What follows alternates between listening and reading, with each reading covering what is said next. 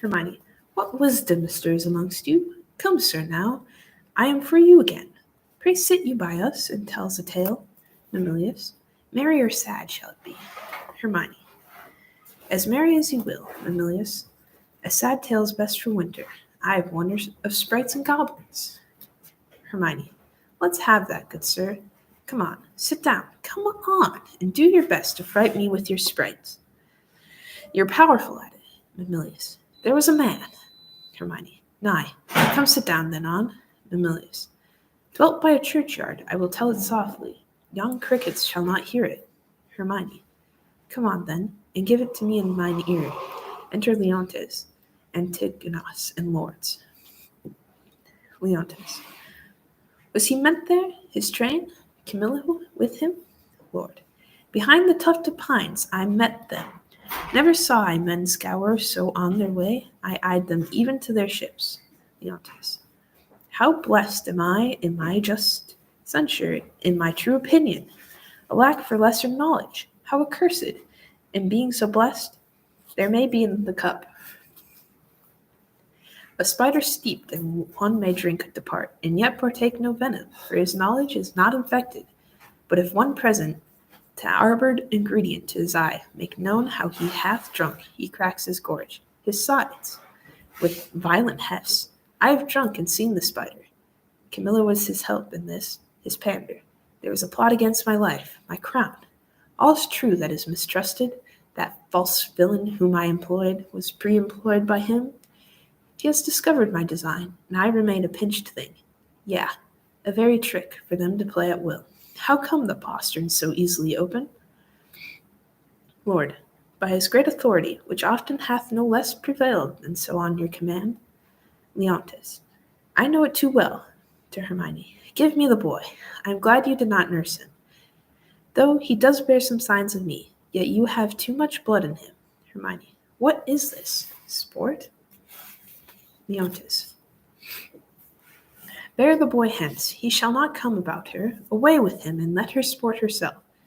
With that she's big with, for 'tis Polixenes has made these spell thus. Exit a lady with Mamilius. Hermione, but I'd say he had not, and I'll be sworn you would believe my saying. However, you lean to thy nayward. Leontes, you, my lords, look on her, mark her well, be but about to say she is a goodly lady, and the justice of your hearts will thereto add, 'tis pity she's not honest, honorable. Praise her, but for this her without door form, which on my faith deserves high speech and straight, the shrug, the hum, or ha, these petty brands that calumny doth use. Oh, I am out. That mercy does, for calumny will sear virtue itself. These shrugs, these hums and has.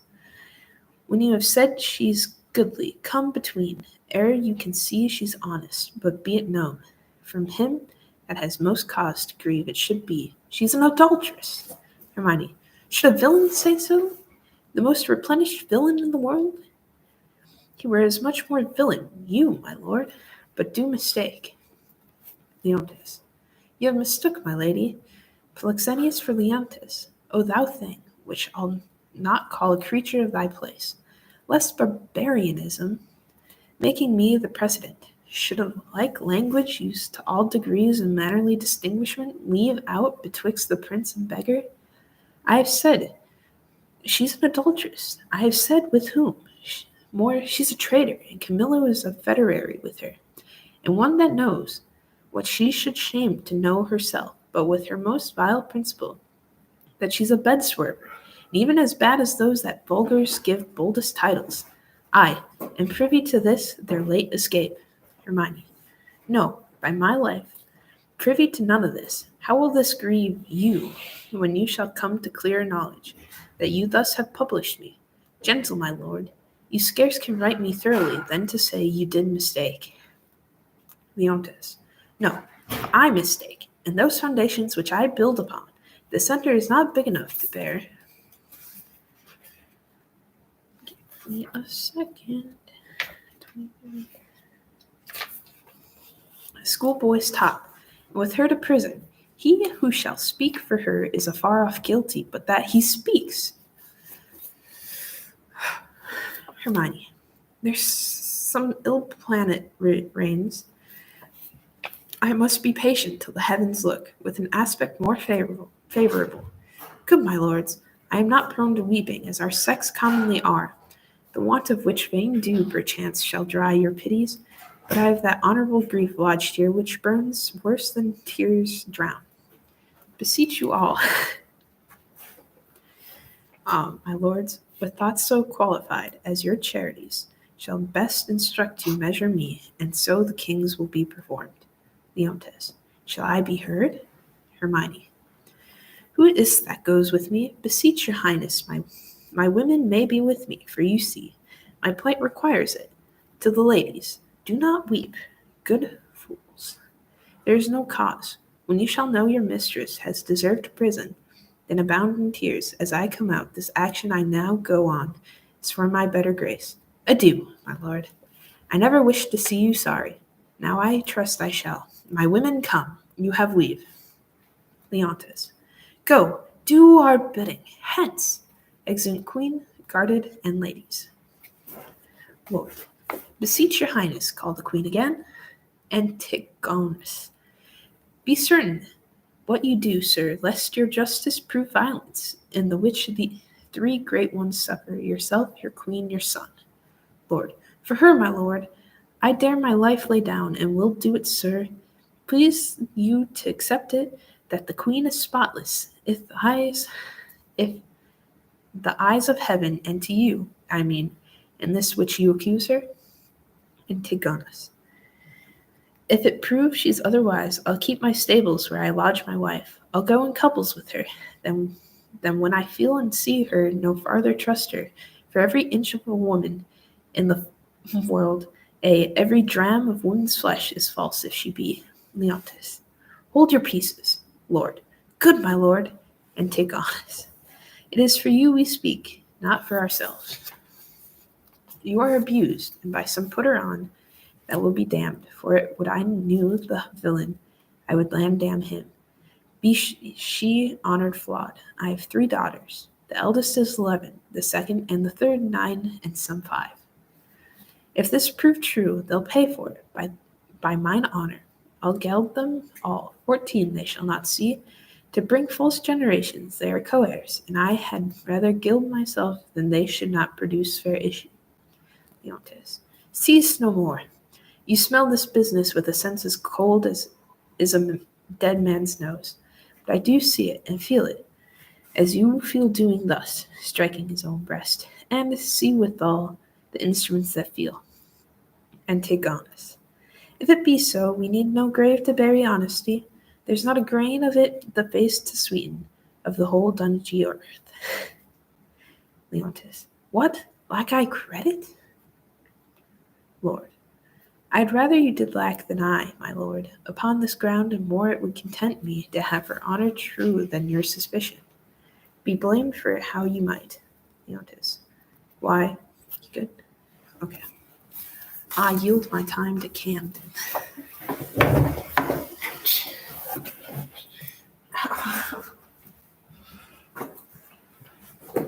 Sup, nerds? I'm back.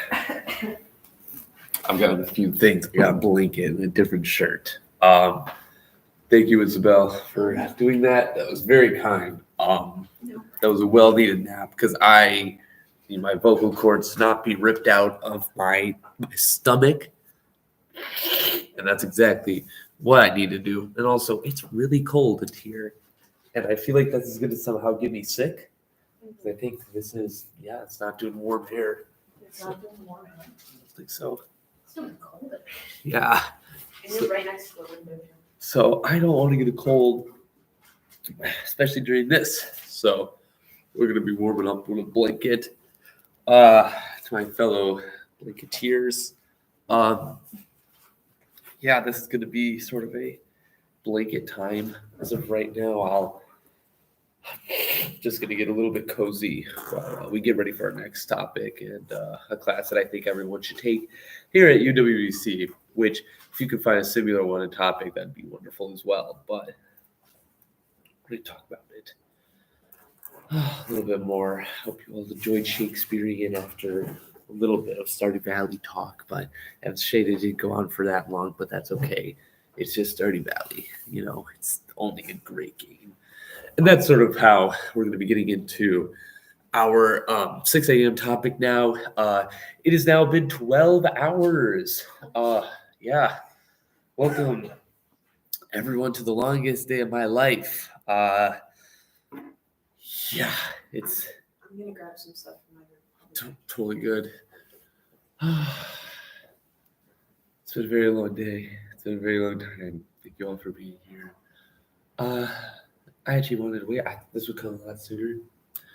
Now that it's time, I'm kind of alone, right? And alone in a sense. I would normally say this, but I'd like to shout out to my best friend.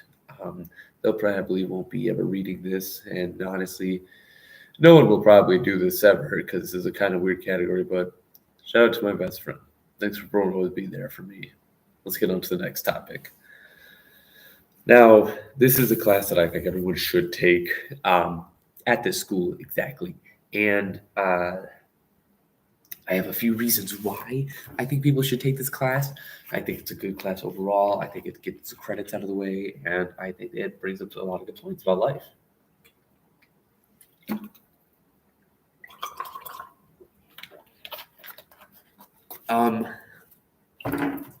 Now, what I'm going to be talking about is something that might not be a big surprise to a lot of people, but History 205. History 205 is American women's history, and that sort of seems in an objective way and sort of like, oh, shoot, it's a history major. Of course, he'll want to do that sort of thing. And you'd be absolutely right. I do want you to do this because I'm a history major. I don't have like the best reasons for you to do the things that I ask, but I think it's a great class. I think it was one of the first classes that I took as a sort of higher level, even though 200 isn't that. Oops, sorry about the shake. 200 isn't that higher of a level, but it was definitely high for me. I think at the time it was my freshman year anyway, so I was like, oh, I should have, and I did, and I was really glad that I did. But I'm gonna try to talk slower. I don't want to rip out my vocal cords. I think, yeah, it's blanket time. I think it's a cold weather out here. It is in the middle of winter. Apparently, there's no heat in this building, which is surprising me because we paid this much money for this stuff. Should have been in my room. But regardless of that, it seems I'm not going to have any coherent, good voices. I think I scratched up my voice a little bit. It's going to take a little while to recover that, but it'll all be worth it after this because that's how life is. So basically, this class, why do I? Wait, actually, you know what? God, yeah, shit, we've really done. 4, 5, we've done 1, 2, 3, 4, 8. We've done 12 topics so far. This is wonderful. I can't believe it's only halfway though, because that was so much. It feels like the end of a long shift.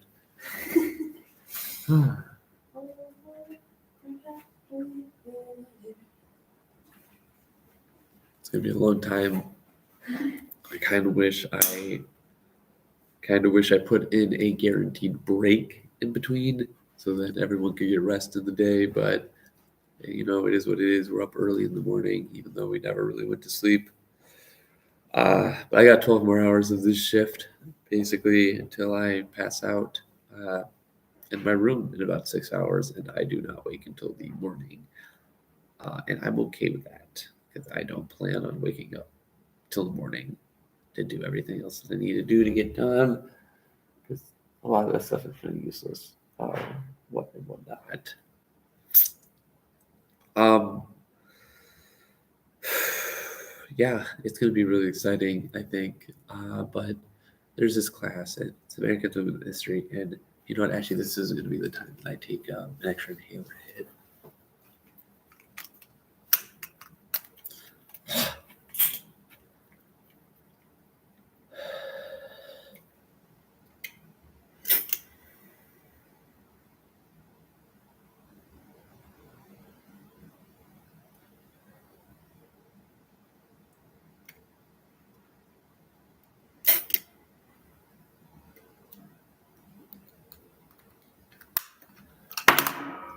Loud.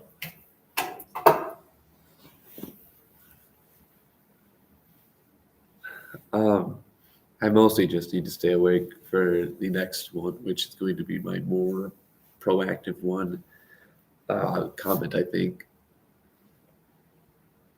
because that's sort of where I'm going at in terms of this whole scenario.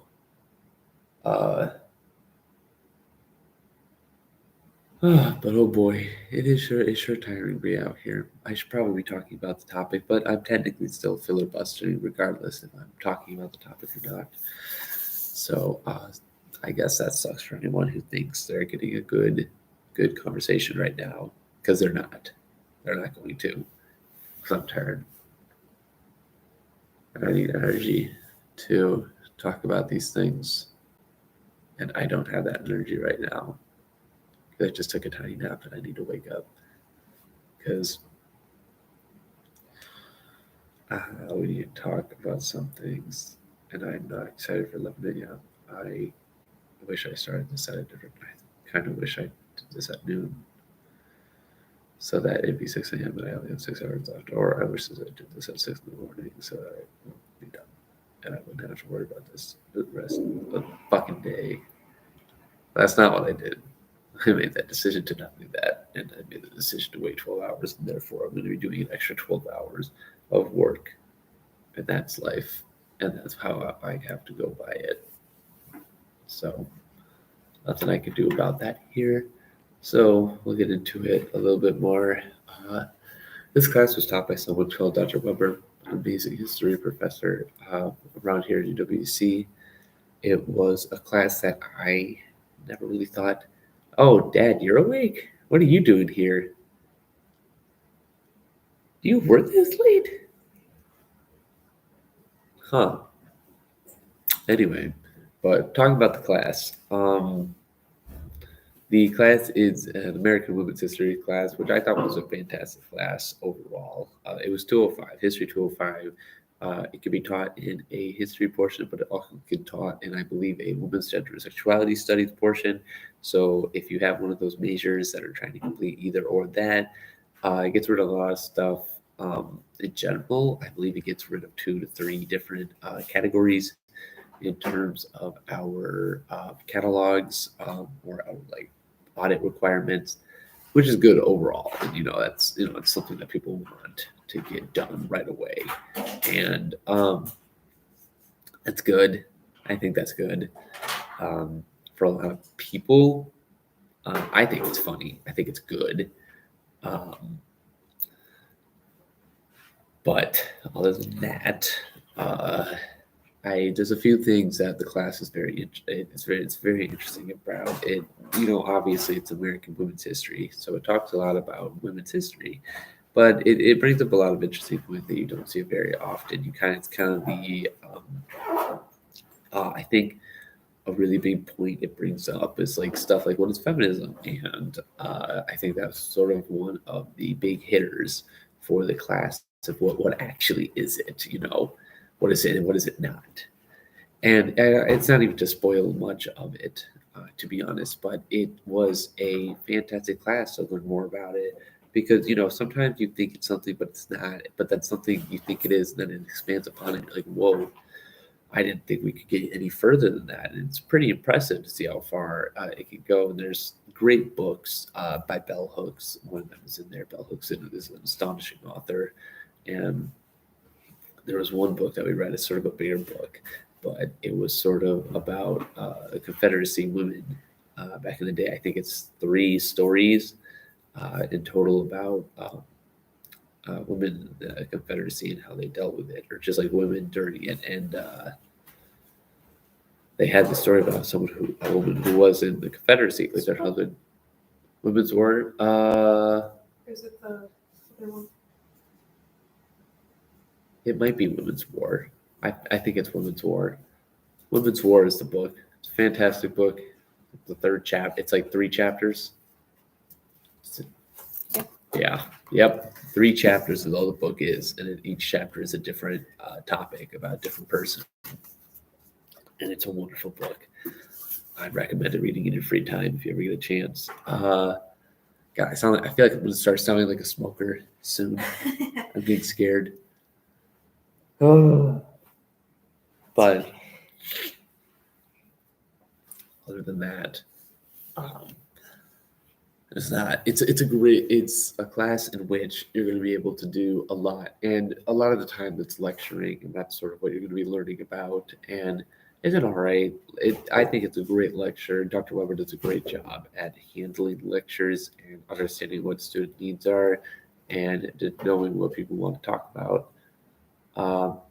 The lectures are fun in a lot of ways. She describes very interesting moments in which, you write down like, oh yeah, this is interesting. This is an interesting moment. I remember currently my favorite are the bread riots. Loved those. Those are amazing. Those are such like an interesting idea. And it's like I could share those with other people. And I did a lot. And that was sort of a huge little like area to me, I think. Because when you're able to share that sort of like idea, because the bread riots were this really interesting historical event that during the like really old days, sort of like I want to say, I can't actually say for a fact.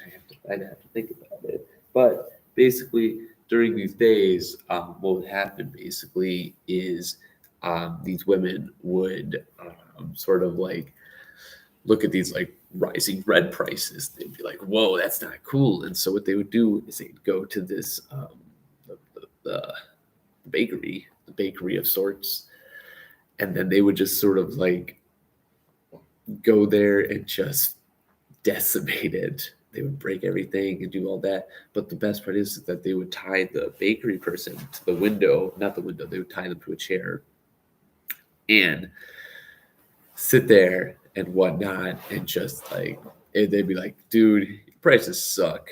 And guess what? I'm going to steal all of your bread. And it was funny, looking at it as a historical standpoint. It probably was hilarious. I kind of wish I was there. I probably would have been thrown bread at those, so I don't think so. I would have liked it, but they were all there for a long time, and that's how they did stuff back then. They just kind of did whatever they thought was best for them, and it was fine. It was nothing too intense. It was just a really good thing to learn, and the class just is an amazing thing. You do have to write essays. I think that might kill people away. It shouldn't. These essays they help you learn. They help you understand the book.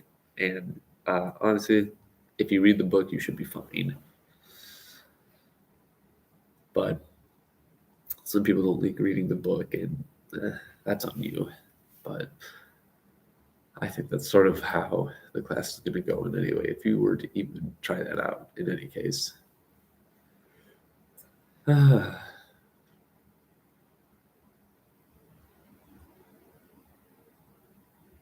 I have not much to talk about upon this topic. I just want people to take History 205 because I think Dr. Weber is a great teacher. But if you are like not even from here, then I don't even know what else you can really do.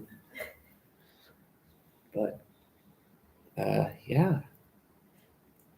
What has been your least favorite class? My least favorite class, that's a good question. I really did not enjoy our writing classes. We had a lot of writing. 116, I think I took, which was it's a Blue Goal seminar, I think, which is like a sort of like basically it's just something that every blue gold or every person here is required to do, where we write it.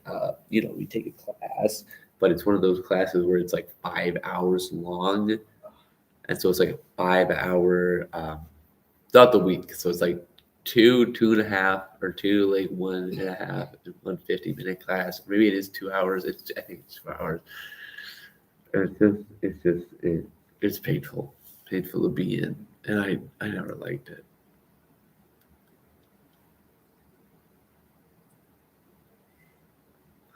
And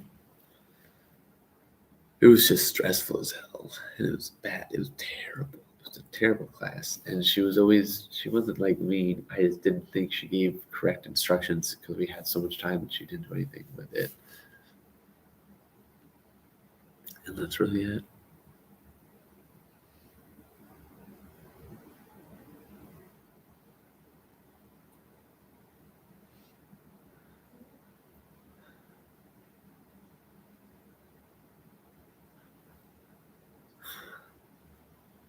I want to shout out my dad, but he spelled "you're" wrong, so can't accept it. That's on you personally. You gotta stop doing that thing. A lot of interesting things happening so far. It's been, I guess I could do a 12. I really just don't have anything else for this. I'm really just waiting till 7 a.m. To get to my real thing that I'm interested in. Why history? Why did you pick history? I think I picked history because it was the only option I kind of enjoyed more than the others. History is sort of an option that I believe you can look a lot into. Granted, there's not very career choice with it, which is not the greatest thing of all time, but it's something that I enjoyed while it lasts. So we'll see how long history is becoming a viable option in this world. But for long as it is currently is doing it, I'll accept my fate. At least nowadays. Good news. If we look outside, we can. I can start to see the sunrise. Is the sun actually present right now? Huh? Is the sun actually? Oh my god! It's like you can see the orange. Yeah.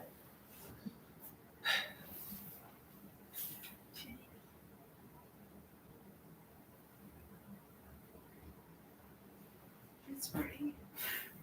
Technically, at least technically for me, in 3 hours, I have been up for 24 hours. 3 hours.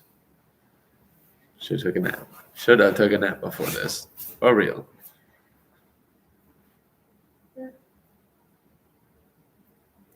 I don't know. For a lot of your nap, you were like up and about them. So. Yeah, I'm always busy trying to do something.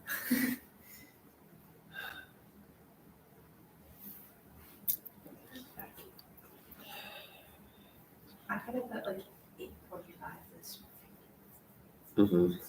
So I guess when I leave for tech, I'll have been up for 24 hours.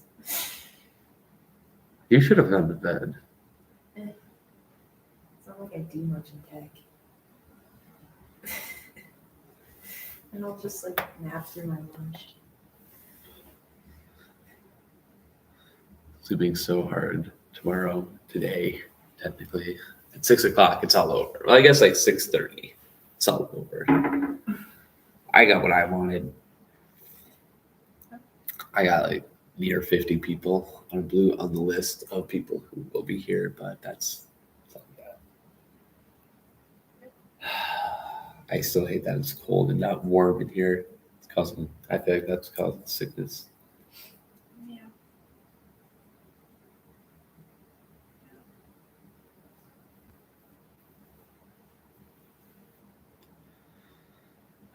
We got blankets. We got a lot of different questions answered. Our times. How many monsters have you drank so far? Not only the one that I currently have right here. I haven't really drank that many. I don't know. I should probably drink more, but I probably will within the next like 30 minutes, I think. But other than that, I'm thinking a lot. I'll get through some of them. Probably not all of them though. So don't get your hopes up. I'm on number 2.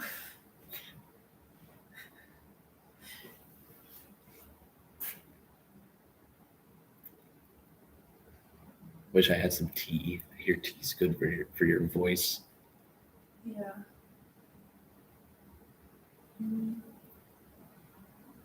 If you have a mug, I have tea bags. Don't you have to like do stuff like hot tea? Isn't that a thing? Yeah, and I have a tea kettle. It just boils water. Let's see.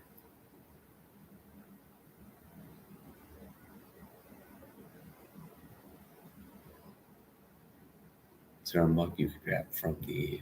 On desk. Yeah. I can see it. Let me see.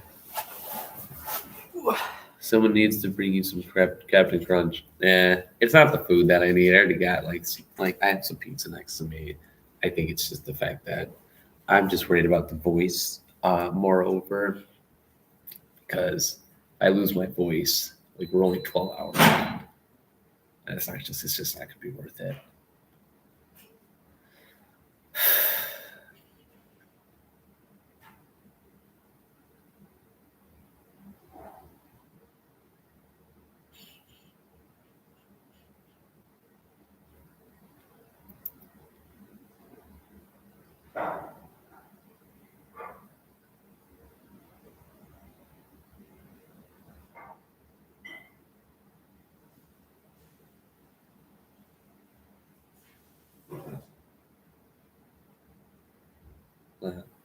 La la la la la.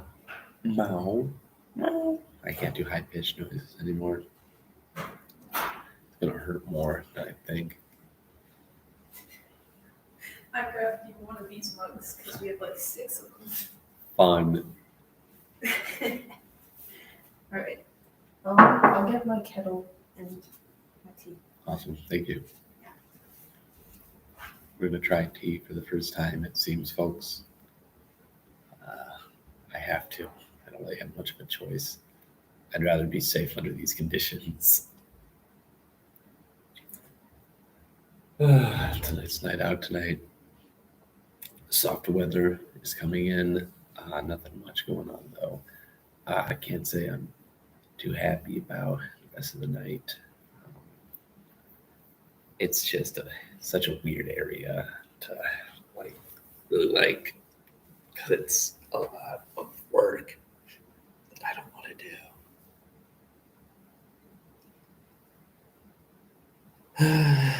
But I must, and I will persist.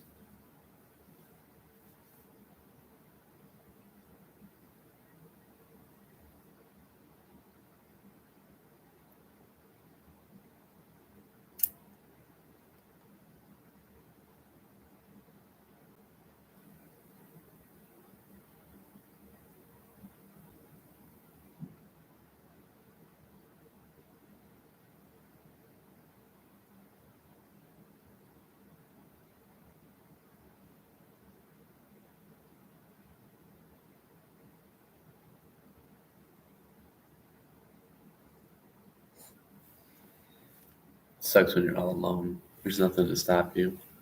I could fall asleep right now and no one would know. Am I asleep? Am I not? Who truly knows?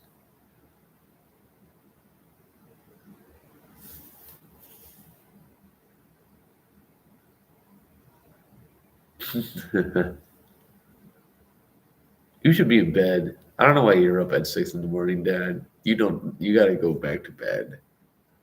I'll be fine. You're an old man. You need rest. I have my years and my bones to give toward not being asleep.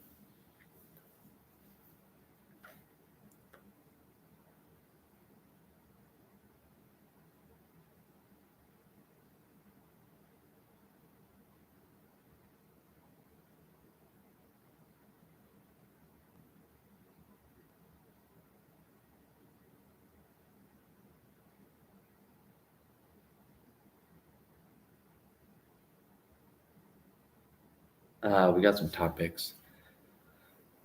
If you look in the description, you'll be able to see them as well. But currently, we have my utter dislike for Spectrum Internet coming up at 7 a.m. Does history suck from a history major? Better role-playing games than D&D. Prop making isn't hard. It's just effort I don't want to do. Counting to 1,000. We got some free time. It's all up there, and some other stuff that we got going on.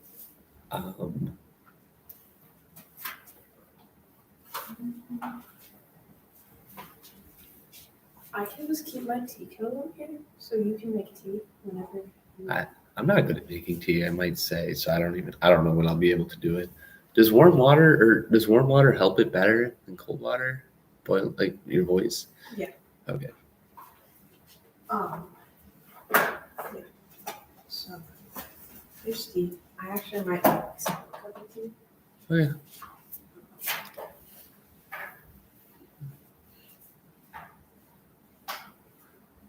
We got tea coming up, everybody. Nothing important really for the tea.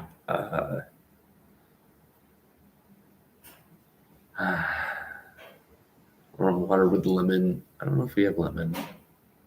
Oh well, warm water it is then, is what we're going to probably be trying out today.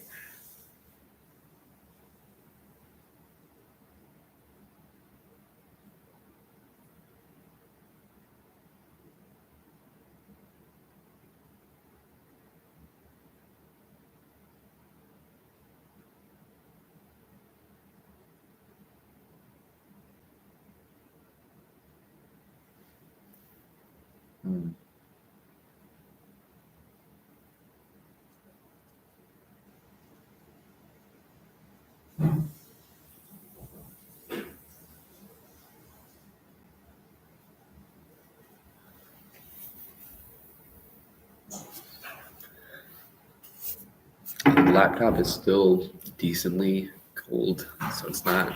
That's the thing, though, is that it's cold, but I wish it would get warm around here. I don't know if they just keep it purposely cold when nobody's like. I guess they don't think anyone's down here. I guess.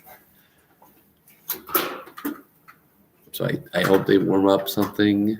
Like I see I see the heat plant warming up right now. So we'll see how that goes. Making tea is very easy. So you just have water, and I filled it up, and you press this button behind the handle, and then it boils the water. Mm. And then you just put a tea bag. Cup. Does the tea specifically help with the voice, or is it just the warm water? It's the tea and kind of the warm water. Okay. Yep. Yeah. Cool. And then the kettle will make like a little click sound when it's done. And then you just pour it in. Are we sure that's allowed? What? Are those things loud? Kettles loud? Not really. No. It just like boils water. So it's loud? Not really. It's not going to like make it like. Well, it's just like it's like a low when it's like boiling. Oh, you think I'm saying loud? I was saying, is it allowed? Like in terms of okay, cool. I was like, what he's saying? I'm like, is it allowed in terms of residency, like housing? Yeah. Okay. Cool. Yeah.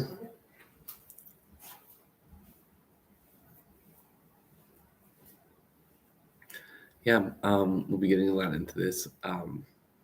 And after counting to 1,000 and free time after that, at 1 p.m. we got reading jokes, thoughts on fantasy magic, food I've not eaten, relationship advice, reading fanfictions, and then we got a little finale. Nothing too intense with the finale though. It's not that great. It's just gonna be me talking for like 20 minutes, exactly 20 minutes, as I intend to beat the U.S. filibuster record for our U.S. government, and then I'm going to go to bed.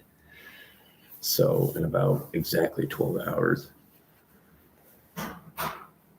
Yeah.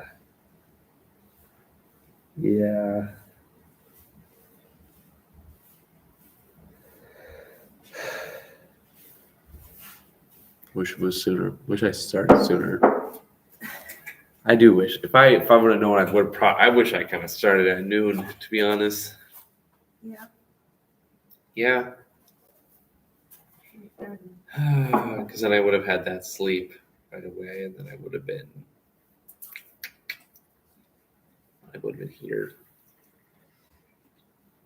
If you also started at noon, I wouldn't have been able to come till 8. Yeah, that's true. And that would have been 8 hours.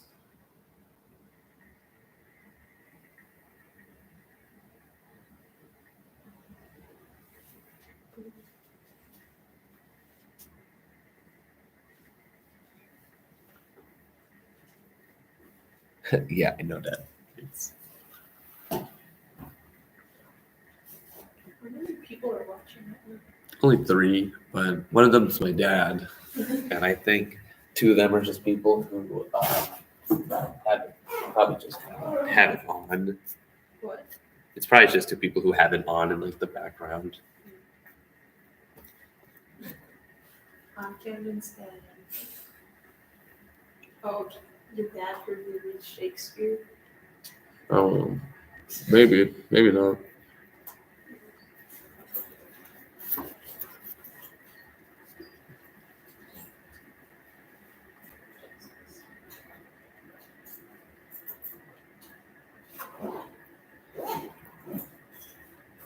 I wish there was a bus that ran consistently to and from Pablo on the weekends. Mm-hmm. Because walking Pablo is going to be hard.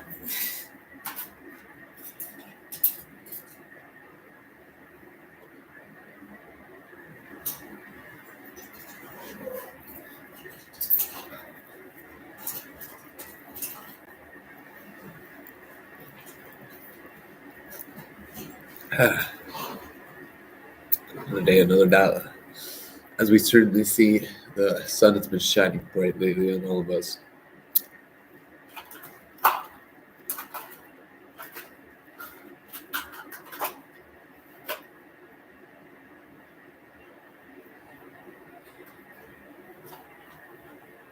I'm using this moment as a filibuster to eat, which is allowed.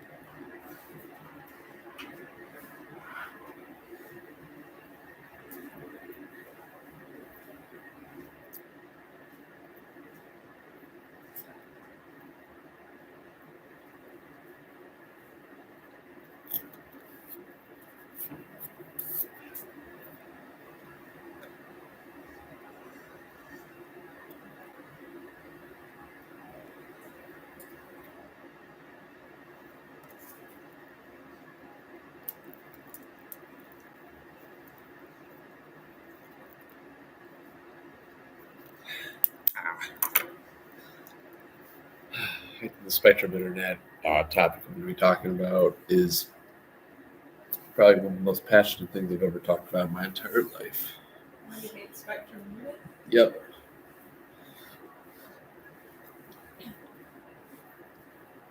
I'm going to do it all cozy. This little tiny kit I have. This is all I have left. So you're that blanket against the world right now. For real.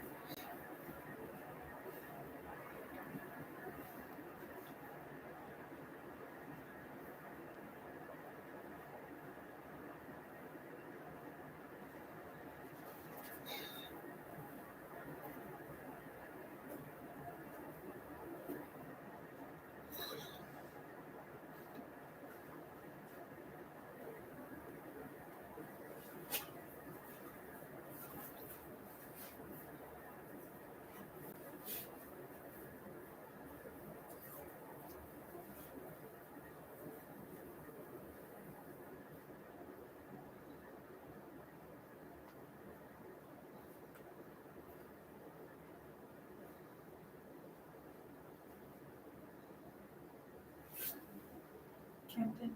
Is it? I think you fell asleep. I've never fallen asleep in my entire life. Your I was eyes concentrating were closed on- and you were like, I was concentrating on something. I was thinking about the topic that I was going to be talking about next, of course. your hatred was so internet. Yeah, and also if I did, I don't think anyone cares. I think 3 viewers that's been in here, I don't think they would snitch. And I doubt people checking are going to check in on the 5 and 4 a.m. one. What? They're not going to hear me read Shakespeare? I don't think. I think they're going to go on different times. They might skim through it, but that's it. I think they're just going to see if we're here. I think that's all that matters. Because granted, us being here is still a feat.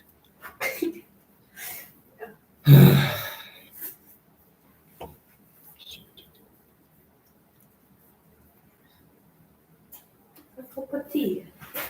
The A cup of tea.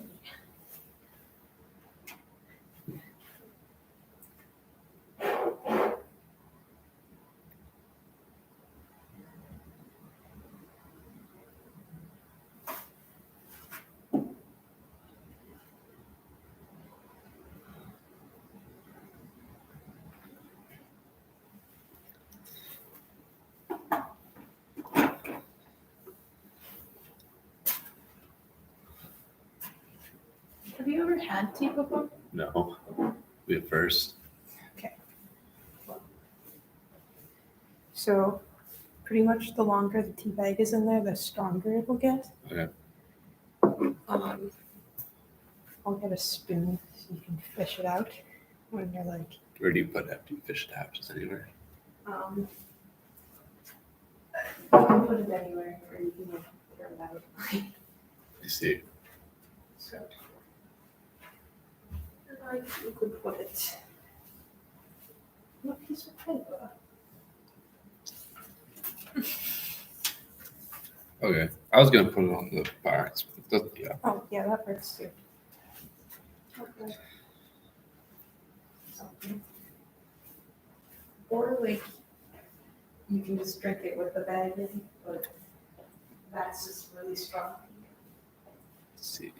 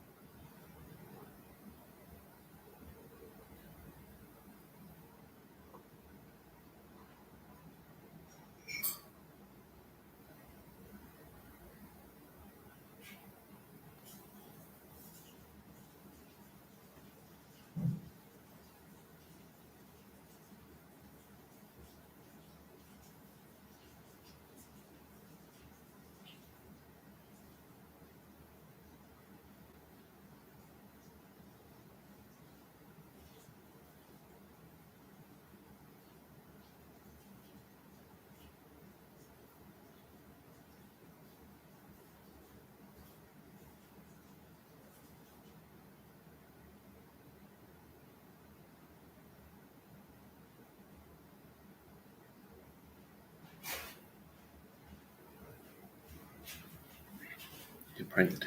I was never asleep. I don't sleep. So that's black tea, which means it also has some caffeine in it. Interesting. So won't my voice will come? Okay. Nothing, just interesting. It'll help the voice and caffeinate. Yes. Cool. So, Ooh, it's hot. yeah. That is also hot. There we I know a lot of people like to drink it with milk, but you're so real for that. Oh.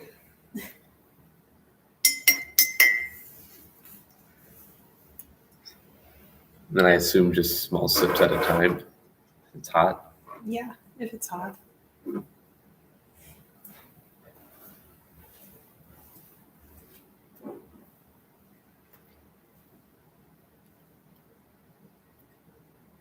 I have to let mine cool a bit, but I'm gonna have to let mine cool as well. It seems too hot. yeah. The mug is burning. Damn. Can be a little intense. I'll let it feel my neck. Shall warm you up on the inside. You just a bit.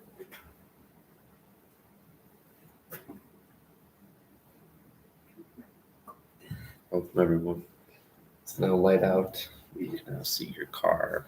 You can see the tree behind me. If any of you are making it in, welcome.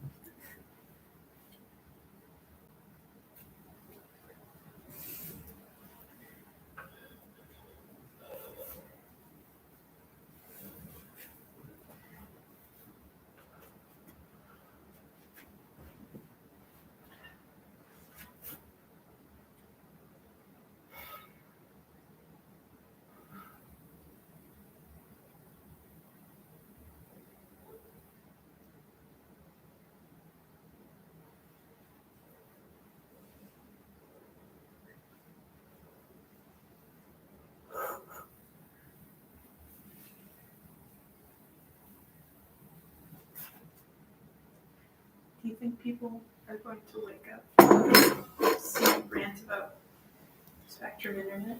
I think when the hall director is going to look at it, Danny, I think, is interested in that sort of in the Spectrum Internet. And I'm trying to see if I can go on my full rant about what I think. I have opinions.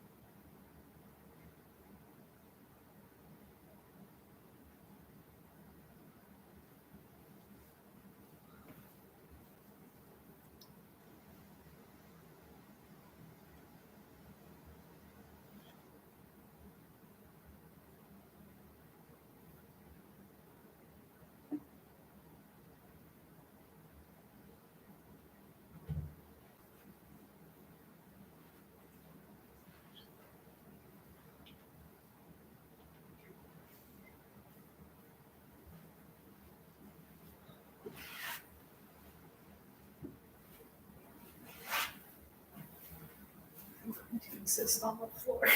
Weird. It's floor time. Okay, that's fair. Floor time is for a lot of people.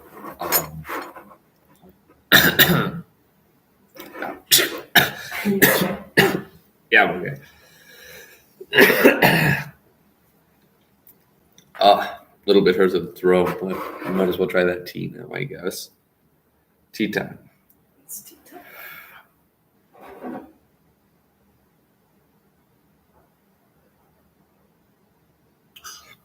Hot. A little bit hot for my taste, I might say. I burnt my tongue, or burnt my lip. So I can't say without a doubt that I love the tea, but I'll drink some water, regular cold water, just in case I need to. Cold or room temperature water? I think it's room temperature. It's more room temperature than it is cold. And so it's going to be not too much of a haven't seen it. No. I saw sort of a like someone just walked by and they kind of mouth like Jesus Christ. It's like, yeah, I know. It's just setting in for me that I've been here for 9 hours. You never had to be. I don't know why you decided to be here for that long. Because I wanted to support you. I thought we were gonna do this by just be texting UP, but you're totally fine. Right away. If you want to go get sleep, I can live. Yeah. I'm already up. My body's not going to let me sleep. I'm a chronic sufferer of insomnia. I wish I was that right now. No. Right now I do, because I'd rather not try accidentally fall asleep, because I think that'd be the most embarrassing thing ever. Accidentally falls asleep. Like right Caught now. on film. Like I just don't think I could do it, because I think what now our people are checking in. Well, people will, what I consume, we're going to be checking in throughout a little bit of now until a little bit later, just to see if we actually are still alive. We are, of course. No. The Taco Bell run just feels like an hour or two ago. Huh? The Taco Bell run feels like an hour or two ago. I was like, what? It's like almost 7. Yeah, it is almost 7. Yeah. So like that was like 5 hours ago. Jesus Christ. 6 hours ago. Jesus Christ. Time goes by weird.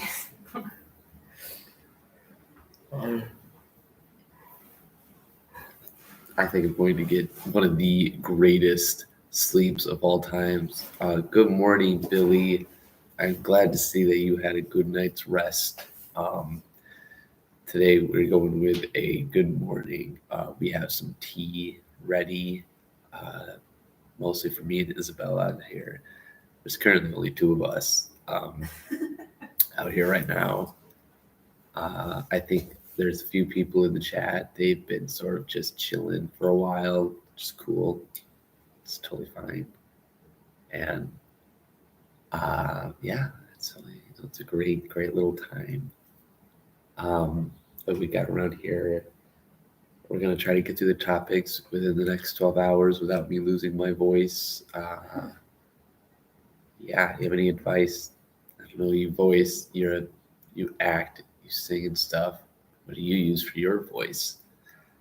I'm not sure if we're already doing anything, but not much else discussion to go around. We gotta wait till 7 till the next big thing. 7 till they have a topic. I say. But nothing really important.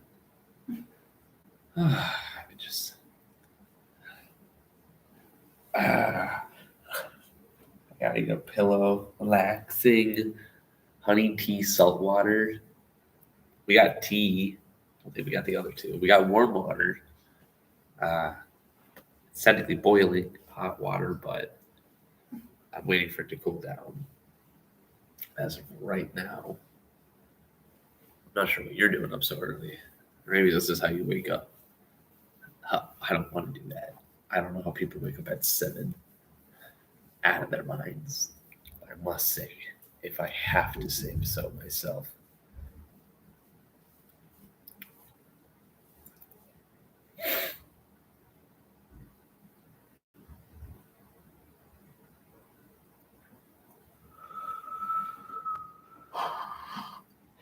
It's getting less hot. The tea is getting a little bit better. The way I'm laying down right now reminds me of when a sin dies. I feel like a bad podcaster. I mean, really.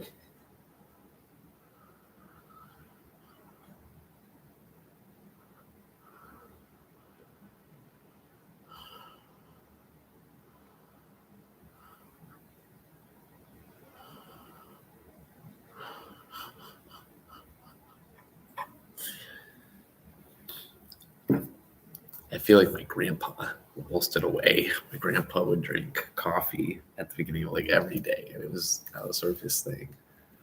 That's what I'm feeling like. Guy, he was so bad. I wish I could just freeze time, give myself a solid 3-hour nap.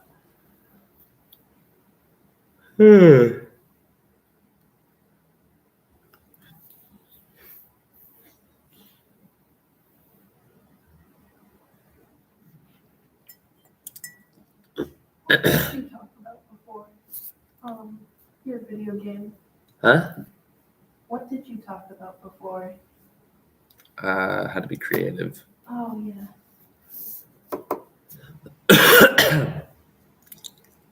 Ouch.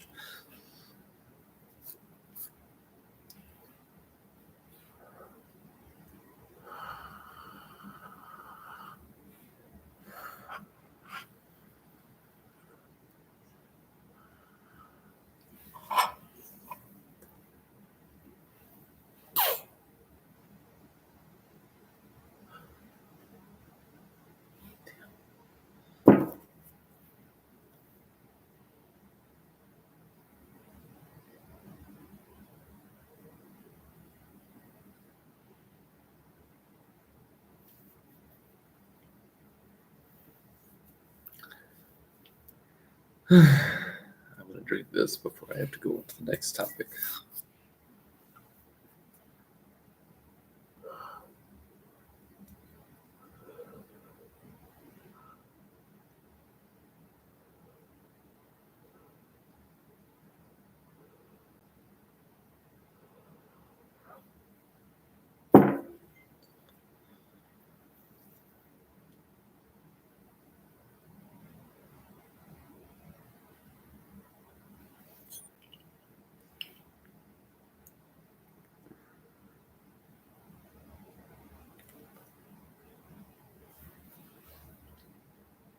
It's another great morning. Good morning to all. We're currently getting ready for the next topic, which is at around 7 a.m., which is going to be my story about my utter dislike for Spectrum Internet. This is going to be something a little bit more passionate about. As you can tell, I'm a little bit more staring at the camera. This is because there's only one person in the current room with me in this lobby, and they are sleeping on the floor right now. And so I don't really have any other people to talk about. Did you get snow yesterday? No, we did not. No snow. No.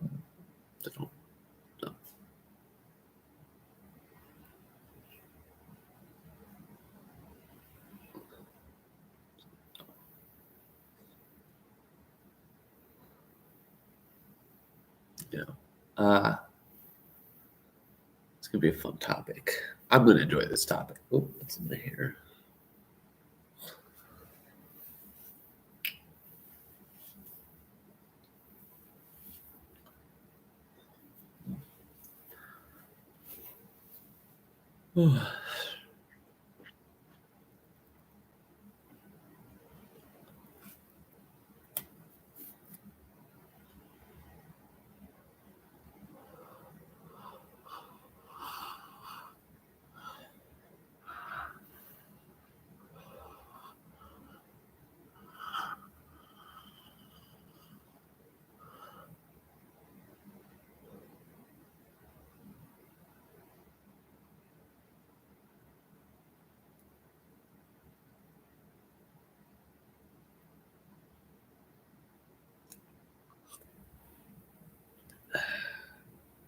I got some tea down my throat. Let's go, gamers. We're gonna drink tea until 7 o'clock. It's not gonna be much words, but we're gonna do words as we can. Because I want my voice to be very clear for what I'm about to say in these getting topics.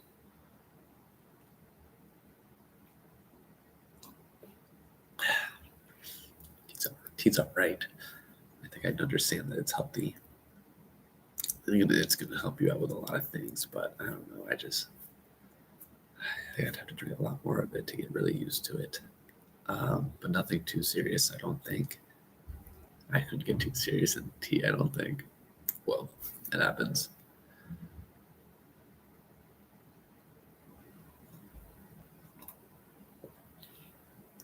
I have also been told it's been placed with a little bit of caffeine, so I think it's going to have some kick to it. Hopefully, which is nice.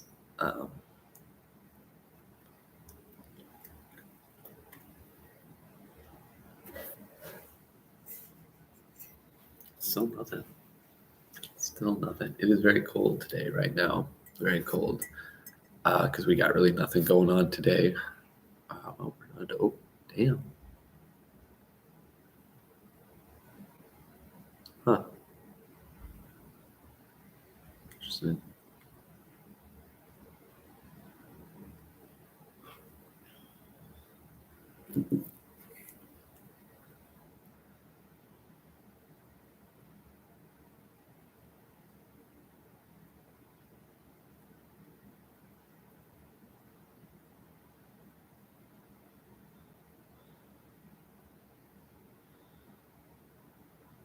I'm gonna drink this tea before we get into this.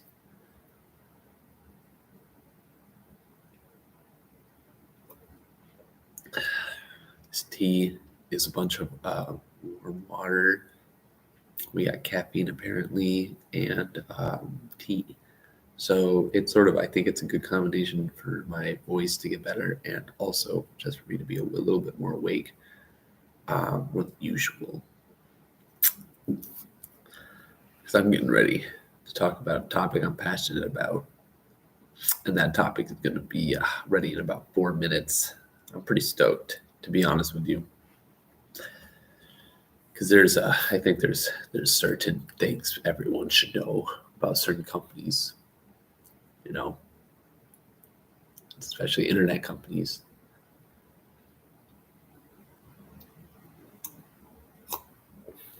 It's not bad. It goes down the hatch, I think, really nice. The tea, at least. So I can't say I'm not the biggest fan of it. Probably not the biggest fan, but I'm an alright fan, I think, of tea. I think I need to try better tea. I think the caffeine tea kind of makes it kick differently, but, I think we'll get there eventually. I can feel it in my, what's weird is that I can feel it, I think because it's like pretty warm, I can feel it in my stomach. And that's sort of a weird experience. And I feel like that shouldn't be happening with tea. Yeah, no, I think that's.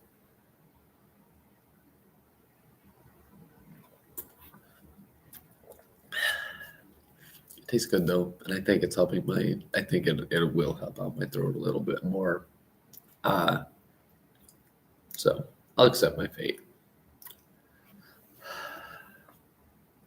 I don't look at my watch, mostly because I'm in a rug.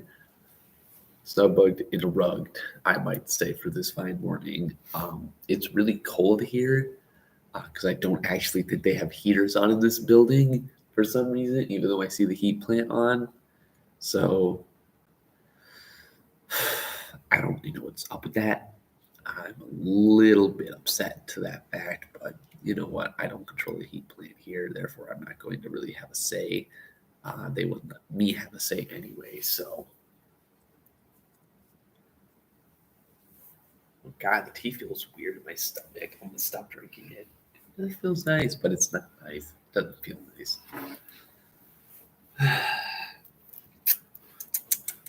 I tell you, sometimes they just do this to you. Let's see, what's the time? Let me grab my watch now that I'm actually out here.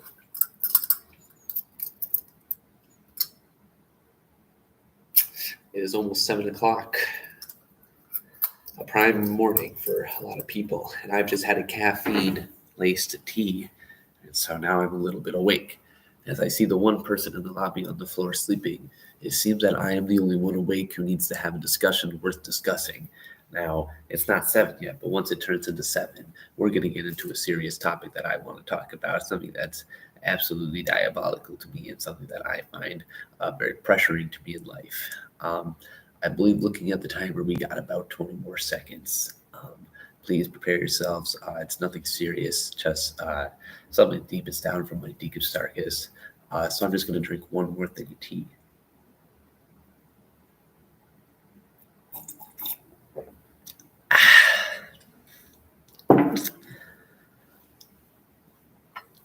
Hate. Hate is a very strong word. Hate is a word that I believe shouldn't be used dilly-dallying without proper cause and just free-willingly. Hate is something that you only tell someone or something when they have been the most diabolical, the most disgusting piece of human trash possible. I've had people betray me in the past, and I've had people betray me currently. And you know what? I don't hate those betrayed people, because when they betray me, you know what? I can take it. And when they betray me, I'm not going to hate them, because if I were to hate them, I just feel like that would be too much, because hating someone doesn't mean I can grow from it. And because of those events that I've had to deal with, I would be able to grow out of these events that probably caused me to become a better person. Hate is something that you shouldn't really tell anyone. I think to hate something is just absolutely vulgar, and it has to be one of the worst things in the world. It has to personally do you wrong in every aspect of way of life. It has to personally crush you at every single moment. It needs to make sure it's your enemy, and it's not even like a cool enemies to rivals to friends. It has to crush you at every moment with no chance for you to get up, no chance at happiness, no chance at mercy, nothing to have fun. That is what hate is. And on a personal level, I just can't imagine how much hate anything could ever have to be actually able to be hated, because it would just need to be the bottom of a barrel of anything.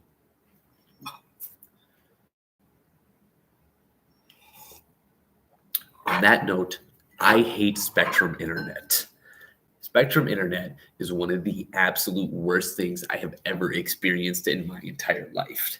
I do not understand how someone was able to create an actual internet program that actively hates its users and doesn't actually care about their base. They make millions of dollars every year. It's hundreds of millions of dollars. I can only imagine how much their CEO makes. And even though their CEO makes literally millions of dollars every year, it's just the worst company of all time.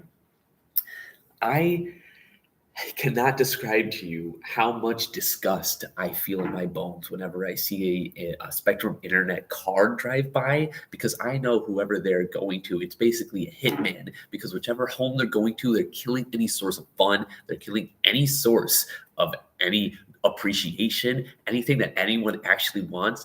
If I have Spectrum Internet coming to my house, I already know I'm having a bad day by having a rude person, and I'm having no internet for the rest of the day, because they'll probably find a way to mess it up even worse than the way it already messed up when the last time they were supposed to fix it. The last time I had Spectrum Internet is at a house that I had, and it was terrible. Listen, and it was during COVID. I needed to do schoolwork. I needed to have to do stuff. I had a lot of important schedules on my mind. And so what did I do? Oh, I had to use the internet. Of course, I had to use the internet. I had the laptop. I had to do these things to finish my schoolwork. But what would happen during that? The internet would cut out. There wasn't a rhyme. There wasn't an expectation. There wasn't a warning. It just cut out. What happened? Well, let me go walk over to the other room with the router in it. The router looks fine. What the fuck?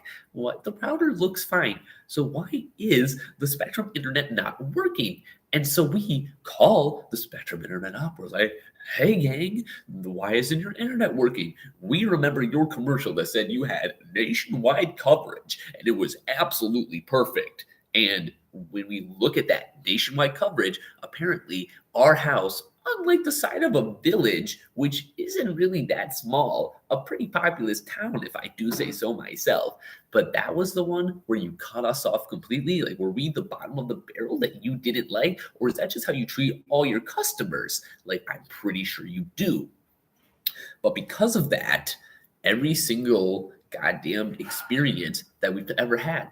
Because the issue is that because every single one of their times we had to go get them, they had to come over in their dumb, stupid truck, or not even truck, their RV, their van. They had to get their little minivan, their Internet Spectrum minivan, and they had to come over here. And the only reason why I was too scared is because they always found, for some reason, a jack dude to be their like main internet person. You know why? I bet it was intimidation. I bet it was for reasons that they were about to be like, well, yeah, I'm gonna ruin your internet. What are you gonna do about it? My biceps are the size of your forehead. And it's the worst. It was the worst. Because what would they do? They would come over, they would go, yep, your internet's not working. Yeah, I know it's not working. And then they would go, yeah, I got it. They'd fix it once. And then it's like, all right, cool. It works temporary. Leaves, literally cuts out seconds later. It is quite possibly the most infuriating process I have ever been a part of. And it's not like this happened once or twice a day. It was a reoccurring event. Not only would the internet stop, we would then wait. We would do this whole system because we had two different things. I had schoolwork, someone else had other work, and once we would reset it, it would do like we'd be like, all right, fine, hey, it's reset, we good, that kind of thing you do when your charger is like at a very specific point while it's charging, so you kind of leave it there so it doesn't charge. That's what we did with the router, and so that we left it at a very specific spot because we thought that actually would work. But no, it didn't work because it never worked. Because why would it work? Because actually, internet just hates us, or even more, Spectrum hates us. Spectrum Internet just hates us because they hate everyone. They make so much money off of our profit and our sadness and fear that they just hate us. I honestly think if you were to put Spectrum Internet with a room with a baby, they would beat it up because that's how evil they are. And I cannot withstand them for 1 second. If I ever see a Spectrum Internet truck, I feel like it is part of a civic duty to slash their tires because I'm saving a family from knowing that they're not going to a certain build, they're not going to their home to build them and then ruin them. And also the customer service calls, they suck so much. You're telling me that we had to call them like once or twice every week, and every time we do, we would have to wait a long ass time to get to anyone, to literally get to anyone. And you know what happened because of that? I'm pretty sure I know why. It's because a lot of people were probably there, and a lot of people were probably wondering, man, why the fuck doesn't my Spectrum Internet work? Well, I know why, because it sucks. And well, what did we all do? Well, we all went to customer service. We all did it at the same time, and everyone at Spectrum customer service was like, "Well, I don't care what they do. Give them to the IT people. They'd redirect you to someone who doesn't matter." And it was the most infuriating process ever. It was so bad. I had work to be done. I had due dates to get done. I had things I wanted to do.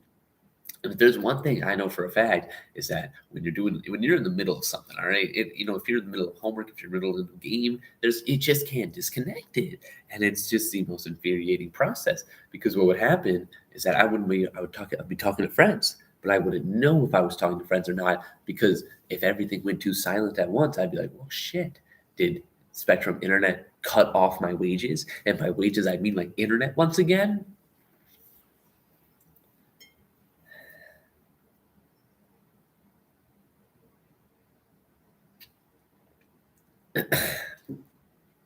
They have been a disgrace for so many years, and I cannot understand why people still choose them as a primary internet source. I have literally never had a worse experience with anyone in my entire life.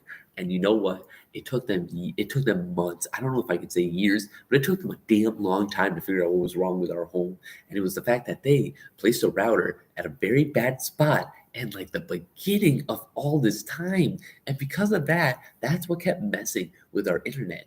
And you know what they didn't do? They didn't fix it. They kept giving us temporary answers, and sure, it fixed it for a few minutes or maybe even a few days at most. But then we'd have to break, we'd have to recall again, and then we'd have to get the same guy over here back and forth so that he could fix this damn machine that didn't need fixing. It was actually a different thing that needed fixing, and it was the most infuriating process of my entire life.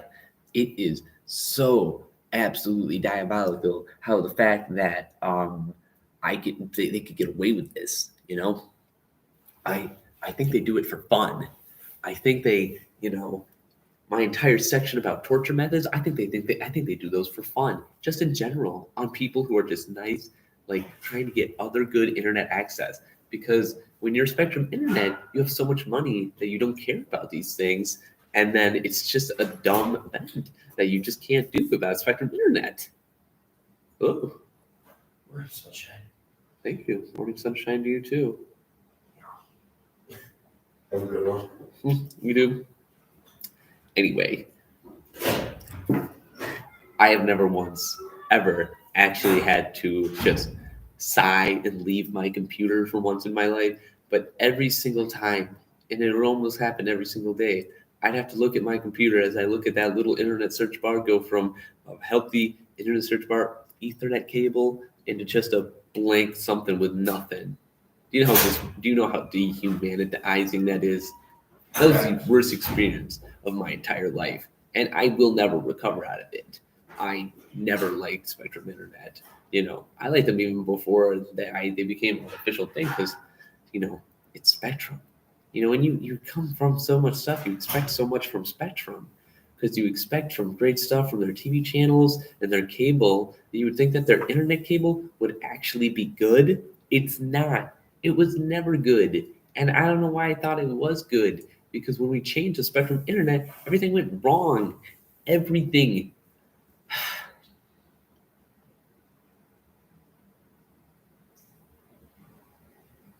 And not only that, I think that they are just very bad people. I have a very sharp suspicion that they've probably been mixing with non 5G things or whatever. I don't actually think they're nationwide. I think they're semi-nationwide. I think they're nationwide in the cities and places like that. I don't think they care about the old town in Wisconsin where I'm from. And that's a little tiny town. They didn't give two damns about me. They showed up in a minivan. They had a jacked guy. So what? Anyone can become jacked. You can become jacked at Panera Bread. You can be a jacked worker at the mail office. And you know what all that does? It's intimidating. That Panera Bread worker is going to make me want to order extra fries. That jacked mailman's going to make me want to definitely pay for postage and stamps. And you know what? A jacked Spectrum Internet person is going to make you keep quiet because they don't want you to talk about your Internet Spectrum experience.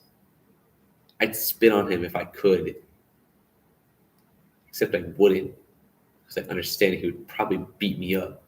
But regardless of getting beat up, I could not stand him. I'd listen. I'd listen to him describe the problem that wasn't really the problem to someone who also did not know that that wasn't the problem. And I cannot stand it for literally an ounce of my life. It was a disgusting, disgusting human act. I hate Spectrum Internet. I hate it so much. And I'm going to talk about it more.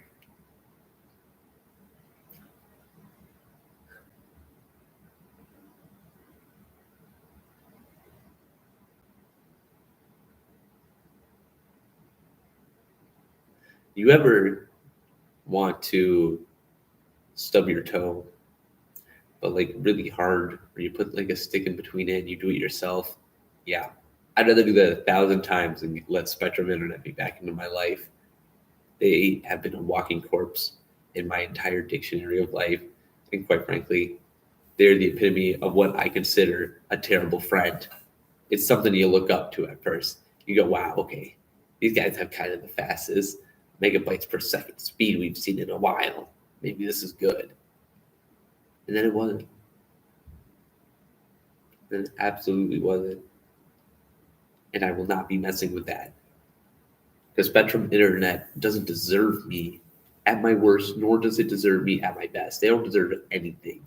The Spectrum Internet, it can go F themselves. Because I don't care. I wouldn't even care if Spectrum Internet were to randomly trip down the stairs, get their ankle broken, then be at the hospital. Oh no, guess what's not there? Their insurance.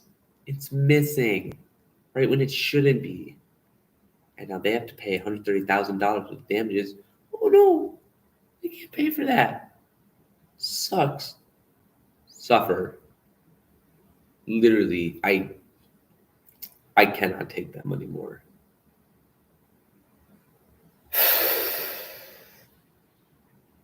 I don't know who the CEO is now. I'll take him on. Any day, all day.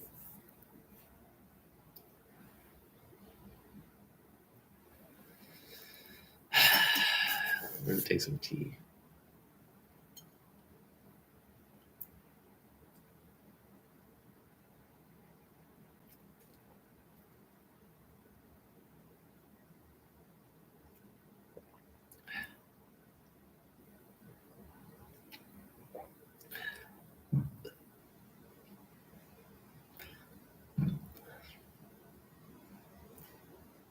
I hope you all are having a great night or a great morning so far.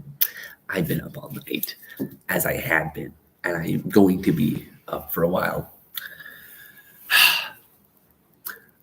I'm sure that many of you are up for this type of talk. And I'm going to continue to be talking about Spectrum Internet because I still don't like them. Spectrum Internet, they've done me dirty. They've done me even dirtier than I thought dirty was a thing. You see, me, back in my day, I understood one thing, and that was that I understood that maybe in this life there are good people.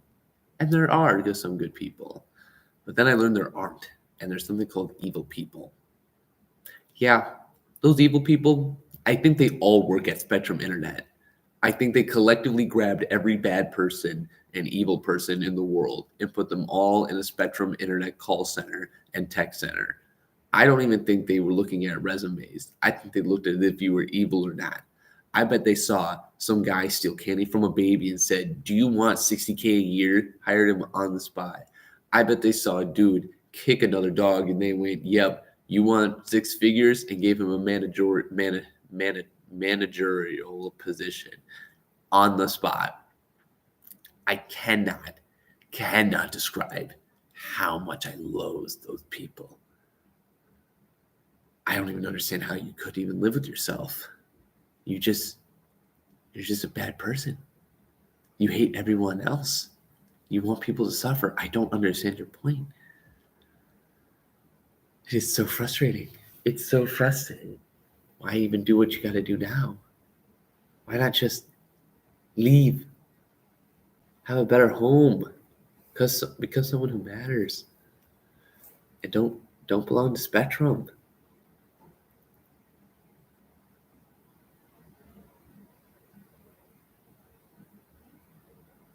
The Spectrum Internet, it's just terrible. I can never recommend it to anyone or anything. If there was a gun to my head and they said that you like Spectrum Internet, I'd pull the trigger myself. I could not take that. Because that is something that I cannot work with. And I'm hoping people feel the other similar ways. Because there's no way that I personally am going out of my way to do any sort of thanks, sincerity towards Spectrum Internet. If they go down under, I'm celebrating. No apologies here. They deserve that little airplane, little thing away.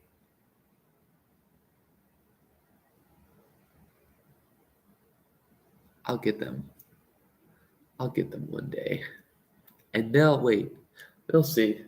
They'll understand what I'm talking about.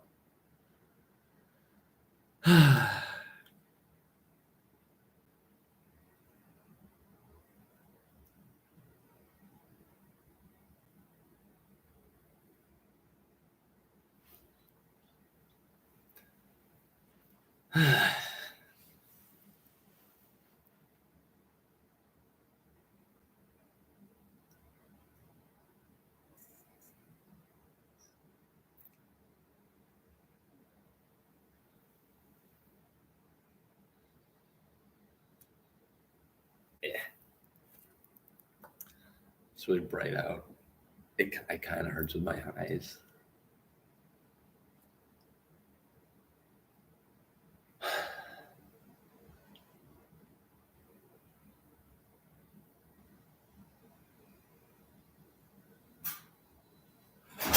And because of stuff like that, I just can't. And I won't get into that. Any of it. And I think Spectrum Internet, I had to think of one way that they probably did something that caused the world in a worse way. I'd say they caused World War II.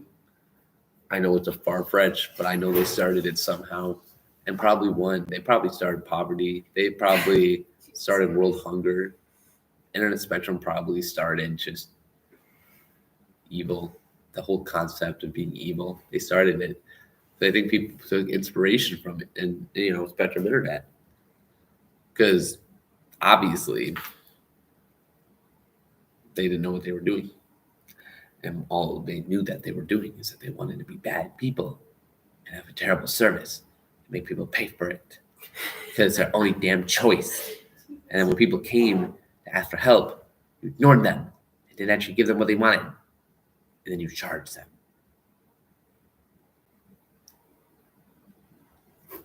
How did you like tea? It's good. I think it's not making me stay awake, but I mean, it's very little caffeine. oh, it is. It's not a lot. Okay. Yeah, it's like either about the same or less than a cup of coffee. I'm not sure how much a cup of coffee is, to be honest It's with you. like 60, maybe less. Oh yeah, it's not a lot. Yeah, so it's like not. I think it's definitely helping though with the throat. Yeah. I was out way longer than I thought I was going to be. You were what? I was out way longer than I planned. It's okay. It's too. I actually didn't even realize I was sleeping. But then my arm started to feel weird. It's good to do this.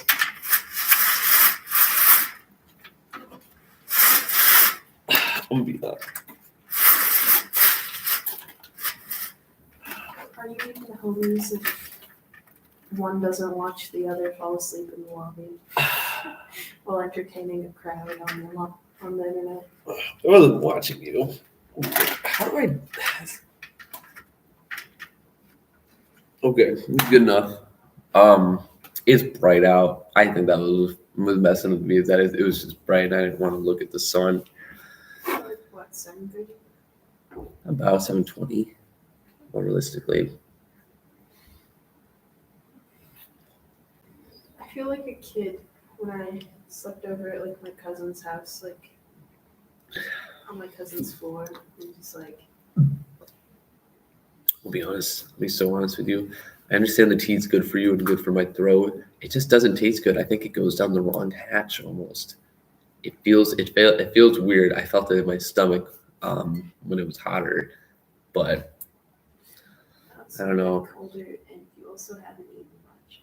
So. That's true. I don't know. It's like so. It feels like a rage almost. Speaking of rage, the utter rage I have for Spectrum Internet is something that can only be compared to the amount of rage that you have when you hate something so much that you want it to be destroyed. And so when I think of Spectrum Internet, I think of only a concept that I want to destroy every living being that stands for it in my entire life. If I wasn't where I am now, oh, thank you for the cough drops. I've been donated. If you need more, let me know. Gotcha. Thank you so much. Yeah. If I had a choice, I would destroy every Spectrum Internet in the entire world, and no one would even be mad at me. People would be like, okay, he did a good thing for the rest of us. And it's something that I solely appreciate, because if I ever had to get Spectrum Internet again, I think I would genuinely, and I mean this genuinely, not understand what is there a point. Like, there is no purpose in life if Spectrum Internet is a thing. I kind of want to get rid of it. I think someone asked me a question earlier, if you could get rid of one thing, what would it be? And I said like common illness, like common sickness. I should have said Spectrum, because they're not needed. They make so much money. And that, here, you know what? I'll look it up, because I want to make a point to how much they make. Spectrum Internet. Look, when you look up Spectrum Internet, it literally says Spectrum Internet outage. Outages are so common in Spectrum Internet that the second response when you look up Spectrum Internet is Spectrum Internet outage. And not only that, the next one's customer service, which just so happens probably has to be because of the fucking how they work. But if I look up their net worth, all right, $43 billion is how much those losers make. That is not enough. That they should be making less. I want them to be making pennies a day. They do not deserve more than $1 than I make on my dime. All right. I think I don't care if they have employees to feed. I don't care if they have family. You know who they don't? You know who I bet doesn't? Here. Who owns Spectrum Internet? Charter companies? Whatever. Hold up. Spectrum CEO. Thomas M. Routledge. That's right. Of course. Fucking Thomas. And you know what his salary is? 41.9 million. 41.9 million. I could not care about this man any less than I do now. And in fact, if I met this man, if I met Tom, if he was here right in front of me today, I would tell him I hate you straight to his face. I would not lie. I would not cherry coat it. I would tell this man how I feel, and I would tell him to please stick his $41 million that he has and shove it up his own. Because quite frankly, I think that money should be going toward a better service. Maybe he should donate to an actual internet service that actually works instead of using it in his own company where nothing ever works for a goddamn day. And that's another thing, is that it was always unexpected. It was not like a warning, and it wasn't even like after something interesting. Like it's not like that's like a bunch of like rain came down and you'd be like, yeah, it's probably gonna happen today. No, it happened on it happened on sunny days. It happens on days that no one would expect it. All right. Now, hear me out. That's something that you need to like hear from all of this. If that kind of stuff happened on days where it was sunny, what happens on days where it was lightning, where it was rainy, a little bit storm happened, out forever, out for hours? It's almost, they just hate you. They hate you as a customer. It's like they want you to suffer, and the only way to make you pay for it is to not give you internet and then still charge you every month. I, however, propose a new plan. Yes, question. I think you should make up a new word for charter, for Spectrum Internet. There's no need. I think for Spectrum Internet, just saying that you understand and know just understanding your own feelings about them and the hatred, that's enough. Because when I say I hate Spectrum Internet, I say that from the bottom of my heart. That's not even true. I have a new bottom of my heart. I have 3 hearts. Each of them go even further than the other one. And on that furthest one down is the pits of hell of my heart. And I think that's where Spectrum holds a very tight place in there. And it's getting tortured constantly by the hells of 1,000 blazes in my heart. And I will not show it mercy. Because Tom, when I get you, Tom, this damn CEO of that company, is over for that company. Because once I become CEO, once I take your position, I'm shutting down everything. Spectrum will no longer be a company because it does not deserve to be a company. It's a terrible place. And not only was this whole rainy thing on sunny days, it would randomly go out. There'd be no warning. There'd be nothing. And you know what happened? It'd randomly go back on. Maybe a few minutes later, maybe a few hours later. It was the worst gambling game I've ever seen. And I never respected it a single time. I think I said it before. I'm pretty sure they kick babies for fun, and then they hire people who do kick babies. And then I bet they found a guy who probably robbed a bank and went, "Wow, you're really good at scamming people out of their money. Do you want to work at Spectrum Internet?" And they said, "Yes." Spectrum Internet only hires the evil people, and I can't stand it. Because you know what Spectrum Internet does? I read their contract once. It says, "We suck." And that's all it said in Comic Sans and through capital letters. And none of it was spelled correctly.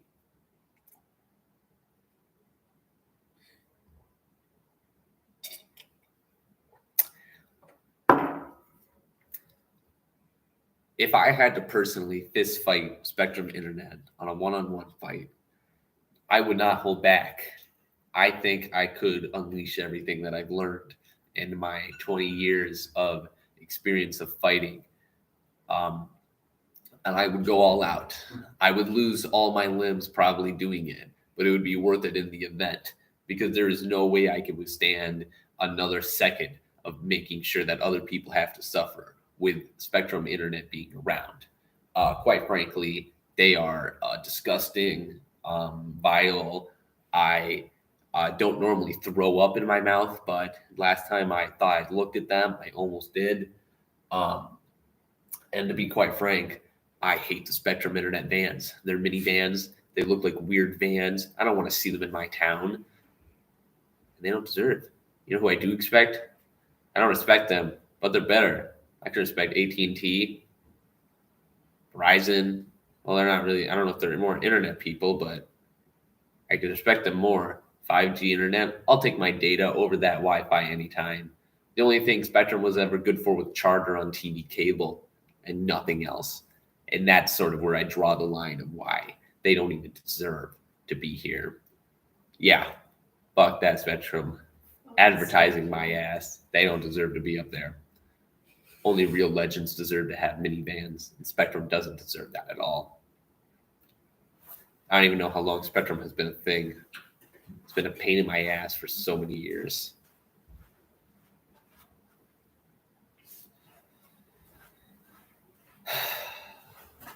I'm sure we can all have a similar story about how Spectrum has ruined our lives for each and every one of us. Yes. One time, Spectrum Internet parked outside my house and blocked the street with their cones. I see. That's exactly right on why we need to just destroy the Spectrum minivans. Mm-hmm. I think throwing eggs at them is what I might do next. Legally, I'm saying this all under a joke. However, in Minecraft, of course. However, my actions do describe my hatred for just how badly I cannot understand. It's the rage behind my, not admiration, but the rage behind my absolute need to destroy Spectrum Internet. I don't think I've ever gone a day where I haven't gone, man, I'm so glad Spectrum Internet is not my company provider anymore. We got a question from the audience. Who deserve the advertising? Who deserves the advertising that Spectrum possesses? Who deserves the advertise? Oh, I see. Who deserves it more than Spectrum does? Well, let me tell you, there are literally anybody literally deserves advertising better than Spectrum does, because Spectrum doesn't do shit. You know what would? Taco John's, Norsky Nook, any literally thing, that one grilled cheese shop I see driving up here. They deserve any more advertising. Nikolai, that one lawyer that does stuff on the radio. Any YouTuber in existence. I think anyone would be better than Spectrum Internet, because at least people actually care about other people, unlike Spectrum Internet does. Zint. I have never once been so disgraced in my entire life. I once had a Spectrum Internet guy look at me, and he probably was about to call me a bad name. He didn't, but I could see it in his eyes, because that's how they train them, and that's how they know.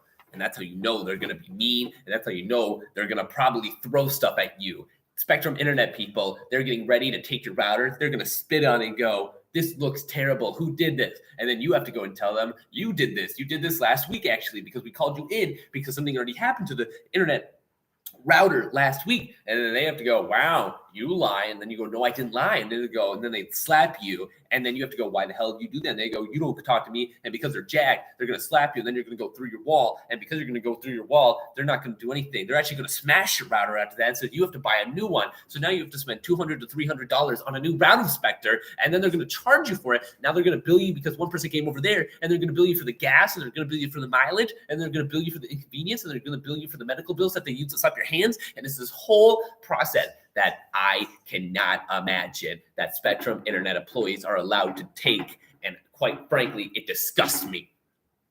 And because of that, I hate Spectrum Internet. They don't deserve to be at the top of the list. They deserve to be at the bottom 3. And by bottom 3, I mean the bottom. They don't deserve anywhere on the list.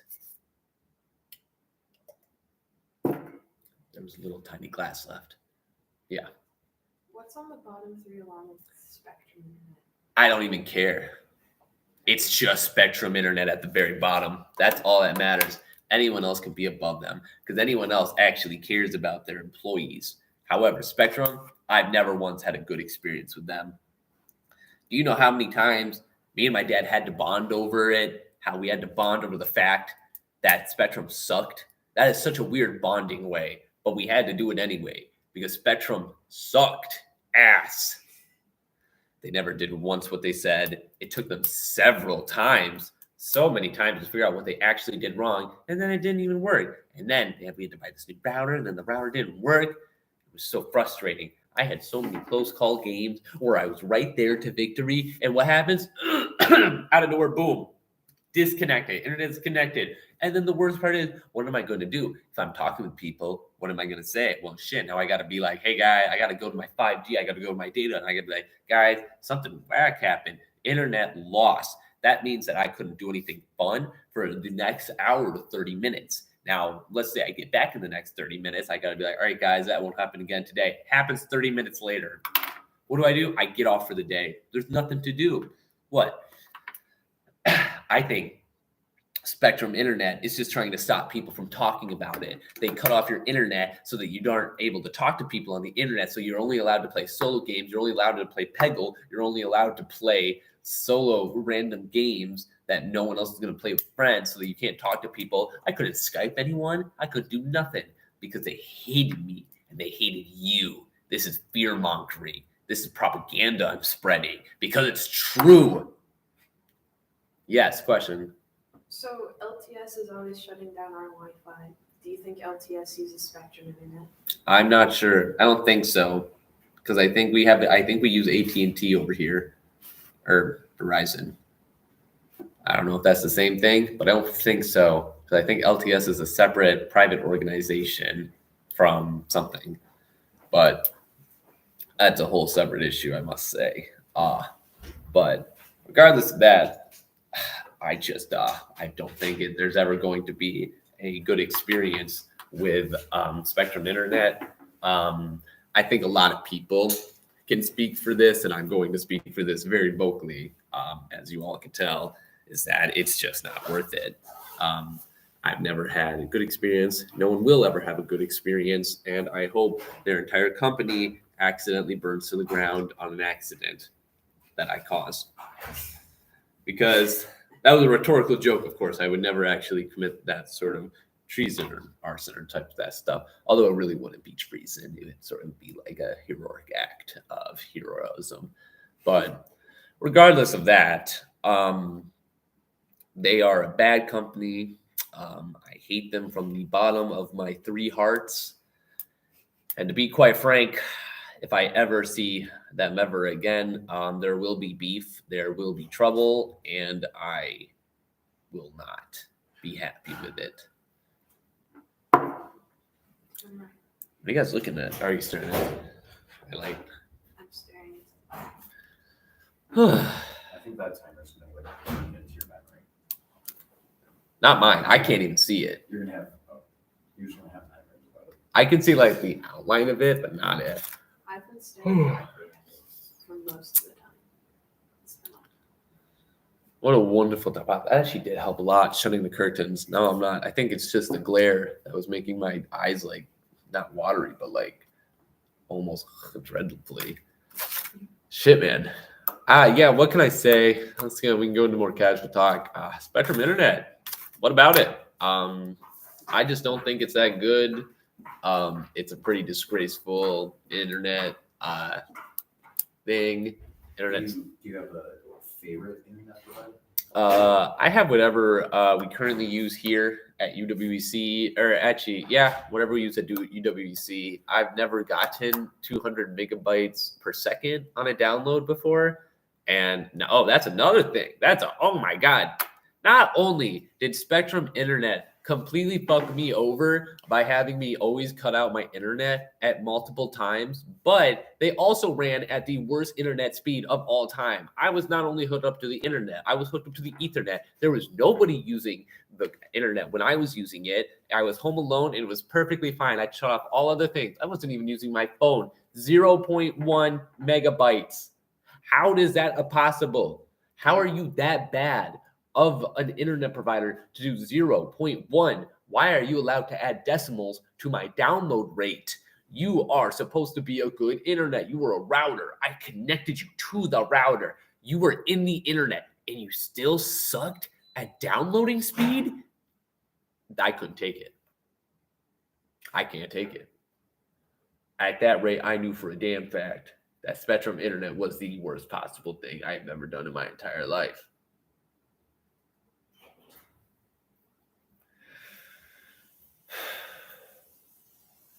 It was a tough decision. But I will never do it again. And oh, they're going on the run. That's a class. Remember, kids, you can always take a running class at UWEC. That's it. But you know what you can't run away from? The internet. Find a better internet provider if you have Spectrum Internet. That's right. And you can quote me on that. I'll fight them. Not in court. They'd win probably. They have more money than me. $43.4 billion than me to be exact. However, I could probably get them in a one-on-one. I'm looking at you, Tom. Those damn CEOs. They always think they're so powerful.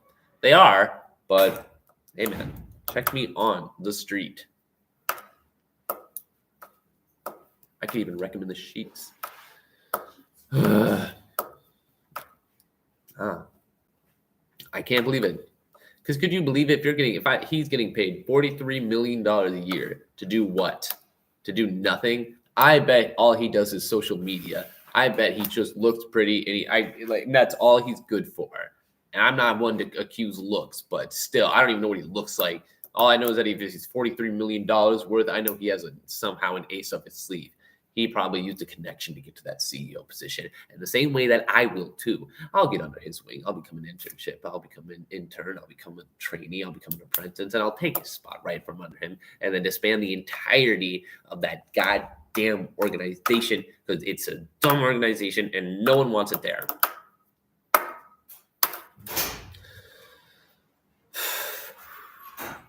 So yeah, those are my current opinions on the Spectrum Internet. I hope that other people have relating information and relating topics about it. Not really popular, but you know, it's good. It's a good little area.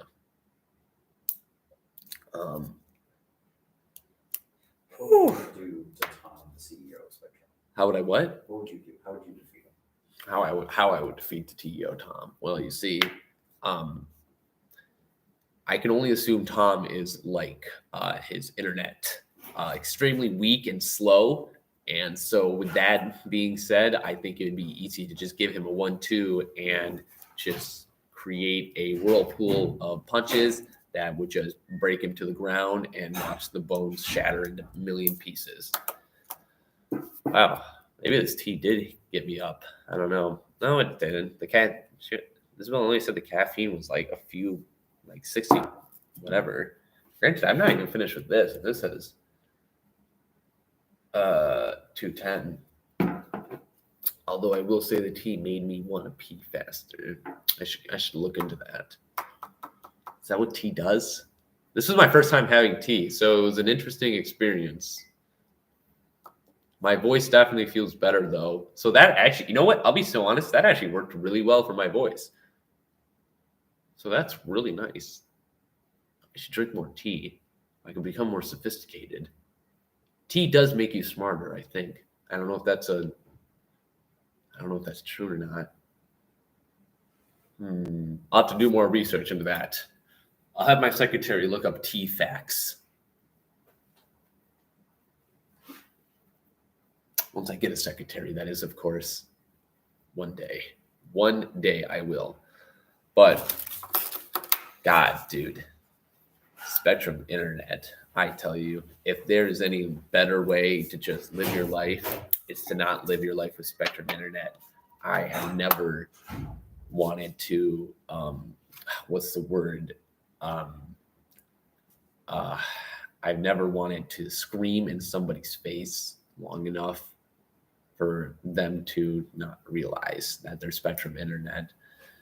I've never wanted to throw an egg at a Spectrum Internet minivan a lot more than I did back when in Madison, because you'd see a lot of those around there.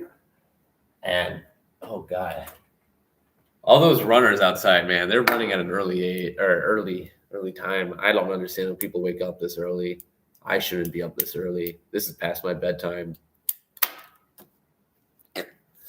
I'm awake. I have to be. I made it past my bad time, which was like 5 to 7. I made it. All right, well, we can talk about some other things now. I guess there's not really any more comments in the huge thing, so I guess we can talk a little bit early about what's going to be coming next. What we got coming next. I'm going to do count till noon. So 8 a.m. to noon is going to be like sort of a regular class time period. We got Does History Suck from a history major. We got Better Role-Playing Games in D&D. Prop making isn't hard. It's just effort I don't want to do. And counting to 1,000. And then we got some free time at noon for anyone that's wondering. Don't forget to check the description for that. I'll take my only person in the audience right now. We got Billy. Hey, Billy. I can. And great filibustering so far. We filibustered for about to be 8 o'clock. So we've been filibustering for 14 hours now. So we got about 10 more hours before we're done here. And yeah, it's a great experience. I don't recommend doing it. That's a true fact. I'm back. How are you feeling? Good morning. I'm feeling great. We had a bit of a almost bad down from 5 a.m. to 7 a.m. That was sort of a weird experience, but I had some tea, which is apparently really good for your voice, and so like warm stuff in your team, and so I think I'm doing better now. I think I'm a little bit hyped about the rest of the day. We got 10 hours left of constant talking, and so I'm a little bit excited to see how we're going. Tell Isabel to mark down the Tom tally. Did I say Tom? I don't remember saying Tom. It's a long list of Toms that I've said. Oh well. It's going to be a long day. I'm excited to end it though. I'm like really excited to end it because I want to go to bed. Or I feel like I'm going to have to go to bed at some point halfway through. Have you eaten this yet this morning to get more energy? I had a pizza slice about 3 hours ago. I think that's good. I feel like that's enough energy. No, you're looking at me like that's not enough energy. It could be for you. That really does not count. What? What'd you eat today, Billy? I haven't eaten. Got him. So you got me on that. There we go. That's how we do it around here. We filibusted by not eating our meals. The food pyramid doesn't actually exist. The food pyramid is a pyramid scheme.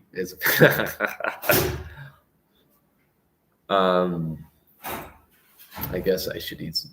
No, okay. They said stop it. So I guess that's that. I guess I will eat something. I might have some garlic bread soon. I know some people who might make that for me. They said they would. So I think I might have some garlic bread. That sounds like a pretty delicious breakfast, I think.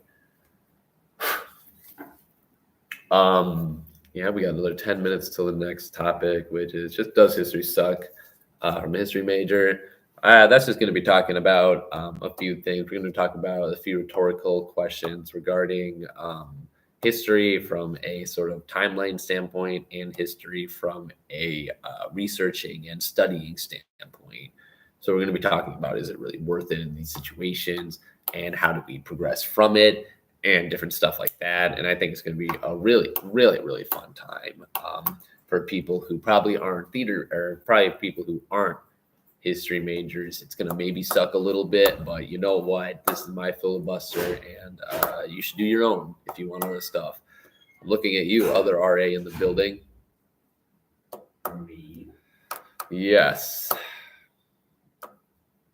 Oh, history. Oh, interesting. I didn't change my shirt today, though. It got really cold. I learned that they don't turn on the heater, so I feel like I would have got cold sick if I didn't bring a blanket that I have conveniently with me. We're almost getting onto that next topic. I would show you, I'll show you all another time, but something that I find interesting that there's a lot of comments, like there's a whole thing of comments down here that I just think is an interesting little tidbit. I don't want to move the camera because I think it will funny if I do a timeline, if it all looks nice instead of it all like it goes up and down at one point.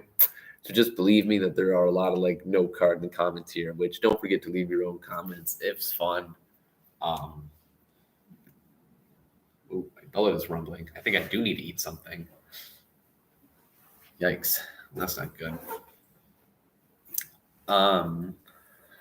Yeah, I'm pretty excited for this. We got a lot of huge things going on. I'm excited for the I feel like the counting to 1,000 is going to be a hit.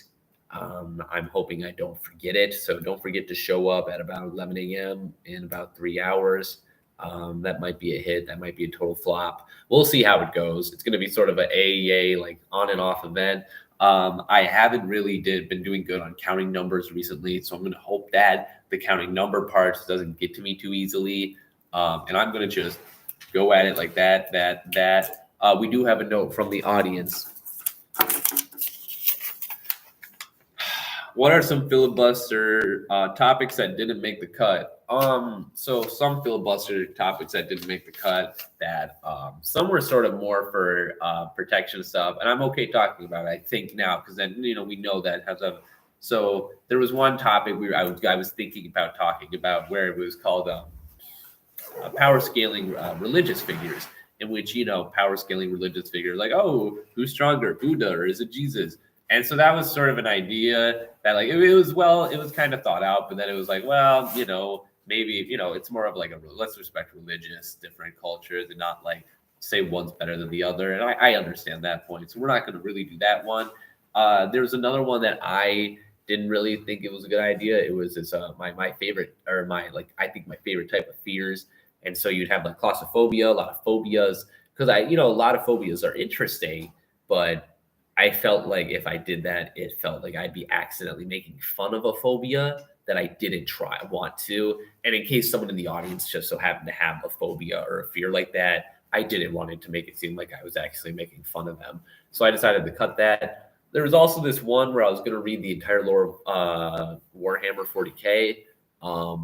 That took up so many Google pages that I did not want to spend $30 on printing to be able to print that. But I think those were just 3 of the main things that I decided to cut. I feel like there were probably 1 or 2 more that didn't really make it. And that's okay. Not all the best ideas that I have are good. And, we sort of have to live through that. And, some ideas, maybe some of them could have been cool. But in the end, though, I think all of them that I currently have right now are great. I think a lot of them are sort of getting good. Honestly, I'm looking at my list of everything. I think I have most of everything what I wanted that I wanted to like actively write down and like actively make sure was on here. So I think I got most of my stuff. I'm a little bit, I don't even know what to say. I'm getting prepared for the finale. I don't know what the finale is going to be. I think it's just going to be talking about this whole event and everything. It's not going to be like, it's not going to be, what's the word? What's the word for like emotional? Sentimental. Sentimental. It's not going to be sentimental. It's kind of just going to be like, hey, cool. Thanks for coming, guys. This was really cool. I'm tired. Bye. But that's what it's going to be, really. I'm going to just comment on some things that I think were nice. And, I could theoretically do some statistics. I always like statistics. So I could try doing that. We got another question from the comments. Rank the following milks. Whole skim, 1%, 2% chocolate, oat, soy, almond. Okay, so we got a good choice of milks going on today, folks. And it's sort of a pretty simple time. And before I do this, I actually kind of need to go to the bathroom. Can I have one of you two RAs get up here? All right, I yield my time to Isabel. I will be right back. I'm literally me. I'll be back in a minute. Are you okay? Hold up. I almost tripped. Oh,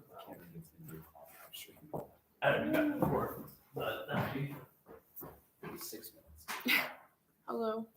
Welcome back. I'm still here. I've been here. Took a 20-minute nap on the floor right there.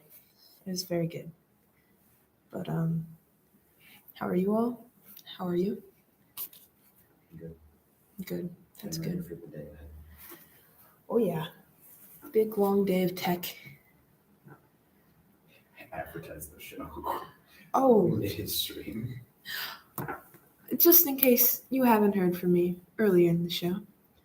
Working on a show called Airness. That's coming straight to you live at the Pablo, starting March 1st, ending on March 10th, I think. Yeah, you should come see it. Good morning. Welcome back. I'm back. Hi, I back. almost slept for 2 hours. As Wow. you can see, I'm in the shit that you please. Yeah, we made a plan last night about stuff for today. Mhm. So I was expecting this. I'm glad he got some tea though. That's good. Yeah, he got tea. He tried tea for the first time. I heard. Yeah, He's Were you- back, he's gonna link to notes yeah. before he moves on to his history. Did you put down a Tom? Oh, yeah. But I think you mentioned. Yeah. I'm Jay Chillin, hyping myself up to Appreciate it up at the face today and going to tech. And he's back. I yield my time to Camden so he can rank milk. Were there any John mentions while I was gone? Okay, Tom, I think. all right, I've got to calm down. Someone please get him food other than garlic bread. All right, I'll get other food later. Do you want anything? Huh? Do you want anything from Pepsi? Do they have anything good? You know what? Actually, could you give me a banana? I could, if I have. I got to start eating more fruits, it seems. I've been told, and it's in general, I should be anyway. So if there's a banana, I'd love to eat a banana. Of course. I'll give you like 89 cents, but We get into Hilltop for free. we do? We don't. Or meal plan. All right. I am declining. So you get an extra free then. No. I have to pay $9 to get into Hilltop. You didn't pay for that $9 though. Yeah, but it's $9. I can buy an actual meal with that. I can buy chicken strips. Anyway, So then we get in for free on the weekends. we got 2 minutes. Let's get through this. So, in terms of milk, we're going to start with this list. Actually, that's kind of cool. It actually doesn't reverse the camera. It shows you actually. So, we're going to start. Obviously, skim is number one. I think that's a controversial list because people think skim is dry. It's a fantastic flavor. And I don't care what anyone says about it. Now, the difference between 1% and 2%, there's not that big of a difference. However, 2 is my lucky number. So I got to go 2 for 2, 3 for 1. And then obviously whole, we got to go number 4. The top 4 is what I think is really important here. Personally, I can't say much for all of these. I don't think I've really had chocolate milk before. However, from other reviews that I've heard, it's an absolute banger. So I got to put chocolate milk at number 5. I hear a lot of people really get into soy milk pretty often. And almond milk is for a lot of people who are really interested in it. And then oat milk was probably the last one that I got to say. It's probably not the greatest thing in the world. I'm a little disappointed by oat. And that's what I got to say for my list. Bam. Speak your turn. Yes. How do you feel about root beer milk? I've never had it before, and it's currently out of it's out of rotation at Quick Trip, so I won't be able to have it for a while. Do I have any notes on this? I don't think I do. Okay. No, it's not time yet. Ooh. Next topic. That's next topic. So today we're going to be talking. It's now 8 a.m. We're going to be talking about our next topic. Does history suck from a history major? So as you all know, I unfortunately and fortunately am a history major. I am not, although not public history or straight history. In the terms of social studies, it is in what? Straight history. So you're not a straight history major. No, that's funny.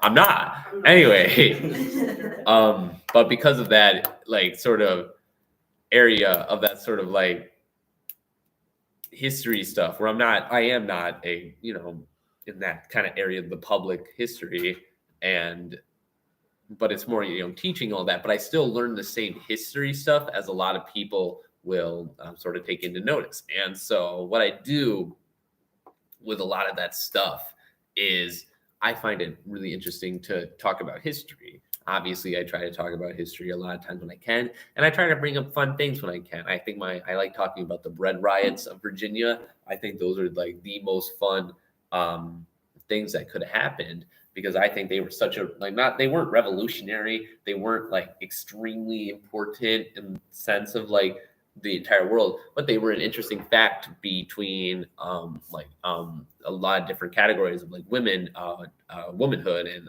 mothers, and the economy, and bread. And it was this whole kind of incident that I thought was hilarious. And it's a cool story. But besides that, we're going to talk about, does history suck? We're going to talk about this in sort of two aspects of life, I think.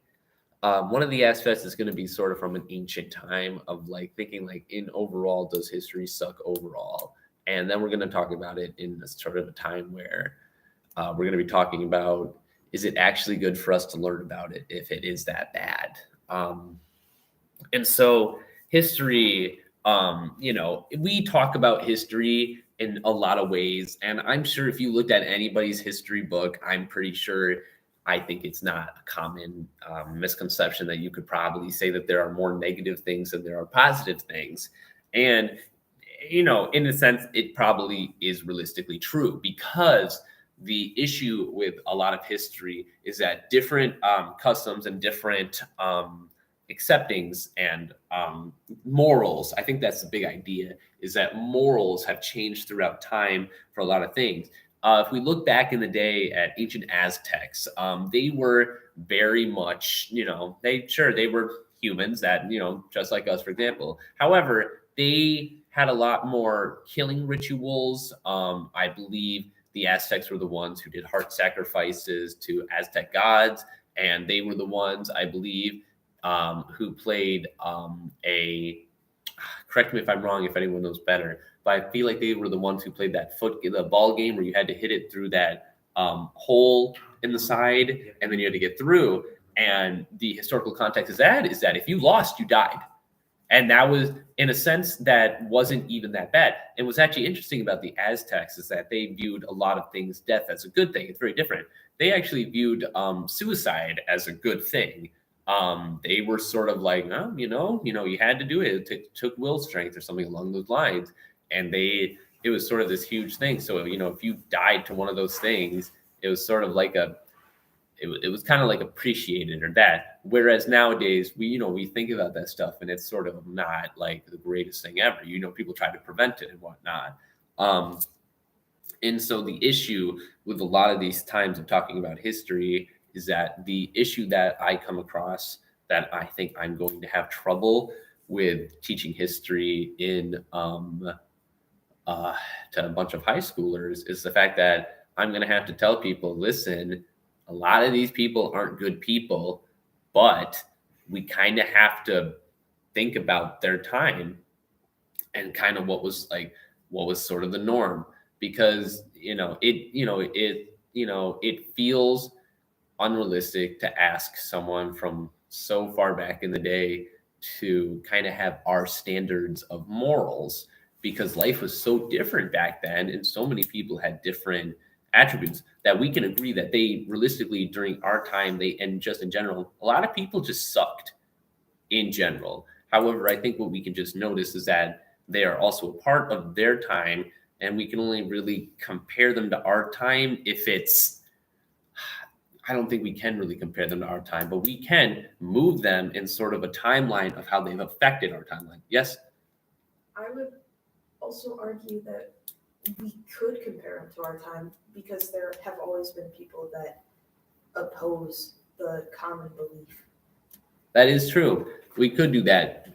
But the issue that I always think that I have with that thing is that it always becomes difficult to do that, because it is true that a lot of like really great leaders and a lot of great advocates for one issue were completely like good on like a pretty good and like progressive side, but then for a completely different topic we're on a completely non-progressive side.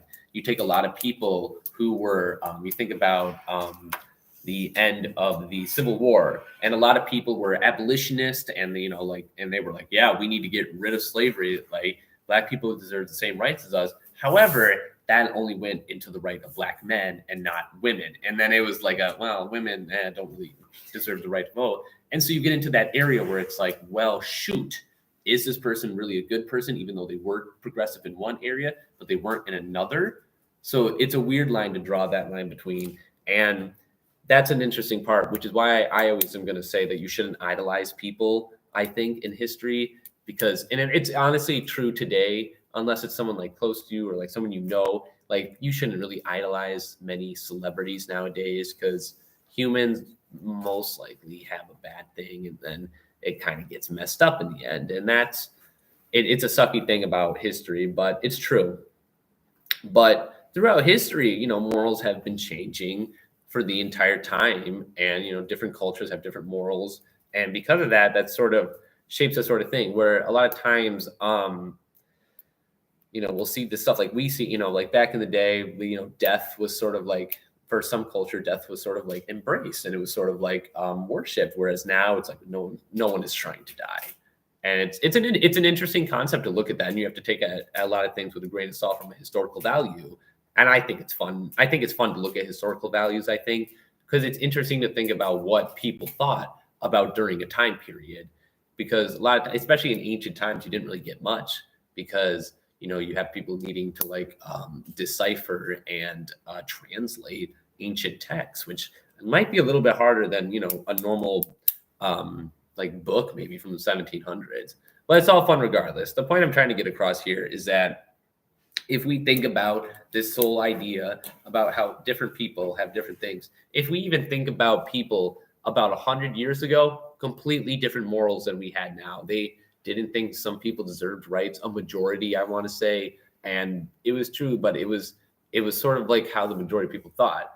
And so something that you think about a lot is that in history, we learn about more negatives than we learn about positives. And it's true to an unfortunate matter, because we genuinely do learn more bad history. And it's a terrible event, but I think it's also a good thing that, I think it's responsible enough for people to trust. Because granted, if we were just given the positive news of the world, we'd have a very false outlook on how the world is actually happening right now, because if we were told, it's kind of like that whole debate with Christopher Columbus, and we were told, oh, they peacefully came, and they had a nice chat with them and the Pilgrims, and it was a huge Thanksgiving feast between both parties, and it like no one did anything. But it's like, well, that's not what happened though. And so that's why it's sort of getting more updated today to be more realistic. And so people are now, aware and not sort of blissfully ignorant of what's actually been going on. And I think it's a good thing that we're doing that, mostly because it just helps. It helps people be more aware of what like social issues might need change more nowadays. And especially there's a popular saying that I think is that try not to let history doesn't repeat itself, but it rhymes. So history isn't going to repeat itself, because things are changing, technology, innovations, morals are always changing, but the rhyming is always similar. Someone might be getting discriminated against as it is in the same ways that this other group or minority group was discriminated against 50 years prior. And so that's something that I think is good, that if we look at the negative side of the history, it's something that we're able to look at, and something we're able to identify, and something that we're able to sort of get into a huge ball of recognition, and to be able to say, hey, whoa, this is a sign of this. We should stop doing this, or we should like protest or make them stop doing that. And I think that's an interesting sort of thing. And so when I think of history, I think honestly, there's a lot of goods. I can think of all the goods. I can think of the invention. I can think of the time we went on the moon. I can think of the humanity of Live Aid. I can think about the music created. I can think about all the humans giving support, volunteering. I can think about so many other like good inventions that medicine advancements. And granted, a lot of those only happened within the past 100 years or so. I want to say like major medicine advancement, but well, granted, because people were only limited by the technology that they had of their current day. Because like I think that's another argument to say that this is totally off topic, but a lot of people say like an argument that I'll say is that the pyramids of Egypt, they couldn't have been built because those Egyptians back then ancient Egyptians didn't know what they were doing. And that's not true. They were smart. For most of human history, if not most of it, we were smart humans. There have always been smart humans that understood engineering. It's just the fact that it took time before some of these engineering feats were to completely help out the rest of the people and the help of that. But the people, ancient Egyptians, they understood basic, engineering and physics and pulling stuff. And they totally built those pyramids because they had time and they had a lot of people to do those pyramids, I think. I'd say they have a lot of people to do those pyramids.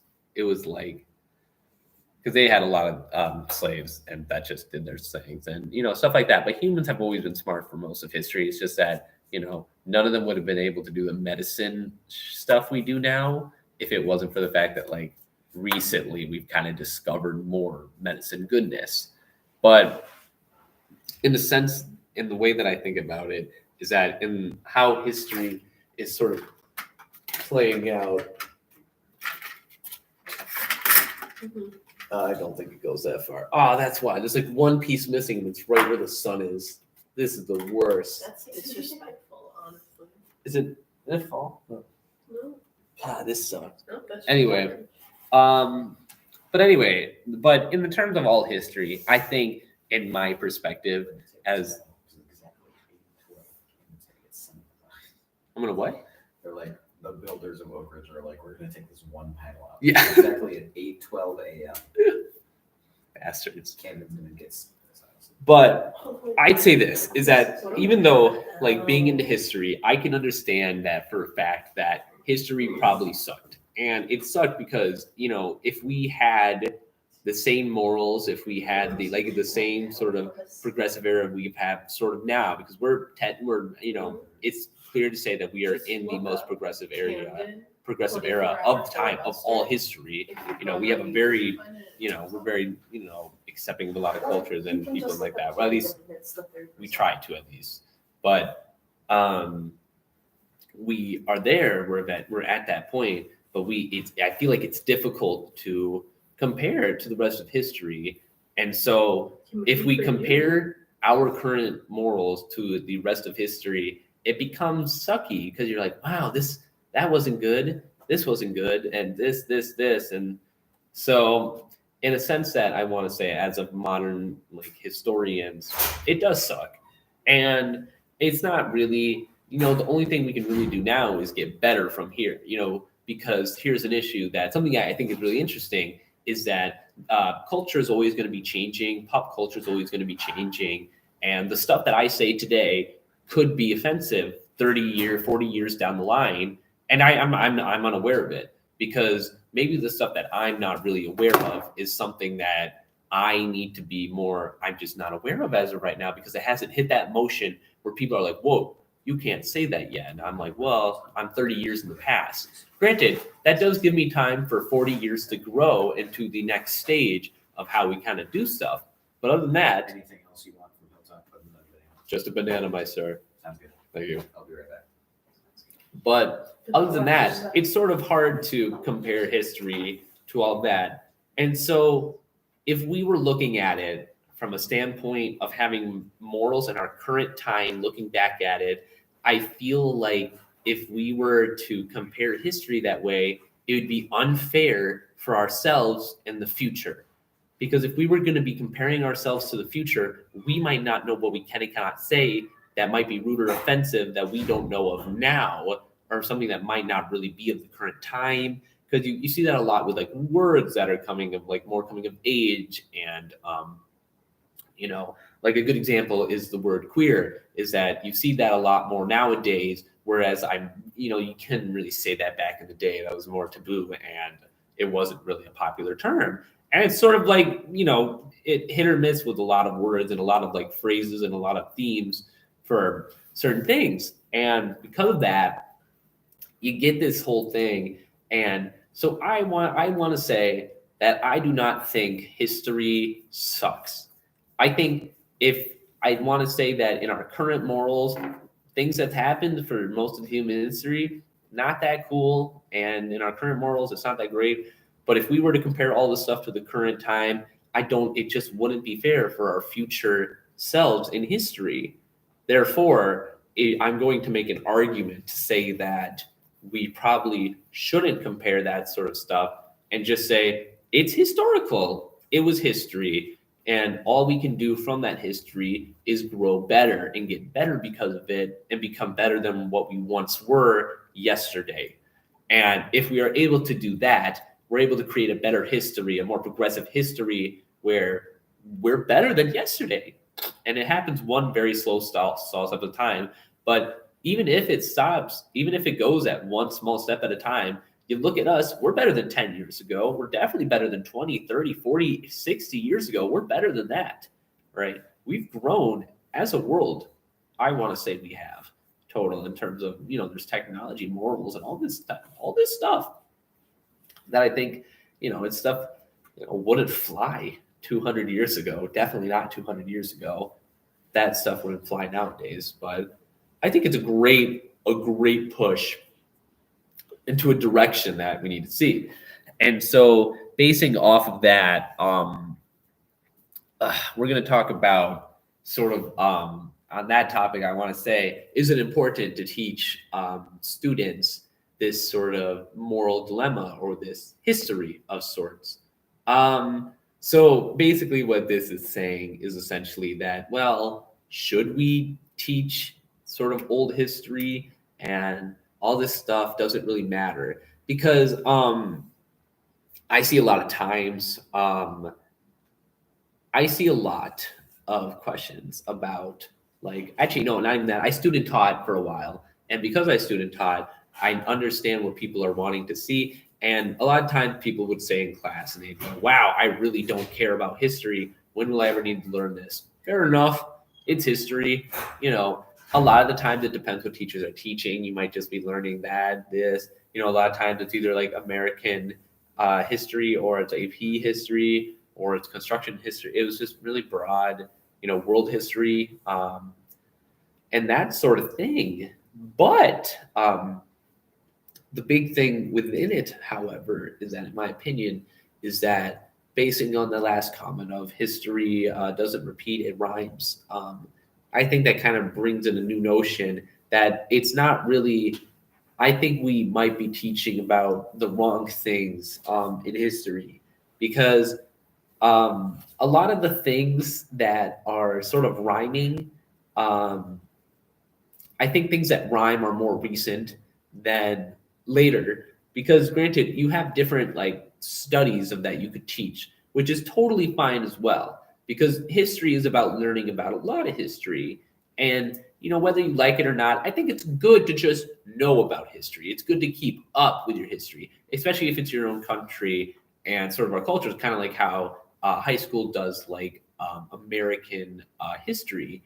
And, it starts off very, simple. We start at the American Revolutionary War, which is cool and all, and I really appreciate it. But I feel as if people spend way too much time on it, because was it a huge event? Yes. Was it how Americas got created? Yes. You don't need to spend a month on it, because it's just so not relevant to today's time, because we are, if we need to think about this rhyming culture and, if history might rhyme, is that I do not think that anyone is ever, we are not a colony anymore of Great Britain. We are about 40 times their size. We have like the number one military in the world. I don't think anything's going to happen to us. I think the most it's good for is learning about the Constitution, learning the rules are inside of it. Maybe do a little tiny quiz on that. But other than that, you take your time learning about all these different acts and things that made us mad at the Britons and the redcoats and all that kind of thing, and the loyalists as well. And we just spent so much time on it. And it's like, well, what do we get at the end of it? It's like, what do we do? What lesson did we learn? If anyone's telling us to pay taxes, we don't do that. And we throw stuff overboard. And it's like, oh, well, the government makes us pay taxes. But that's a whole other thing. And then, we get to like other stuff. But the thing, though, is that there's other things that I think the Civil War is a little bit more interesting. I'm not going to get into the political mess of that because it's not necessary, but it's became a topic that's more relevant nowadays. So that would be something you get more into. But then you keep going up and up. World War I, I spent a little time on it. We were in World War I.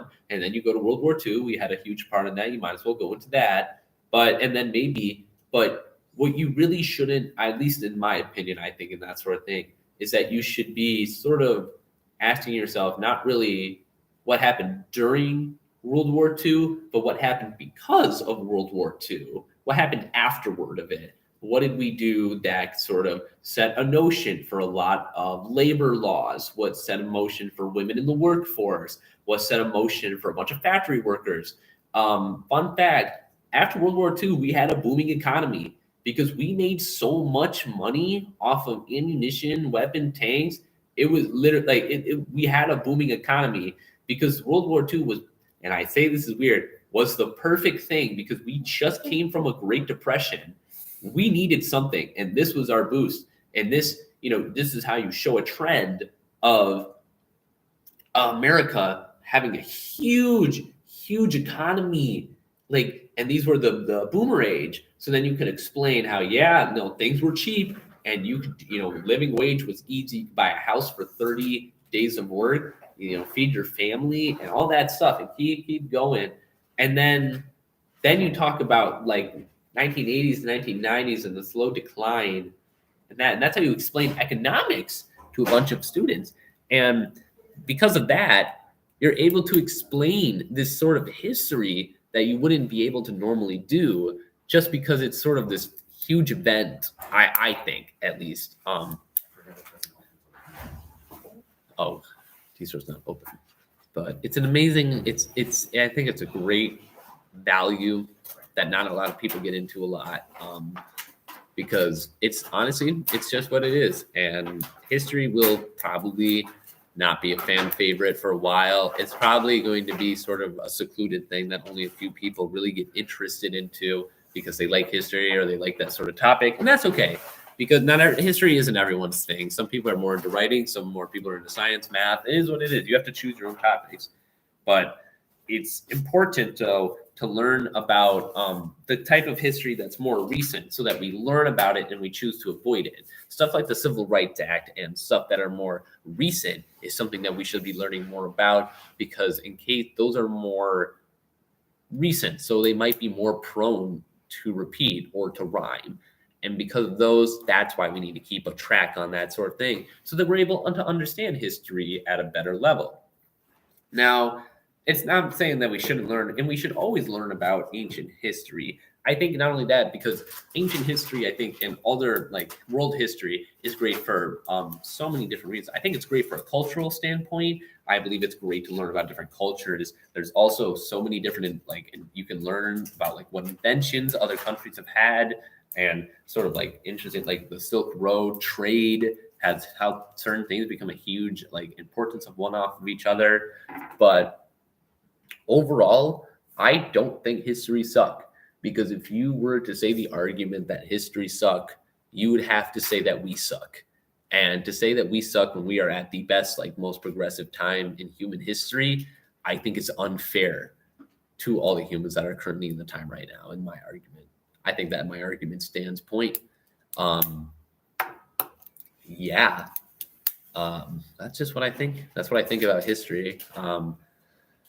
There's a lot of things in history that I also just think that are fun. I think you're able to just do more in history. I think English is sort of is a similar concept where you're able to write anything. History, are classes where you're more able to create things. Like your history class is going to have projects. You're going to have video projects. You're going to do funny stuff. I remember I once made a project about the New Great Deal where I was shaking hands with myself and I had a caption me and the caption was poor people and I was shaking my own hand and I was like, yep, this is a banger for a push and I probably an A, but it's one of those things that you gotta be more creative in. And if any of you were at my 4 a.m. lesson on how to be creative, you could have learned a little bit more like that.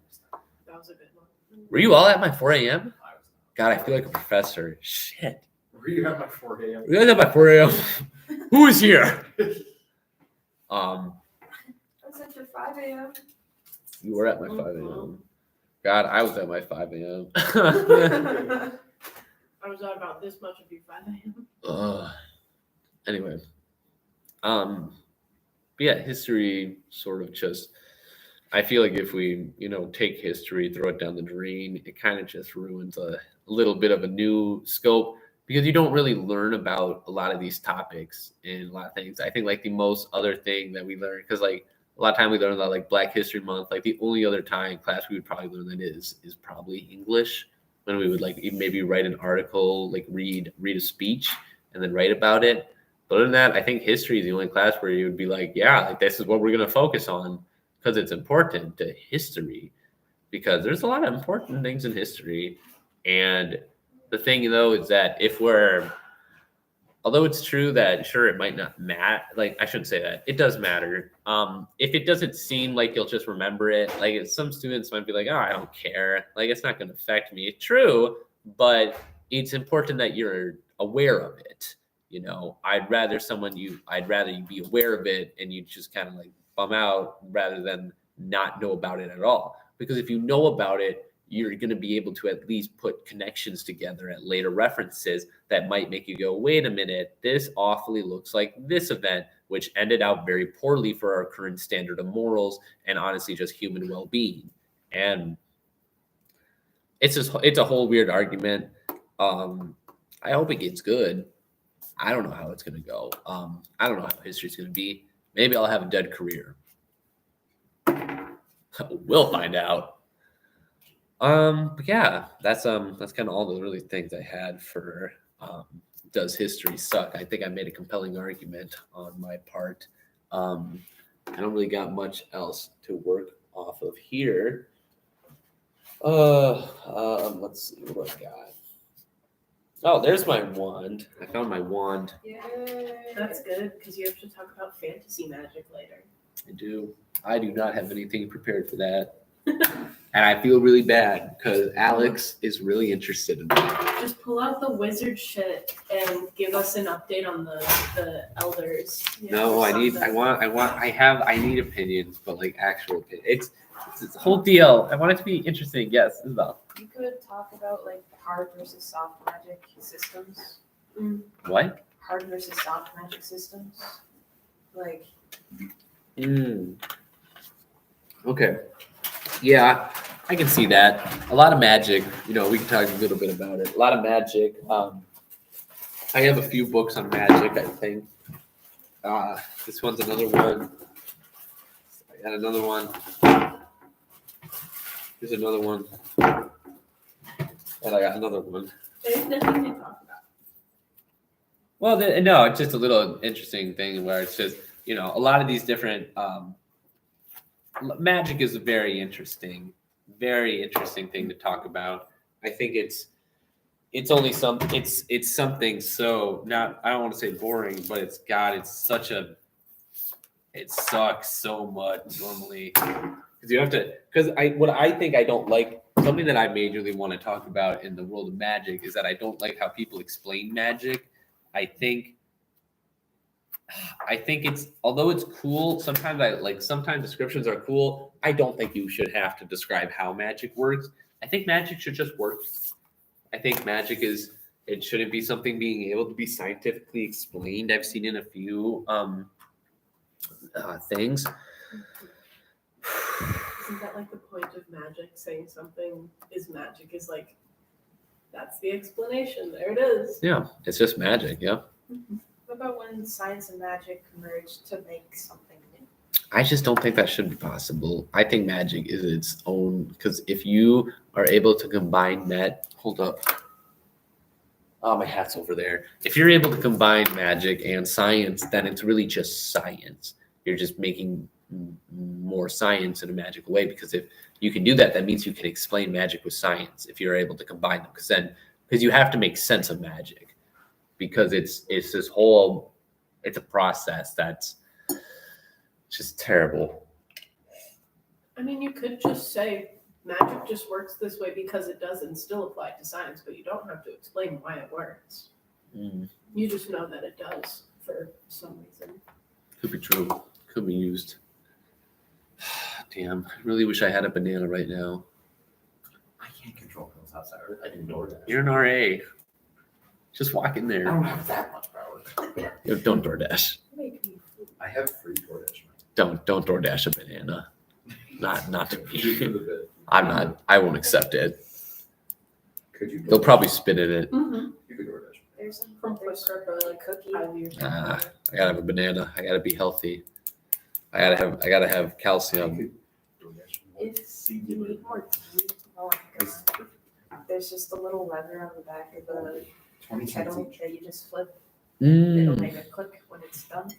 And then the tea bags are right there. that's a maybe. I might do that. Yeah, have as many as you want. Okay. Wait, what do? You flip it and then. So There's just a little lever down there. You flip it down, and it clicks when it's done. yeah, and they'll go back up when it's done. Could you possibly flip it? Yeah. Flip it. Flip it. Yay! You flip. And then We have more tea, ladies and tea gentlemen. bags. Tea bags. So then put tea bag in. All right, yeah, I can do that.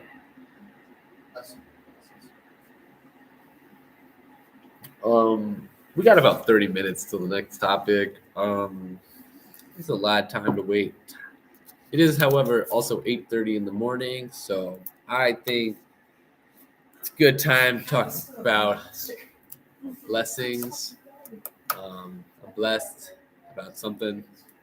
I don't know what. I fell asleep to you reading Shakespeare. Oh, you did? Oh, dude, so did I I. went up. I was hoping you would get your nap in. I went upstairs and I'm just like, man, if I can get to sleep right now, I can get 3 hours of sleep before 8:30. It was an interesting. I threw the stream on and fucking conked out. I was like, man. Sometimes you just need a break. And a lot of times, thank you all for being here. One person. We don't really got much till.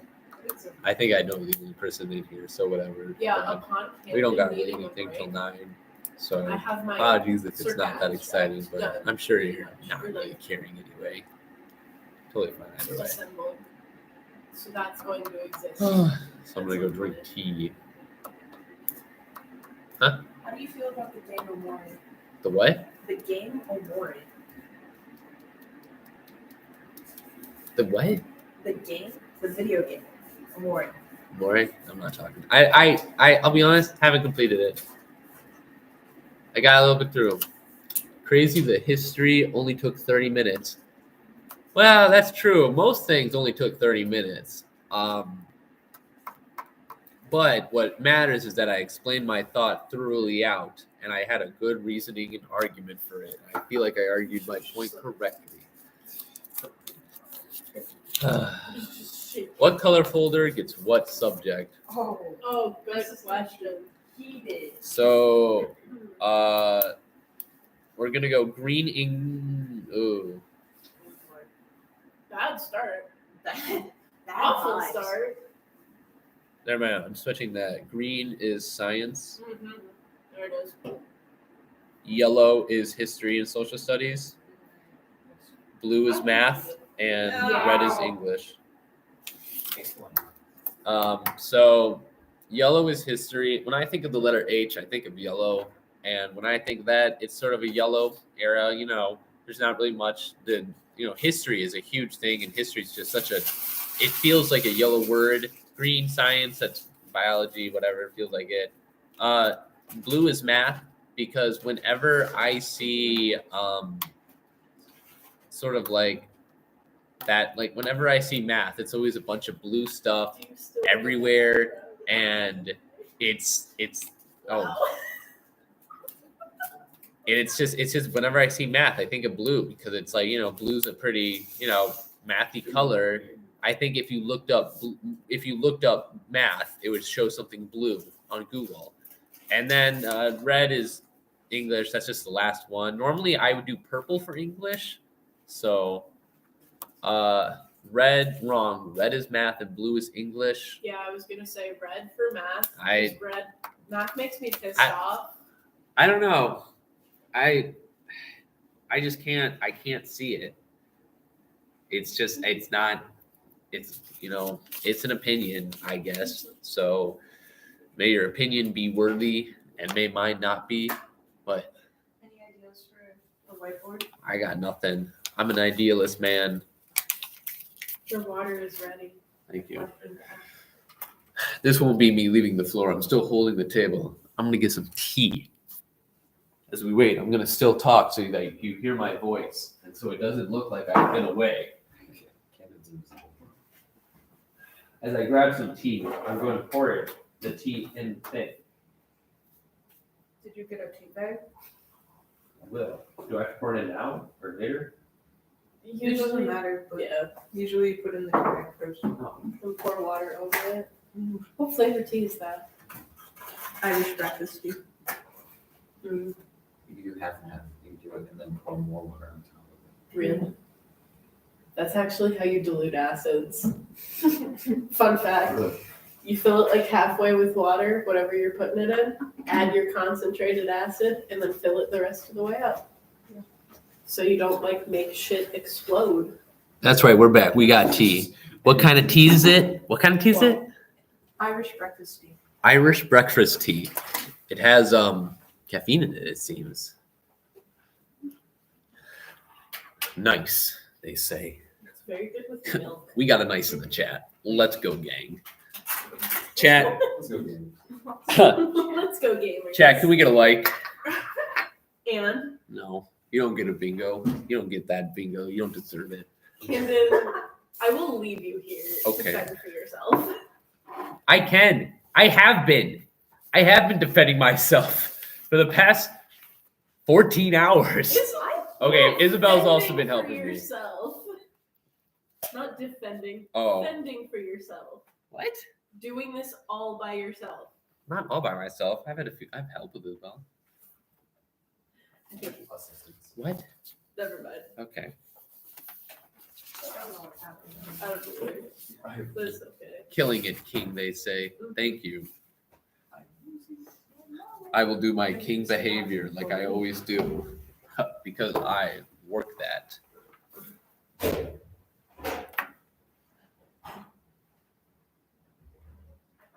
You know what I learned? I learned that I cannot do my Noir accent for a really long time. I think that was something I learned today, this morning.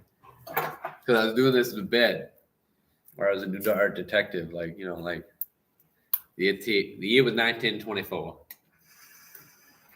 I recently come across a dead body. The name was Dooby Doo.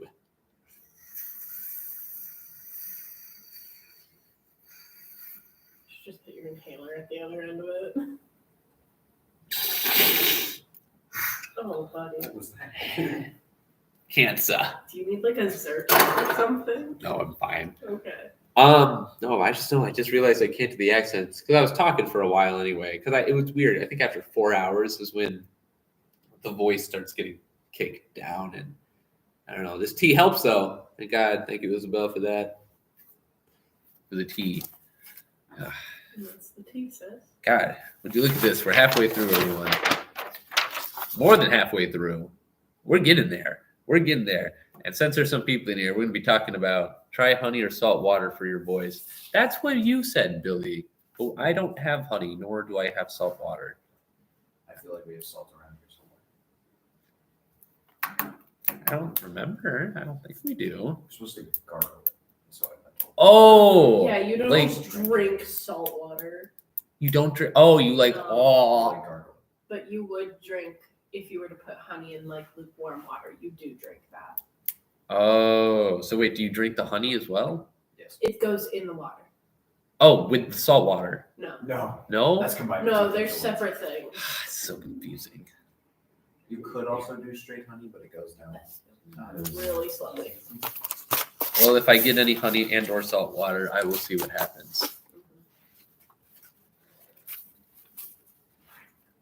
Alright, check schedules today so we can see what topics we'll be covering over breaks.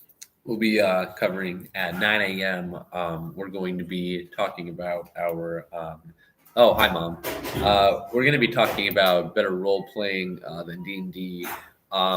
It's a not really a controversial topic, I'd say, but there's been some controversy within the programming group for whatever they're called, Wizards of the Coast. And so obviously there's, I've been kind of diving back on buying those type of books and buying more indie and original books from from producers I actually kind of trust and whatever. And so we're going to be just going through those and just seeing what I think might be better for anyone. It's basically just free merch drop or free dropping, but well, we'll find out what we need to do.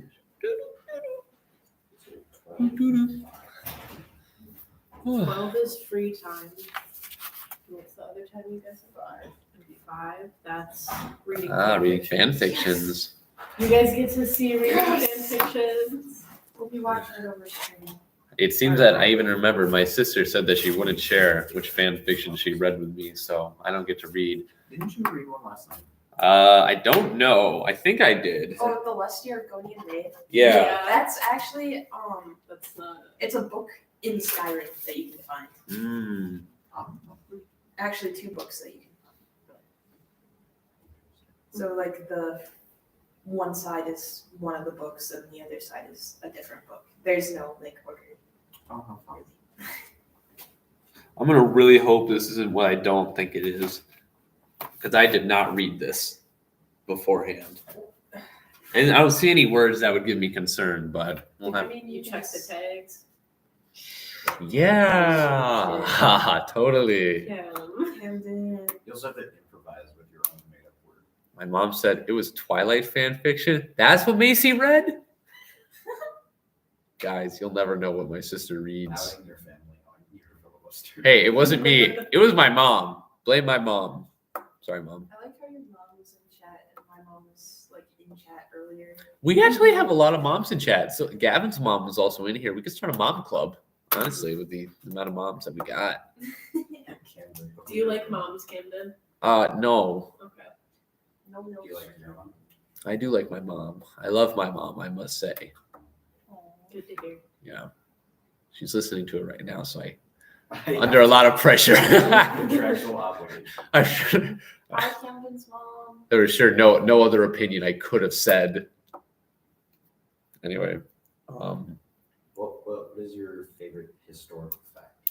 Or tip? my favorite historical fact was the only reason that the Mongols are technically the reason that the Black Death came to Europe.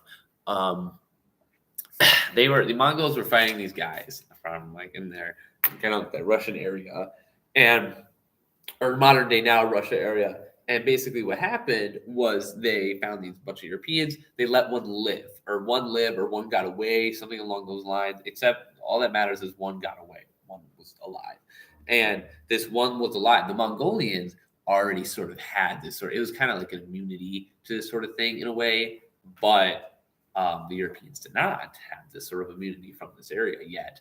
And so what happened was the this one solo European was a rich merchant, like a trader.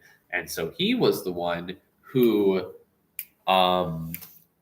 went to the Constantinople and effectively spread the illness. And because it was Constantinople and it was a trading city, it went everywhere. Everyone who got it traded and went to their respective place, killed 2/3 of Europe, gone. Not a trace. It's actually funny to even write something that one person wrote is that the bread riots of Virginia. I did talk about it earlier. Funniest event in world history and like ever history. A bunch of, I guess, is this good yet? Can I take this out? Like, yeah.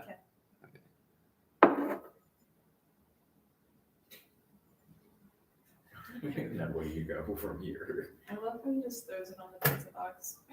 It like splatters. It's kind of funny. But what happened? We got time for this. So in about in like in old time days, these people essentially it was all these women, all right, and so all these women were. I think this was during the. I want to say this was either during the Civil War or I think it was during the Civil War, and basically what happened was it was a bunch of these women, because a lot of women stayed home. They had to take care of the homes and they had to take care of the children, which was a huge part. But then there was always these.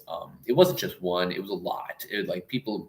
Most likely, it was bread makers, bakeries, and the bread makers would normally like kind of like upcharge a lot of their stuff. Now, this would kind of piss everyone off because I feel like back in those days, the women kind of took care of the money, because they knew what to spend it on. They knew what food to spend on, where to spend it on, and that sort of stuff.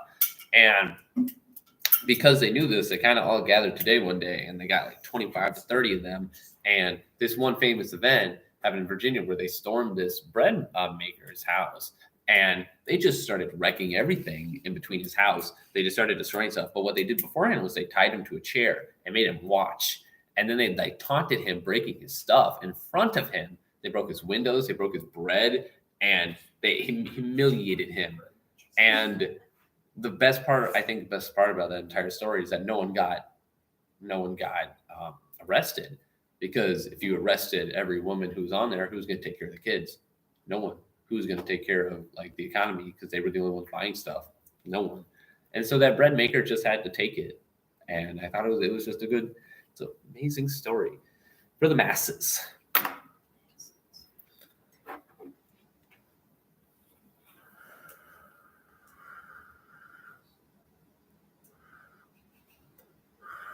It's a little hot.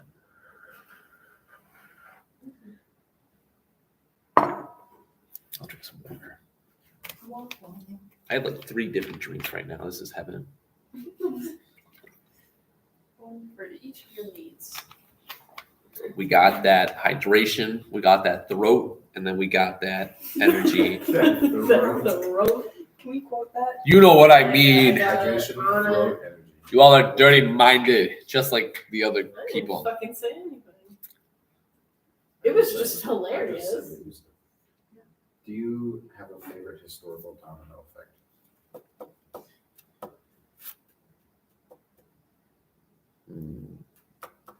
/ what is your favorite pipeline? Because my favorite pipeline is 9/11 leading to Yeah, but everyone knows that one, and that one's not original. There has to be a separate, like, probable. I guess I could say I guess the weirdest pipeline you go down to is that during World War I, that one guy didn't shoot that one German soldier, and then that German soldier became Hitler. Yeah. I think that's my damn, Yeah. unlucky. Have you ever learned why he cut his mustache that way? Are you gonna tell me the answer, or Yeah, I was just wondering if you've ever heard of it. I don't know? It was probably stashin. It was probably the fashion, It's because the fascist fashion. so you're funny. Supposedly, or what I learned in U.S. history is that, or world history, I should say, is that when he had a regular size mustache, the gas mask would leak the gas into his mask because of the hairs. So he would cut it off at where the gas mask started, so he could breathe properly. Interesting. This is true. Hannah in the chat asks, best history class you've ever taken in college? Well, if you were here for my 6 a.m. topic, you would have had the best class that I think everyone should take. And it was History 205. It was American Women's History Studies. Great class, great professor. Actually made me want to read the books. I learned a lot. That's where I learned about the bread riot. I learned a lot about, minority groups and some things that they did that were kind of interesting. I learned a lot about dating, which was an interesting thing, which I'm going to be talking about in my other topic event at 4 p.m. Relationship advice for someone that's ever into a relationship. We're going to be talking about a lot of these things around here. So everyone get prepared. Oh, yeah, that was good. I'm usually getting yelled at. Let out a loud yell. Don't make me laugh. That's for, what is it, 1 a.m.? That's for, don't make me laugh. That's for 1 p.m. Reading jokes till I laugh. It all comes together, folks. It all comes together because we're all in this together. When did you chant sweaters? I don't know what that means, sister. Oh, when did you change sweaters? 5 a.m. Drink Shakespeare. I want to go through this and make a best of compilation. Yeah. If you're going to watch through those 24 hours, that's on you. I'm not doing it. I'm uploading it, and that's it. I lived through it. I remember exactly when that funny moment happened. I like screen recording. Experienced it firsthand. Whenever I pull an all-nighter, I'll just have flashbacks to this night. You just have to have this playing in the background of whatever you're doing. I'm drinking tea. I think I'll have this as my study background. Mm-hmm. Honestly, yeah. I'm going to forget about this. I don't know why you guys want to listen to this so much. I do not have that entertaining of a voice. No, but the things But it's that come what- out of your but mouth it's- are pretty fucking It's what you entertaining. use your voice to sing. Not the voice, but the words. I can almost whistle. That was the first time I've ever whistled like that. Nice. Damn it. Just Good job. Whistling is a hard activity for many. Good morning. Good morning. Good morning. Welcome to another day of a great filibuster. Yeah, I was gonna say, I love your sweater.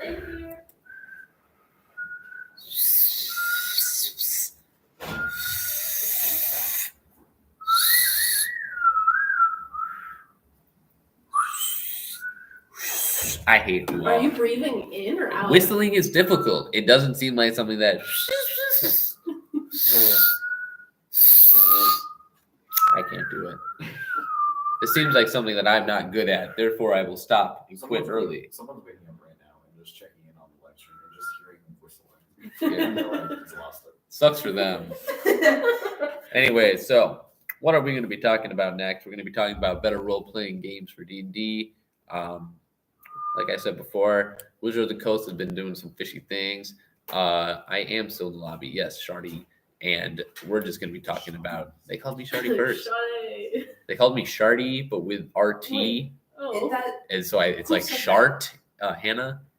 Maybe they're Wait. talking about me because they just texted, are you still in the... They could. That actually makes more sense. They're calling you Shardy. Either way, we're going to be talking about this. I have a few tabletop role-playing games I kind of want to roll by the audience. Stop in the lobby if you want to hear some more about it. Even so, I might even, while I'm doing this, kind of hand out the books if I'm really feeling like it. There's a few things that I want to get over. A lot of cool books. I got about 5 total are TTRPGs with me right now today. So I think we're going to have a great time. Yeah. But that's all in 6 minutes. Nice. But while we do that, we're going to have some tea. That's way too hot. I really want to drink this tea. My voice is hoarse. What? Why would you say that to me?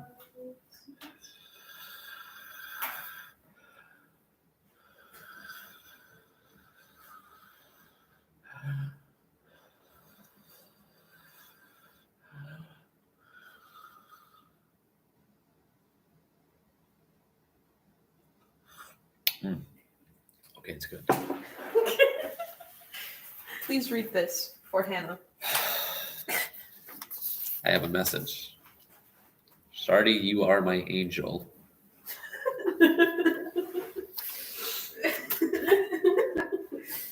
Wait, there's another one in there now too. I like some of that. I'm whistling for the first time in my life. You're doing it. What is your favorite teacher from high school or college? Who's your least It favorite? helps for your So listening my back. favorite is this guy named Mr. Esser. I had him in high school. He was my practical law teacher. I wish I had him more. I had him during COVID, so it didn't last long. But he was a funny teacher. I look up to him. My least favorite teacher, this guy named Mr. Black. I hated him. He was my Spanish teacher in 8th grade. I never liked him. I still haven't been done against him. I hate Spectrum Internet more than him, but he's like a solid second because that's just like, damn. Like I was not good at Spanish at all. He ruined that whole thing for me, and I got witnesses to attest for me. Bottom 3 heart. Yeah. Dang. Look at my mom. She'll vouch. She'll vouch for that. My mom here's my mom. OMG, I hate him too. Thanks, Mom. You a real one. You just watching this on your phone? Yes. Mhm.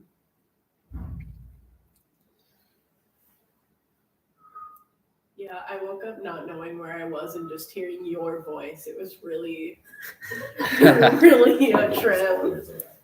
I had like 2 hours of sleep. That's kind of what happened to me when I woke up on the floor after my 20-minute nap. Yep. I was like, I'm glad you woke up to my hatred of Spectrum. honestly, I did. I was really excited for that one. So when I saw like the big red numbers like staring directly at my face and saw it was like 10 minutes all like in, I was like, damn it. What time are we at right now? We're on the clock. It's 9:56. 14 hours. We're at 9 hours? 9:56. So 10. Wait, are we about to hit 9? Oh my Wait. god, it's gonna hit 9:50. We're gonna hit nine. Guys. It's gonna hit. Ha! This is actually kind of funny. We're gonna cross the window. The timer that we have out here doesn't actually do double digits, so we're very curious to see what happens when it does reach the last number. We don't know if it'll explode or not. So that's just a common thing. I just wanted to tell people that will be happening in a few minutes.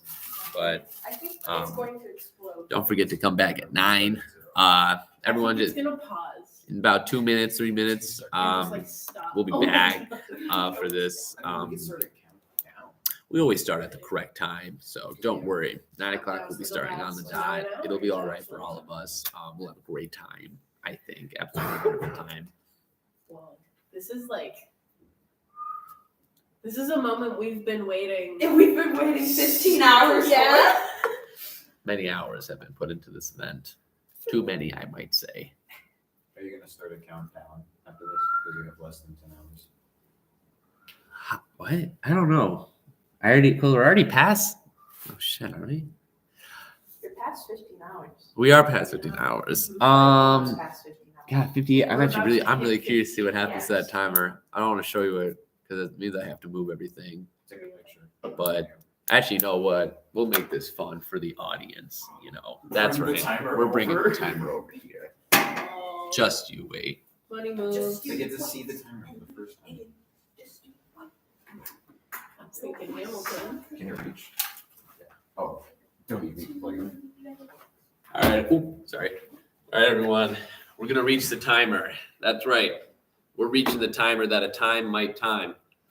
As you can see, there's no number to the left of. That's the right. The left of over here. We don't know what's gonna happen. I don't know why I'm holding this up now. We still have a whole minute, so I'm just gonna hold it menacingly. I will admit we are going to be late. No, we're not. We'll be on time. We'll be about 20 seconds late to the next topic.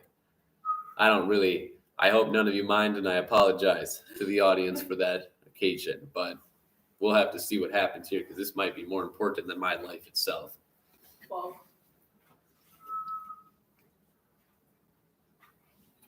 What do you think is going to happen, Ken? Well, I hope it doesn't combust and explode because I am the closest person nearby.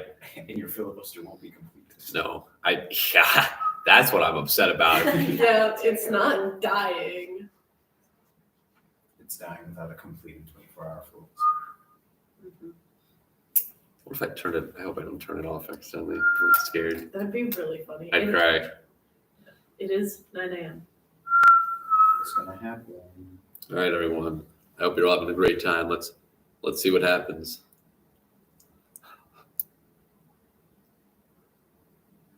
I knew it. And it just restarts. Whoa. It just restarts. That's No way. huge. That is terrible.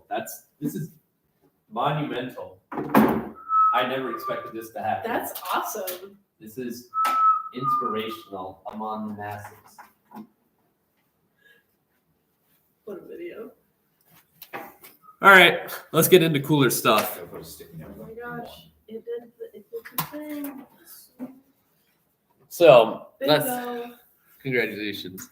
Let's talk about some things. Now, D&D is a wonderful game. It's especially done 5th edition. It's kind of brought down to be the kind of role-playing game, the most popular TTRPG tabletop role-playing game. But it also has some controversy recently, mostly because of what Wizards of the Coast, their parent company, has been doing. They have been sort of ruining third-party organization and kind of screwing them over. Because since 5th edition is such a popular sort of establishment within this, a lot of indie third-party organizations kind of put their organization toward 5th edition rules. And Wizards of the Coast is kind of screwing with that, making them have to pay for that sort of stuff. No one likes that. That's a stupid idea because it ruins the whole fun of the game. And so a lot of times people are thinking, well, let's kind of exit out from there. And it's true. You should.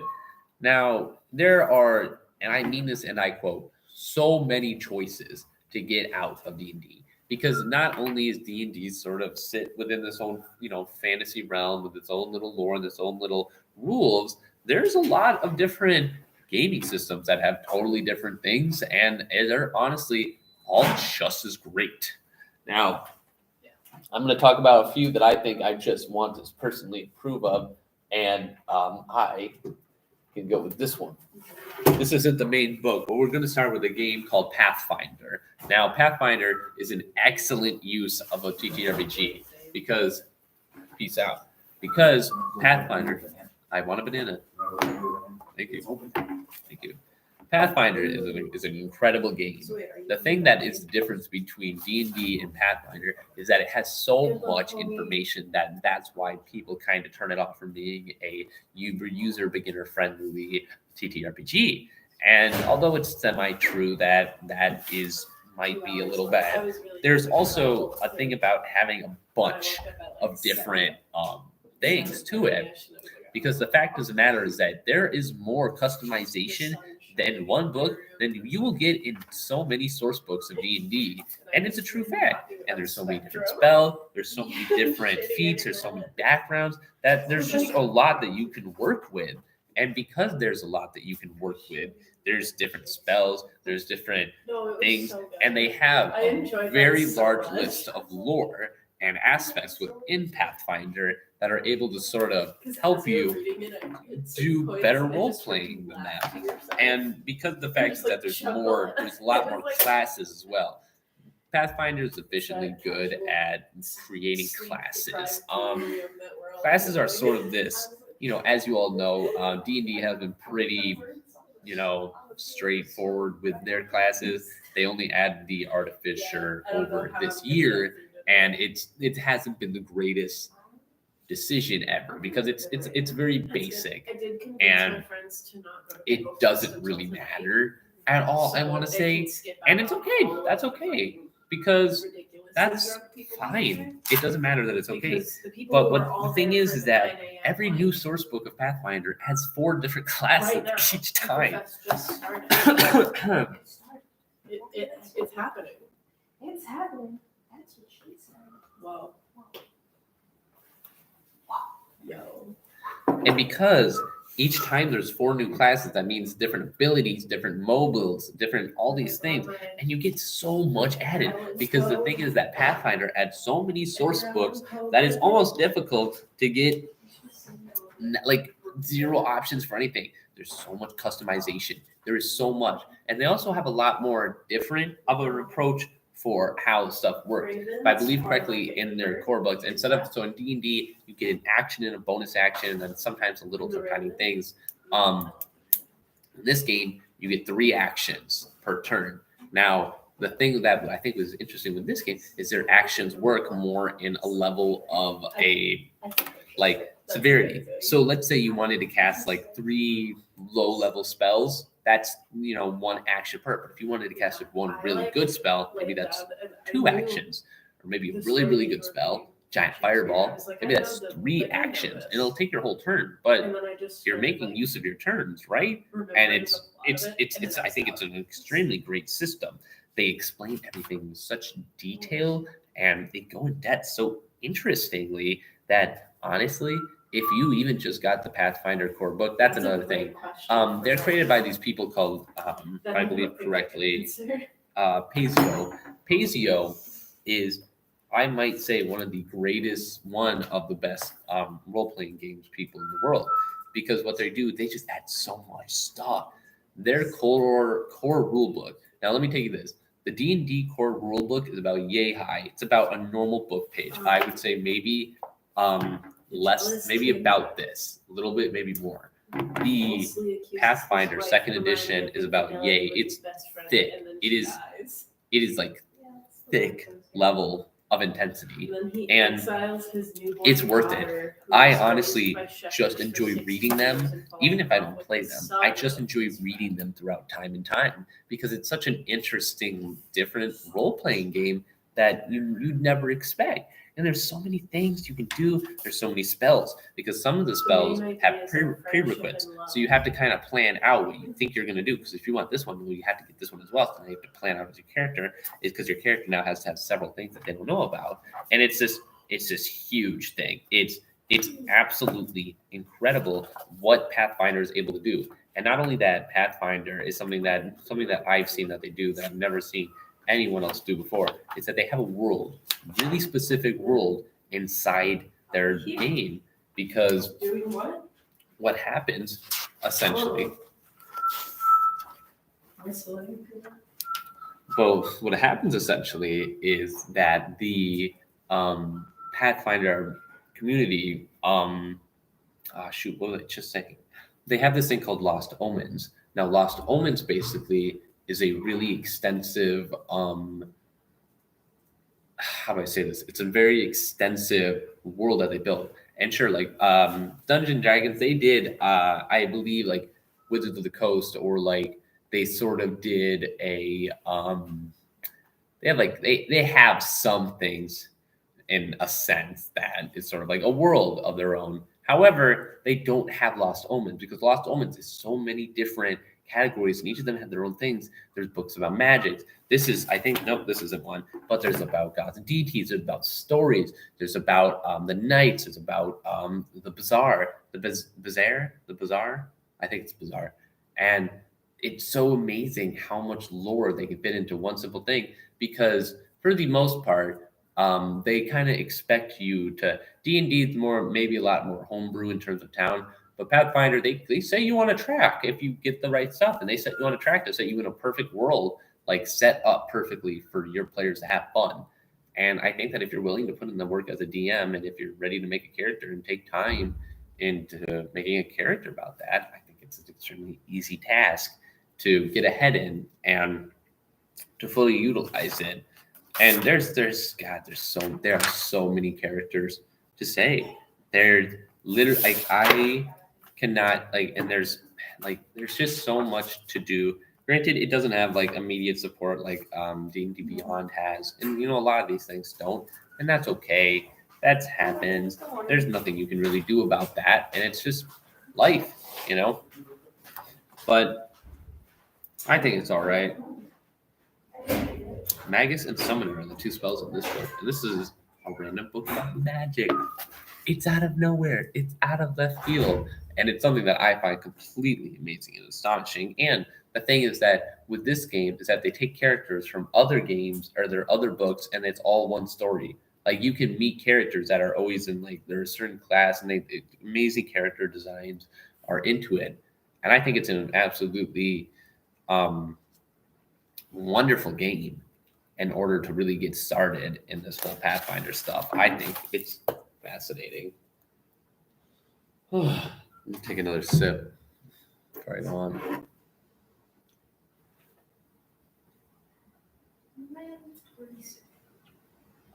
Where'd Jackie go? I see.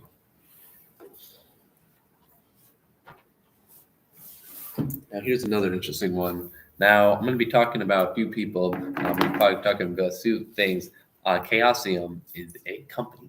Now they are a good company because they create hella good things, and by good things I mean role-playing games. They created this game called RuneQuest. Now RuneQuest is an absolute die-for game. I think it is in a really incredible group. It's more centered around sort of ancient civilization and how they're able to sort of get on their feet. But here's the thing: is that they obviously back then, not back then, I shouldn't say. In this book, they worship deity and gods, and that's how they got powers from these deity and gods. And that's mostly like how they got magic. But then there's so many concepts of going through the Bronze Age to the Iron Age that it's just there's so much to kind of work through and to get through, and there's a lot to sort of sort through in these books that I think Chaosium just kind of hit it out of the park with this theme. Now that's the other thing about trying new role-playing games other than Dungeons and Dragons is that you kind of need to just experiment, I want to say, because a lot of the times you don't know what you want. Because there's a lot of different stuff. There's like, cyberpunk red, obviously, if you want that sort of setting. If you want a story like the horror movie Mist, or Tortured Earth is a great TTRPG for that. There are so many different objects and books and things that you could read in order for you to have a good experience, even if you didn't understand them. And you don't always need to understand them. Am I getting a banana? He's gonna try if they have them. Yay. I'm pretty sure is this your phone? No. Then yeah, he's definitely coming back because that's not mine. Yeah, but personally, it's a great book. Which one are we on? RuneQuest. Oh wait, Ooh. never mind. Better role-playing games than D&D. Well, yeah, I meant both. Oh, RuneQuest. Yeah, you had it.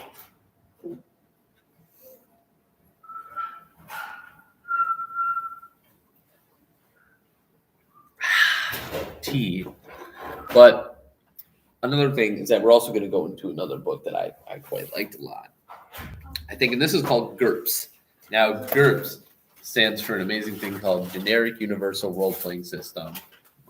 What does that mean? Well, it's generic and it's universal and it's a role-playing system. This is the most basic and complicated thing I have ever read in my entire life. It is so filled with so much information that, quite frankly, I got overwhelmed first reading it. But it is everything. This book can literally be anything and everything. On a scale from 1 to 3, how many bananas do you want? 2. What a great question. Ha ha ha. I got 2 bananas. Get bananaed. Thank you. Bye, chat. Goodbye, Camden. Thank you for helping out today. No problem. I do. Hopefully see you guys later tonight. Fourth day of Kentucky? We'll see you in that stream. Yeah, I'll see you on the stream. Okay. I think my YouTube is like Hello Internet or something. Got it. Oh, wait a minute. Oh, okay. It's like Camden's Village. Yeah, you're gonna end the whole thing with, but that's just a filibuster. A 24-hour filibuster. Is that your phone number, David? It is. I got a banana.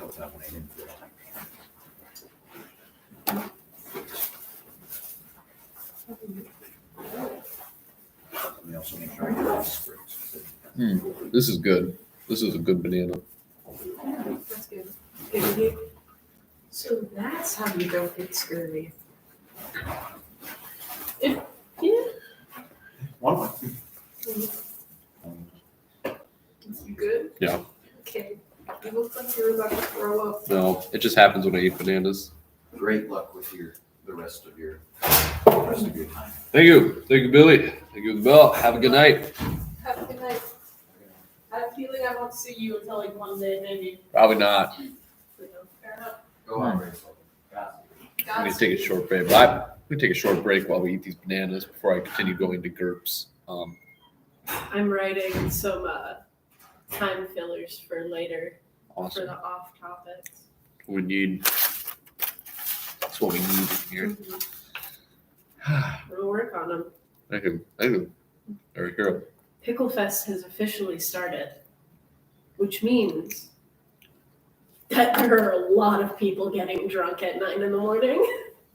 I thought you were gonna go to that. I'm escorting friends as a sober +1, and they decided to go later. It was more I convinced them to go later because 9 a.m. is when everybody gets in line to go. So you're standing outside in line for like hours, and then you get in, and it's 9 in the morning, Mhm. and then people are already like people pregame while standing in line, which is technically illegal because that's Public. yeah. Occupation. Yep. But it's just I've worked at the Pickle. It's not fun. It's less fun going when you don't have the security of a bar in front of you. Mhm. So yeah. Fair enough. So I convinced them to go at like 8:30, 9 o'clock tonight instead. Because then all of the people who are getting sorely drunk before noon or starting at noon will be gone. All right. Fair enough. Yeah. All right. I've ate my first banana, so we can get back into business now. Hell yeah. So, when talking about GURPS, I need to understand that when I mean literally it's universal, I mean it is universal. You can literally do anything in the GURPS universal role-playing system because there is so much different things because it just covers so much stuff in that. The thing with GURPS is that they released like 40 books because they're I don't want to say they're cheaply made books, but they're not like hard, they're not like extremely colored. A lot of the stuff is just simple colored drawings, and a lot of it's just like some stuff like the hardcover is a little bit more different, but like the normal stuff is just black and white a lot of the times, and because they're all black and white a lot of the times, it sort of just is what it is, and because it is what it is, it kind of makes it more interesting because it's easier to just produce so much books. And they have so many books on different things. They got mysteries, they got social engineering, they got so many other stuff. And it's kind of cool, to be honest. I gotta catch my breath.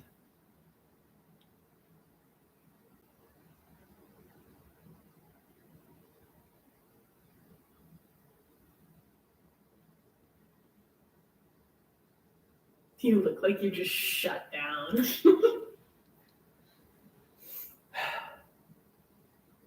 What number monster is this, 2?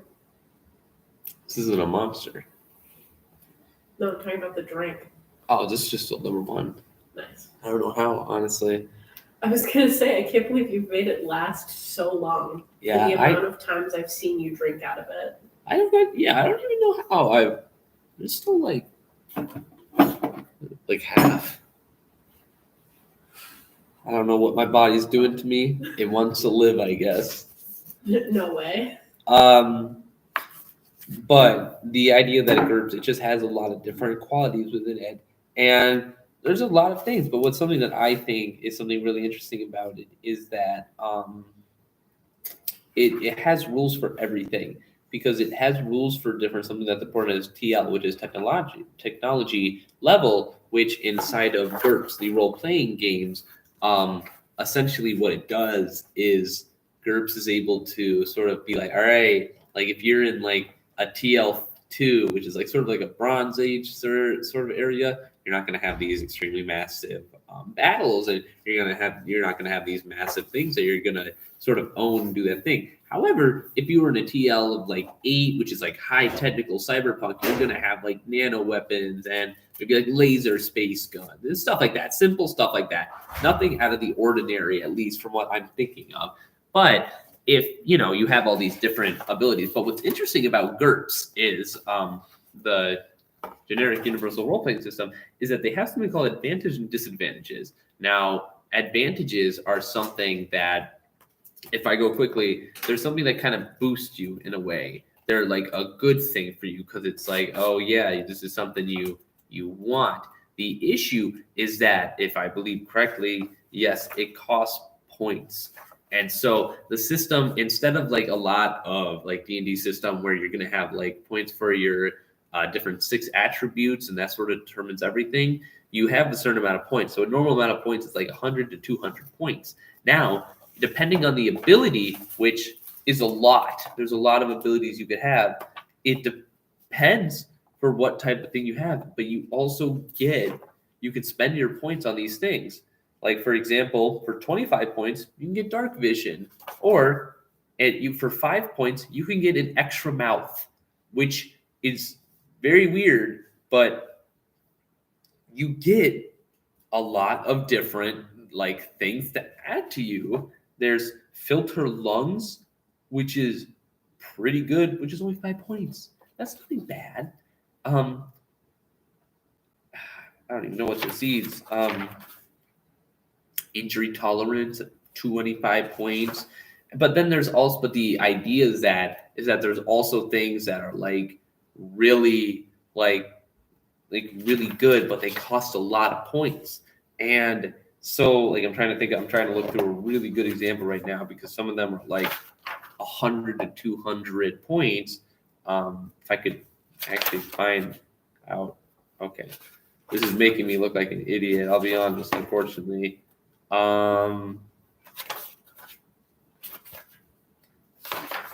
Man, I swear to God, I just saw the coolest thing. Oh, there we go. So a jumper is 100 points, which it's a lot, but that means you can jump through time, and it's this like huge thing, but it's 100 points. Now, here's the thing though that's interesting with this. Now, let's say you have everything you want, but you wanted one more ability, but it costs you 15 points, but you only had 10 points left. What do? Well, I know what you do. You go to your disadvantages. That's right. You can purposely give yourself disadvantages in order to give yourself more points, because with these points, it's perfect, because you keep doing that, and it's going to be the worse the thing you have, the more points you're going to get. For bad sight, you're going to get 25 extra points. For cannot learn, you're going to get 30 extra points. If you're blind, you're going to get 50 extra points, because it's just going to be, unless you also mix that with a different thing, it's just not going to be anything on like the field of this thing. There's fragile, and there's some actually that you could be a insomniac, which could be you could get 10 or 15 points, and it's all trying to like find out your character. This is also a great way to make your character sort of like a I want to say a unique personality to yourself, is because you just don't know what's going on with yourself. And so here's the thing though, is that everyone has flaws. You should write yourself with flaws, because no one's a perfect human, and if you write your role-playing character as a perfect human, that's kind of sad, because if you don't have flaws, what makes you an interesting character? Heroes should have flaws, and if you don't have flaws, you're not a hero. And so you can have a bunch of these things, and they don't even have to be the worst thing ever. There's laziness, there's mundane background, there's phantom voices. There's just a lot of stuff that happens with everybody. And it's just, selfish, shadow form, self-destruct, where you just kind of blow up. Things happen to people, and it's a normal aspect. and it's just what it is. And you know, these are just difficult things, but it's such a cool way to make a character. That's also, sorry, I'm looking at the screen. This thing over here, it looks like a play button. It makes me think that, I don't know, you can't see it, but it looks like a play button on this thing. But either way, the level of how this whole book is able to sort of put in different modifiers and skills into creating an actual unique character lets you do a lot of stuff. Because then you can also learn how to make overpowered characters by making them have all these super abilities, being like, God, that's 3,000 points. That's not really worth it. Hey, Ryan. Hi, Kevin. How's it going? Good. Did your timer break or something? No, it restarts. Oh. It can only go up to 9:59:59. Oh, I So suppose. it's the paper on top is plus 15 hours to whatever the timer says, Got it. but you can't see it. And GURPS also tells you a lot about literally everything. Psychics, magic, character development, trades, combat, equipment, cost of living toward every single different TL, which is huge for that kind of stuff. And not only that, I believe I didn't bring it with me. I have an entire book on magic on GURPS spells, which completely expand. It's like they just think of everything, put it in a book and say, sell it for $30. And they do. And it does well. And they have a lot of good comments and questions within these arguments of how you actually should do this. GURPS is literally a legendary type of role-playing game because it is literally universal. You could use it in any situation possible. That was a lot of explaining. Let's go on to my favorite TTRPG, Call of Cthulhu. Now, if you could tell from my 2 a.m. Topic where I talked about Arkham Horror, a card game that I liked. Now you could tell that I really like these type of things. Arkham Horror is the same place that comes from Call of Cthulhu, where it's a Lovecraftian theme. Call of Cthulhu, however, expands completely on that idea, made about a few years ago on their 8th, or I think there's currently their 7th edition of this book, and completely overwrites it. And you are now not only an investigator card, you are role-playing as an investigator. You actually have to do stuff. You have to make rolls. You have to make checks. You have to do things that actually matter. And it is amazing. Call of Cthulhu actually makes you scared for your life. Because here's the thing. Now, might be me when I say this. Also, they have a ribbon here. That's just book etiquette. That's something I like to see. Now, when you play D&D, you expect to live, right? Well, if you're playing Call of Cthulhu, you're not going to live every time. And if you do live, it's a goddamn miracle. The last time I played Call of Cthulhu, I accidentally stepped and I got sliced in half. And it was the best experience I've ever had. And it was all because I accidentally made a deer noise because I didn't know what it was like. Now, Call of Cthulhu sort of takes that Lovecraftian theme and puts it in like a an intense area of what, you could do. And you have a few different characteristics, I'd say. Instead of having a normal D&D characteristics, you got strength, constitution, size, dexterity, appearance, intelligence, power, and education. So we got, and they label it very nicely. If you had an education of 0, you're a newborn baby, basically, is what it says. And it, quite frankly, puts that in perspective a lot to you as a person. And they have all these different things. They have sort of 2 modes of Call of Cthulhu, one for the modern day and one for the 1920s. The 1920s is mostly where people are, though, and I'd say the 1920s is where it's best at because it's kind of fun to be in the 1920s and be a little person. But the thing is that instead of classes, what Call of Cthulhu does instead is they have occupations. So your occupations go straight to your skill points, which is a whole other thing. There's like 50, 40 different skill points that you can put stuff like points into. But you could be an acrobat, you could be an agency detective, you could be a boxer, a wrestler, you could be a book dealer, you could be an artist, you could be a craftsperson, you could be an elected official, you can be so much stuff. And this is just the first book. A pilot, a photographer, animal handling. And then there's all these, if I believe correctly, there's so many different roles you can do. Because what Call of Cthulhu does instead of the traditional D20 is they do a D100 where you try to get the lowest number possible. And it makes sense. It's an interesting system of how it works. And I think it's a really cool system. And, a lot of the time, since you are investigating and you're going to be you're going to be a complete investigator for a lot of these scenes. You're going to be fighting, mythological creatures and mythos that should not exist. You're not going to probably win. You know what you'd have to do? You probably have to summon a ritual in order to take them back to where they belong, back in the planes of the outer existence. And it's pretty cool, if I might say myself, because being able to go back in time and kind of solve that mystery of, wow, this murder, this seemed like it was out of the world, literally, and then you have to solve it. That's probably one of the coolest things I could ever imagine, in my opinion.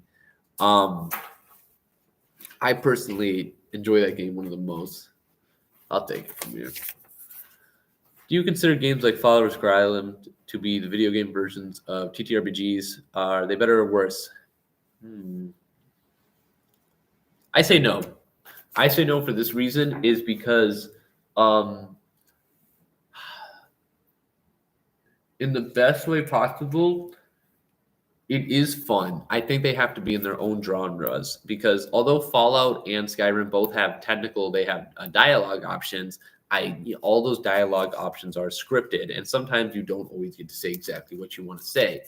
The way that I see in TTRPGs is that you're rolling exactly for what you say, and you have to make a more conscious thought of what you say, because then the game interfers what you mean by what the game wants you to say by the option that you put in. However, the other side of that is that you could also say something in a game, and your DM could think something completely different in a TTRPG. The also biggest difference in this is that there's people with you. I guess Fallout has multiplayer, but I'm not really sure how good that is anymore. But games like D&D and TTRPGs, they always are going to have at least a DM and at least 3 to 4 people at a table. You're going to be talking to people. You're going to be trying to have a good time, and you're maybe going to laugh a little bit. And I think it's hard to compare these two games when both of them are. I feel like one is the games are supposed to be more felt soloed and having a storyline with them rather than in other TTRPGs more role playing and creating a story instead of having a story. Because in my mind, what I think is that in Skyrim or Fallout, when you play it, you can replay it a bunch of times. That's the great thing about replaying those games, is that you can get new endings every single time. But and it creates that. In D&D or TTRPGs, you don't really restart. If you get your total party kill, you don't restart. You just kind of do something new, because it'd be weird if you restarted, did the same choices, rolled the same rolls, and no one would think it'd be fun. I say it's hard to compare the two. I think because I obviously think that role-playing games are better. Obviously, like TTRPGs are better, but there's so many different variables. The fact that you need to actually schedule real people rather than you could just get on to Fallout. And like I played Fallout New Vegas for such a long time last year, and you can just get on and just play that for like a month straight, and it'd be so enjoyable. Issue being, you wouldn't even need any internet access. And I think it's hard to compare the two, in my opinion. There's more faith. Do you want to do a campaign sometime? Sure, Ryan. Let's go. Boom. D&D.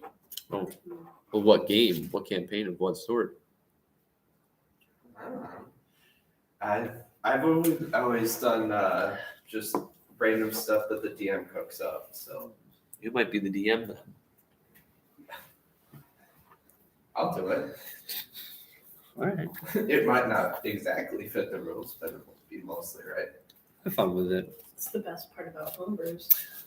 Another thing about Call of Cthulhu that I like is that the spells aren't like normal spells. You see, in D&D, you'll have a firebolt, you'll have a lightning bolt, you'll have a poison gas, you'll have all these different things, and they all seem pretty self-explanatory. When I cast Awaken the Beast, I don't know what that means in Call of Cthulhu. It is a huge, huge line into summoning a human into an animal permanently. These spells are terror. They are supposed to cast trauma. In this game, you have sanity. If you lose your sanity, you go mentally insane. And it is not fun for you. And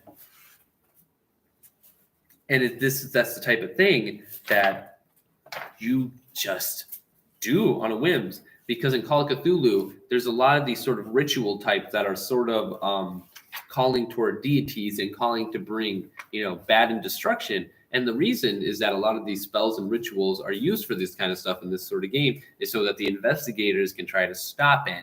And it's huge. I think it's a huge event. And honestly, not many people are willing to do it because, you have to be able to like be smart about what you're doing, and you have to be smart about not accidentally exploring yourself. Because in Call of Cthulhu, you don't have a lot of health. You have a maximum health of 20 at all times, and that is it.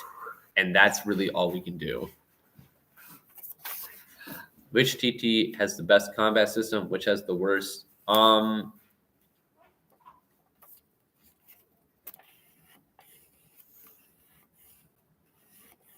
I think it depends.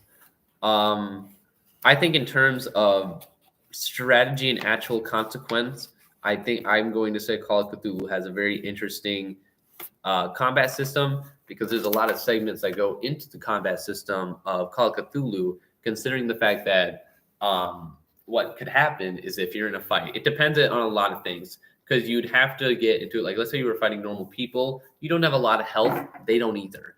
And so if you did something like a shotgun blast, it would probably get, quick damage, really easy done, or you'd have to try to dodge correctly, get everything correct, and that sort of stuff. Whereas sometimes the strategy might be a little bit different, where it's like, oh my God, this dude's protected by a spell under a book. We got to get the dude to the book. Or if you're using magic yourself, magic affects the user as well because it's, dark. It's basically dark magic and it's ancient magic. And so it's going to probably cost you. A lot of times spells cost willpower or sanity to use. And when you do that, they're powerful, to be fair, but you can't use them forever like a wizard would in D&D.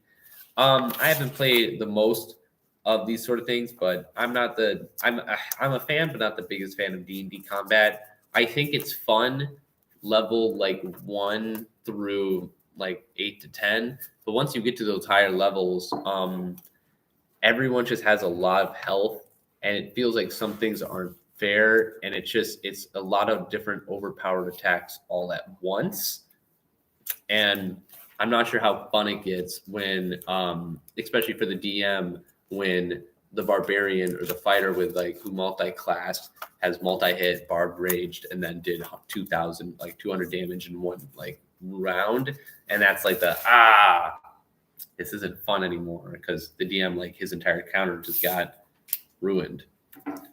Yes. If I may.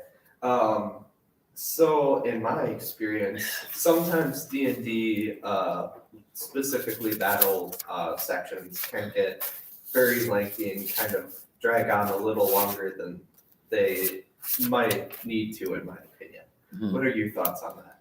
I agree. They do drag on. I've had too many events where the issue a lot of times is not about really the person. It's about how many they are. Because if you have a lot of different enemies, you roll initiative all at once. And if you roll initiative for each different person, then it's going to be a whole chasm of going, all right, I need to roll for this person. And then keeping track of health is also just it's a very unfortunate way that you have to do things.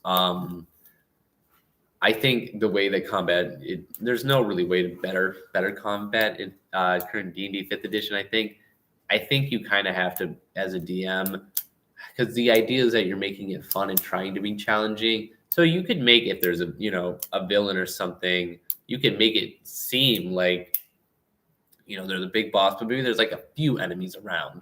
But also maybe those enemies are right next to a wooden bridge that could get on fire, then fall, break, and then it's you don't need to attack that enemy anymore because they were hit off the bridge, or maybe a gust of wind threw them off, something along those lines.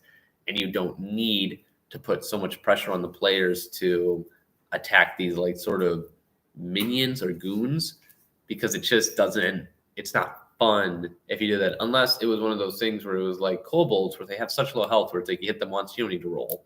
You just need to tell me you hit them.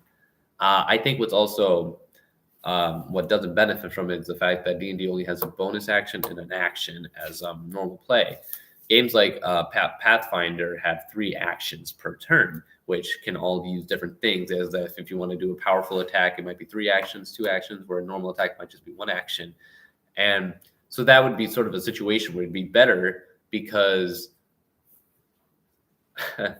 where that would just, I think that would just be better because then you could attack more people at once. And I think that'd be an interesting little segment into how I feel like combat could be better.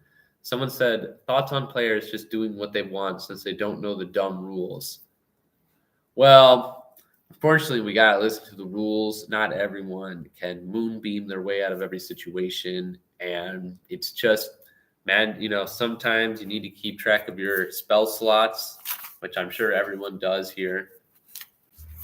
Barry Lane would say, that sucks. That sucks. Seems we have some haters in the chat. Isn't the chat mostly comprised of your family right now? Yeah. Haters. Bunch of haters. Did you have a question as well, Jackie? It was along the lines of D&D combat stuff. So, I don't know. I don't even know a way to make it better, like fully. It's just give everyone 7 seconds to make it a thought. I think that gets it, because that's theoretically how long a round or thing lasts. 6 seconds. So if you get 7 seconds, that's how long you get to prepare. You don't get to wait. That could be good. Actually, I should try that. There's more paper here.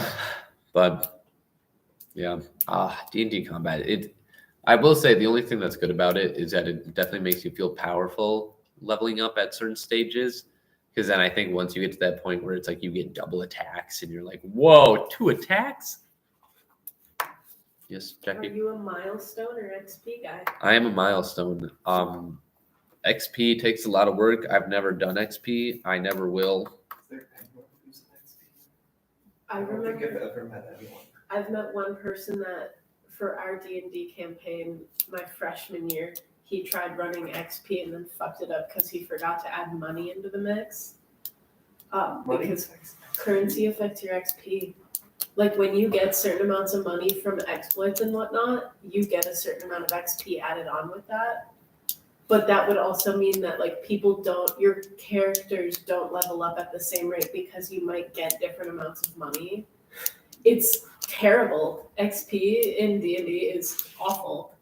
It is. I don't know why it's a thing. I could not imagine trying to go into a D&D campaign and someone's like, let's have fun. Let's go grind some goblins. Right. And like, I'm like, what? Don't you want to do something fun? Like, no, man, I want that XP. And I'd be like, God, I hate this place. I want to leave. And it's just not, I hope they do better. I don't know, because they're making D&D 1, I believe, next. I think that's going to be their next little title of it. I don't think it's going to be good.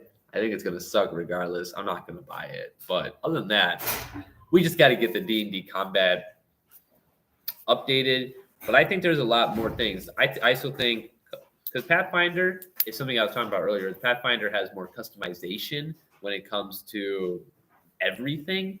And so I think Pathfinder is better for making those characters that you're really proud of, because there's a lot of there's a lot of sources for different backgrounds, different feats, different classes, unlike the just ordinary classes that you have in D&D. You know, they add the artificer, sure, but that was it. That was it, unfortunately, and it wasn't really that good. Oh, it was good. Artificer's all right. It wasn't the greatest. I can't wait till they add the alchemist. I'll get into that then. In my opinion, I still think Call of Cthulhu has one of the better ones, though. They have one where your consequences actually have actions, and that one I'm excited for. I'm out of breath. Can I ask an off-topic question? Sure. How you feeling? I'm feeling great. He opened his monster at some point last night, right? But a long time ago. He's still only on his first one. But I have seen him drink so much of that, I swear. And apparently it's still half full. Yeah, I don't know. So Maybe it just keeps regrowing. it's regenerating. Yeah. You know what time tonight sounds like good? Another banana.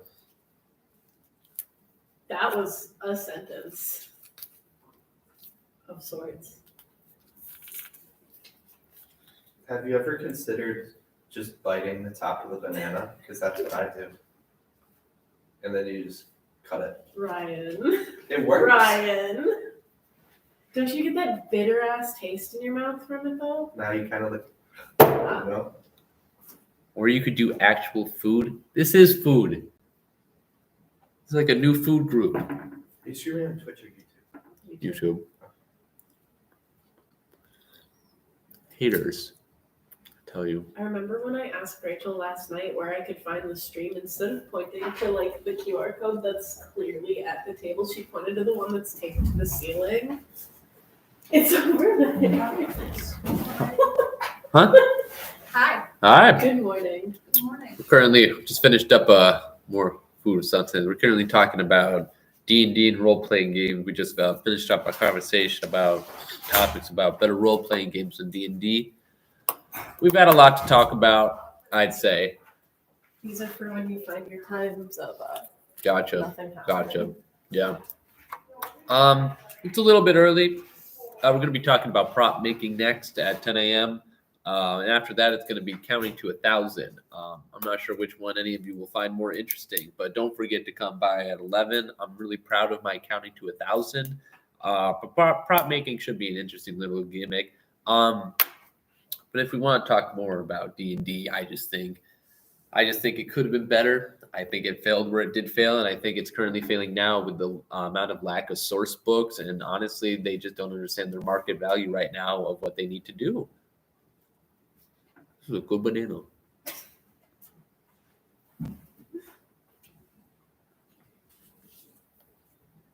Do you know banana grows on trees? Yes. You know, pineapples grow on the ground. They do? Mhm. No way. Technically in like bushes. Yeah. Something like that. Did you know that coconuts are a tree nut?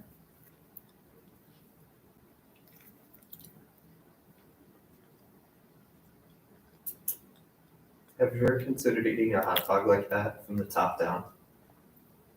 I cut up my hot dogs. That's so toddler of you. It's giving 8-year-old preschooler. It's giving, I will only eat hot dogs and hot dog and macaroni.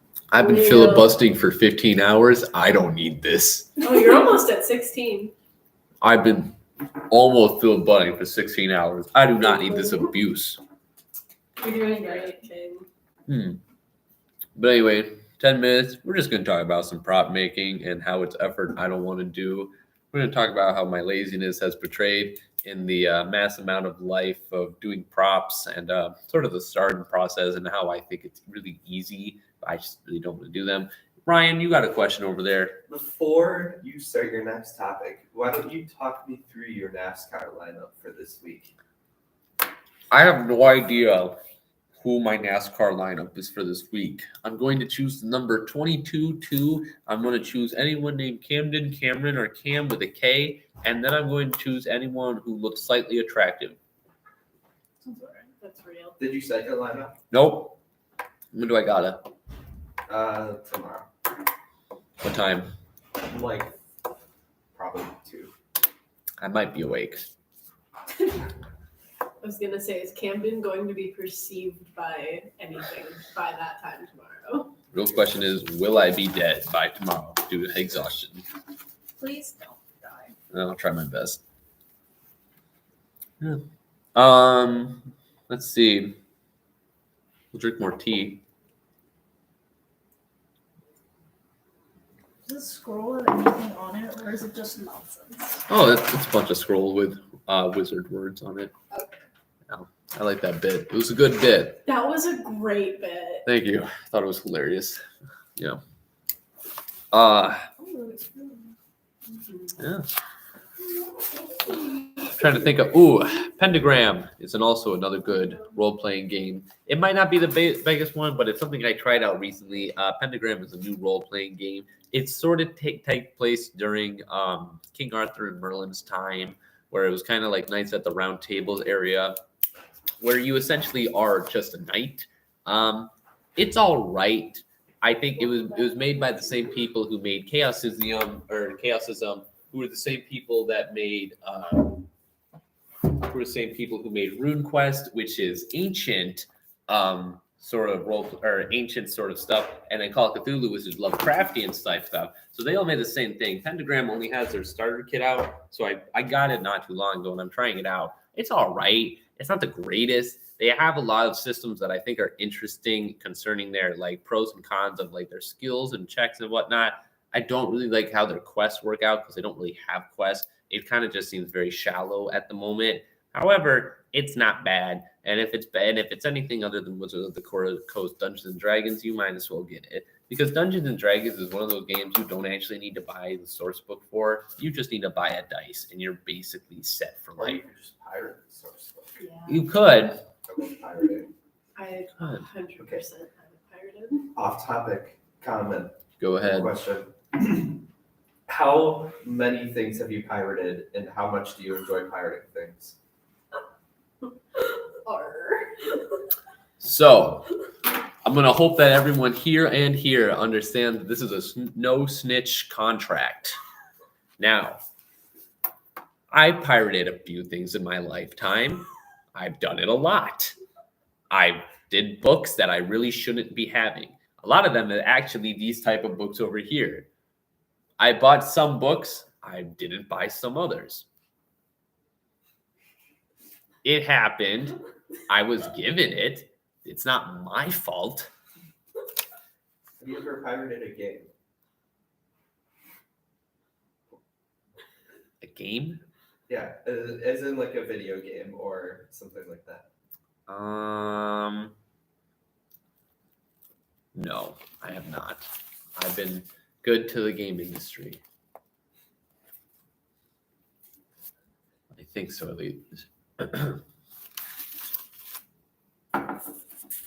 Let's go into a time waster question. What conspiracy do you believe in? So, I think JFK was totally killed by the CIA, and I cannot wait till they declassify what? Have you ever considered that maybe JFK's head just did that? Well, at first I thought it was just a kid throwing a rock, but the only evidence I ever have of this is when JFK was going to cut the funding for the CIA by like 40%. And I think this was just like in retaliation. And the interesting thing is I totally believe in the next 20 years, they're just going to unclassify it. And they're going to unclassify his murder plot. They're going to be like, yeah, we did it. Whoops. Whoopsie daisy. Our bad. And it's going to be kind of funny. Yes. I have bad news for you. What? So, like 2 years ago, the time that those like would have been declassified happened, and they declassified a little bit of it, but in general kept most of it classified, which probably means it won't see the light of day for a long time. Damn. Unless they pull another thing when they declassified like the alien shit during the pandemic to distract us from other stuff happening. Well, I'll just have to go see JFK myself to understand the truth. I'll meet him somewhere. He's probably still alive. Yeah, I told you his head just did. definitely in Argentina or something. He's like Elvis Presley. That's another conspiracy theory. I believe Elvis Presley is alive. Good for Probably. him. Do you believe that Diana, Princess of Wales, was murdered? Yeah, she was probably murdered. I think the queen is a total biatch, and I think they totally probably got her. They didn't like her. She was pretty like cool and stuff, and that's why they didn't like her, because she wasn't British, and that's sort of why she got. Good morning. That's the tea. Not literally cups. Oh, that's a question. Never Yeah, mind. I'll give you a high five for hitting on the British too. So what are your thoughts on the royal family? Should they abolish them? How should they go about that? I don't know. Probably just the British. It's so true. Well, because like there's other royalties and like the.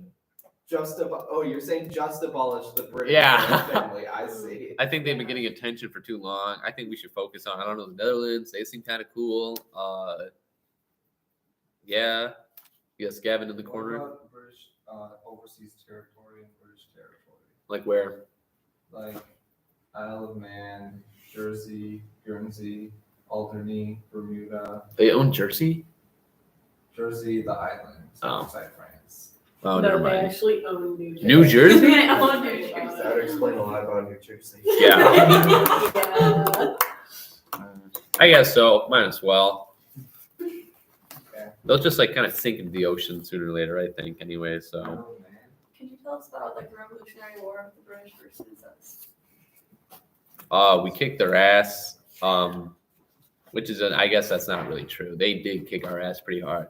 The only reason why the American won the 1776 revolution is because King George was so obsessed on keeping his American colonies that at some point all of his taxpayers were paying for it because they were paying for this war basically. And they were like, come on, and they were sending all this stuff and so much money was being wasted. And it wasn't until they actually like taxpayers and like Parliament back then was like, yo, King, you need to stop this shit because you're wasting all of our money on these random ass people and these peasants. And the king was like, fine, I will. And so they only left because we just outlasted them because we outlasted their money. They would have kept attacking us. They would have won if they really wanted to. They just didn't. It's like the Vietnam War. Exactly. And that's on video. We got about 3 more minutes till prop making. It's going to be a fun thing. Have some expert in that. How are you feeling? I'm feeling like I got 1, 2, 3, 4, 5, 6, 7, 8 more hours. I thought you were gonna do the in my bank account. No. I think It really sounded like it. You were in It the right really rhythm did. and everything. I was like, is he about to start singing that? I think one of my favorite things is the filibuster sign on your podium has slowly gotten lower and lower and more askew. Do you think you're gonna make it? No. Hey, you only got 8 more hours. You lasted longer than I thought you would. I thought you would call it quits right around the 13-hour mark. What would that have been? That would have been like 6, 7. 7 a.m.? Yeah. I figured it by then, like, you generally haven't had people all night to, like, keep you company. Surprisingly, Not very See busy. people. there were people. Oh, really? I don't think I was ever left alone for Well, like more than 30 And obviously minutes. you had, like, I think Isabel stuck around and then you stopped out. But, like, other than that, did you have other people? Decent people up until 3 or 4 a.m. I believe we can check the recording afterward. No, 7 a.m. was my good because that was my dislike for Spectrum Internet. So that's when I had to go. That's when I had to go crazy on it. It's That's not relatable. Did I miss the topic of relationship advice? No. I Luckily for you, that is at 4 Yes. p.m. tonight. The A lot topic. of people are talking about that. I know we're all really excited. I'm for that. so excited. I'm not excited for that one. This is bad. No, it's gonna be awesome. No, you're just gonna go on about like you've never been in a relationship. And it's going to show us how to raise someone up. Yeah. Hey, look at Are you that. regretting your life Isle of decisions Man. right now? I should have chose a different topic. In the Rizzler. He said he Never. would sink the Isle of Man. Why do you have a flag, Gavin? It's the Isle of Man flag. The amount Why of do you think it's why? I have it. Yep. Green flags everywhere. Okay, bud. Why though? It's a So, cool Kip, flag. are you regretting your life decisions right now? I only did last night at like 11. Oh, really? Not like 3 or 4. I don't know, man. I had to 4 go. or 5. That's when I wasn't. We were on a trip at 4 and 5. No, actually, someone came at 3 to help explain the FNAF lore. That's true. Like, woke up at 3 for it, which I thought was interesting. Wow. The FNAF lore was really good, actually. That lore, that was. I Was never Evie thought there about for that. Who? Was Evie there for the FNAF floor? Oh, She said she was gonna. She must have fallen asleep. People like adjusting their sleep schedules so they can catch parts of that. Yeah. all right. Yeah, this is like a great thing to open and open. It's 10 Shrek Fest. a.m. We're gonna go on to the next topic, and the next topic right now is prop making isn't hard. It's just effort I don't want to do. Now you might be wondering to yourself, what is? Oh, okay. I gotta go take a shower, man. Bye, Ryan.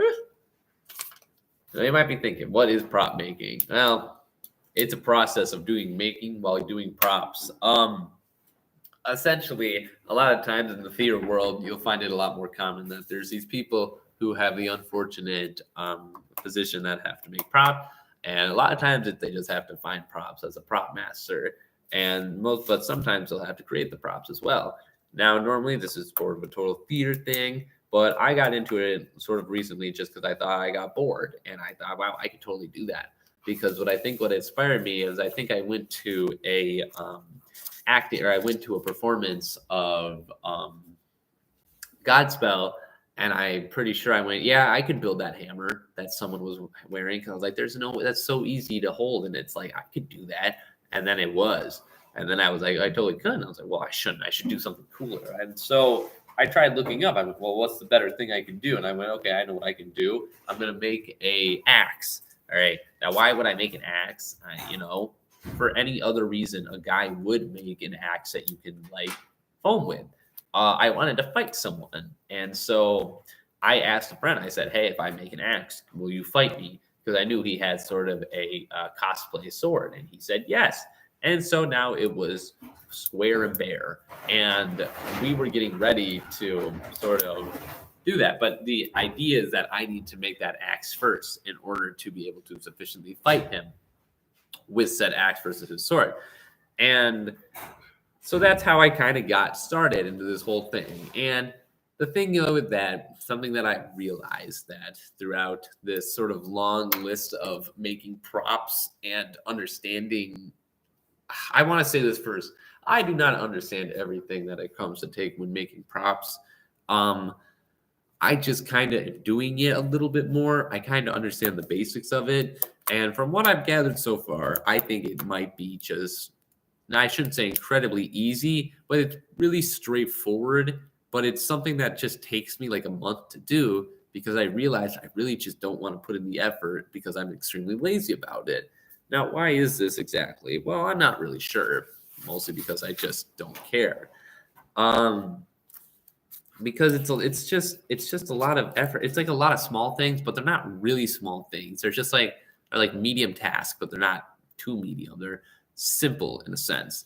Now, obviously, the first I think you need to do with this is that the task is like all together. And so what you're gonna have to do first is you have to sort of make a design. All right. You don't really have to worry about the stick fully. Well, a little bit. You'll have to worry about the size and what you want to do with it, but you mostly want to worry about making the blade itself into the thing. So you make the blade, and so that's what I did. Is that I made the blade and I made some other cutouts cut out with it. And the thing is that I just did it in cardboard. So you make the design, you measure it out perfectly so that it looks good. Do whatever you want. And it's like, yeah, it looks good. And that's when you sort of take out the what's it called? You take out the ruler, but you also have to get this material. I get something called Eva foam. It's this sort of foam used for cosplaying stuff. It's a cool type of foam. It helps out a lot in my opinion.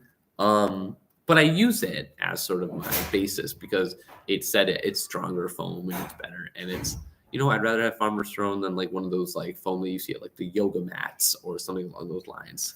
Because that's just how life is, and that's how I kind of want my foam to be.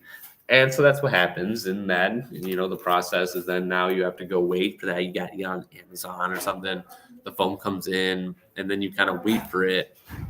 And then after you are waiting for it for a while, you have to sort of when it comes in, you have to like cut it out in such an interesting way, but you can't use a normal knife. You have to use like sort of like a sharp, like a cutting knife that's like special, like an actual professional like carpentry or like craftsmanship one. So you get one of those and then you do it good, and then it's like good clear cuts.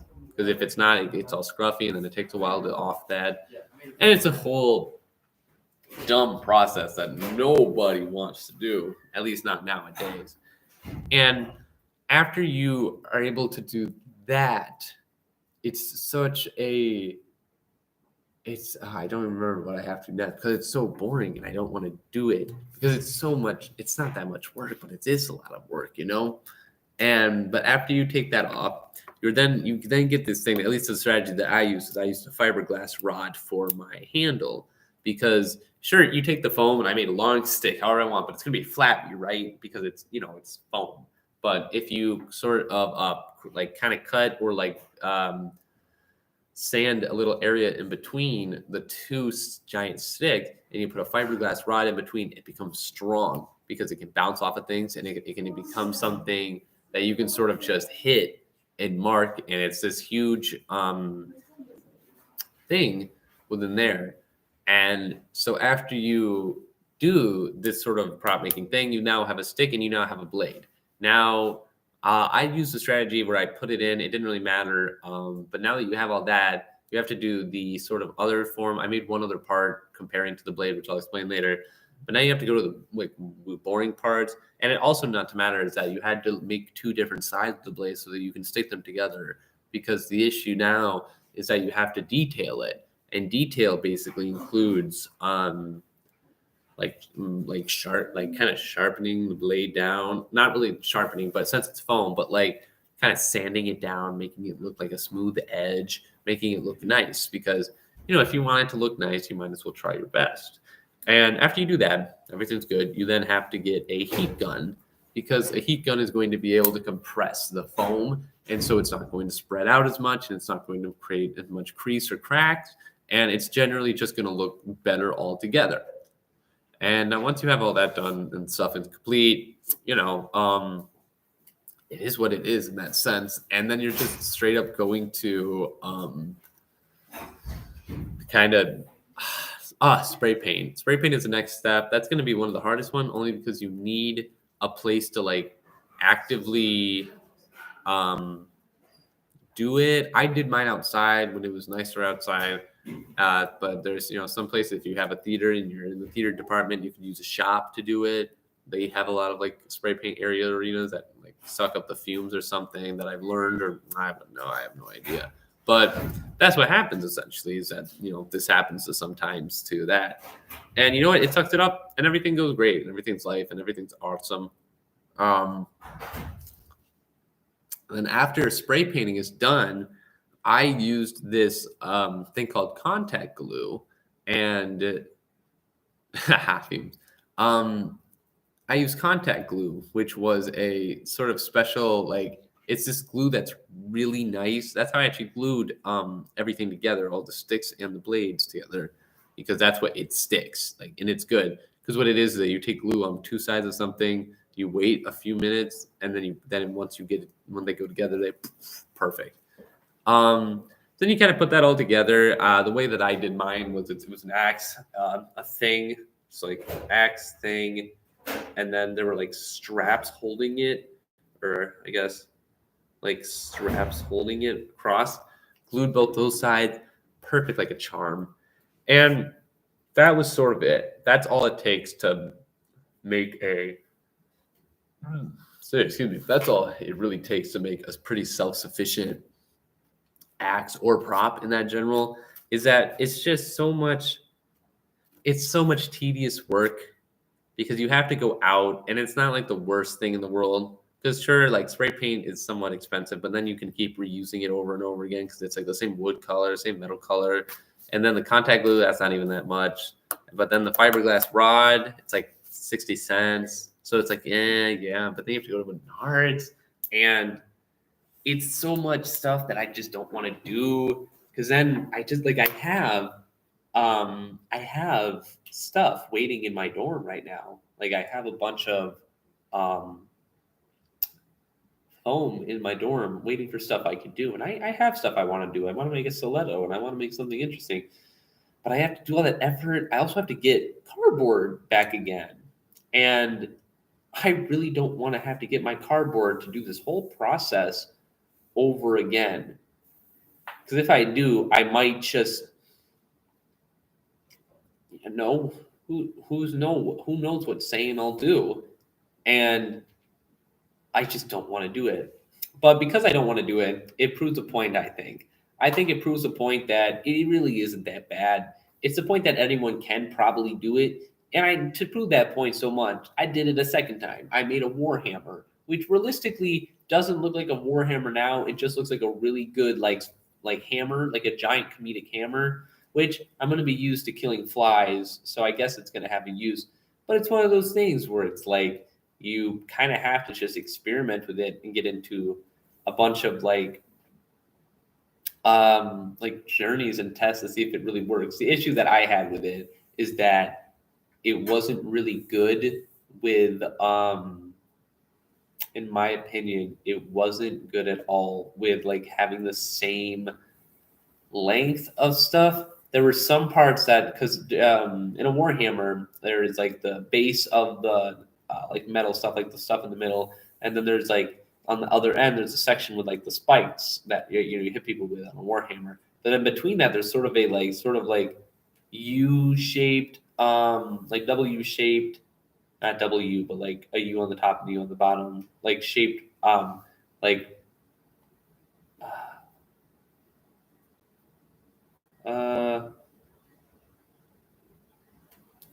it was like this. It's like this shape. I don't know how to describe it, but it was a shape that it was used to sort of because it was like fashioned of how it normally looks. And so I tried using that, and it like I swear to God, I cut out everything in the exact same shape, and it did not work a single time. None of them were the same thing, and I just went, God, fuck it. And it just sucked. To be honest, it just sucked because nothing really compared to it, and it wasn't my greatest invention. The other end of the blade, which looks kind of like a nail like hopper out of there instead of like a spike, it just doesn't look that great, and it just made me a little disappointed because I went, damn, I could have done better because I did better last time than the other time. And then I was like, well, this sucked. And now I'm sort of at a standstill because I know I can do better now. But the issue is that I don't want to do it because I know if I do it, I have to do all this work. I have to go to a center to go spray painting. I have to do all this stuff, and I don't want to do it. I don't think it's the laziness I don't want to put into it, but there's so many cool other things that I also want to do that are so much easier. I want to make a crate, and that's not even a hard thing. It's not even like an ancient thing. It's just a crate. Like I want to make a wooden crate. I want to make a wooden crate so I can throw it at people. And so, because they'll be like, oh my God, is that wood? And I'll be like, yes. And then I'll throw it at them. Haha, it's just foam and it won't hurt, I think. I think it's a genius idea in my defense. Comments. And quite frankly, I don't think anyone could either say otherwise. I think it's going to be, I think it might go down straight in history as the greatest thing of all time. And besides that, however, it's just so much effort that I'm not willing to put into the fact that I'm not ready to make props like that. I got to get back into it. But it's also the effort of making sure how much details are in your thing, because the issue is that there's this really easy thing that I'm pretty sure you can do, because on the end of a Warhammer, there's like 4 different spikes, right? Like there's, we're talking like this book here. And if we're talking this, there's going to be like if I put it like that, there's going to be 4 different spikes and one in each corner, like a 4-square corner game. And with that, it's like each of them are supposed to have sort of a pyramid type, like pointy edge, because that's how they had it back in ancient medieval days. That's how they had it in the medieval days. And essentially that is what I need to work on. But the issue is that I don't want to, because it's just so much effort that I just, it's something that it's because they're so tiny. And if I mess up, I'll have to do it all over again. And I only have 4 of them ready. And so if I mess up, will I even want to start doing them again? And it'll be this whole conversation with myself. And it just isn't something I'm up to doing. But other than that, prop making does seem really easy to make. I think anyone could do it. Getting started is pretty easy. I think most people start with swords and like that kind of thing. So I'm not sure why I started with an axe. I probably could have started with anything easier, but I'm difficult like that, and I decided to challenge myself because I thought I was better.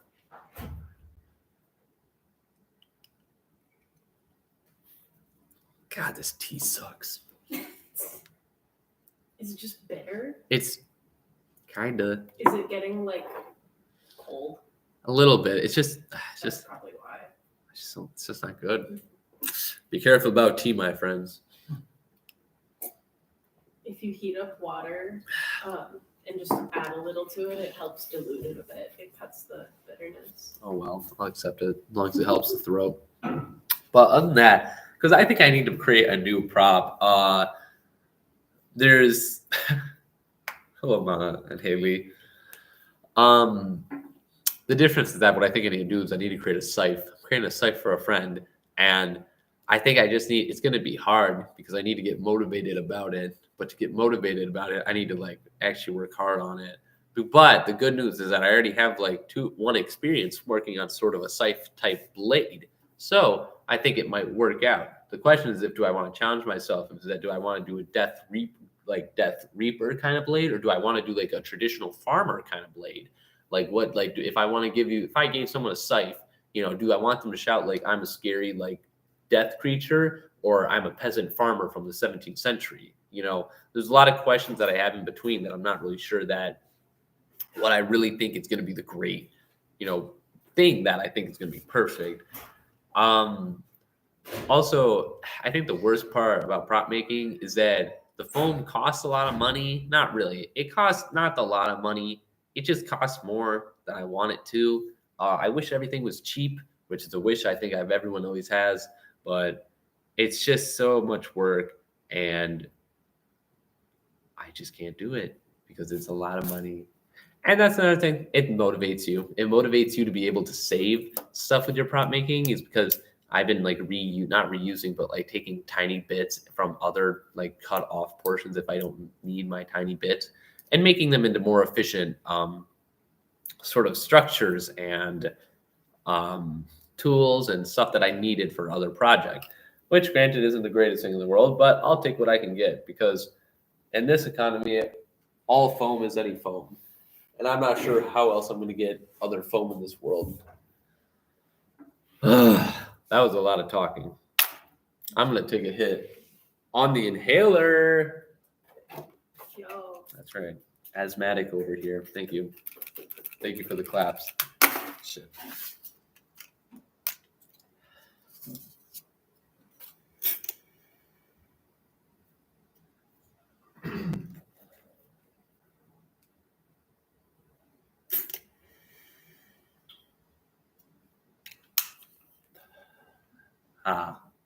What a life to be alive. Mhm.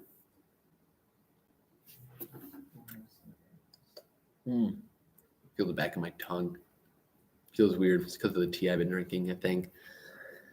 Another thing about props is that what I think is interesting is that you can really just make anything with it. It doesn't have to be like stuff, because I've been saying a lot of stuff like weapons and boxes and stuff to throw at people. That doesn't always have to be it. I've also wanted to make a brick before. I just need to find the right color of a brick because finding a brick is sort of like a in my mind like a really cool thing because the idea, I don't know if this is violent or not, the idea is that I want to take a brick from my job at work and say, hey, catch, and then throw it at one of my supervisors so that they think it's actually like a 30-pound weight when it's actually like foam. And I think it would be really funny. They wouldn't find it funny. I'd probably get fired. But regardless of that, I will do it. I already took the measurements of all of it and the exact measurements. So I'm pretty prepared to do what I must do to live or to get you know, I've made my wills. I said my goodbyes. I'm ready to do that sort of thing. But that takes a lot of effort. And the issue with that is that the issue that I think I have a lot with props is that finding the right color never works out, because the issue is that you obviously can't test spray paint, because painting you could paint, but spray paint on foam is the best ideal thing to do. The issue being is that you can't really spray paint things and not buy the spray paint. It's either you have a collection of spray paint that you're like, oh hey cool, I have a collection, or you have to go to the store and be like, which one do I think is going to work? Yes. If you go to the makerspace, they have a ton of spray paint and a hood down there, so you can test out colors, Interesting. Okay. and it's free. Interesting. I will utilize that next time. Well, now I can't complain about something anymore. However, I can also complain about walking. I don't want to walk to a makerspace. It's a lot of steps I have to take, and I have asthma. So that is going to be my complaint of the day, I might say, about that whole situation. Take a bus. Take a bus? Take a bus. Well, as much as I can say the bus is a great option, it's not. I don't my glasses. Hold up.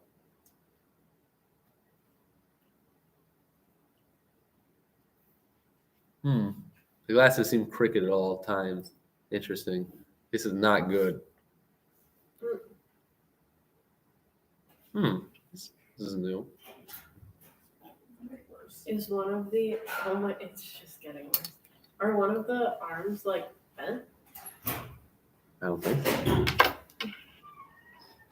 I don't know. I don't think so. They look even. Or maybe, maybe this one's getting. Is it getting loose? I don't know. Well, this is a great way to learn out. This is a bad day to learn out these glasses are not doing too hot.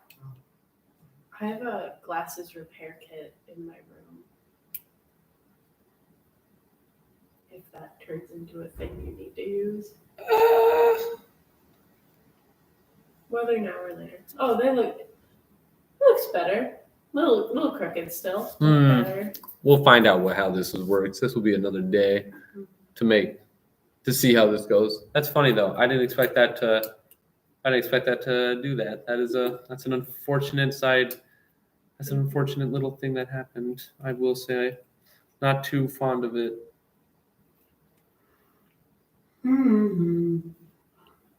It's a very fair thing to be not fond of.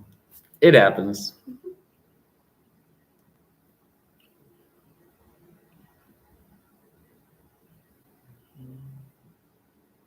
There we go. That's better. Yeah.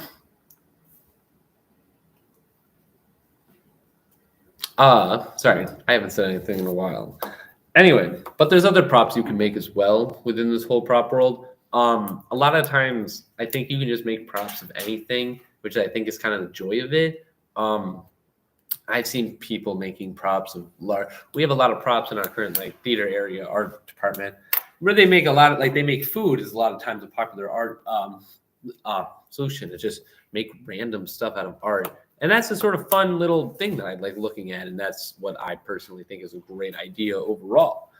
Other than that, however, there's just not much to go off of on there. I think it's just the issue is that it takes a lot of watching YouTube videos and taking effort into really understanding. Granted, I say that as I literally in the title say prop making is not hard. It does not take a lot to understand the prop making. You just need to do it, and then it gets done. And overall, that's not that bad of a deal. I think it's quite easy, if I might say so myself. Because I got into it in about a month, and I made my first thing in about a month, and I thought that was a pretty good timeline for someone who's never done that sort of thing. So I would say I did a pretty good job. I think that's all I legitimately have for prop discussion. I think props are a very magical tool. I love them for a very long time. If you have any questions about props, drop them in the chat, or you two either dropping them here. But we can go on to the questions about time killing now. So we can go to the questions from the comment or the. This one's a good one.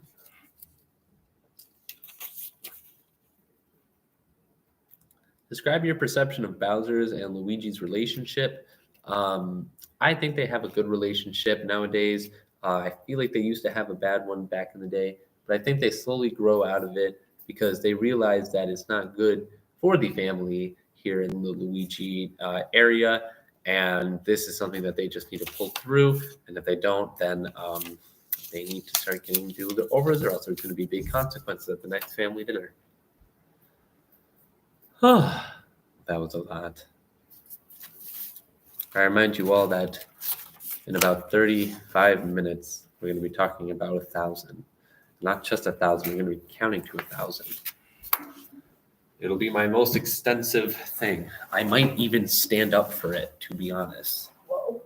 I know. I mostly sat down because I was cold. And it is very cold in here. But I might stand up for this one time. We're going to go on to the next question. What is your ideal sandwich? Grilled cheese. That is it. That is an ideal sandwich for me. Maybe with bacon in it. That is it, though. What kind of cheese? Cheddar. Green onions? No. Mm-mm. Just bread, cheese, bacon. Ooh. No, wait. What about like butter or No. mayo on the outside? No. No. Bread, cheese, onion, and that is it. That Onion? is the ideal. Where did the onion come from? Did I say onion? I meant to say Yeah. bacon. And bacon. Bacon, the ideal sandwich of all time. I'm gonna have a last drink of my tea. Cheers, dude.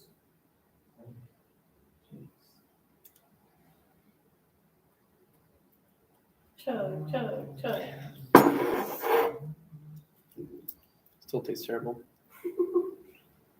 Wear the blanket like a cape. Well, without your wizardy dreams.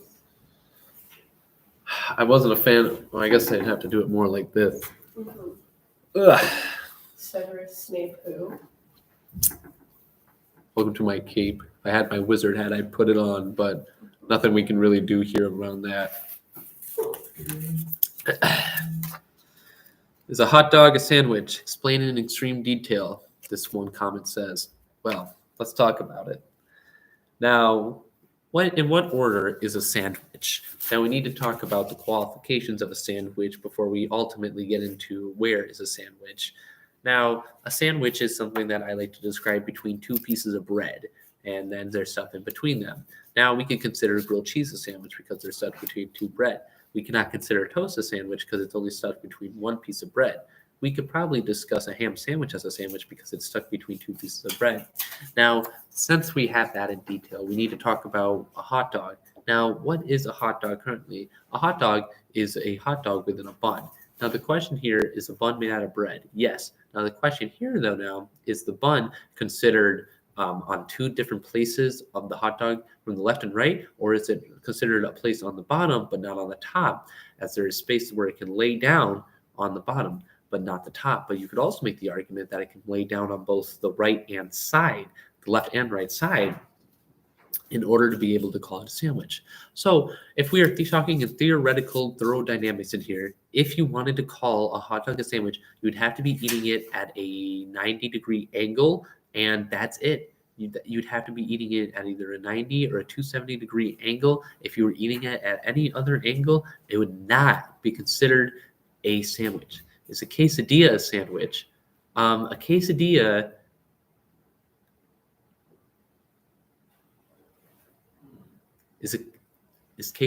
are those made out of bread? That is bread, right?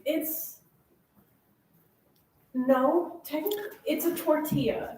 I wouldn't consider that bread. So a tortilla doesn't seem to actually be bread. Now, Like it's a grain, but not. it's a grain, but not a bread. So I feel like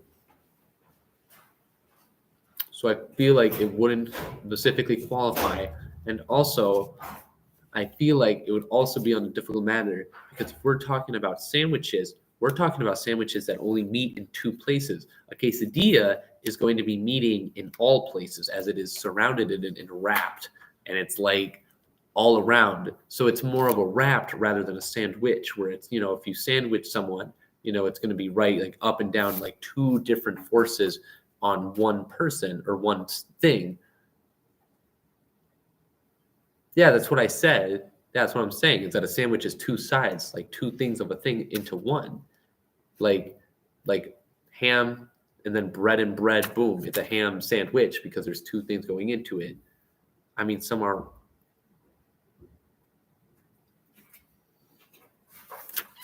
Well, no, it only has two sides. I mean, some aren't wrapped. But are most quesadillas wrapped? No. Most of them are two tortillas. Does a quesadilla only have two sides? Usually. You can make quesadillas in multiple shapes, though. Am I thinking of a burrito? Probably. What does a quesadilla look like? It's usually flat with cheese in the middle. Yeah, and then you roll it up, right? No. I mean, you No? can, but you don't usually. Huh. It's usually eaten, like it looks like a flat chip with cheese in the middle. Eat like a pizza. Yeah. I don't know. I Huh. think they're better like crusty or like Interesting. not crusty, like the cheese. Ooh. Crusty cheese edges. Oh. Gooey in the middle. Hmm. Toasty tortillas. Oh, okay, yeah. Deep, crispy. I don't think I have enough experience to successfully call a tortilla or a quesadilla a sandwich. I think I don't have enough experience in those fields of matter to fully understand the concept of how that will work. I think I will leave that up to the professionals at work and not me, as I have never even eaten one. I will say, in my most humblest opinion. Plus, if a sandwich has to have bread, bread is made by baking it and with yeast, usually. Another question we got. Are grilled. Oops, dropped it. What is one item you could simply not live without? Probably my inhaler. I mean, Like, theoretically speaking, it is a true matter of fact that I do not think I could live without an inhaler. It's something that I just couldn't live without. Thankfully, I have it right to the left of me right now. Thank God for modern science, I must say. We're going to go on to the next question. Is it a bones or no bones day? I think Bones died, so I think it's going to be a no Bones days because I'm pretty sure he was cremated. So there are no more bones left to prove. Holy shit. You asked for a bones or no bones day. I didn't say I was happy about that situation. It was just that, it was a very old pug, and then sometimes, yeah, Bones did die. Bones died a while ago. Bones died a year ago. His name was Noodle. Noodle? His name was Noodle the pug. Oh, Noodle definitely died a year ago. I'm sorry if this is the first time some of you are finding out about this information. I hope this doesn't make your day really sad. I'm sobbing. Well, next question. Let's hope this one's a positive reinforcer. Ow! I'd say. that's happened so many times. What is your Roman Empire?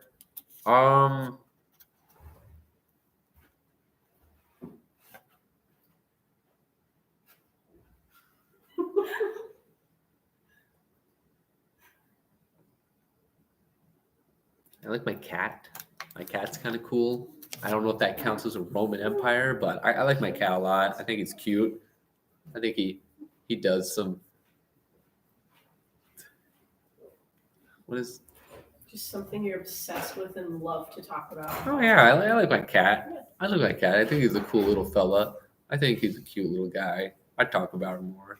I'll say my cat's a Roman Empire. Next thing.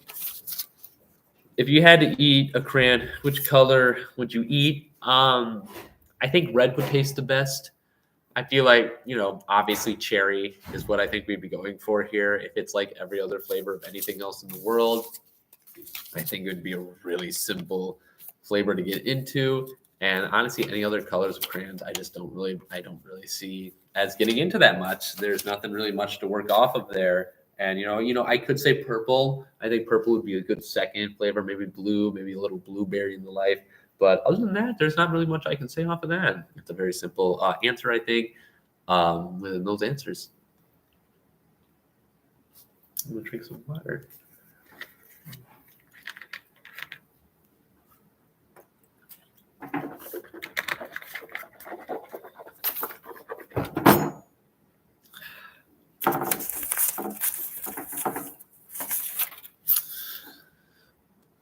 If you could time travel, where would you go? Nowhere. I believe in time travel paradoxes. I would accidentally somehow kill myself and a future self, and like my baby version would disappear, which means I would disappear, which means I am not messing with time. I would never mess with time. That is so not my thing.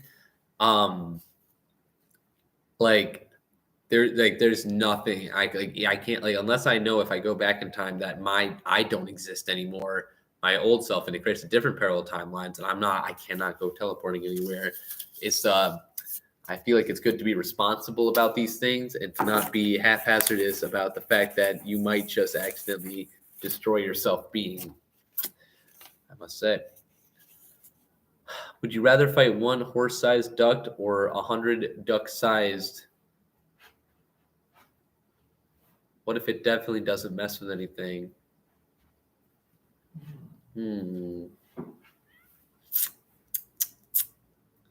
It didn't mess with anything.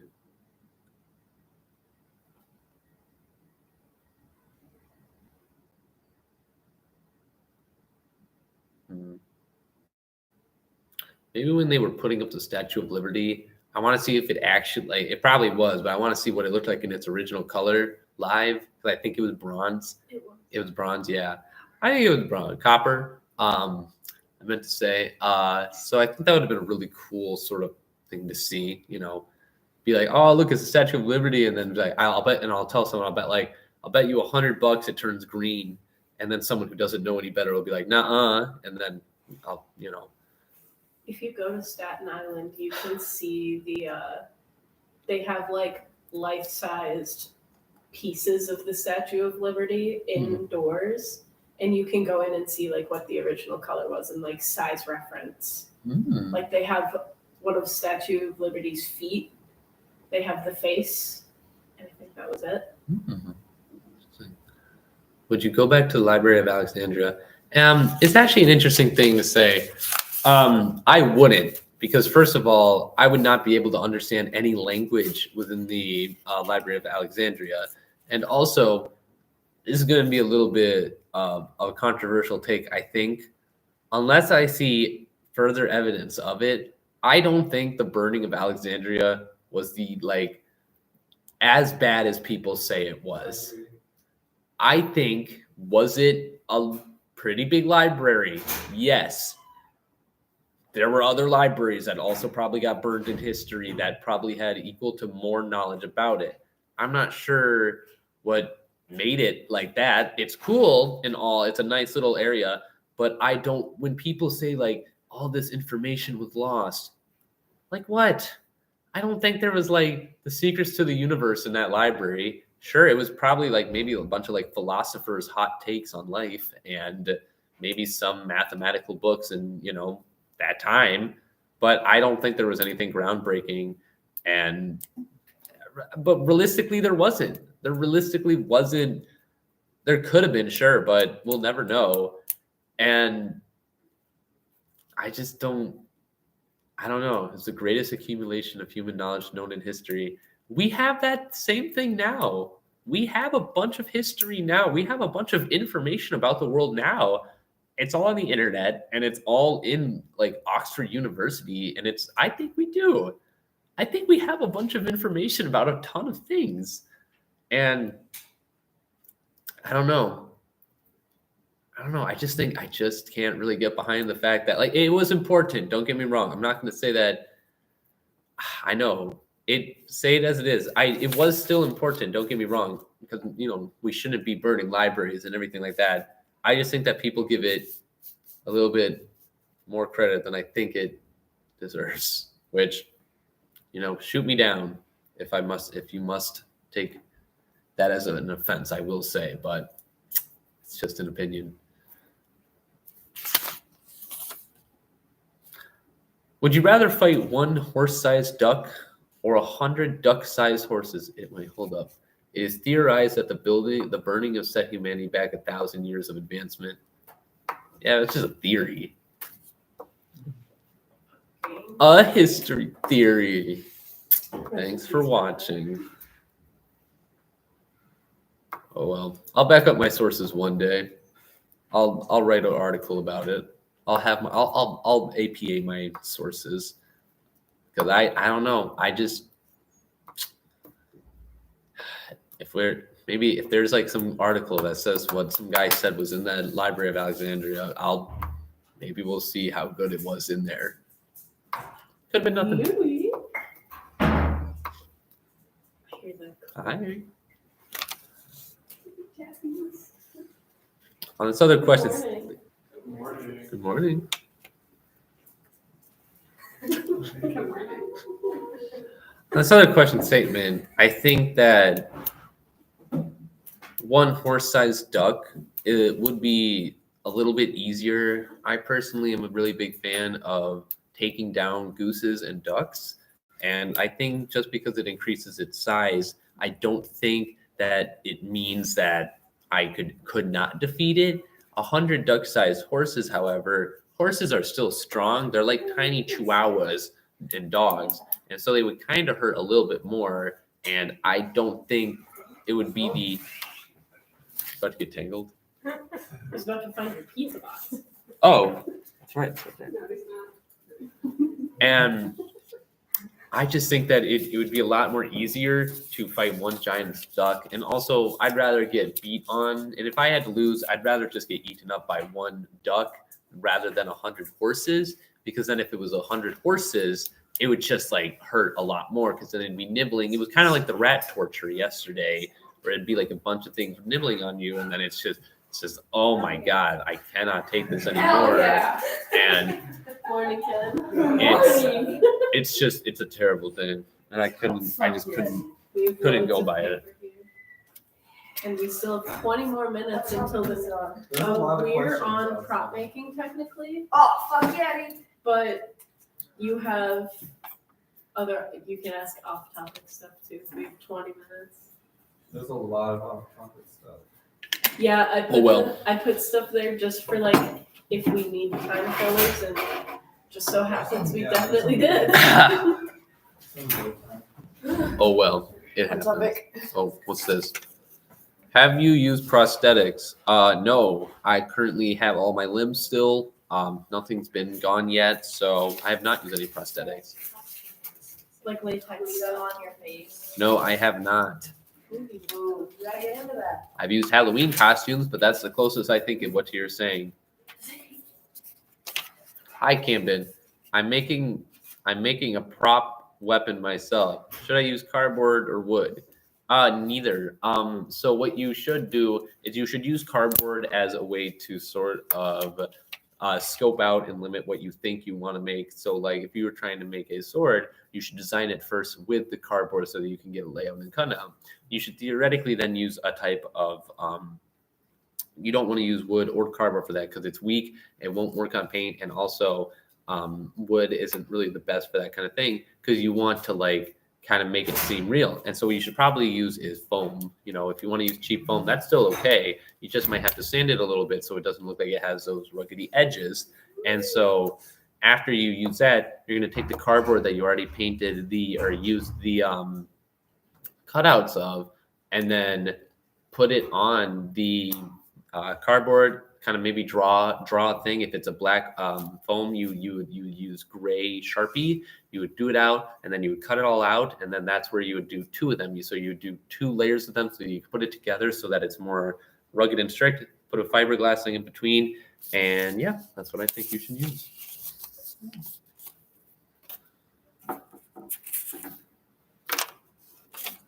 Team Edward or Team Jacob? I'm a Team Jacob kind of guy. I personally think Edward is just a weird guy. I can't really vibe with him. This has created clashing opinions with me and my sister, and I understand that she'll never actually see me as her brother again because of that. But I'm willing to accept that risk because I am willing to fight for what I stand for something and whatever. And honestly, Jacob's a little bit cooler, and I hate to be the one to say it, but he is, and that's tough luck, I guess. Real. They're both weirdos and controlling, probably. But if you had to choose, I'd choose the one with a six-pack. Were you a dinosaur or a space kid? I think I was a dinosaur kid. I think I did more dinosaur things. I don't think I was really into space as a kid. I didn't really care. I played a lot of Foursquare. I think that made me a dinosaur kid. Foursquare's good. I think that's sort of where we came from.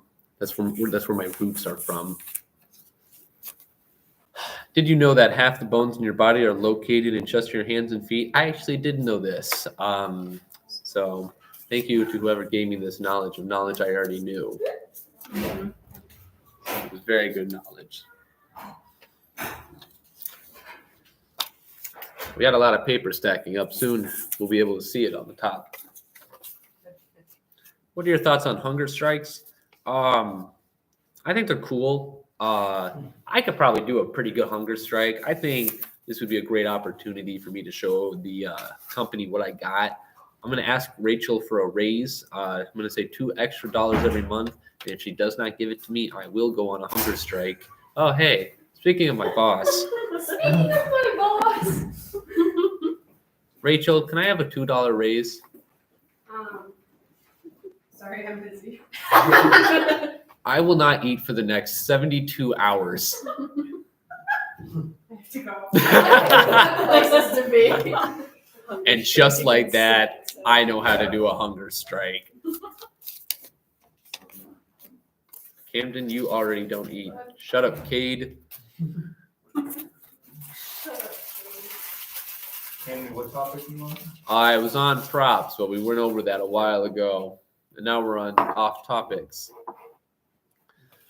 Now we're going to go into this one. Do you believe in ghosts? Sure, why not? I think they're funny. I also watched Ghost Adventures a lot as a kid. Oh, I love Ghost Adventures. And I thought it was really cool. So hard.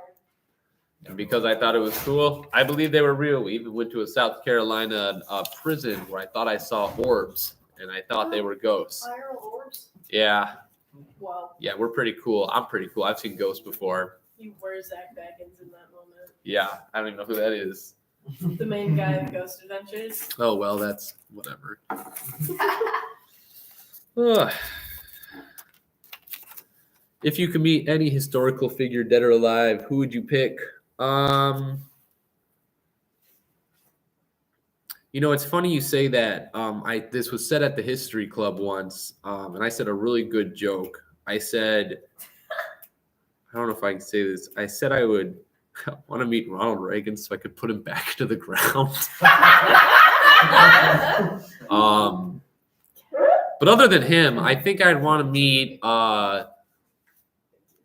Bass Reeves. I think he was a pretty cool dude. I think he was the first black deputy. He was cool. He was the one who inspired the Lone Ranger. And I want to meet what kind of dude he is. And I think it would be pretty cool if I could meet him. What is the meaning of life, Camden? Be weird and have fun. Do 24 hours of the Olympics. Yeah. What doesn't belong on a sandwich? I'd say C4, possibly cyanide, 3 tons of iron, and possibly at least 3 chairs. If I had to guess, I think. Would you like a throat coat tea? I'm good. I already got my tea over here. I'm doing great. I already think I have enough of the tea. I don't really feel like I need to drink anymore. It's going to be a lot till I actually drink tea again because that took a lot out of me.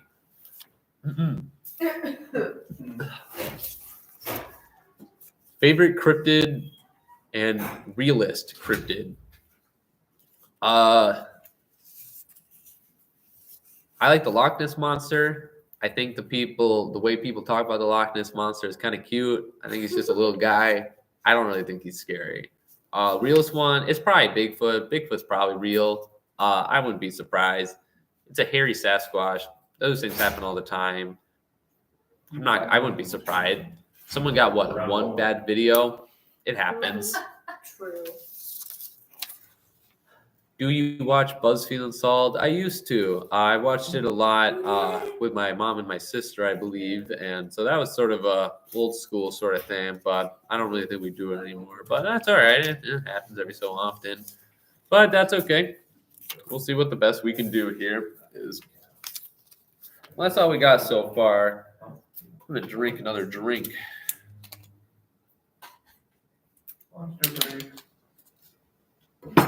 Quick and easy.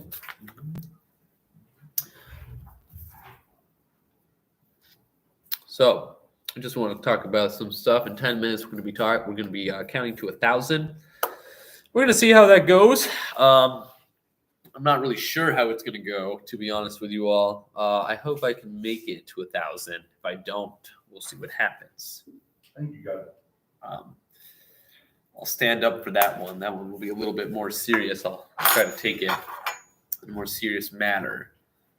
Andrew, when it was like 3 a.m., were you just talking to yourself, or what was going on? No, there were people out here. There were people talking to me. Oh, Yeah, I know. Surprisingly, for some reason, people actually like doing this. he has nothing No, he hasn't been on. What can I say? My natural charisma just gets people out here and going. Sure. That's what it was. This was in fact one of the people out here, so.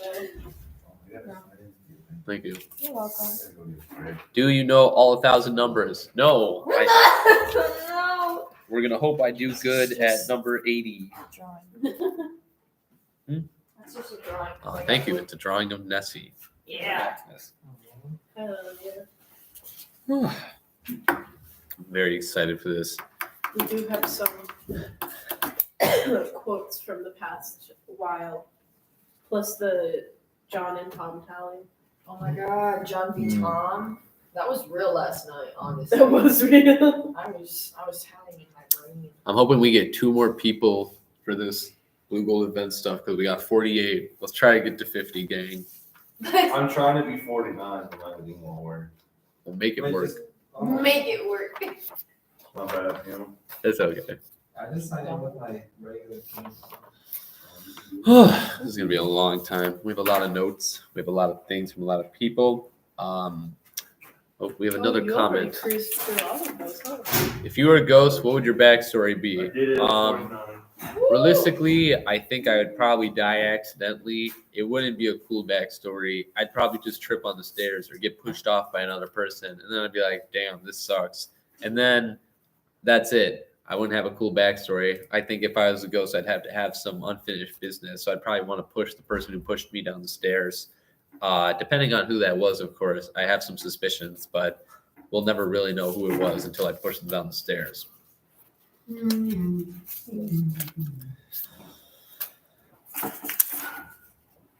Would you be an orb or a full body apparition? I don't really know what that means. I guess orbs are cool. I like pondering orbs. So I think an orb would be kind of a cool area to sort of get into. That's what I'll appreciate in the end. So I'd rather be an orb, I think. I could ponder myself if I really wanted to. And then I think that would really be an open-ended question for anything. That's like a paradox. Pondering yourself. Well, you know what? Maybe it's the way to reach ultimate perfection. That's literally self-reflection and awareness. That is the top of the pyramid of needs, hierarchy of needs. Pull on my shoes.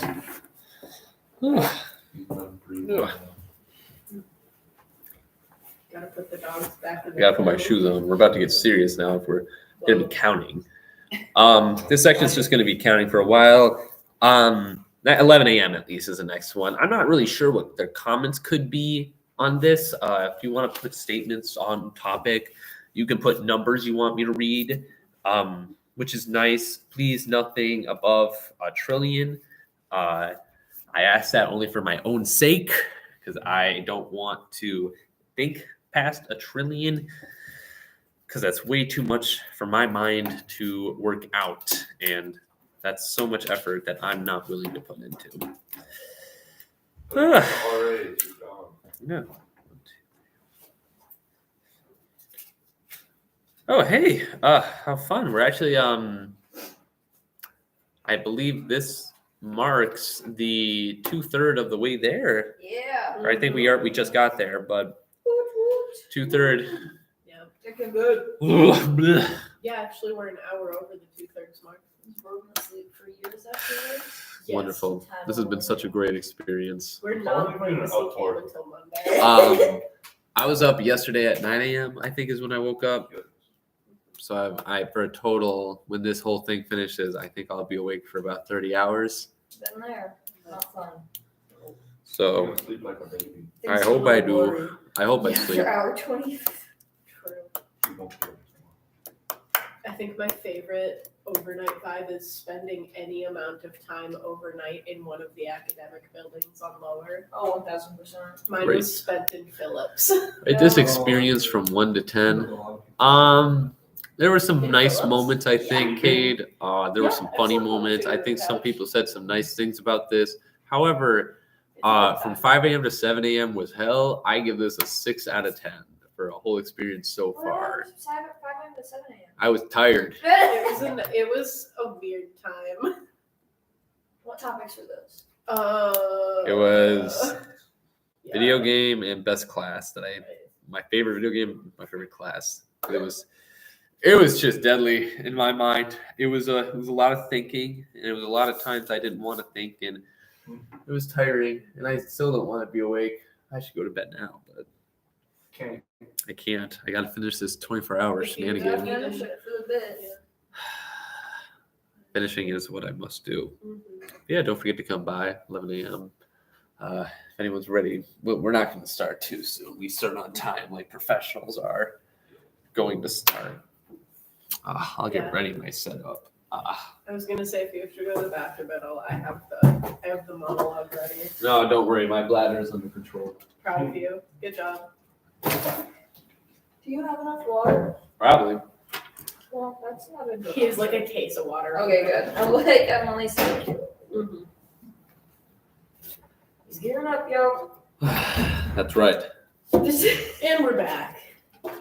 Ladies and gentlemen, we're getting to the serious portion of this He's whole thing. assumed position. There's only 3 things on the bingo card that haven't been Damn. crossed. He hasn't thrown up yet.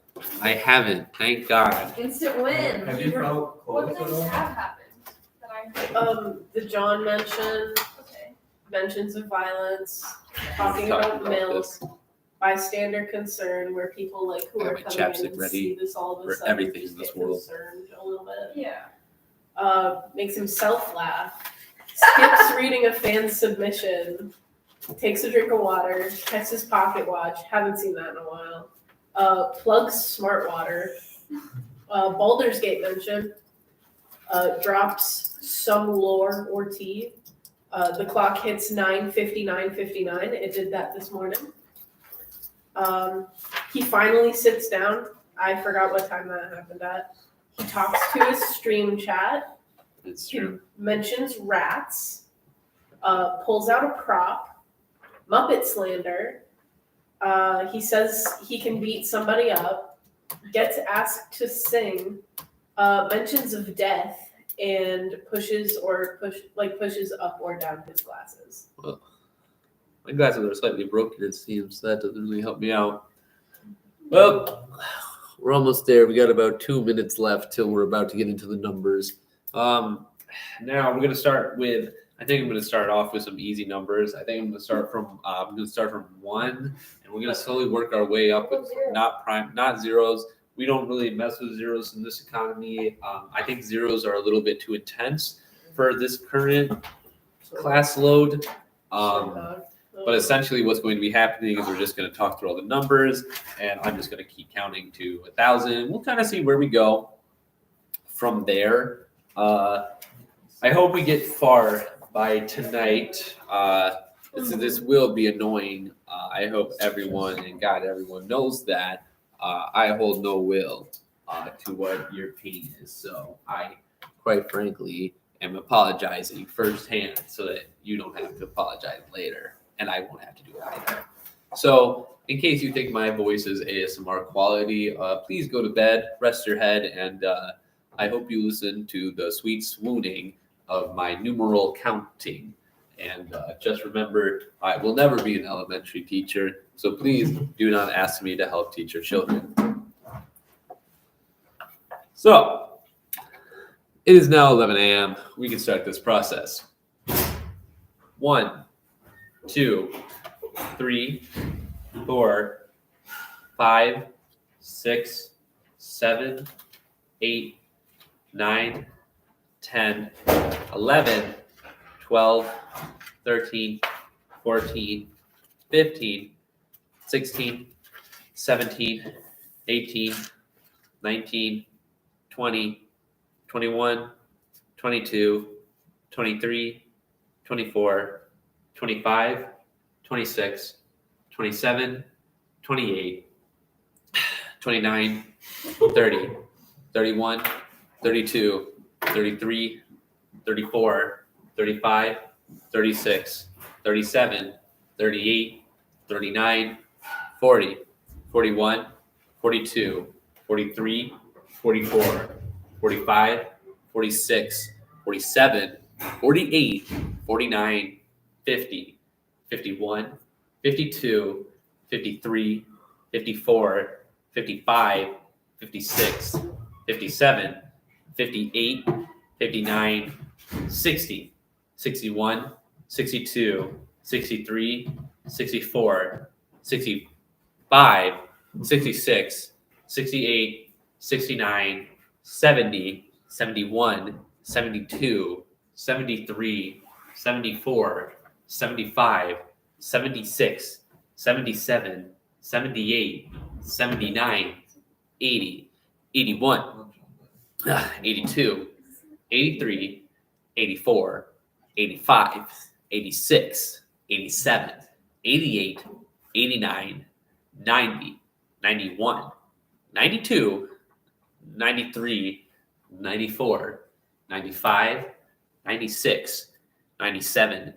98, 99, 100, 101, 102, 103, 104, 105, 106, 107, 108, 109, 110, 111, 112, 113, 114, 115, 116, 117, 118, 119, 120, 121, 122, 123, 124, 125, 126, 127, 128, 129, 130, 131, 132, 133, 134, 135, 136,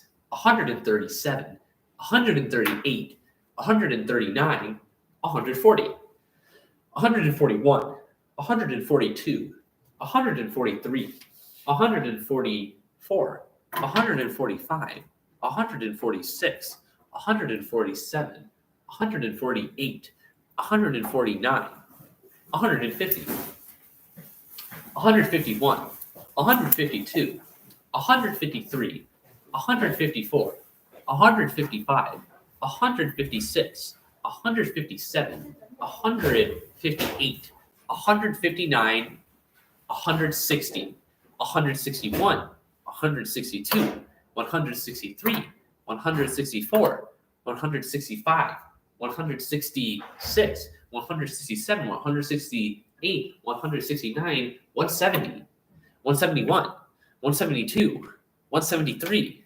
174, 175, 176, 177, 178, 179, 180, 181, 182, 183, 184, 185, 186, 187, 188, 189, 190, 191, 192, 193, 194, 195, 196, 197, 198, 199, 200, 201, 202, 203, 204, 205, 206, 207, 208, 209, 210, 211, 212, 213, 214, 215, 216, 217, 218, 219, 220, 221, 222, 223, 224, 225, 226, 227, 228, 229, 230, 231, 232, 233, 234, 235, 236, 237, 238, 239, 240, 241, 242, 243, 244, 245, 246, 247, 248, 249, 250, 251, 252, 253, 254, 255, 256, 257, 258, 259, 260, 261, 262, 263, 264, 265, 266, 267, 268, 269, 270, 271, 272, 273, 274, 275, 276, 277, 278, 279, 280, 281, 282, 283, 284, 285, 286, 287, 288, 289, 290, 291, 292, 293, 294, 295, 296, 297, 298, 299, 300, 301, 302, 303, 304, 305, 306, 307, 308, 309, 310, 311, 312, 313, 314, 315, 316, 317, 318, 319, 320, 321, 322, 324, 325, 326, 327, 328, 329, 330, 331, 332, 333, 334, 335, 336, 337, 338, 339, 340, 341, 342, 343, 344, 345, 346, 347, 348, 349, 350, 351, 352, 353, 354, 355, 356, 357, 358, 359, 360, 361, 362, 363, 364, 365, 366, 367, 368, 369, 370. 371, 372, 373, 374, 379, 378, Whoa.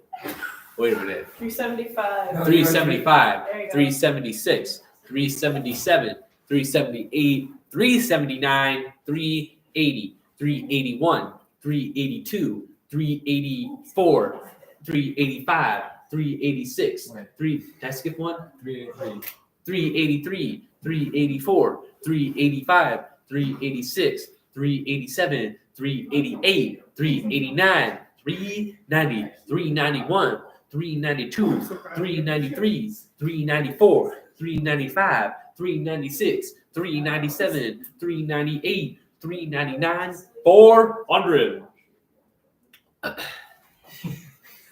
You missed a number. Start over. You missed 323, and I wasn't going to say anything. You missed 67. Yeah. 1, No. 2. No. You were at 400. We accept mercy here, Addie. We do kind If things. it was prior to 10 hours, I wouldn't have mercy. But we're too far. We're too far.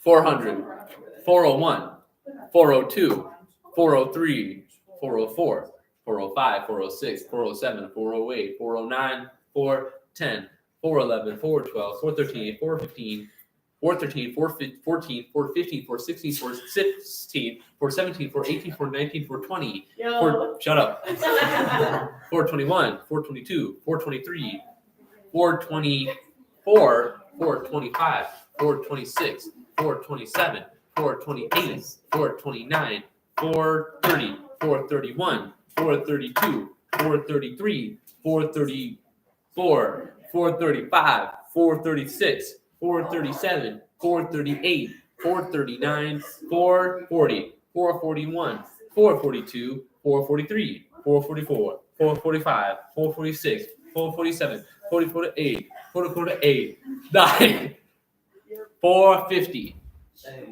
451, 452, 453, 454, 455, 456, 457, 458, 459, 460, 461, 462, 463, 464, 467, 466, 467, 468, 469, 470, 471, 472, 473, 474, 475, 476, 477, 478, 479, 480, 481, 482, 483, 484, 484, 485, 486, 487, 488, 489, 490, 491, 492, 493, 494, 495, 496, 497, 498, 499, 500. Halfway there. Beat poet. It's only been 12 minutes. Really? Gavin, you said this would only take 10 minutes. Oh no, that was an Alex. Okay. 501, 502, 503, 504, 506, 507, 505, 506, 507, 508, 509, 510, 511, 512, 513, 514, 515, 516, 517, 518, 519, 520, 521, 522, 523, 524, 525, 526, 527, 528, 529, 530, 531, 532, 533, 534, 536, 537, 538, 539, 49, 50, 451, 452, 453, 454, 455. What? You're in the 500s. Oh shit, you're right. I am in the 500s. What am I at? 540? 550. 550. I think I was at 40 though. 540?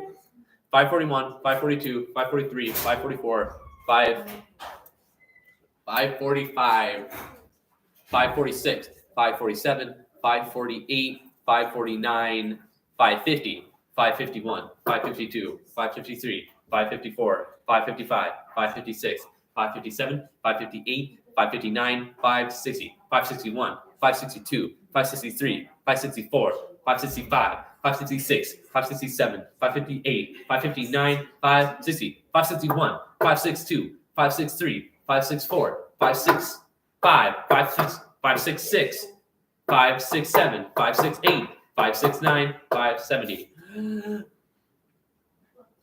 571, 572, 573, 574, 575, 576, 577, 568, 579, 580, 581, 582, 583, 584, 585, 586, 587, 588, 589, 590, 591, 592, 593, 594, 595, 596, 597, 598, 599, 600. Whew. 601, 602, 603, 604, 605, 606, 607, 608, 609, 610, 611, 612, 613, 614, 615, 616, 617, 618, 619, 620, 621, 622, 623, 624, 625, 626, 627, 628, 629, 630. 631, 632, 633, 634, 635, 636, 637, 637, 638, 639, 640. Oh, almost had a stroke. We're here now, though. Oh, what was I at? 650? 640. 40? 641, 642, 643, 644, 645, 646, 647, 648, 649, 660, 50, 651, 652, 653, 653, 654, 655, 656, 657, 658, 659, 570. Wait, 670. 671, 671, 672, 673, 674, 675, 677, 677. I got 6. 676, 677, 678, 679, 680. 681, 682, 683, 684, 685, 686, 687, 688, 689, 690. Woo! 691, 692, 693, 694, 695, 697, 697, 698, 699. I was gonna force him to sign in. Whatever. What was I at? 699? Yeah. 700. Hey. Woo! Whew. We're getting our weight there, folks. Wow. That's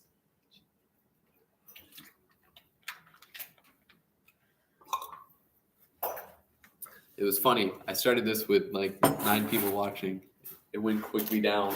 It was 5 money. Oh, the numbers? Yeah. Let's see here. We'll be back at 4. Huh? We'll be back at 4. Ooh. Everyone. Right, Oh, for you're the right. daily Damn it. advice. All right, well, it doesn't matter. I got this. You do. 701. Mhm. 702, 703, 704, 705, 706, 707, 708, 709, 710. 711, 712, 713, 714, 715, 716, 718, 719, 720, 721, 722, 723, 724, 725, 726, 727, 728, 729, 730, 731, 732, 733, 734. Have you logged into this Blue Gold Connect yet? I'm not here for this, but this is great too. You better sign in. Sure, why not? What number was I at? 734. 734, 735, 736, 737, 738, 739, 740, 741, 742, 743, 744, 745, 746, 747, 748, 749, 750. A third of the fourth way there. 751, 752, 753, 754, 755, 756, 757, 758, 759, 760, 761, 762, 763, 764, 765, 766, 767, 768, 769, 770. 771, 772, 773, 774, 775, 776, 777, 778, 779, 780, 781, 782, 783, 784, 785, 786, 787, 788, 779, 70, 90, 791, 792, 793, 794, 796, 5, 796, 797, 798, 799, 800. Wow. Only 200 to go. We took 20 minutes. Mm-hmm. 801, 802, 803, 804, 805, 806, 807, 808, 809, 810, 811, 812, 813, 814, 815, 816, 817, 819, 820, 821, 822, 823, 824, 825, 826, 827, 828, 829, 830, 831, 832, 833, 834, 835, 836, 837, 838, 839, 840, 841, 842, 843, 844, 845, 846, 847, 848, 849, 850.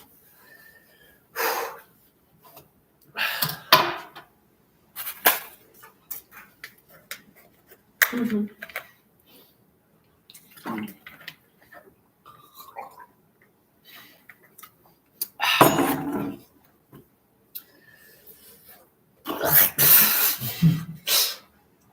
If I pass out on the numbers portion of this entire filibuster, I'm going to be upset.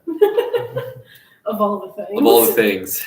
In any case, 851, 852, 853, 854, 855, 856, 857, 858, 859, 860, 861, 862, 863, 864, 865, 866, 867, 868, 869, 870, 871, 872, 873, 874, 875, 876, 877, 879, 870, 80, 881, 882, 883, 884, 885, 886, 885, 886 again, 887, 888, 889, 890, 891, 892, 893, 894, 895, 896, 897, 898, 899, 900.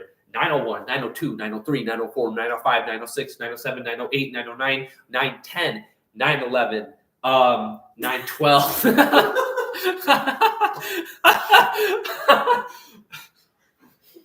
912, 913, 914, 915, 916, 917, 918, 920, 921, 922, 923, 924, 925, 926, 927, 928, 929, 930, 931, 932, 932, 934, 935, 936, 937, 938, 939, 940.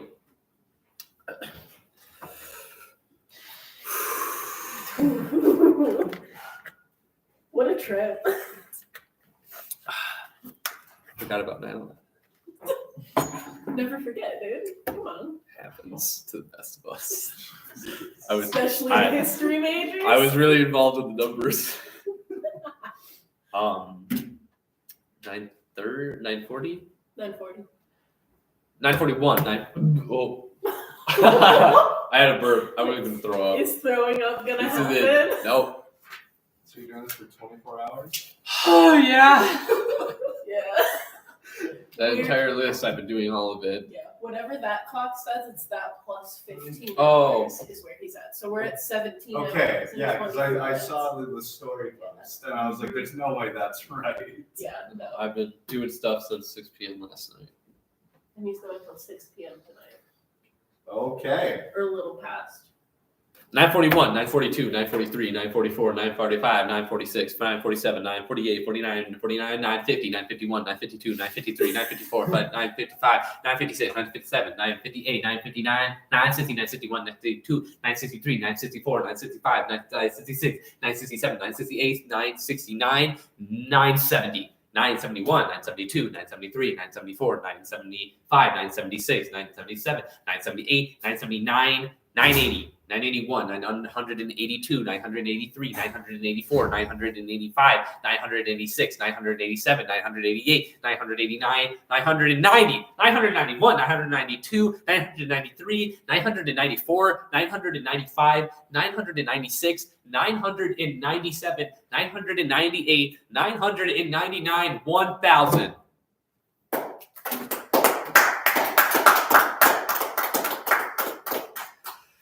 Mr. Beast is right in front of us. Yeah. He's manifested here today. All right, let's do that again. 1, Oh my 2, God. 3, 4, 5, 6, 7, Have you two been 8, here most of this time? 9. They've also been here like the whole time? Mm-hmm. Yeah, for the most part. You'll be able to go back to his channel and watch the VOD after. Oh, great. Yeah, there's a QR code above you. Yeah. First time I ever met this guy was he came to the Delaney. You talking about the cars? Oh my universe. god. Holy shit, is that dude you? Yeah. No fucking way. We always cross paths now. This is Dude, I don't know. oh man. I I hate that this is how you see me. This is such a weird area for me to get to. I'm just picking up keys. That's all I'm doing. Well, you got a show, that's for sure. That's true. Nice. Thanks. Yeah, yeah, this is my life. This is what RAs do nowadays. Yeah, I was gonna. So, what is the purpose of this? That's a great question. Hey, Julia. How's it going? Julia, you won't believe what just happened. What? Guess what number I got to? And For what? Counting. I don't know, like 535. Close. Higher. Well, like 600. Higher. 1,000. Yeah! Oh, okay. Just 1,000? Yep. Just 1,000. No, I thought it was. Sorry, it took me 25 minutes to get to 1,000. Wait, And that was with a laugh track for does that sound that it's been 2 hours? Or just like. plus started? 15 hours. Yes. I was Yeah. also confused when I walked in here and just said 2 hours. I'll fix that actually. But yeah, how many energy drinks have you had? Just one. I haven't finished it even. Oh. But this is my third thing of water though, so I'm a healthy person. Yep, A healthy person doesn't do this. that stays up until. Hey! Hannah Not says. cool. Yeah. I'm still alive. Is that visible? Yeah. Yeah. Yeah. Awesome. All right. Sick. Let's go back to our roots. It's 7 p.m., right? 6. Like 6:20, 6:30 is when I'm But gonna you end started it. at 7, right? What? You started at 7? No, I started at 6. Oh, okay. I thought it was 7. Should have started at 5, What? so that I could end sooner. Oh. I mean, I love this. But it's the same time. What happened to your finger, buddy? All right, let's get right so back I into it, crushed chat. my finger in the dumbbell. Don't forget to like when I and was at the subscribe. gym. But And so like I broke like the bone that it's like at the 1, end of it. Yeah. 2, In, like 3 pieces. 3, 4, But Yeah, that's not great. 5, I can't Six, cast it because 7, it's such a small fraction. 8, So 9, 10, really? 11, What did you 12, like? It was the one 13, with the big 14, Okay, 15, 20, 16, 16. 17, angry. 18, I know. 19, 20, that's not bad. Yeah, 21, I washed my hands. 22, Was he 23, bleeding? 24, 25, Was he 26, bleeding? Like, 27, yeah, 28, or whatever. Yeah, 29, 30, Yeah. 31, Okay. 32, Yeah. 33, Because So I have my phone. I will when I get back down. Okay. I will. I don't have my phone on me. But I'll come down. That's good. Thank you. 25, 26, 27, 28, 29, 30, So 31, you're just counting right now for 32, an hour 33, 34, 35, for 36, the whole time? 37, 2000, 38. Yes. 39, This means 40. nothing. That's. There we go. Oh, until you get to 1,000. Yeah. 35, 36, Oh, Yeah. 37, 38, 39, boy. 40, 41, 42, 43, 44, Okay, I'm gonna get my 45, card and then- 46, 47, Do you know if 48, tomorrow's 49, Um, 50, 51, Zach, 52, is gonna be 53, 54, Okay. 55, Because like, I told you 56, that it was 57, after I go 58, next time. 59, Like, 70, and then- 60, 61, Oh, 52, oh, 63, okay. But yeah, just 64, like, 65, 56, since usually we 67, give them food at, like, 68, 4. 69, Yeah. 70, Um, 71, just 72, from, like, to, 73, 74, 75, Or, like, if there's, 76, like, 77, vegan ones, just 78, give them 79, so then 80, again, like, 81, 82, 83, But thank you. 84, That's it. 85, 86, 87, I might come 88, back later for this. 88, Yeah. yay, You 89, should. 90, 91, 92, 93, 94, 95, 96, 97, 98, 99, 100, 101, 102, 103, 104, 105, 106, 107, 108, 109, 110, 111, 112, 113, 114, 115, 116, 117, 118, 119, 120, 121, 122, 123, 124, 125, 126, 127, 128, 129, 130, 131, 132, 133, 134, 135, 136, 137, 138, 139, 40, 41, 142,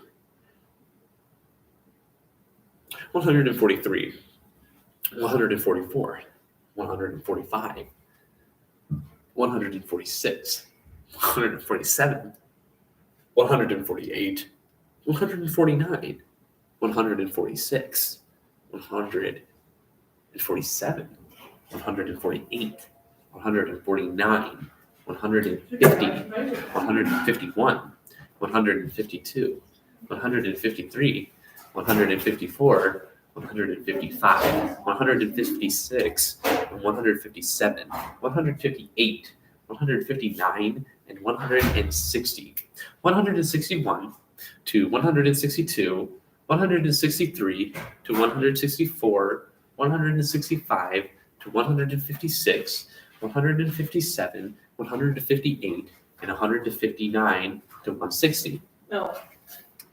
161, 162, 163, 164, 165, 166, 167, 168, 169, 170, 171, 172, 173, 174, 175, 176, 177, 178, 179, 180, 181, 182, 183, 184, 185, 186, 187, 188, 189, 190, 191, 192, 193, 194, 195, 196, 197, 198,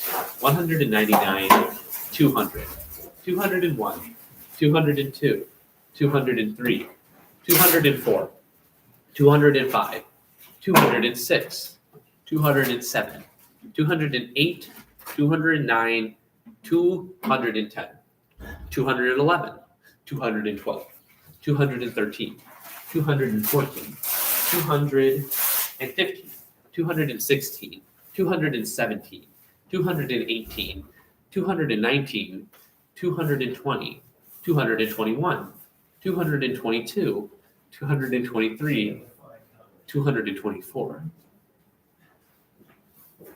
225, 226, 227, 228, 229, 230, 231, 232, 233, 234, 235, 236, 237, 238, 239, 240, 241, 241, 242, 243, 244, 245, 246, 247, 248, 249, 250, 251, 252, 253, 254, 255, 256, 257, 258, 259, 260, No way. 261, 262, 263, 264, 265, 266, 267, 268, 269, 270, 271, 272, 273, 274, 275, 276, 277, 278, 279, 280, 281, 282, 283, 284, 285, 286, 287, 288, 289, 290, 291, 292, 293, 294, 295, 296, 297, 298, 229, 290. 300, 301, 302, 303, 304, 305, 306, 307, 308, 309, 310, 311, 312, 313, 314, 315, 316, 317, 318, 319, 320, 321, 322, 324, 326, 327, 325, 328, 329, 330, 331, 332, 333, 334, 335, 336, 337, 338, 339, 340, 341, 342, 343, 344, 345, 346, 347, 348, 349, 350, 351, 352, 353, 354, 355, 356, 357, 358, 359, 360, 361, 362, 363, 364, 365, 366, 367, 368, 369, 370, 371, 372, 373, 374, 375, 376, 377, 378, 379, 380. Stay over. 381, We're counting to 382, 383, 384, 385, 386, 387, 388, 389, 390, 391, 392, 393, 394, 395, 396, 397, 398, 399, 400, 401, 402, 403, 404, 405, 406, 407, 408, 409, 410, 411, 412, 413, 414, 415, 416, 417, 418, 419, 420, 421, 422, 423, 424, 425, 426, 427, 428, 429, 430, 431, 432, 433, 434, 435, 436, 437, 438, 439, 440, 441, 442, 443, 444, 445, 446, 447, 448, 449, 450. 451, And then 452, there's options. 453, Oh, 454, 454, This is, 5, so this isn't. 400, He's an and arguing about 56, social and 457, 468, 469, 460, 461, 462, 463, 464, 465, 466, 467, 468, 469, 470, 471, 472, 473, 474, 475, 476, 477, 430, or 478, 479, 480, 481, 482, 483, 484, 485, 486, 487, He will be here until 6, a 488, little after 6 p.m. 484, And that 89, is the itinerary. 490, 491, 492, 493, 494, 495, 496, 497, 498, 499, 500. I should have been there. I know nothing about it. Basically, the,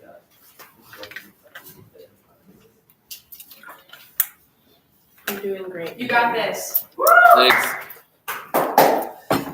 501, 502, 503, 504, 505, 506, 507, 508, 509, 510, 511, 512, 513, 514, 515, 516, 517, 518, 519, 520, 521, 522, 523, 524, 525, 526, 527, 528, 529, 530, 531, 532, 533, 534, 535, 536, 537, 538, 539, 540, 541, 542, 543, 544, 545, 545, 546, 547, 548, 549, 550, 551, 552, 553, 554, 555, 556, 557, 558, 559, 560, 561, 562, 563, 564, 565, 566, 567, 568, 569,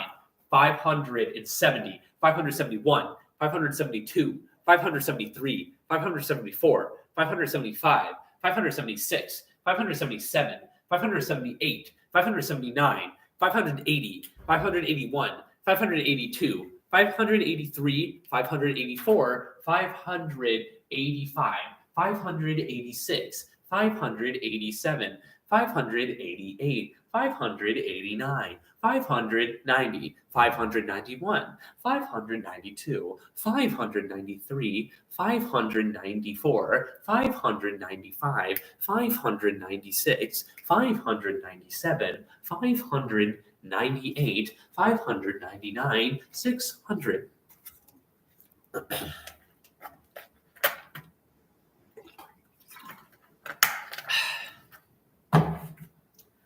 601, 602, 603, 604, 605, 606, 607, 608, 609, 610, 611, 612, 613, 614, 615, 616, 617, 618, 619, 620, 621, 622, 623, 624, 625, 626, 627, 628, 629, 630, 631, 632, 633, 634, 635, 636, 637, 638, 639, 640, 641, 642, 643, 634, 635, 636,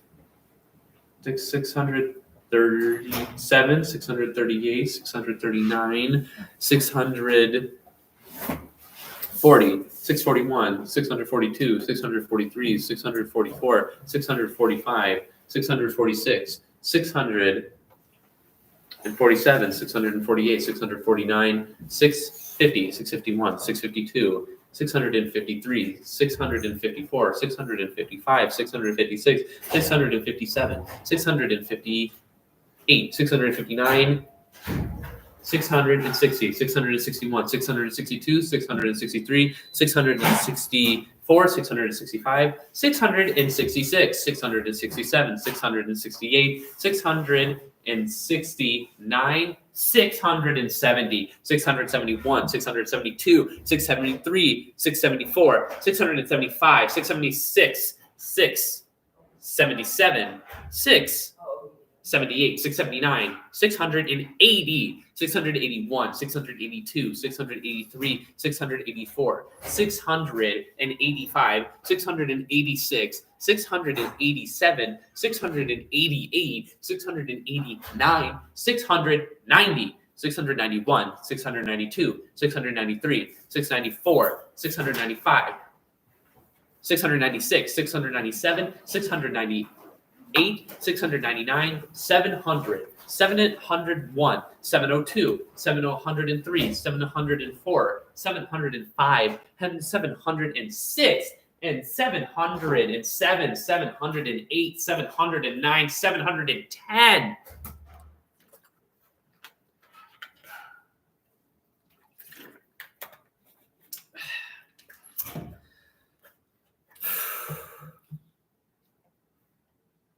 711, 712, 713, 714, 715, 716, 717, 718, 719,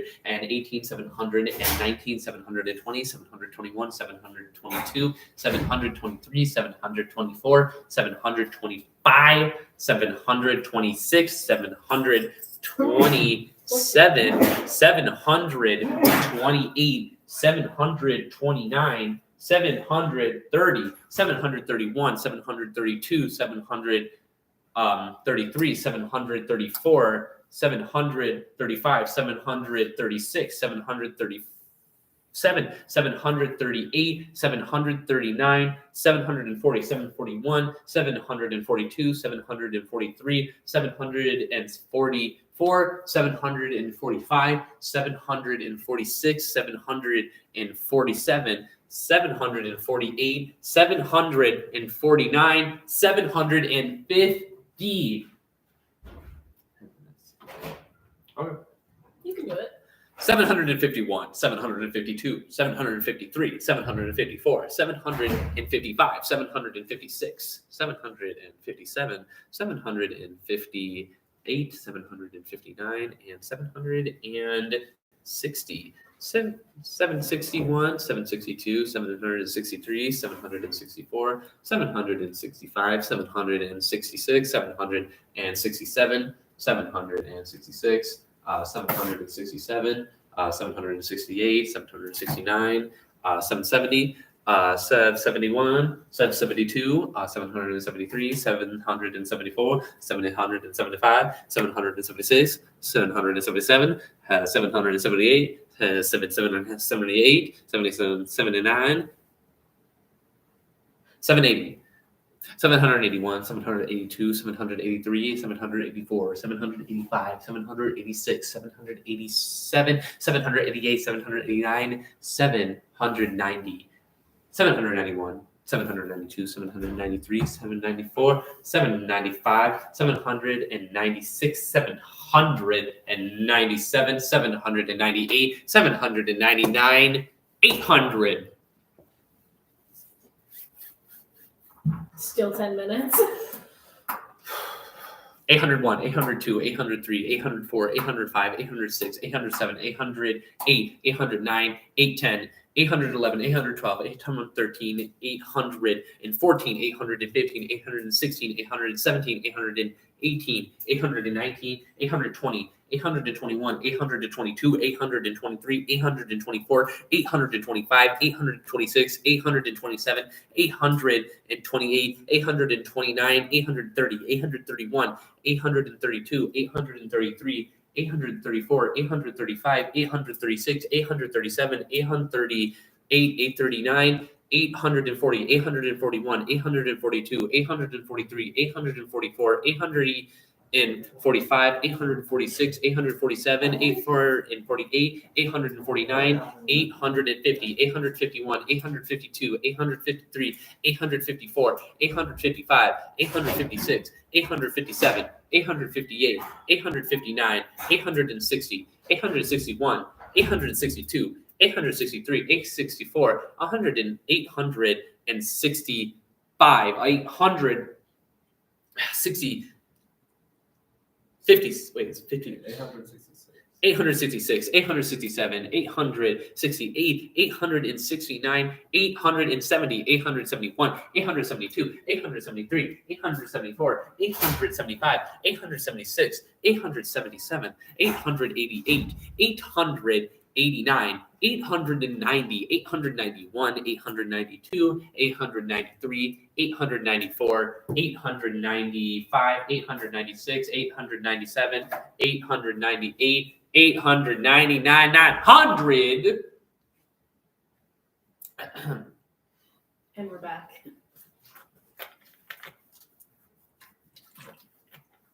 Oh.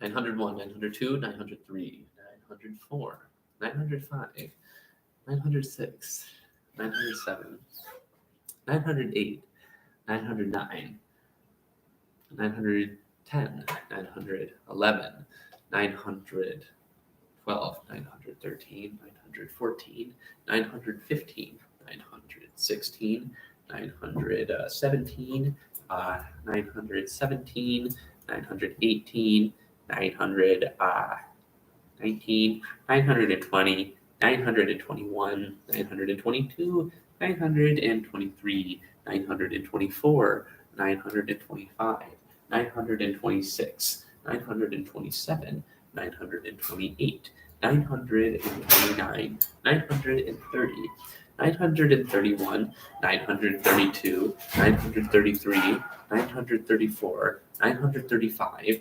936, 937, 938, 939, 940, 941, 942, 943, 944, 945, 946, 947, 948, 949, 950, 951, 952, 953, 954, 955, 956, 957, 958, 959, 960, 961, 962, 963, 964, 965, 966, 957, 958, 959, 960, 961, 962, 963, 964, 965, 966, 967,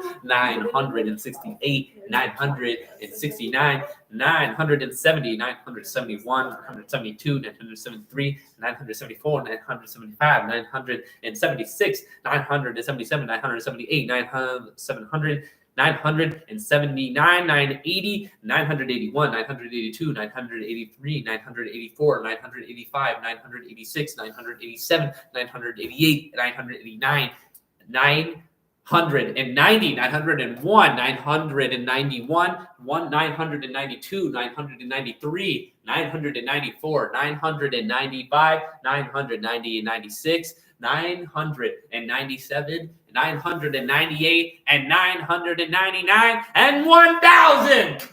Yay! So let's try that again. I'm just kidding. I haven't got enough time. 5 minute speed run. I don't have enough Looks time. like there's some on-topic questions. There are. Are there? Wow. Oh shit. You should add a metro name when you count. I don't know what's metro name? Metronome? Like a... Yeah, it's like the tick, tick. Oh, tick, then tick. that'd be good beat. Take a long deep breath. Oh, you want me to say it? 3.14159265358979323844626. And that is pi. That was easy. It's part pi. This is the log squared x. It's a certain type of slope. For everyone. Oh, and this is another type of slope. Wow. This is sin of 3 pi over 4. There's a lot of slopes. Oh, this one's just.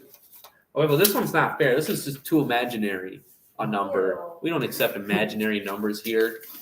Now, Here if you did I squared, we'd be in a different place. Oh, sorry. You missed I 67. squared. I don't think I did. Or negative 1. Because the square root of negative 1 is I. Since when? Since math. Wow, that was awesome. That was a great. I've taken Calc 3. Wow, that was awesome. And taken that. DPQ in LA. That one. Take what I need to take. Ooh, my voice is that was something. Good job. Camden, what's your favorite number? 22. Why? It's my birthday. Hell yeah.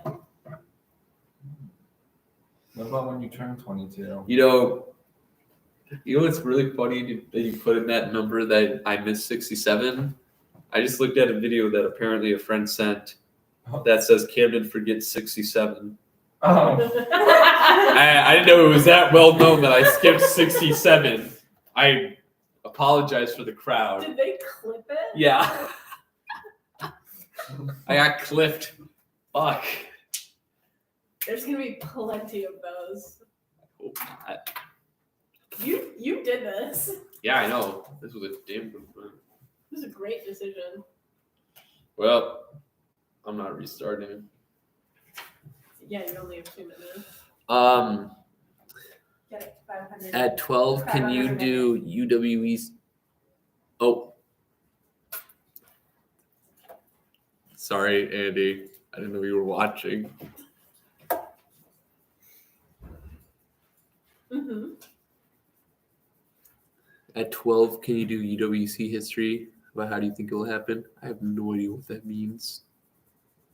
Oh, like talking about it. I actually don't know the history of this place as much as I don't know history about this place in UWC. That's not really something I've been into, or not really been to it. I've never learned a lot about it. It's a cool place. We were a lumbering town once, but that's about it. That's all I know. Wait, so do you not know about like what happened with the bathtub and the fire and like the stuff in the stuff Well, in like, that's the open. I said I knew the lore. I said Okay. I told the truth. All right, just making sure. I told what I got. Uh-huh. Yeah. I told my truth. Uh-huh. No, UWEC has like hella lore. I'm It's sure also, like, every 60 years college old. probably does, right? Oh, definitely. Every college has its own lores. Yeah. It always depends on what is really important or not, or whatever. All right, well, we're coming up on the end of that. I think that was great. That was actually the most filled thing that I had. That was really good. You have 6 hours to go, Camden. How do you feel? You're down to like the last 4th. I think. Yeah. Yeah. Mm-hmm. Well, free time's gonna be a little bit easy on. Yeah, no, that's gonna be it. We're gonna go into free time now. This is sort of just a little breakage of whatever. Put in your questions. We'll be discussing. We'll be talking. I'll be talking about my current thoughts on this program so far. It's been a great pleasure. I actually really enjoyed that accounting one. I actually did that pretty up to date, I think. It's funny. Yes. That's a cool outfit.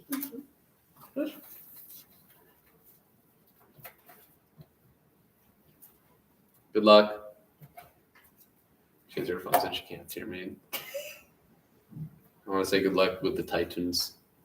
That's what they're called, right? Yeah. Yeah, okay. Yep. Cool. Just want to make sure I got my Attack on Titan. Yep, that is the anime. I do No remember way. that. No. I hope you don't get eaten. It happens. Sometimes you get eaten. Sometimes you don't. Yeah, but anyway, we got 1, 2, 3, 4, 5, 6, about 6 solid things left until we're done. I'm done finally with this horrid experience that I had a great time planning. But yeah, that's gonna be another time for another thing. So we can all sit down, we can relax, put in notes if you want to. If you want to ask questions, be my guest. But it's a little bit of a free time overall. This going to be this little bit. If you have any questions, comments, or concerns, I'll be aware of them. I'm gonna sit down for this so that I can not break my back and become hospitalized. So it's gonna be a great time around here. I'm surprised I haven't crashed yet. Of course, I've been going for 18 hours. It seems so. Yeah, I'm surprised I haven't crashed. Ugh. Have fun with your art. Thank you. I'll put on this. Have a good time. You are up to 50-something people now. I am. Yeah. I am. How Over wonderful. 50. 50 whole people in this area. Good job, everybody. We all did a great crowd work. This is annoying me. Still, the one spot that it's open, and it's just blinding me. I guess I'm just that much of a ray of sunshine. Yep. If now is free time, was the rest of the time not free? No. I will actually be billing all of you at the end of the day. My normal charge is about $29 an hour. So don't worry. I already have everyone in the chat's contact payment. If you have any issue with that, you can like say something about it. You can contact the HR. That is me as well. And we can kind of set things straight. HR is in a bad mood today, so you probably won't get what you want. So I wouldn't really be too sure about it. You're probably not you're losing that money. Please talk about your favorite trip from last year. I do not remember. I need to think. There were a lot of trips I went on last year.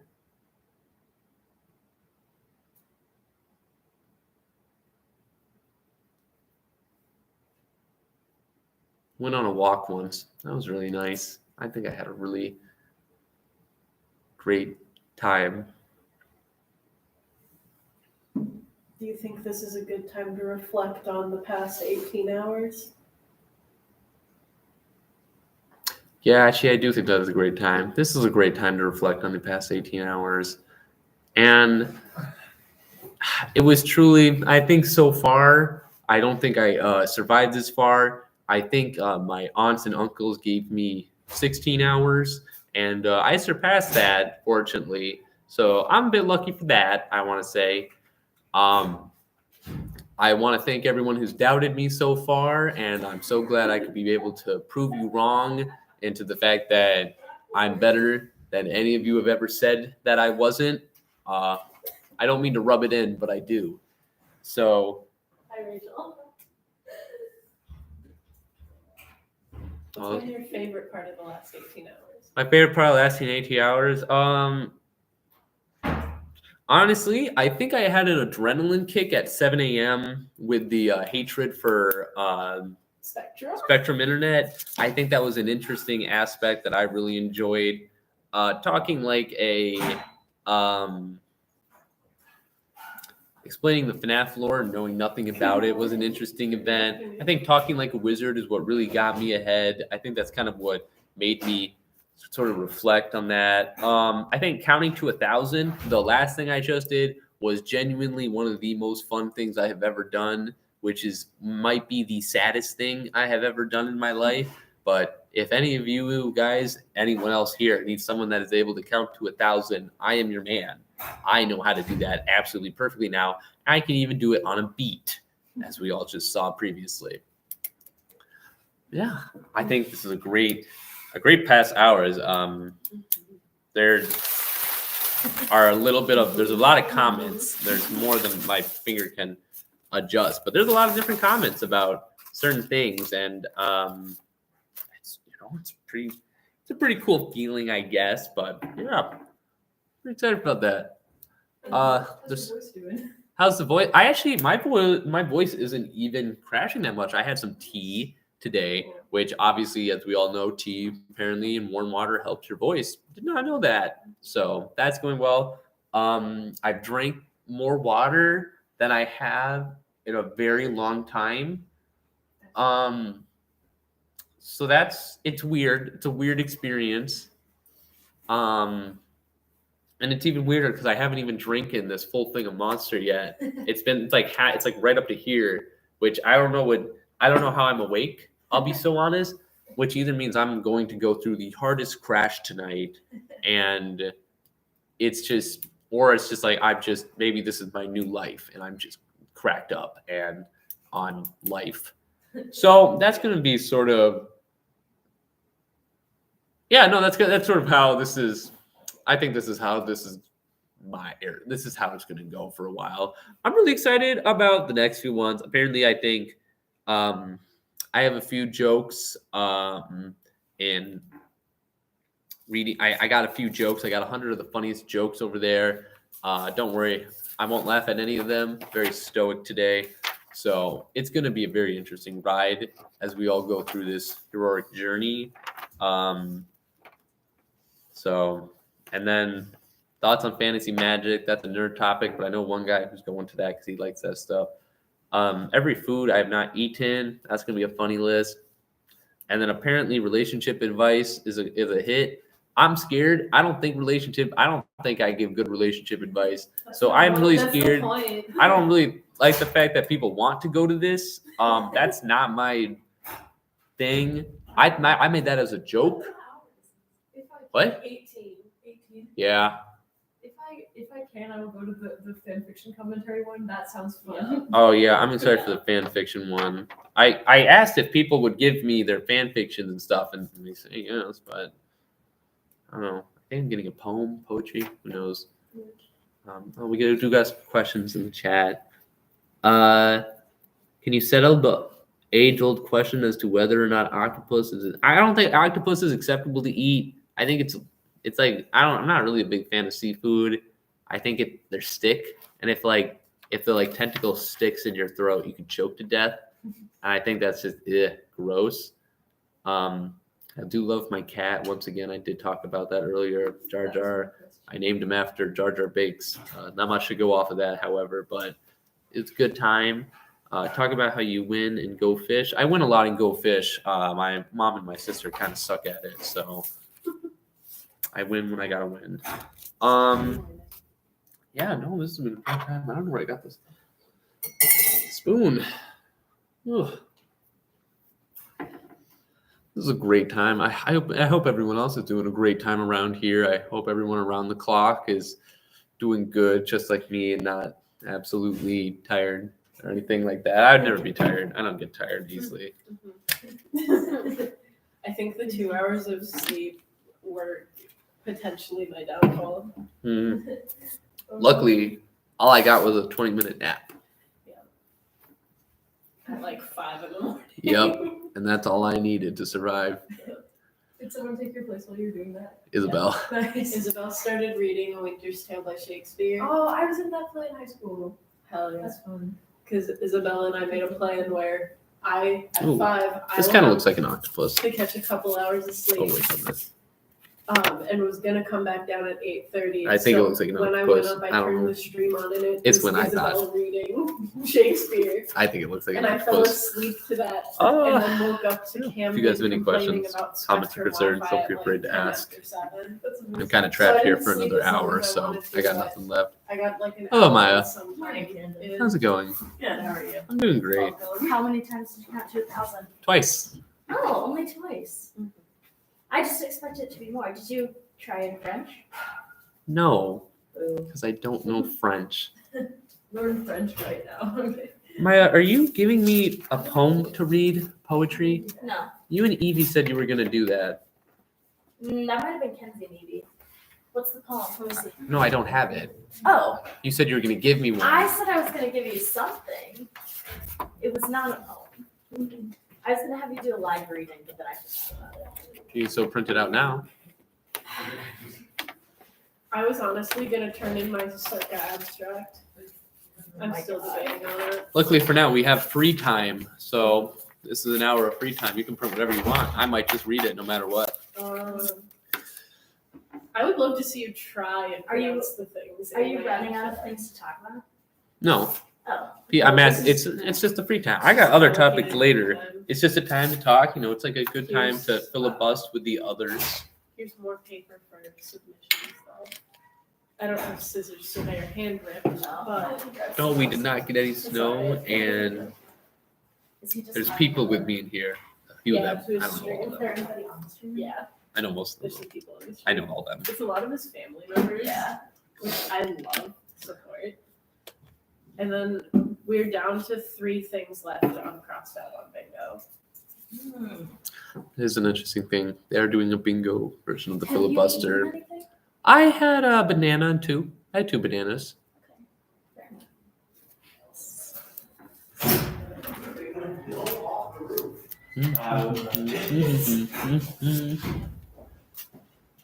I wonder where I'm going to put all these post-its or all these little comments. Just put them in like a little box.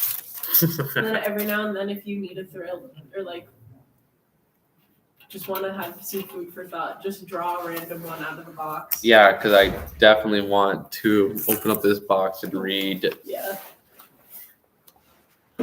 What a great question. Why Women's History Month matters.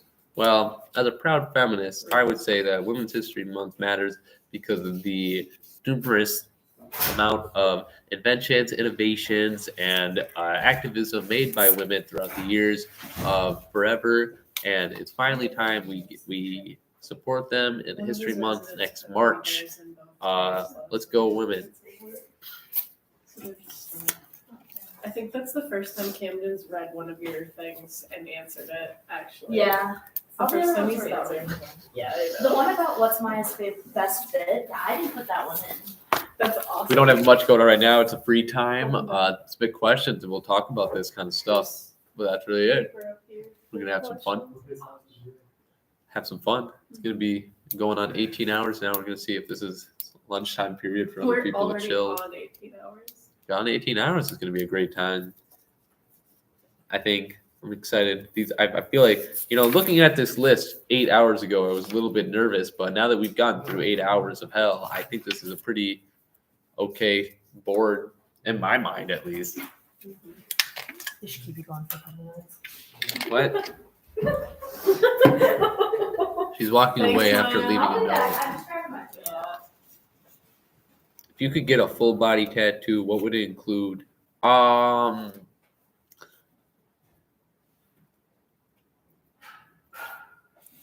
don't know, maybe like a 6 sword. I don't know. Like maybe something cool. Show your whole body. Oh, like one sword. I feel like it needs to be a cool sword if it's a whole body one, but like swords are like thin, so I don't think I would really do that. Well, if you get a full body tattoo, you have multiple components. It would? Yeah.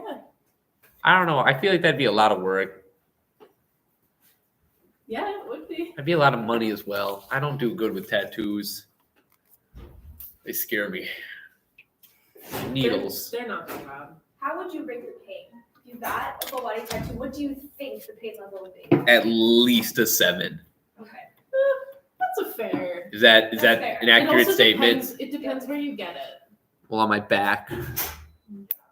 Like, what if it hits my spine and they paralyze me? That's not how And then I think they'd if they're paralyze that me. heavy-handed, there's something wrong. Oh, what's this? Oh, thank you. Topper stick. What is this? Topper stick. Is it like a mozzarella stick? It's cheese bread. Cheese bread. Okay. It's just things you eat. I promise there's nothing else on there. That's hot.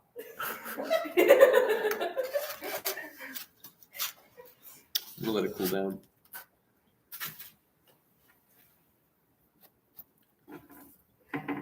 My mom says you have a good pain tolerance for a man. That feels like an insult. Is your mom watching the live stream? She is, yes. Has she been on the whole time? Mostly. She shows up. Kevin's mom's been on here too. I'm saying, man, we gotta start a mom club. I think they could form. They could unite. Good. A lot of tables around. Did you not rank the bubblers? I've never drank bubbler. I don't really. Just look at the fries. I can't. Yeah. So I guess I'm just crowd work in general as I can do this. Well, what was your guys' favorite topic that's been kind of brought up so far, to everyone at least? I joined during the Muppet thing, and I have been really entertained since I loved it. Okay. Good. Like a sword. That's on And then we got Oh. multiple components to it. It's like, well, that costs Probably- too much money and that hurt. The Muppet. Muppets. Yeah. Yeah. Muppets were. I think Muppets were a hit I think the amongst Muppet slander was huge, dude. the Muppets. The Muppets was a pretty big one. I think currently the Muppets, the Majors, and the Five Nights at Freddy one was a big one, but I think that in the 4 p.m. is going to be what people think are the biggest, and it's going to be. I'm a little bit nervous. romance advice one. Yeah. That is. I think the medieval torture was pretty good. Thank you. I actually really tried out medieval torture. I actually really enjoyed looking up medieval torture because there was a lot of different diversity amongst different cultures in torture, and it was kind of cool because the way the medieval torture worked is that you'd look it up and you'd be like, "Oh, that's a weird name. What does that do?" And it's like this totally cool and new invention. You're like, "Oh, where's it from? Scotland? Oh, I didn't know they did that kind of stuff there." And they were pretty good about it. And, you know, you get a lot of stuff from Persian, you get a lot of stuff from Romans, Spartans, did a lot of good stuff. But yeah, I think the torture is honestly, everyone should look it up. Everyone should look at their own soul, like torture. I think it's sort of like a, you know, like, it's like a BuzzFeed quiz I think you could try doing, where it's like, what kind of torture are you? Oh, did you take it? No, I don't know if I don't know if it's a thing or not. Oh. But if it was, I think everyone should take it. I think it kind of shows your personality. If there was one and you were to take it, what do you think you would get? Well, let's see. I got my list right here. Personally, I think I would be the Scold's Bridle. That was the one where it was mostly used for humiliation in Scotland, and they would sort of just shut your mouth closed, and then if you tried talking, it would stab you if you tried talking. And I think that one pretty represents me well, I think. Yeah, I think it's good though. Or the hugger one, the Apega of Nabis sounds kind of cool, where you just, you know, hugged people and they either paid or they died. I think that was a cooler one. Oh, that's neat. What can I say? It's going great, Billy. Thanks for asking. When you were trying to explain the bloody eagle, that was really funny. What is a bloody eagle? So it's from like Norse mythology. So the Vikings would do this, where they would cut your back open from like the top of your neck down to like just above your butt, and then they would take your ribs and spread them open like wings. Like they would break your ribs back into like wings. It was awful. That's not what I thought Yeah, the I know. bloody eagle was. I thought it was a much more PG version It was of the torture. Vikings. What did you think was gonna happen? Well, you can't stereotype them, you know. Maybe they would have done something genuine and nice. They have a good show on HBO. Maybe that does something to them. There you go. Oh, okay. So we have a bunch of questions from the internet now. Hello, internet. Miss you too. Theories on why people sat through hours of you talking. Well, there's a few theories I want to go through why I think people are kind of doing this. For one, they really just don't have anything to do on a casual Friday night. Sometimes that's sort of that might be a sign of, you know, either good friendship or might be a sign of complete boredom and no plans, which in no hate whatsoever. But if you're going to sit through some guy talk for a long time, you might as well not have plans, and you got to get bored to do it. I think some other theories on why people went to watch is that they were curious. They didn't think it was real. Because sometimes when you talk about these things and you think about them, you're like, there's no way this guy is actually going to do this for this long, right? And then he does, and you're like, what the hell did this guy do? And then he doesn't, and then it's like, oh my God. And then, but after like 4 hours of watching someone sit through someone talking, you're like, I believe him, but now I feel inclined to stay here. And social pressure is another reason people stayed. Maybe their friends were here and they couldn't really leave until their friends leave, but their friends wanted to watch this guy due to another theory reason. It's this whole dynamic that just never really worked out, but it sucks for them because I still get my stuff for being here. Name as many Taylor Swift songs as you can. We got Bad Blood. Okay, That's you got actually one it. more. You can't stop at one. That's it. That's the only song. Actually it. Think through Kenzie's lane. You can do this. Midnight Nope, that's not a song. Wait. That's not Midnight what? Fever. midnight light, midnight stars, midnight rainbow, midnight Close. midnight sparkle, midnight colors. I think we should count that. I think you were close enough. You said it. Midnight, ignore this. midnight rain. Oh, rain. That's what I meant to say. Mean. I know mean. And we are never getting back together. There you go. Thank you. There you go. Are you gonna sing any? No, No, we're not. There's no singing here. This is a non-sing. Serious. Ready to get shot down. What is each R8 known for?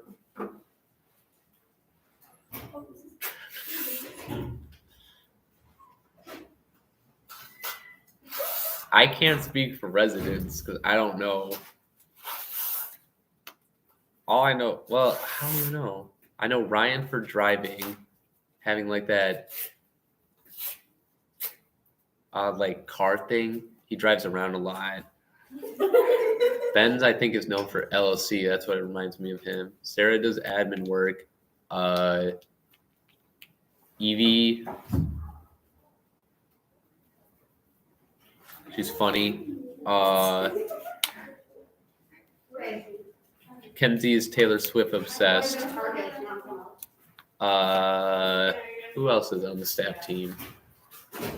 Oh, Julia. I know her mostly for doing weights, like weight training.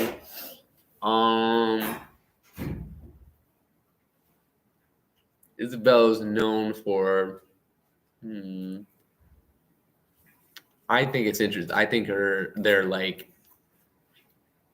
bits are interesting. That's what I think I know them for. Abe, his music and like obsession with Bad Bunny. Maya, you flirting with Kenzie and Evie, I think is what I know you for. True. Which I can't really deny. I don't know what I'm known for. Oh well. Frank Bass, food French fries. French fry number 1. Smash or pass. Characters from Stardew Valleys. It's a good list. Do you want me to list them? No. Good afternoon. Welcome back. We'll wait another day for this one.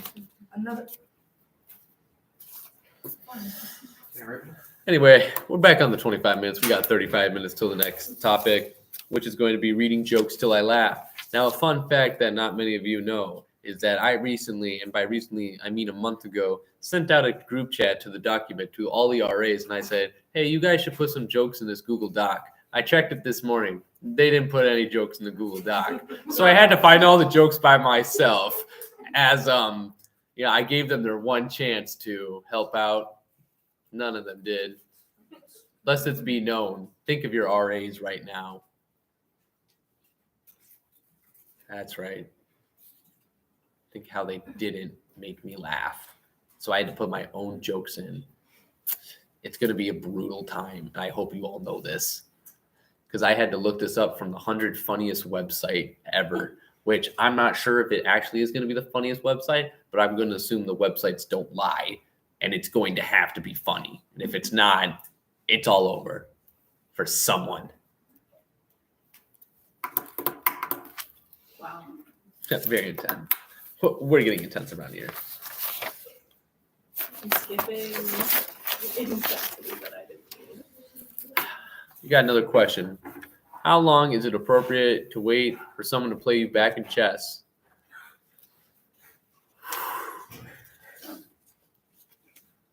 I think 3 days is an appropriate time.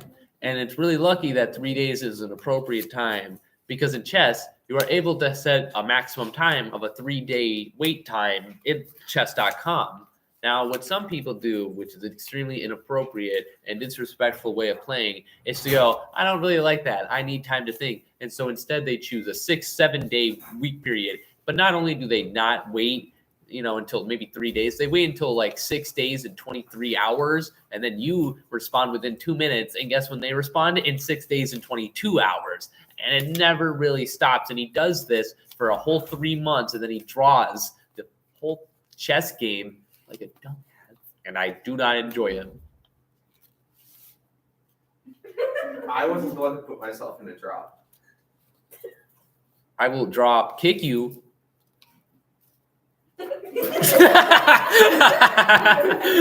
Okay, and I said what I needed to be said. My statements are nothing filled with truth and vengeance. You're next after Spectrum. After Spectrum. Yeah, and you would know about that if you went to my 7 a.m. topic. Don't Yeah, I was worry. on duty, You can but- check the YouTube link I afterward. mean, if I will. he's starting jokes early, so if he does run out of time, or if you do end up starting jokes early, Don't worry. I can never run out of jokes. I'm me. Mm-hmm. Does this look like a man who can't think of jokes on the spot?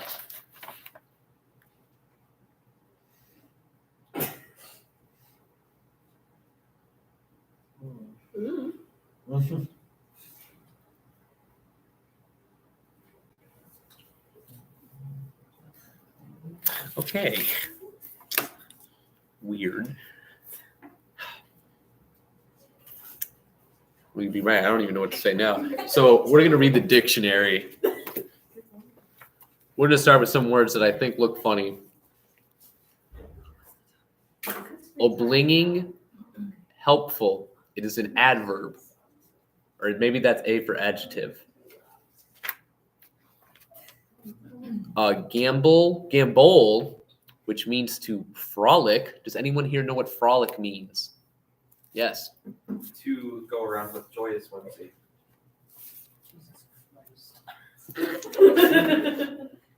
Is that your answer? Yes. Don't worry, I'll just find it. You're trying to find gamble. I'm trying to find frolic. Oh. You're so wrong, dude. You don't even realize how screwed you are. Right. Where does R come in the alphabet?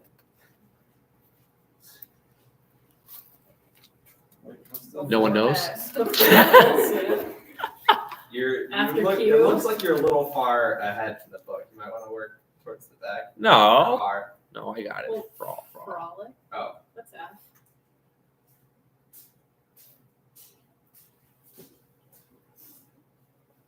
Oh, dude, I'm so close I can taste it.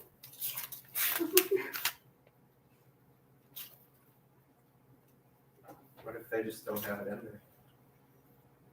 What did you say your definition was? To like run around with joyous whimsy. No, it's to have a merry time. That's joyous whimsy. That's not running around to have a joyous time. You're incorrect.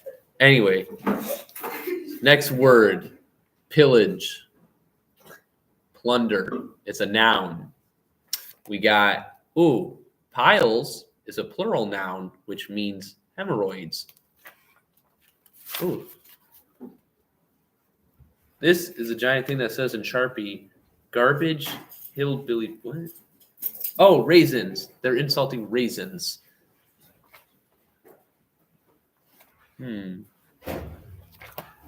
These are cool. What is a diphthong? A sound made by gliding from one vowel to another in a one syllable. Can anyone give me an example of how that works? I learned about Joy. that in choir. I was gonna say Joy. Joe. Yeah. Very good.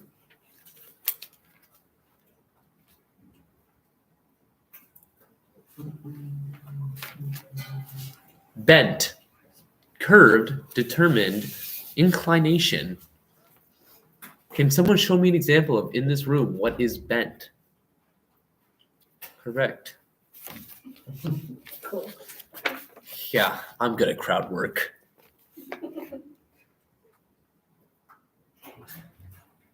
Sylvan, living in or covered with trees. Who is someone who is covered with trees? Correct. The forest floor? Fruit. Huh? He is a tree. Fruit. Yeah, so he's covered in tree. Yup. Yep. Yup. Yup.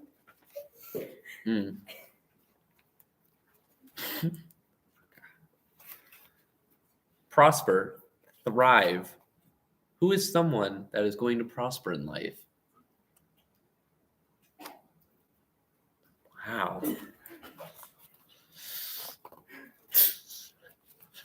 Well, this is a sad bunch. They were in college. What do you expect? I don't know. Hope, Bold of you to assume. dreams, a Ridiculous, sense dude. of belonging. Uh-huh. Sure.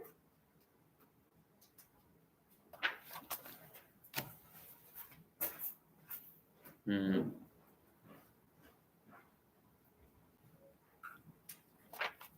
God, these words suck.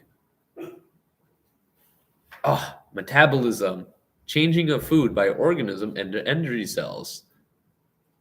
Now, can anyone tell me when this happens?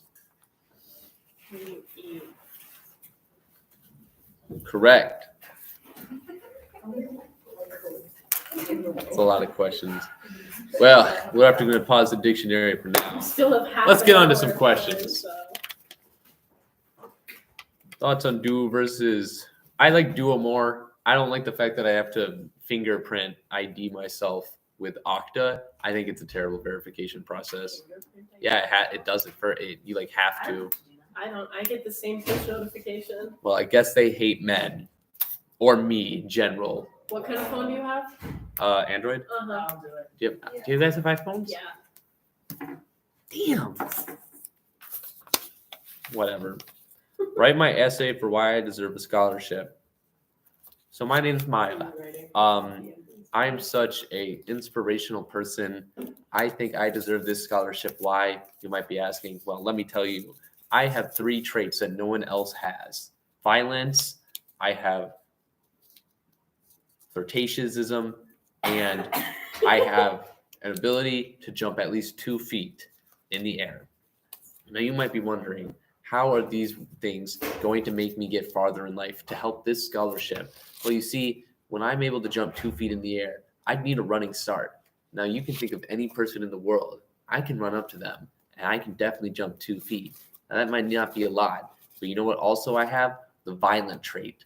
See, with that, I can take anyone down. And if I can't take them down, the flirtation trait goes right into that. And boom, I've just conquered the world. So if you do not give me this money, you will suffer the one of my 2 fates that I'm about to tell you about. Wow. Thank you.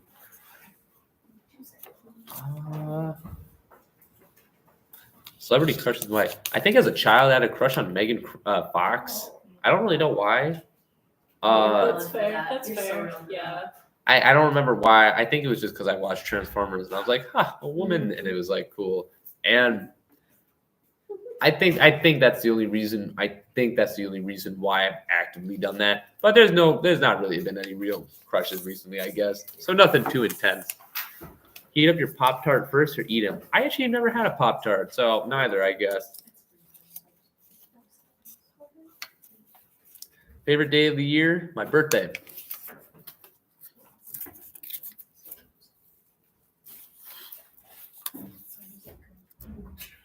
Make an acronym with your name. Camden, Amden, Madin, Den, N, N.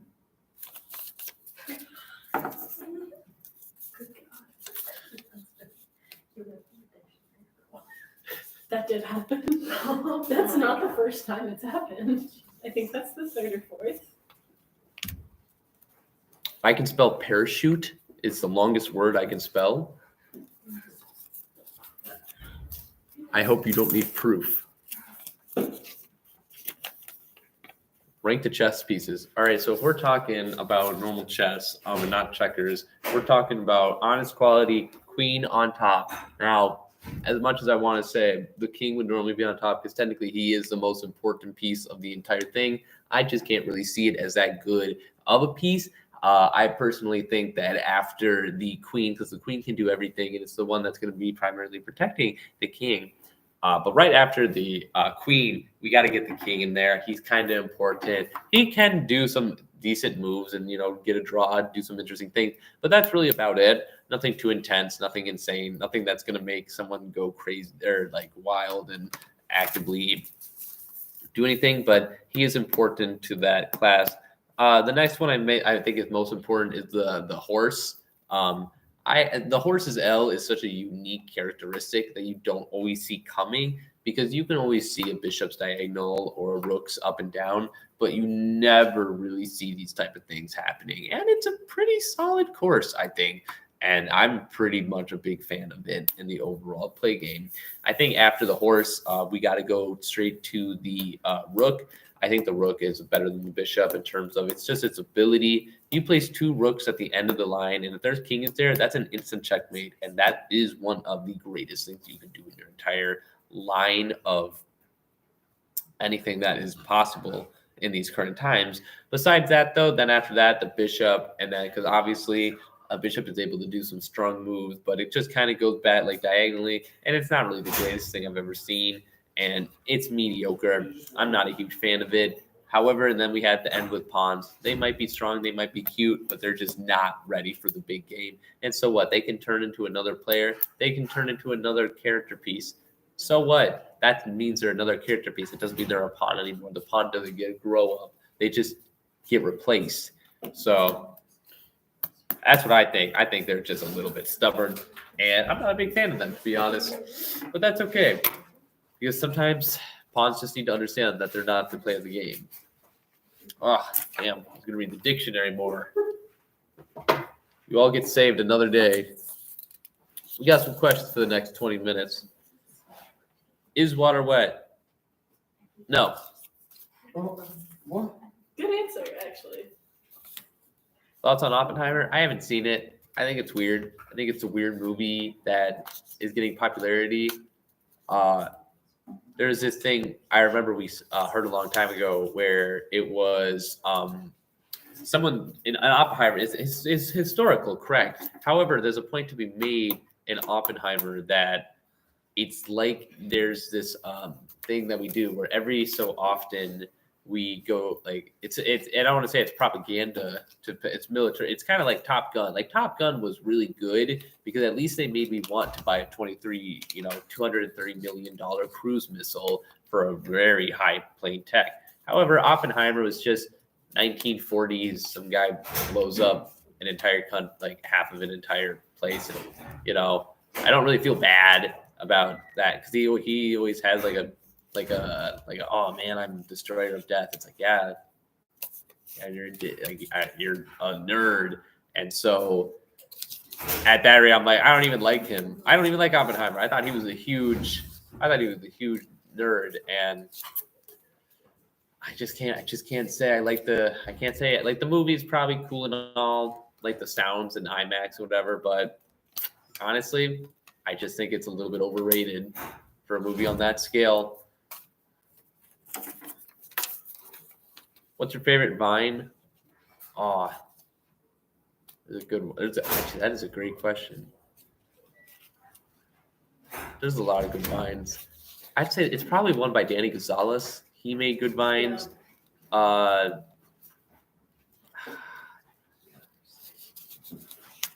can't say honestly. I quote the Road Work Ahead a lot. That one's a classic. I think I quote that one a lot. That one's got to be a top 10 contender. I say within the line.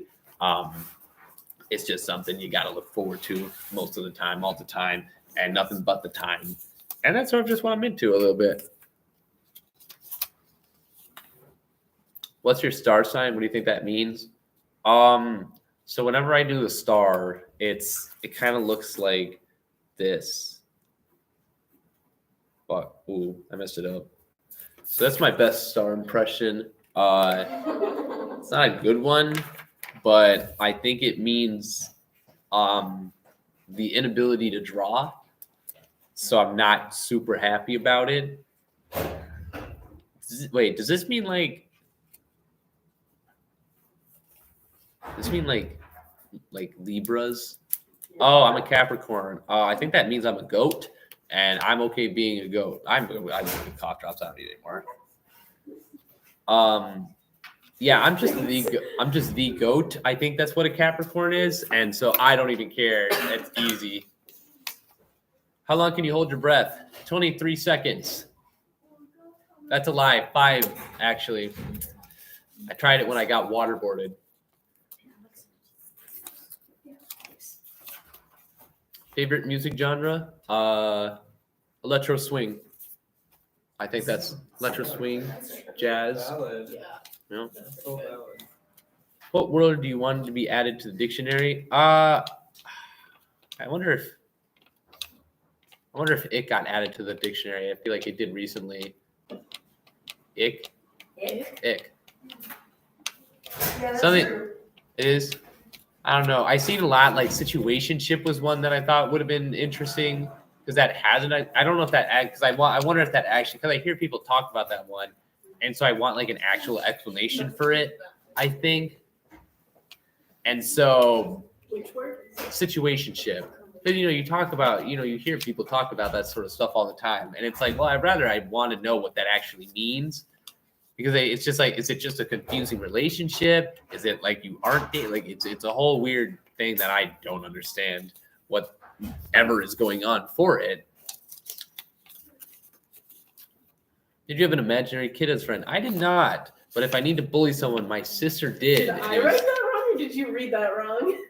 Did you have an imaginary friend as a kid? Oh, okay. Okay.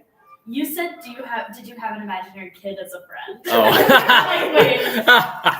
Whoops.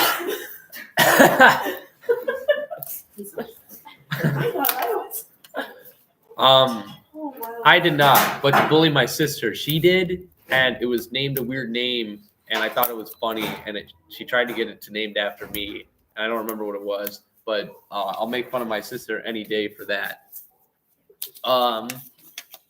Ooh. Can a book be considered a soup based on the amount of blood spilled in the book's story? What? Can a book be considered a soup based on the amount of blood spilled in the book's story? Like, the soup sandwich salad argument? Can a book be considered a soup based on the amount of blood that's spilled? Like the amount of people that are killed in the story? Well, the question is that, does the blood get on the book? No. No, the blood is in the book. It's like hypothetical blood. I do not think it could become a theoretical soup if it was more of like the book was then like carved out and then there was like something inside of it, like a bowl almost, and then the blood was in there. And then if like, I don't know, maybe like some pages are like souvenirs, like little like off things in soup, like maybe some cheese or grilled cheese. Maybe we could consider that I think at that rate, we could probably consider that a soup, but I don't think it can be considered a soup just by the amount of people that they kill in a book. Fair enough.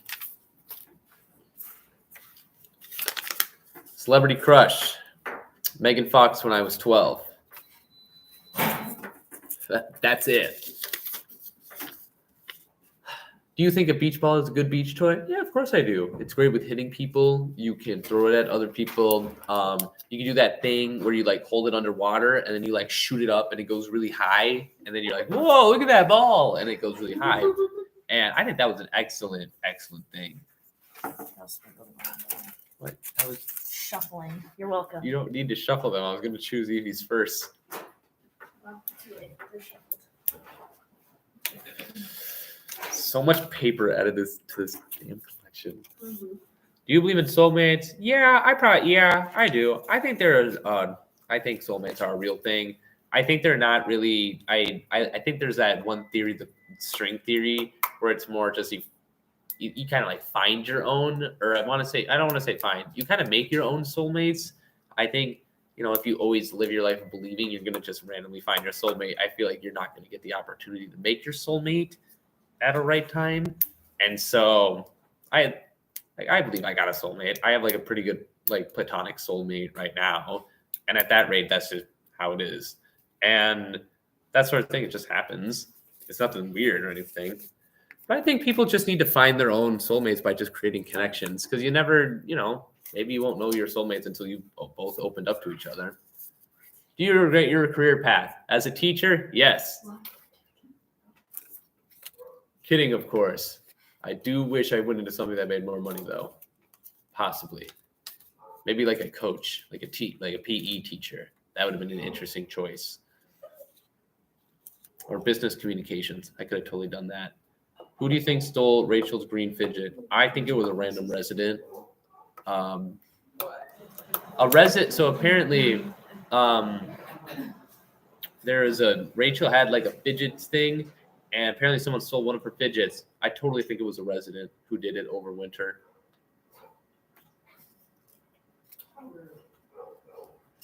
Why are you shaking your head? Do you know something? I don't. I wish I did. Suspicious. Suspicious. If you could change your name, what could you change it to? I'm not sure. I don't really have an answer to that. I'm satisfied with the name Camden, I think. It's an alright name. What famous pet do you want a pet? Let's see.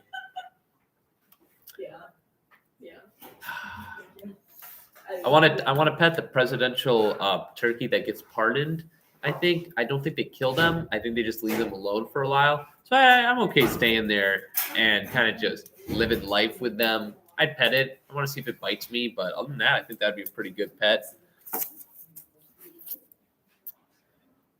Makeup lore of Louis as a person. So Louis was originally a person before he became a dog. It's a little known fact between a lot of things, but Rachel actually is a certified witch in the community. She understands how to do a lot of casting and spells. And so Louis was this guy. He was a cool guy and everything. And he's a fun guy to be around. He could do a lot of sports. He actually started up doing roller skating, and that sort of was a huge thing. And then, because that's something he was really good at, and that's sort of how he wanted to get into this. The issue is that he didn't really accept Rachel as sort of a witch. And because of that, when he found out, he got super freaked out that Rachel was able to understand how to do spells and everything like that. And then initially what happened was that Louis, the human version of Louis tried running away. But then Rachel kind of freaked out, casted a spell, accidentally permanently turned Louis into a dog. Now Rachel is trying to do things that'll make up to him. So she's learning rollerblading. She's doing everything that Louis once did. So to kind of reciprocate that whole scenario and everything. But yeah, Louis was a real person at one time.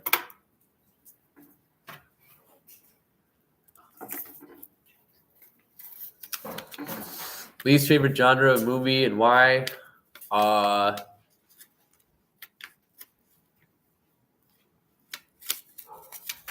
don't like sad films. They're sad. They're just boring. I don't know. I think The Notebook is sad, and I don't think I'll ever watch it because I'm like, it's gonna be sad.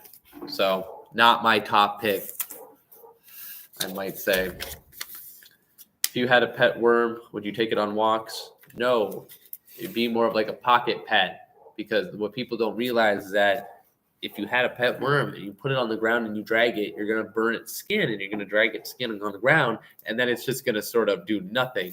And so what you need to do is be careful, and you need to slowly but surely put it in your pocket. It doesn't need walks. If it needs exercise, you can put it in dirt in a contained area where you can get it afterward. So no, you don't need any of that. Oh, never mind. Stream malfunction? Actually, it did. It went offline for a quick second. That is actually a really good. I'm surprised I did that. Double bingo. Favorite noodle? I've actually only had one noodle, I believe, and it was a ramen noodle. So ramen.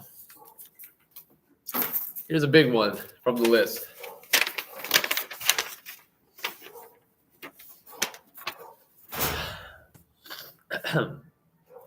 Rabies fact sheet. What is rabies? Rabies is a vaccine-preventable zoonotic viral disease. Its scientific name is rabies lyssavirus, commonly known as the rabies. It belongs to a genus Lyssavirinaceae, the family Rabividae, and the order of Monogamagraviridae. This virus is categorized with a linear, non-segmented negative strand RNA genome. Who can get rabies?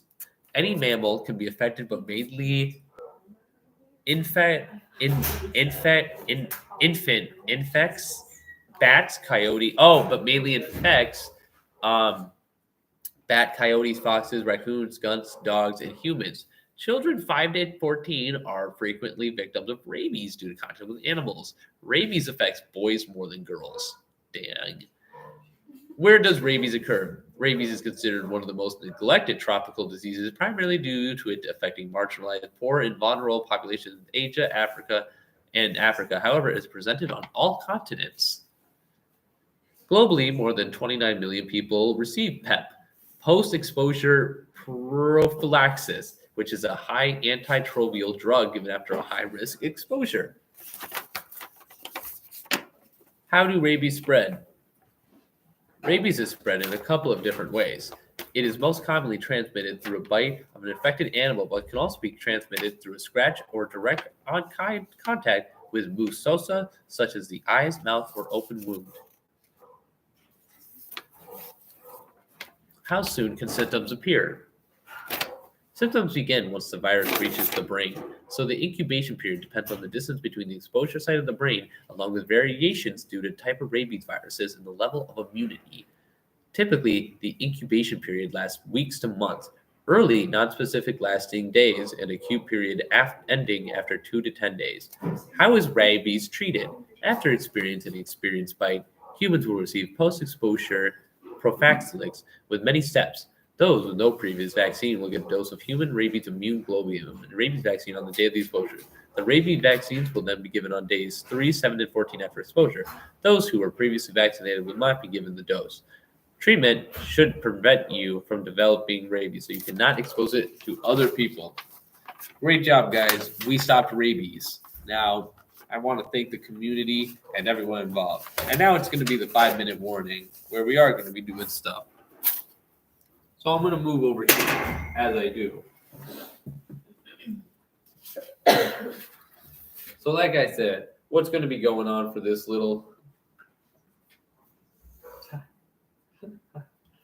So what we're going to be doing for this little bit is we're going to be doing jokes. Now, like I said before, I gave some people the option of actually helping with the jokes, but they chose not to under I can only survive serious circumstances. So what I've done is I've had a series of memes that I thought were funny from Twitter, and then I printed them out on a piece of paper, and also a bunch of memes from the 100 funniest memes ever. Now, for this one, it's going to be a little different if you want to do on-topic comment. Like I said, if you see a Twitter meme that you want to print out, or you see a joke you want to put, write it down and put it in the on-topic bed, and I will read it, and try not to laugh. Now, this will not be funny. I will be a very stoic man for this entire segment, because quite frankly, that makes this bit funnier in my mind. So, we still have another 4 minutes. I have to stop talking so fast, I think. So, I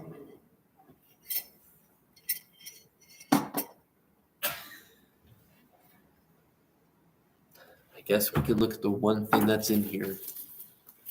Do you like peanut butter and jelly sandwiches? You know, that is a great question. You can learn all about it at the 3 p.m. topic, every food I have not eaten subject line. Be here at 3 p.m. I'm just trying to feed you, man. Oh, no.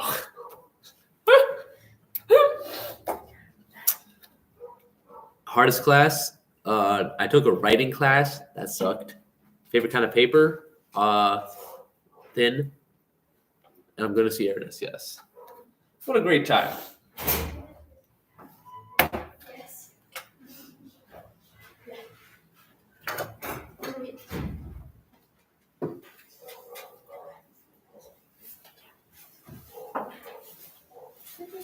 It's free time.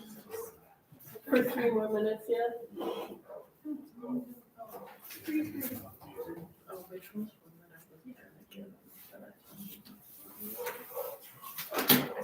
That'll be fun, but I don't know.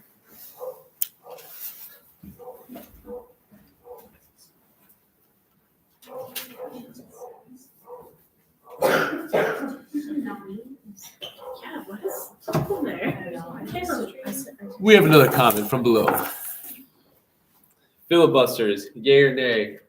I hate filibusters. I think they are quite possibly one of the worst things ever. In terms of political history, they are used nothing to just stop and kind of wait on serious bills that need to be passed. They are a waste of literally everyone's time, and they're not even impressive anymore. And if it wasn't for that one dude who made such a long filibuster, this event would have been probably like 8 hours shorter, considering the second longest filibuster was really like 12 hours long. I could have been done already, but I'm not. Ted Cruz just did a 21-hour filibuster. Damn it, Ted Cruz. Are you having fun? I am having fun on That's some good. events.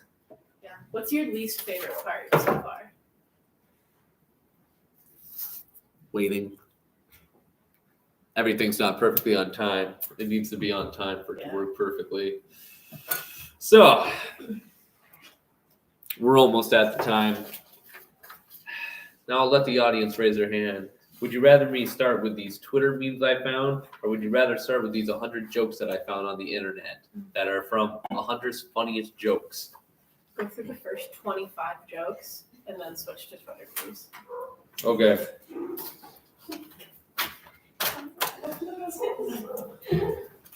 How's it? Hurry up, clock. Let me check the time real quick.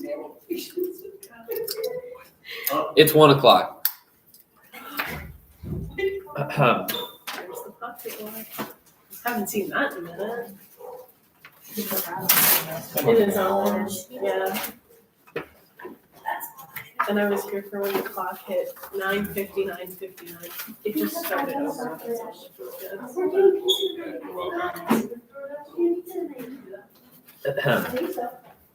The jokes. I hope none of you laugh. I told my doctor that I broke my arm in 2 places. He told me to stop going to those places. This is your captain speaking, and this is your captain shouting. Before you criticize someone, walk a mile in their shoes. That way, when you do criticize them, you're a mile away and you have their shoes. I was at the park wondering why this frisbee kept getting bigger, and then it hit me. Now, this was an interesting joke, I think, amongst the crowd, because what this represents is that the fact that the frisbee is only getting bigger because it is representing that it is coming closer to the person, ergo hitting them in the face. 2 fish in a tank. One looks at the other and says, "How do you drive this thing?" Now, this one's funny because when you think of fish in a tank, you normally think of a fish in a tank. However, these fish were in a WWE SmackDown tank from Panzer from World War II, which you would never have guessed from just the conversation below. Evening news is where they begin with good evening, and then proceed to tell you why it isn't. This is a joke on the culture of the news. When I met my wife now, I asked if she was vegetarian because she really loved animals. She responded, "No, I just really hate vegetables." Real.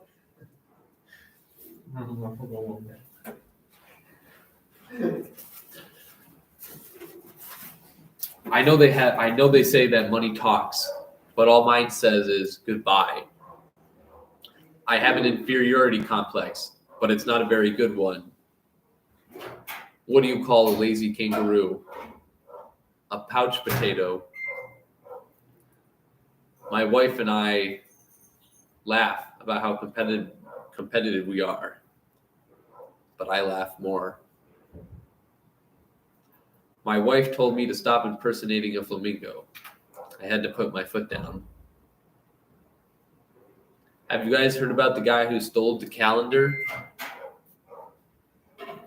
He got 11 months. I actually messed that joke up. I meant to say 12 months.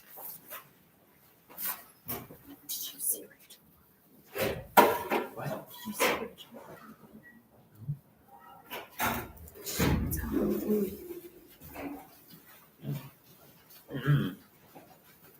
Where is it? Why did the ghost go to rehab? He was addicted to booze. Why did the car get a flat tire?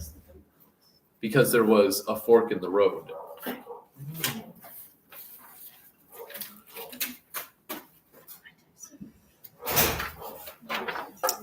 I stayed up all night to try to figure out where the sun was, and then it dawned on me. How did the hamster burn his mouth? Oh, wrong word. How did the hipster burn his mouth? He ate his pizza before it was cool. What did the janitor say when he jumped out of the closet? Supplies! Have you heard about the band 123 MB? It's probably because they haven't even got a gig yet. So this is a joke on space and storage within microbytes and gigabytes. Because 123 should be a gigabyte, but they're not. They don't have a gig yet. Why does the golfer wear 2 pants? Because he's afraid he might get a hole in one. What's a pirate's favorite letter? You think it'd be R, but it's C. What's the difference between a well-dressed cyclist and a scruffy guy on a tricycle? The tire. Why should you wear glasses to math class? Because it helps with the vision. I'm so good at sleeping, I could do it with my eyes closed. Why does it take pirates so long to learn the alphabet? Because they could spend years at sea. Why did the woman go on the date with the mushroom? Because he was a fun guy. Why do bananas never get lonely? Because they hang out in bunches. What did the buffalo say when his kid went to college? Buy some. Why shouldn't you tell secrets in a cornfield? Too many ears. What do you call someone who doesn't like carbs? Lactose intolerant. What does a nosy pepper do? Get jalapeno business. Oh, no. A bear walks into a bar and says to the bartender, "I'll have a pint of beer, please." And the bartender asks, "Why the big pause?" The bear replies, "Well, I've always had them." Why did the can crusher quit his job? Because it was so depressing. Aww. Why did the birthday boy wrap himself in paper? He wanted to live in the present.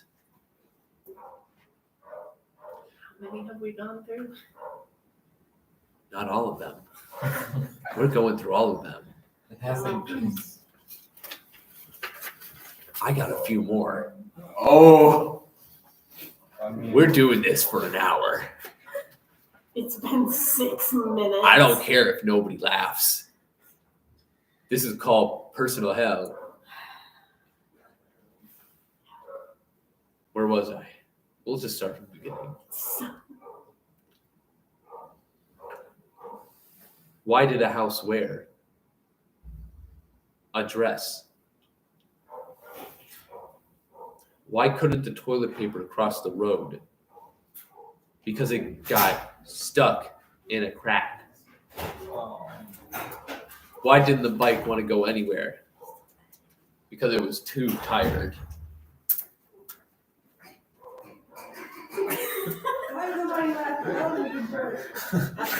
Wait, read it again. Oh, never mind. I know what it is. Don't read it. Want to hear a pizza joke? Nah, it's too cheesy. Why are chemists great at solving problems? because they have all the solutions. Why is it impossible to starve in the desert? Because of all the sandwiches there. Oh.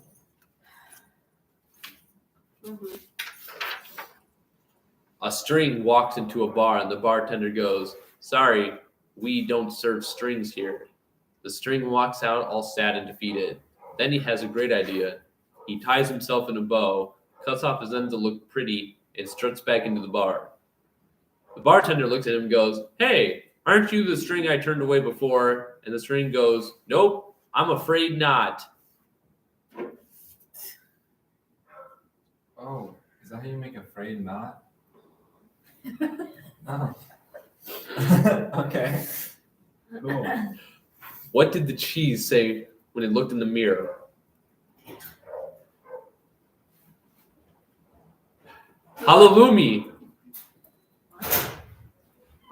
Why did the developer go broke? Because he used up all his cash. A man goes to the zoo. There is only one exhibit in the entire zoo. It was Shizu. Did you know that ants are the only animals that don't get sick? It's true. It's because they have little antibodies. Two antennas decided to get married. The ceremony was pretty boring, but the reception was great. Why did the dotard go to the dentist? To get a filling. What do you call a bear with no teeth? A gummy bear.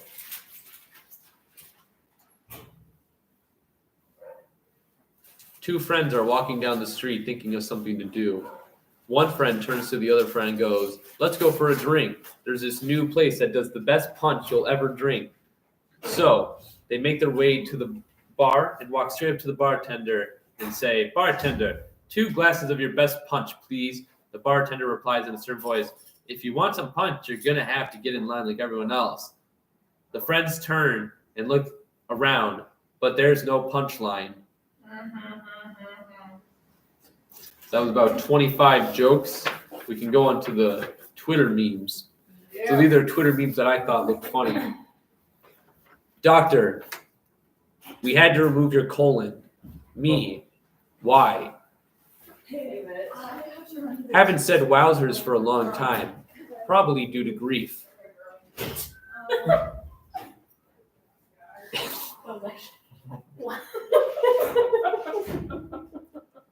If I fell between the wall and my bed frame, would anyone care?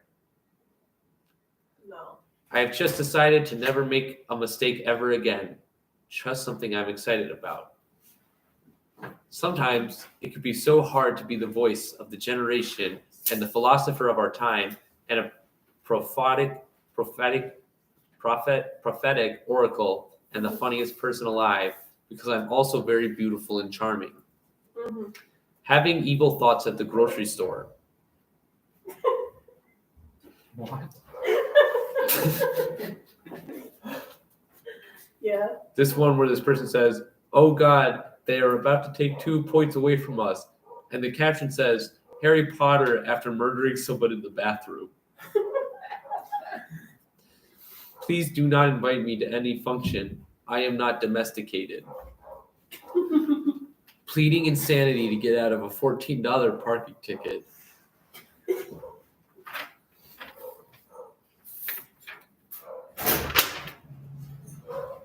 Me, licking lips in anticipation. I'm nervous. I've never done a bungee jump before. Instructor, please don't lick my lips again.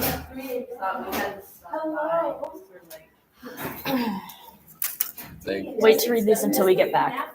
Okay. Yeah, it was. Just gave your address to some spiders. Beautiful woman, what's your name? Trying to be mysterious? I don't know. Yes. Please do. I will. I've been given a note. No way. No way. I would love a slushie. What flavor? Mango. Left. The one on the left. This one says, just took an everything shower, and it's 2 images of a scrub daddy and Dawn soap. This one is replacing my eye drops with Panera's charged lemonade so I can see God.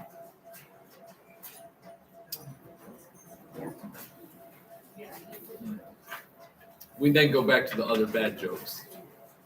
Is that all the meme? Is that all of the Twitter memes? No, there's more. Thank God. I just want you to suffer more. Great, thank you. Yeah, we got time. We definitely got time to do this for a while. Mm-hmm. Yeah, if you run out of time. What's a potato's favorite form of transportation?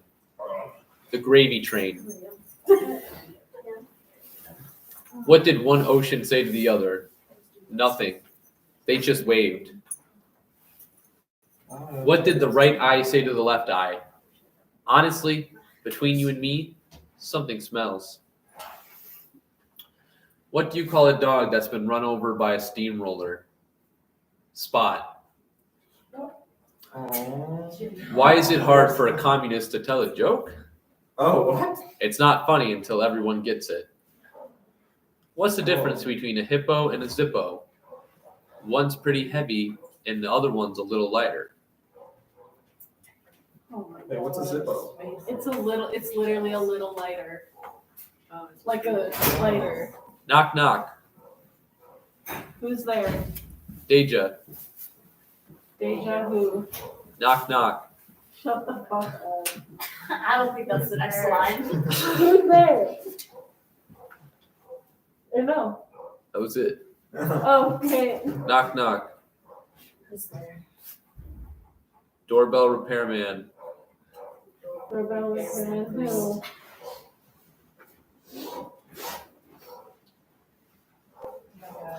Knock, knock. Who's there? You. You. You who? Anybody home? No. No, go away. Why don't we see elephants hiding in trees? Because they're really good at it. That's a good one. How do you find Will Smith in the snow? You look for fresh prints.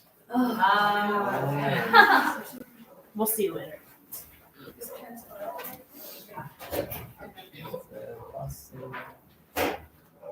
A man walks into a bar and it's empty. It's just him and the bartender. He sits down and orders a drink. He hears someone whispers, "Psst, I like your tie." The man looks around but doesn't see anyone.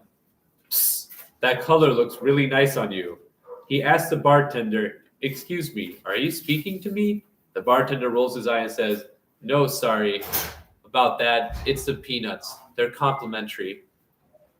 Oh. Arnold Schwarzenegger goes back to Austria for his Easter break. When he returns to California, his friend says to him, "Arnie, I hear you went back home to Austria for Easter. How was it?" To which Arnie replied, "Oh, it was terrible. My father, he ruined the Easter egg hunt. He put all the eggs in awful places, and nobody could find any eggs, and quite generally we had an awful day." His colleague then says, "Arnie, that's not good at all. I'm so sorry to hear it. Does that mean you don't love Easter anymore?" Arnie, "Of course not. I still love Easter, baby." An old lady walking to a pet store found a parrot and asked the owner if she could buy it. The owner said, "Heck no, that parrot has a bad mouth. Trust me, you do not want that parrot." She said, "I can teach it good manners." But when she got home, the parrot said a bad word. So she put it in the freezer for 10 seconds. She took it out and said, "Did you learn your lesson?" It said another bad word, so she put it back in for 30 seconds. She took it out and asked if it's learned its lesson yet. The parrot said, "Brr, yes, I've learned my lessons. But what did the chickens do?" A man walks into a bar and says, "Give me a beer before the problems start." He drinks the beer, then orders another, saying, "Give me a beer before the problems start." The bartender looks confused. This goes on for a while, and after the 5th beer, the bartender is totally confused and asks the man, "When are you going to pay for these beers?" The man answers, "Now the problem starts." Oh gosh. Once there was a man who went to an exotic country and came across a stall selling handmade handheld fans. He asked for the prettiest and longest lasting one, and the owner charged him a whopping $1,000. After using it for the first time, it broke, so he took it back for a refund. The owner listened to the complaints and finally asked him how to use the fan. The man demonstrated by flapping the fan as one would normally do. And the owner said, no wonder. You've been using the fan wrong. This is the way to use it." Then he held the fan, frantically moved its head left to right, and that's it. Wait, what? And he frantically moved his head left to right. Instead of the fan. Terrible. What's orange and sounds like a parrot? A carrot. Why does Snoop Dogg use an umbrella? Faux drizzle. What do you call Batman when he skips church? Christian Bale.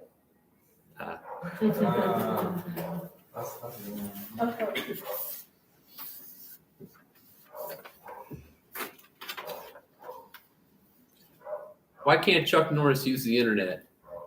Because he won't submit.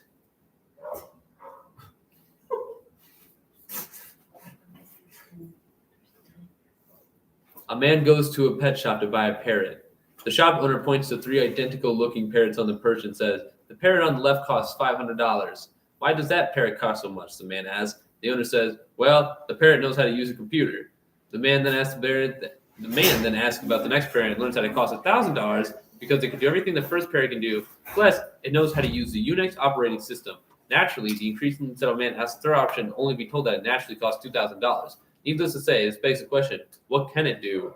The owner replies, "To be honest, I have never seen it do anything, but the other 2 call him boss.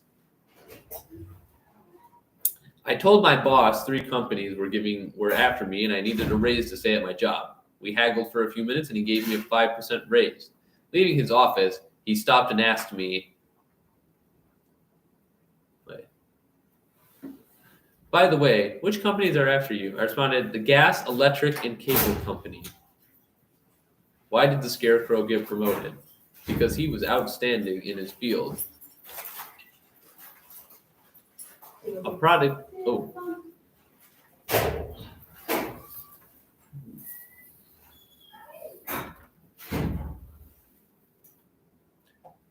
I was told that I needed to come up with a joke for this thing. I've always figured. Wait, what is this? This is a weird one. I'm not reading this. Those were the best, funniest 100 jokes I found on the internet.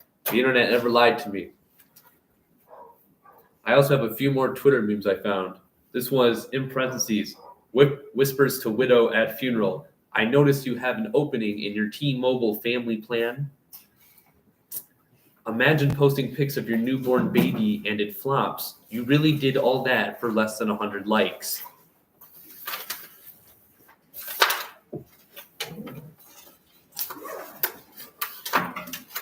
I feel as if the internet lied to me, and these were not the funniest jokes I have seen in all times.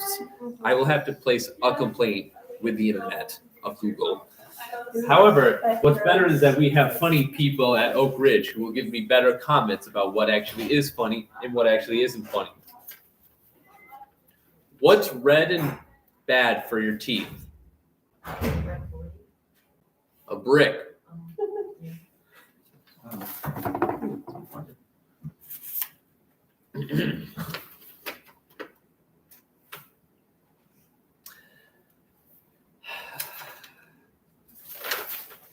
It's going to be a long one. We'll settle in.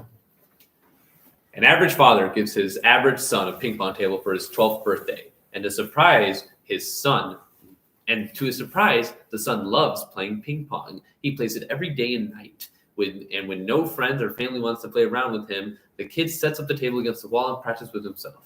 After a few years, the father notices that his son is playing ping pong less and less. He asks him about this, and his son replies, "Can't. No more ping pong balls." The father looks at his son, and just like his son had told him, there were no longer any ping pong balls left on the table. Okay, he thought, he lost them. No big deal.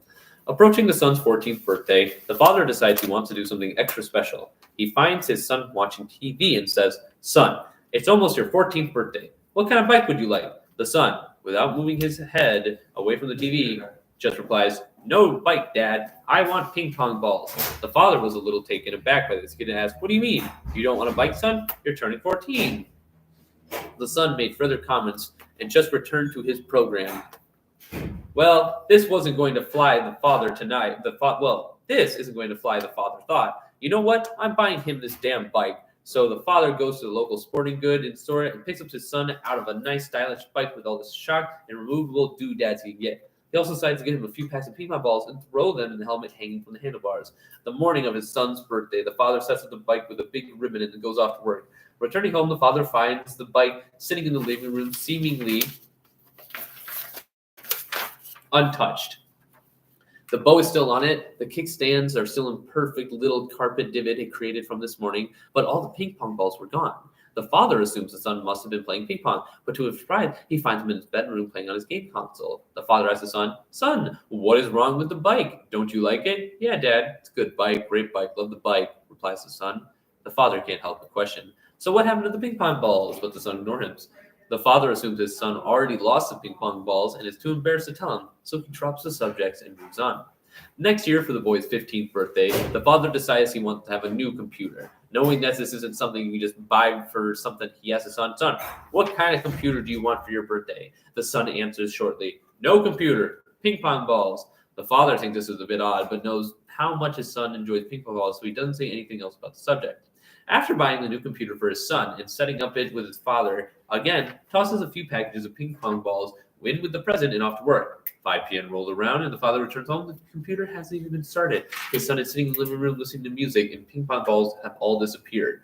This time, the father wants answers. He says, "Son, what is wrong with the computer?" "Nothing, Dad. Good computer, great computer, love the computer," replies the son. "Okay," thinks the father. "Also, what happened to the ping pong balls?" The son doesn't reply. Going back to the music, he ignores. Being a good, trustworthy son in the past, the father decides to let this drop. If his son didn't like the presents, he would sure be to tell him. Approaching the son's 16th birthday, "Okay, finally this year. I will give him a present he will never be able to ignore. I'll buy him a car." The father finds the son and says, "Son, what kind of car do you want for your birthday?" The son replies to the father with the same reply he's been given for all occasions from 12 until now. "Dad, I want ping pong balls." "What?" explains the father. "You are turning 16. You are getting a car."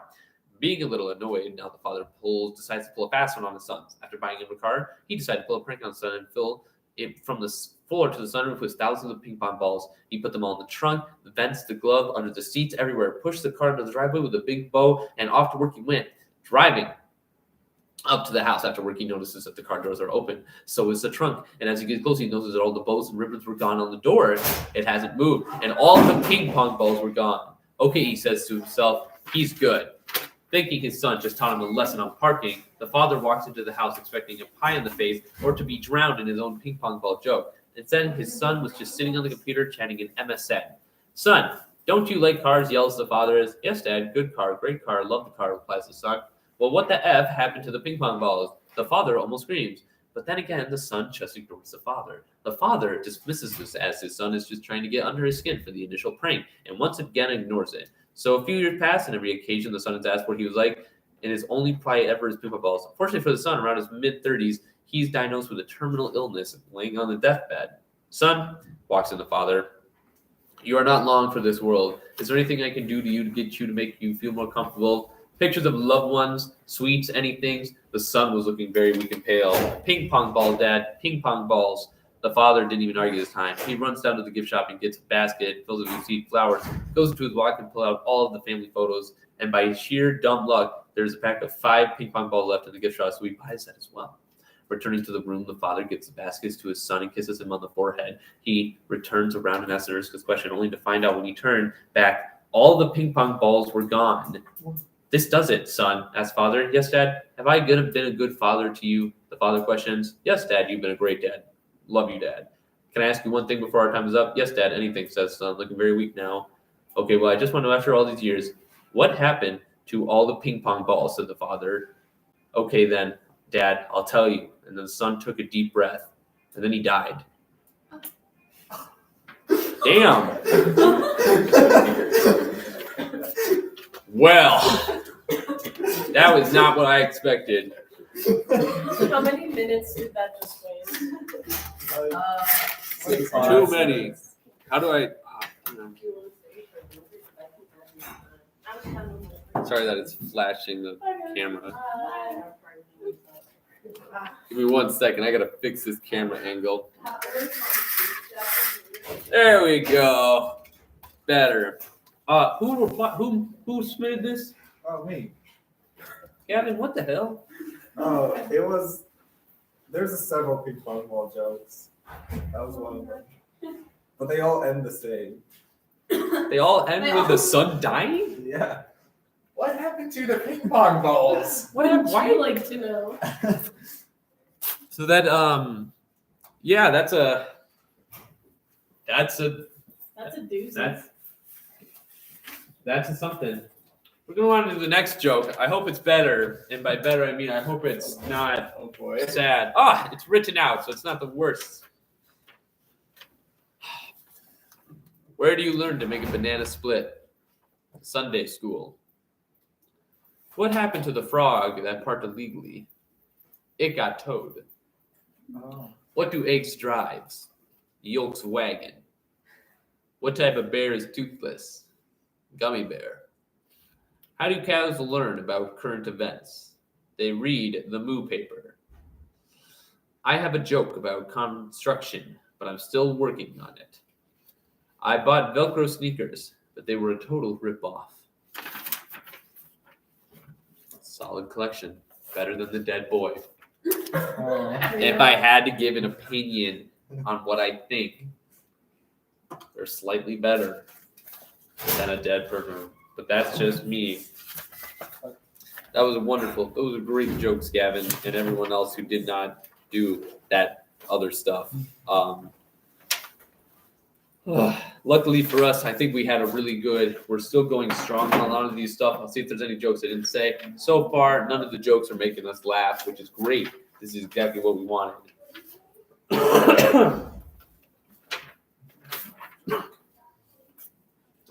I need water.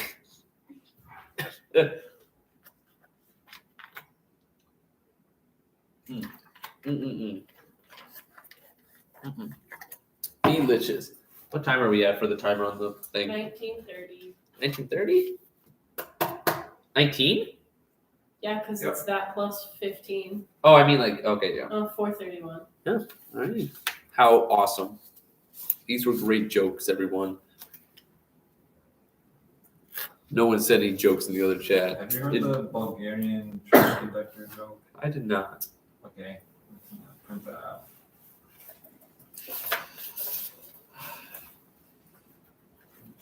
There's another one we could probably do.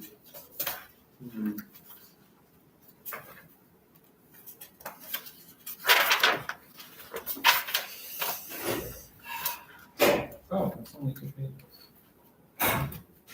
Only 2 pages. Yeah.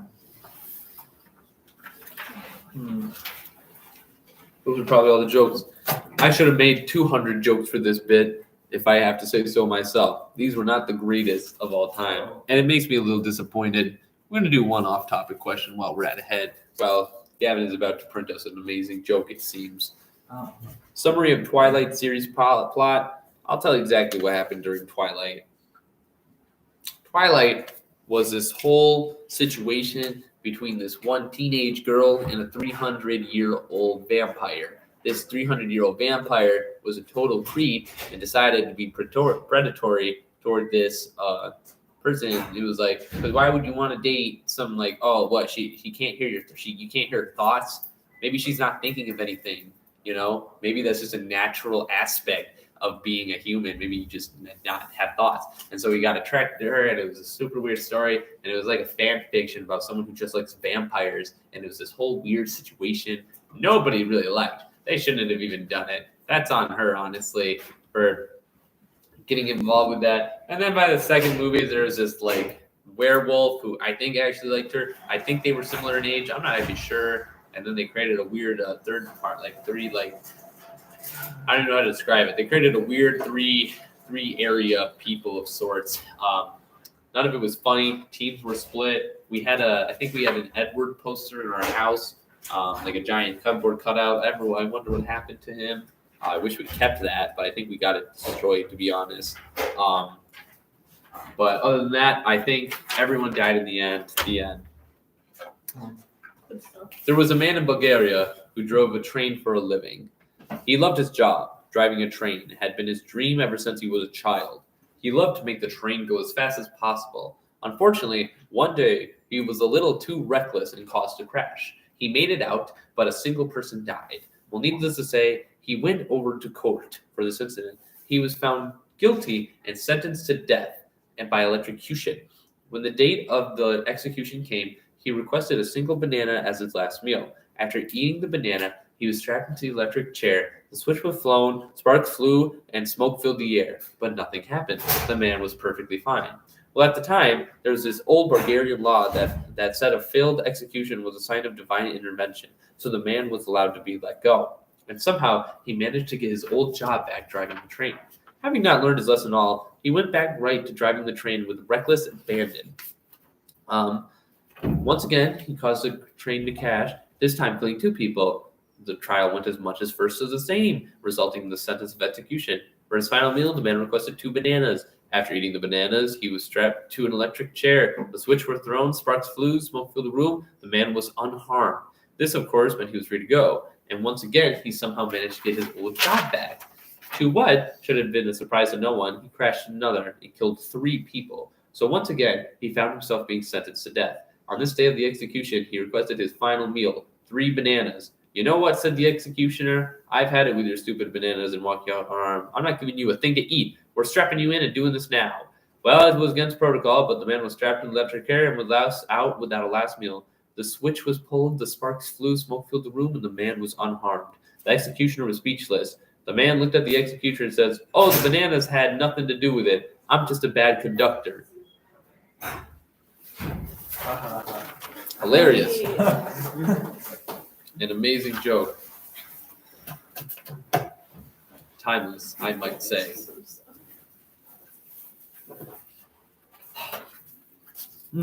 Luckily for that seems to be all the jokes we had. So luckily we had a great time. I hope all of you did laugh. If any of you did laugh, please seek therapy.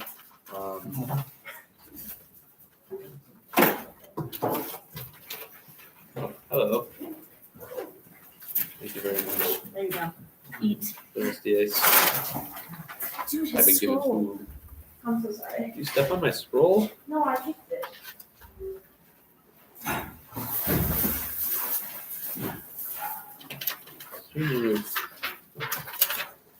Well, I gotta drink something now. Got me a Go-Gurt and crackers. Graham crackers and a cheese stick. Oh no. All right, this is me getting a good meal before I have to keep talking for a very long time. I'd like to thank everyone currently so far. We're currently in the midst of the final hours. We got about 4.5 hours left. So great to see you all here still. It's been a journey. It's been a journey of a lifetime. So we're going to go into some off-topics questions right now just because we got time and we got a lot of off-topic stuff that we need to hear.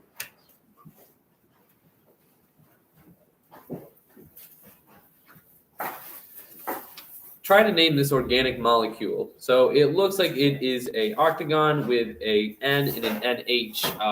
The N stands for nitrogen, and the NH stands for nitrogen hydrocolite. And that is probably, it doesn't have numbers.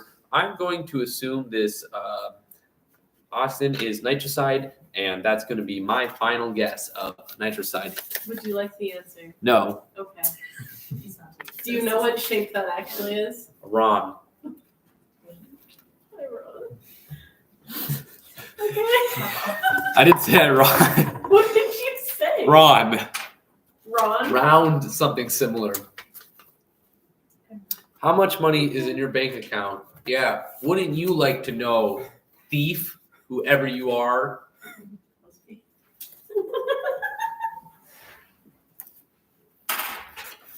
I'll never tell. None now. What is the source of your magic? Well, you see, a lot of the times magic comes from straight studying from the books. I had to use a lot of my magic as an apprentice to be able to understand magic in sort of a way that a lot of people didn't do. My master kind of just threw me into a field and it was like, you should learn the ways of the magic. And so I did. And that's exactly sort of what went on. It kind of contributed to the fact of how I continued in life. It wasn't the greatest experience, but it was an experience that I think I needed to have. But what was the question again? How do you the source of magic is basically friendship and whimsical fun. If I didn't have that sort of thing, I think my powers would be powerless. And I would be extremely weak. Also, scrolls are extremely powerful. I have like 33 pocket scrolls that I kind of just shoot at people, and it's like really cool. Like I have a few scrolls that'll just like blow up randomly. It's kind of, I think it's like a landmine, but it's in paper, so that it makes it cool. I think it's so fun.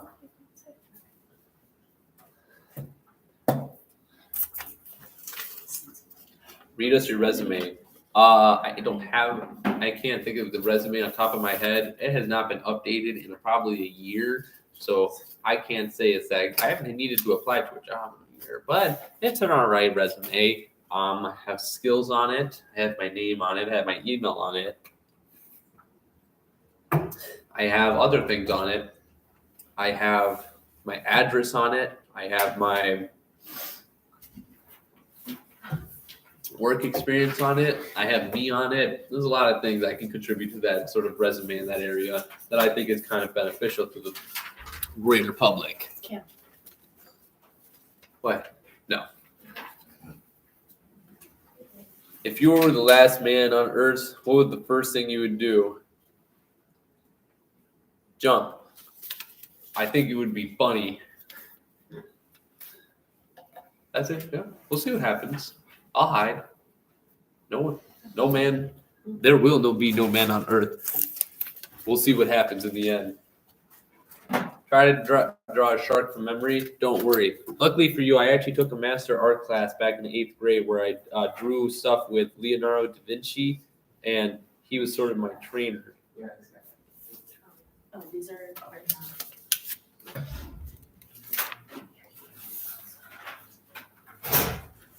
Wow. Thank you, everyone. Proud. A lot more off-topic questions. Let's get into it. If you could dispense a different liquid from each of your fingers, like pop or something, what are the 5 things you would choose? I would choose oil, because if I had oil out of my thumb, I would never have to pay for gas again.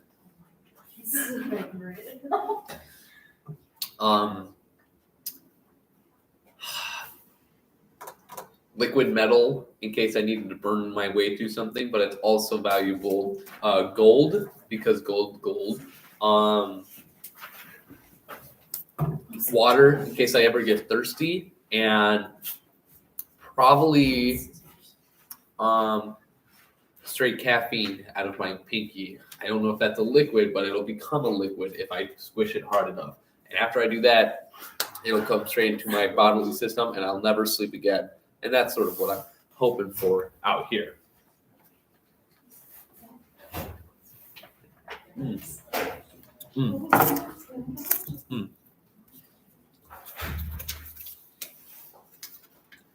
How is cheese made? That's a great question. So I'm actually a professional cheese master myself.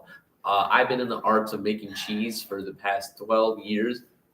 Cheese is an incredible expertise and able to be made. personally, what you're going to want to do is you're going to want to take one of the cows that you kind of like are friends with. And this is a cow that you have to know for at least 3 years. You have to know their parents. You have to at least been to one of their birthday parties. And after you've known this friend for a few years, you need to convince them that this is a super new, cool trend, that they need to kind of give up their cow milk in order to do something really cool. They make this thing called cheese. They don't understand what cheese is, right? So you don't understand what they're getting into. But if you're about to convince them to make their own cheese, it's going to be beneficial for everyone. And that's what you're going to tell them. You're going to lie to this cow, and they're not going to understand because they don't speak English. They only speak mooing, which you're going to be mooing this entire conversation. And as you are mooing this entire conversation, they are going to feel peer pressured into giving their milk into being brought into cheese. So once you accidentally completely convince them and guilt trip them into giving the milk, you then turn it into cheese, you yearn it and kern it and burn it, and then you get a fresh loaf of blue cheese. This question asks, Oscar Mayer Wienermobile or the Peanut Mobile? I got beef with Oscar Mayer. They did my grandpa dirty, so Peanut Mobile all the time. Screw you, Oscar Mayer. Yes. What's the lore? They did not pay my grandpa enough for 30 years of service. I'll take them all on. And it sucked. They shut down, so they can't do anything. But still, I'll hold beef over that for the rest of my life. Fair wages for older people. What is all of your magic powers? Well, I can't really say a lot of my magic power has been not really contained within. I haven't really been able to express all of it recently. I sort of keep it contained because I feel like, releasing too much of your magic power might make you seem like an egotistical narcissist. And personally, I just don't really deal with that often. And I kind of try to keep my magic low key. I don't really use high leveling spells. Even if I did, I feel like, if we talk about the Wizard Council, I feel like that's sort of their whole thing. Or the elders on that whole thing. That's just what they're about. And I just think it's not funny. I think they're so lame and whatnot. And because of that, I think they just are doing a bunch of sparkly stuff. And all of them are egotistical maniacs. You think of the bird. He's just a bird, but he keeps cawing at everything. And he's such a jerk. And honestly, I just, I keep it low. But I totally take on at least 5 of those elders. I think they got nothing on me. So I think that says a lot for my abilities within the magic world, I think. Magically, though, I can totally lift at least 20 tons of something using just pure force of magic. So I think that says a lot about something.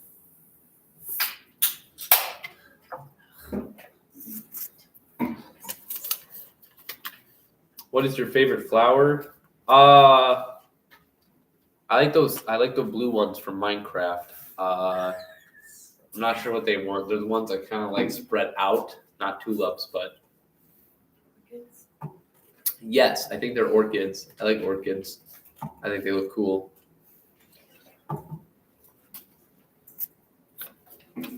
Next question. Favorite martial art? I think Kung Fu is pretty cool. I think that's a kind of interesting thing. I think it's because not only does it have a banger theme song, I think it also is just a staple for a lot of people. And I really think Kung Fu is you look at Kung Fu Panda, and I think that was a fantastic film. Thank God the 4th one's coming out. And that kind of moves and those battle moves are cool as hell, in my greatest opinion, if I had to say so.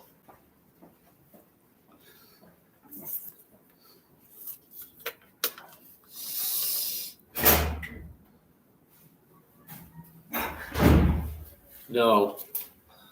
Wait, what was the question? Screaming Viva La Vegas. No. Yeah, that was mine. Go into debt, how you felt when the 49ers lost the Super Bowl. I think it sucked.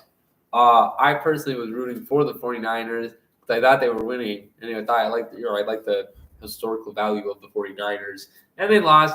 It sucked because it was a weird game. It was a weird turnout because honestly, the 49ers were kind of set to win. And then a few mistakes kind of screwed them over in the end. And it was kind of a shallow win at the very end. But then I didn't really care after about an hour because I don't actually care about either team. It's football. They can win another time. They still all got a lot of money out of it. So they're richer than me, so I don't think we can really care. Please tell the people your favorite Taylor Swift album. Whichever one has Bad Blood in it, because I think that one has another song I like. 1989. Oh, that's blank face, right? That's the one. The world record Filibuster.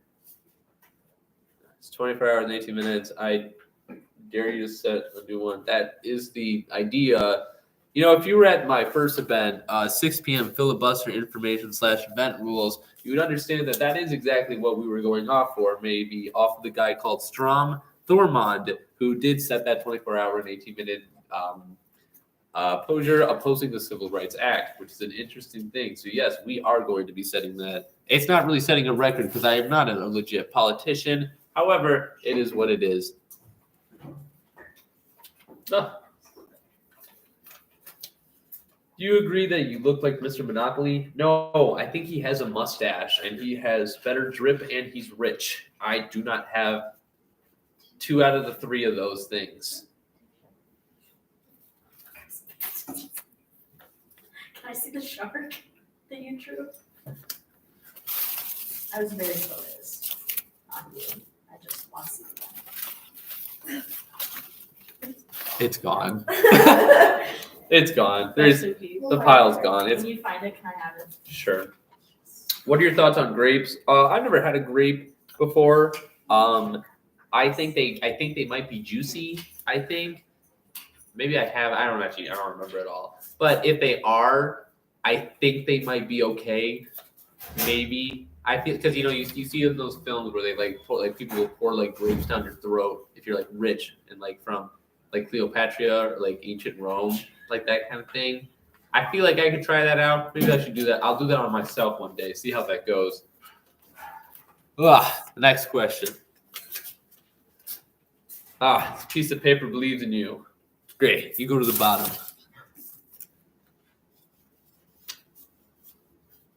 Smash or pass, Mr. Monopoly. I think I got to pass. I'm not a fan of capitalism in the most max, and he's like the Monopoly man.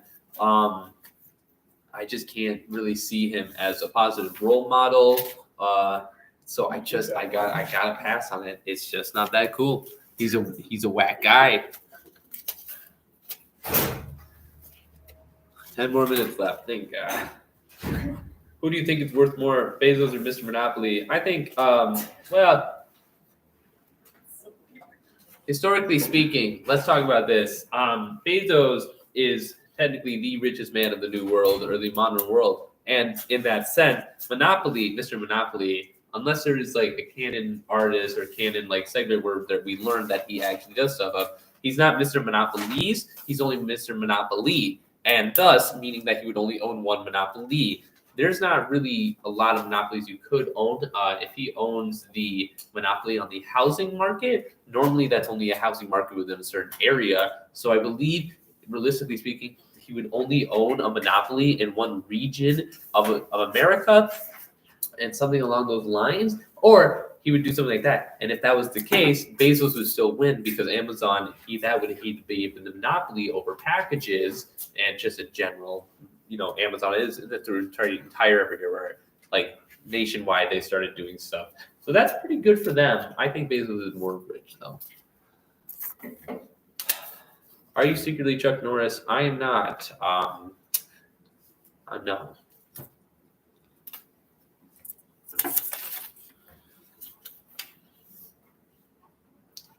What is the best flavor of Oreo? Double stuffed. Straight up, that's all there is. You don't need extra flavors to make an Oreo taste good. Oreos taste good by themselves. Do you think Kenzie could land Mr. Monopoly? Yeah.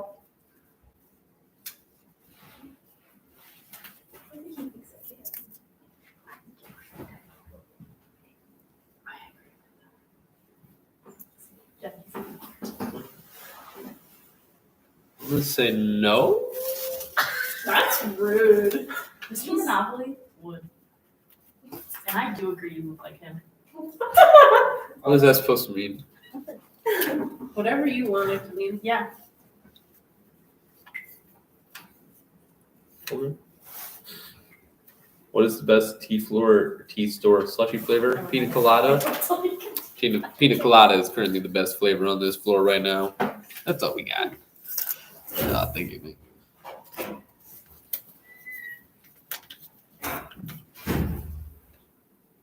How much wood could woodchuck chuck if a woodchuck could chuck wood? 34. True.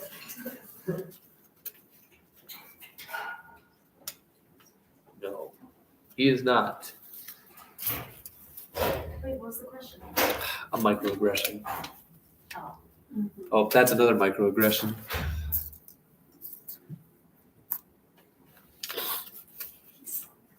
Smash or pass I mean, it counts. an Oreo cookie. No. I don't think I could actually possibly smash an Oreo cookie. I feel like it would break. Therefore, I'm going to pass on it. I'd still eat it though, but not in like a weird way. Just like a normal, healthy human cookie way, like a survival of like a food chain sort of way. Like I'm at the top of the pyramid and Oreo's at the bottom. So not in a weird way, but I'd pass. But it would be gone within seconds, but not in any way that's oddly confusing and weird. Where's the Muffin Man? 74th Street. What is the largest animal you could take in a fight? A goose. So a goose is probably the biggest animal I could take in a fight. Now, a lot of people ask themselves, what are they going to do against, big animal? And I think to myself, well, a goose is definitely big, and a lot of times the rules are that you have to fight in their own territory, and I could do that. I could fight a goose in its own territory, because what is a goose going to do in its own territory? It's going to honk. It's going to do shoo. It can't walk up a tree. It can't go like everywhere. But what I'm going to do is I'm going to distract it with one of my arms. It doesn't have razor sharp. It does have sharp teeth, but I'll sacrifice one of my arms to get a little bit bloody for him to bite it, and then I take its neck. Boom! I strangle it. The goose is dead, and that's how I win a fight against a goose, which is the biggest animal I think I can beat in a theoretical fight around here. Have you seen Saltburn? I have not. I have heard about it. I'm never going to watch it because I don't want to watch the scene. Can you be more specific? Graveyard. I respect that. Hi, Camden. Tom here. Meeting with the elders in 4 days. So excited. Also, my apprentice is already dead. Have a nice day. Tom came back. I hate you, Tom. I told you your apprentice was gonna die, and sucks for you.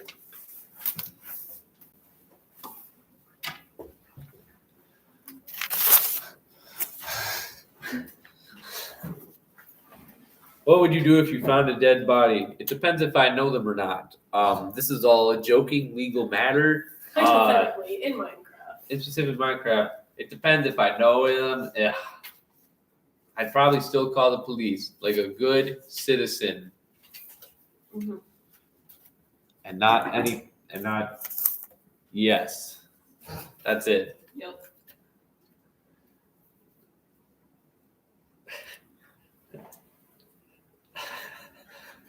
That's a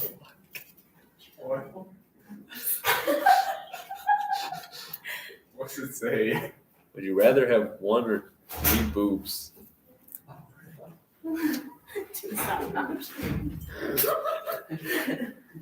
One. That question will perish within the mouth. Whatever. Anyway, it's about time to be done with the almost done jokes. Now, reading jokes until I laugh, and those were a bunch of questions till that. We're going to be going on to our next little bit. We're almost done here, everyone. We got about 4 more hours until we're finally done with this huge project we've been doing. I don't know how I've been awake this long, and I don't even feel tired, which is a problem to me because I feel like I might crash for a very long time tomorrow. But I might be able to stay up, so who really knows, if we're being honest. What? Hell no. So basically tomorrow what we're going to be talking about is fantasy tomorrow 2 p.m. we're going to be talking about fantasy magic. Fantasy magic is something that I'm just a little bit interested in, and it's just a little bit of an interesting sort of segment that I'm curious in, and it's just going to be talking about a lot of different ways that fantasy magic is used in a lot of different common eras and my kind of thoughts on what I think should be done with them and what thoughts should not be done with them. At 3 o'clock, we're going to be going to our Dad. You spelled "your" wrong again. This is the second time I've noticed this. Just wanted to let you know. Anyway, so at 3 p.m., this is another one where it's the food not eaten that we're going to try it out. And then the 4 p.m. one, apparently one's going to be popular, the relationship advice. Who knows?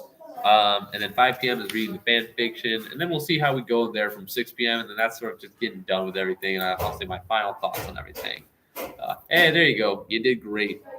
Yeah, no, that's kind of what we got going for now. We got about a minute till left. So we got a great time.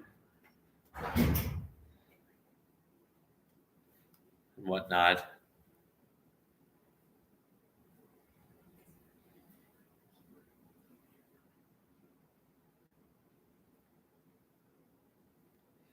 So, actually, I think we might as well. It's almost 2 anyway. We might as well get into it. I'll do this sitting down because I'm going to be looking at a few books. So this is supposed to be a serious talk about wizard magic and about, quite honestly, the thoughts on fantasy magic.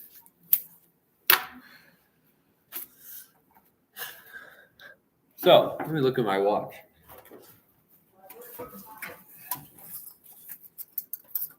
Yep.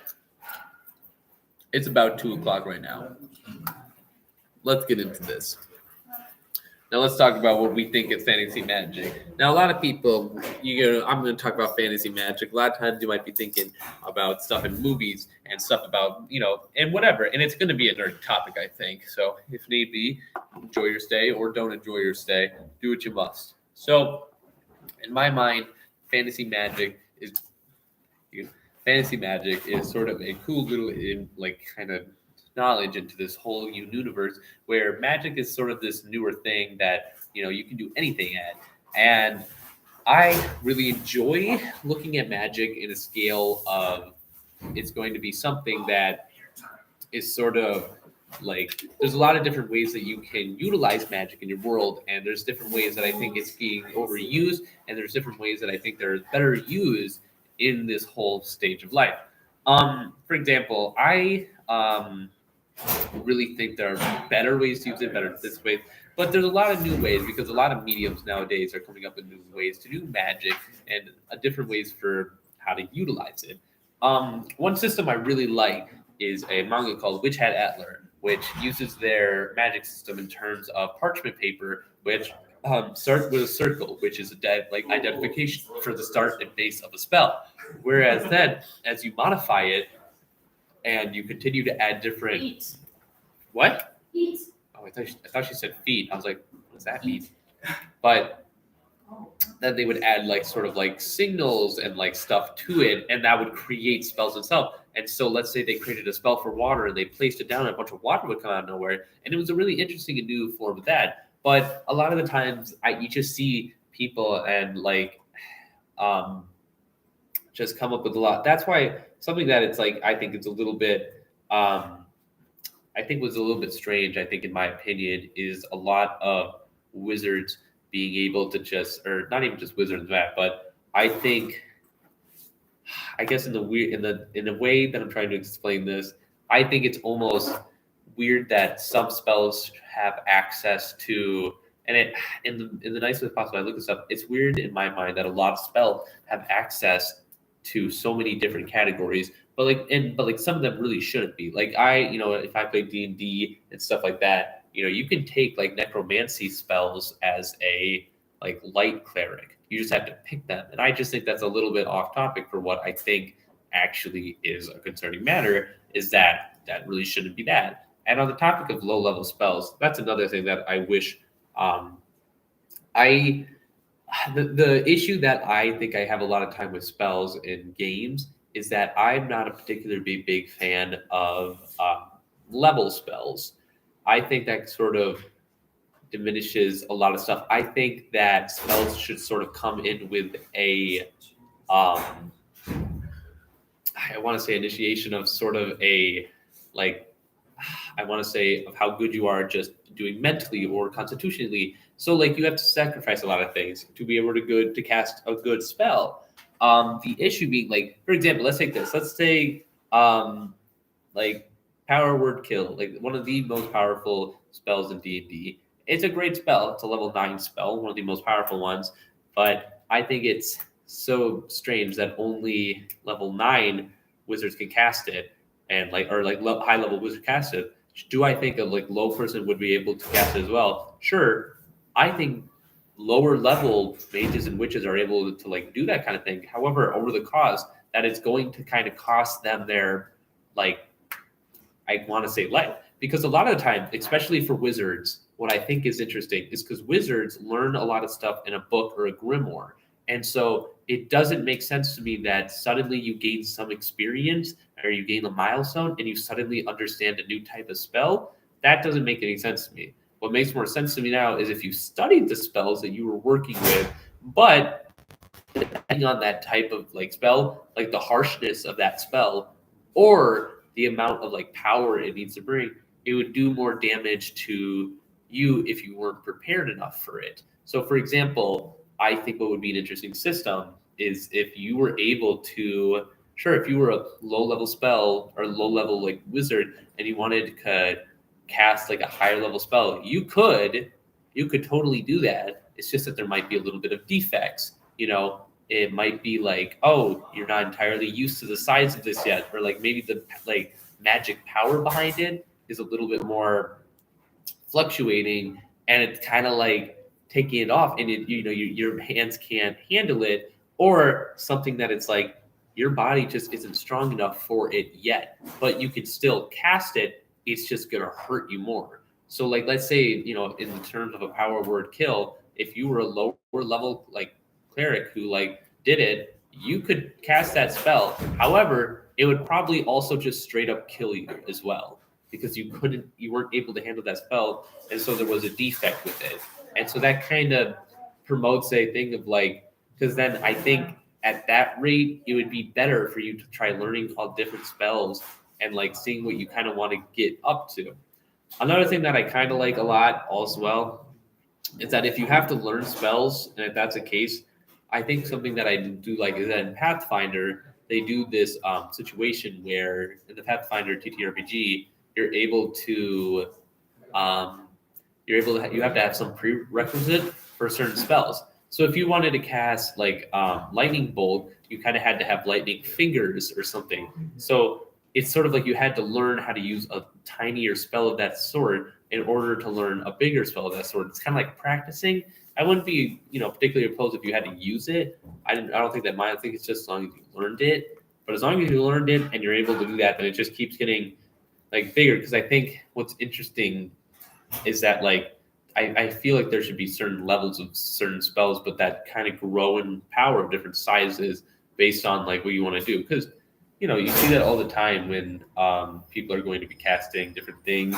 Because you have stuff like firebolt, fire. If you were doing a scaling, you do a firebolt, which is a bolt, fireball, which is a ball, and then do something like a fire meteor, which is a giant meteor made out of fire going down on an enemy, and that sort of thing. But that's just the whole thing about wizards. It just annoys the hell out of me. I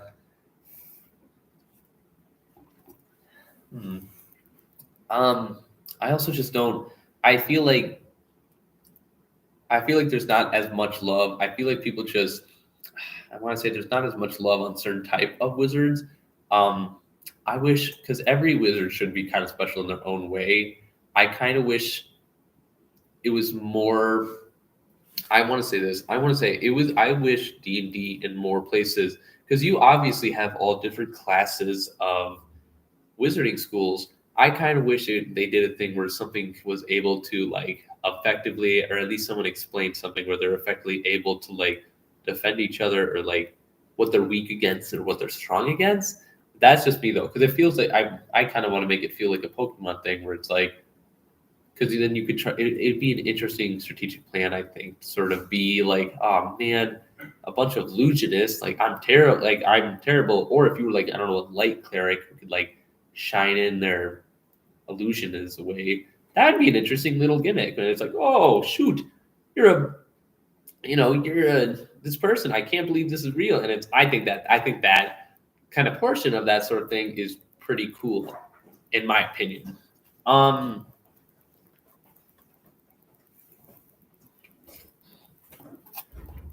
This is a good drink. Mango. Something I also think is that something I read a while ago, this is just a smaller opinion because I don't think it's a majority of things. I'm not a fan of when people try to explain magic. I think magic should be just magic. Magic is there's not really a word for it except magic itself. And so when you try to explain something and put science into it, I feel as if it almost, in my mind, ruins the spirit behind magic, because it's like magic is supposed to be its own separate thing. You could study magic, that's for sure, because that's, you practice the magic, you study the magic, and you get into it a lot. But because of that constant studying and whatnot, you're just doing all this stuff, and then it's like you can't. I feel like mastering is like something you can only do at the very end of your life, and I feel like being able to just understand right in the books, like, oh yeah, this is exactly how it works, just no fun. I just know a book that did that once, and I'm like, this kind of sucks,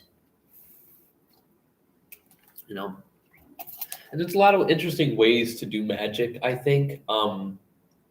The earlier idea I was talking about, where I think that it would be more interesting if you could just cast anything, if you were able to, is it's a little bit different from normal fantasy magic. But in Call of Cthulhu, basically what they did was you could cast any spell.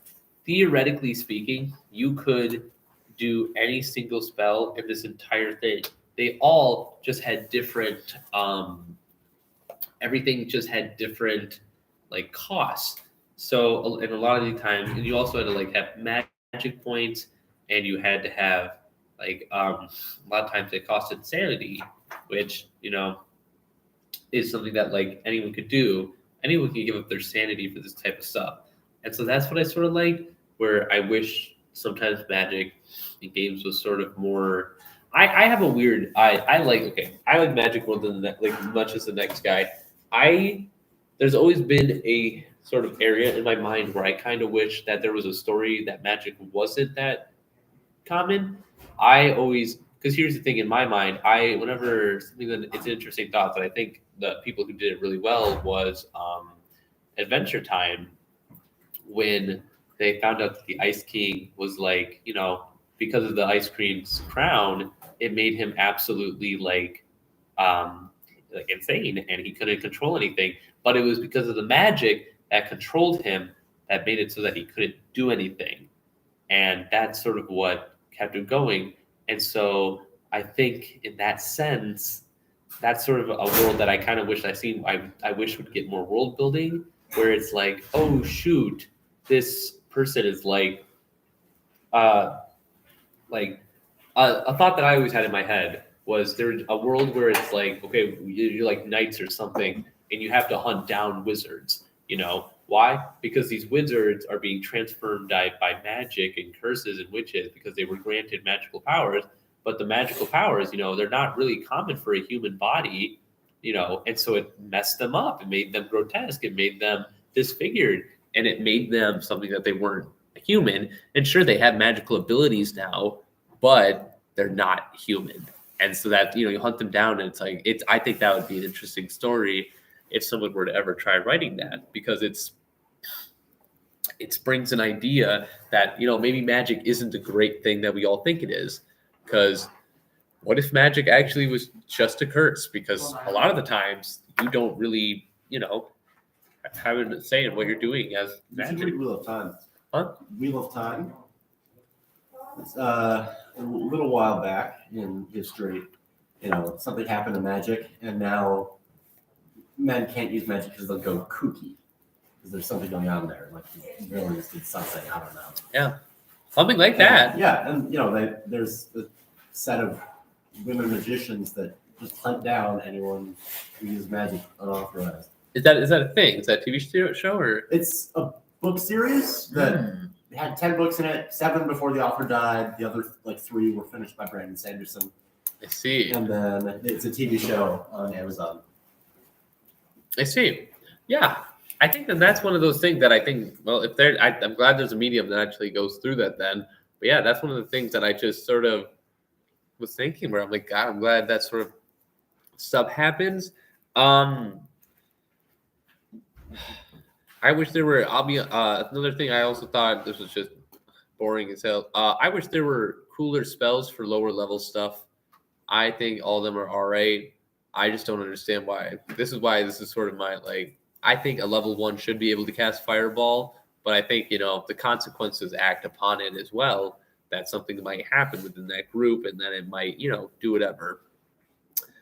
I also think that I always thought that what was interesting is that a lot of the times people don't really combine their magic abilities, and I've never seen a sort of like combination of different, because like whenever I think of wizards and stuff, I always think it's interesting how I wish you could almost, because like if you think about like especially like D&D, you think about you double you multi-class and like warlord or warlock, fighter and barbarian, you get underblast and like battle and all this stuff, but I've never seen something where I wish you could kind of like multi-class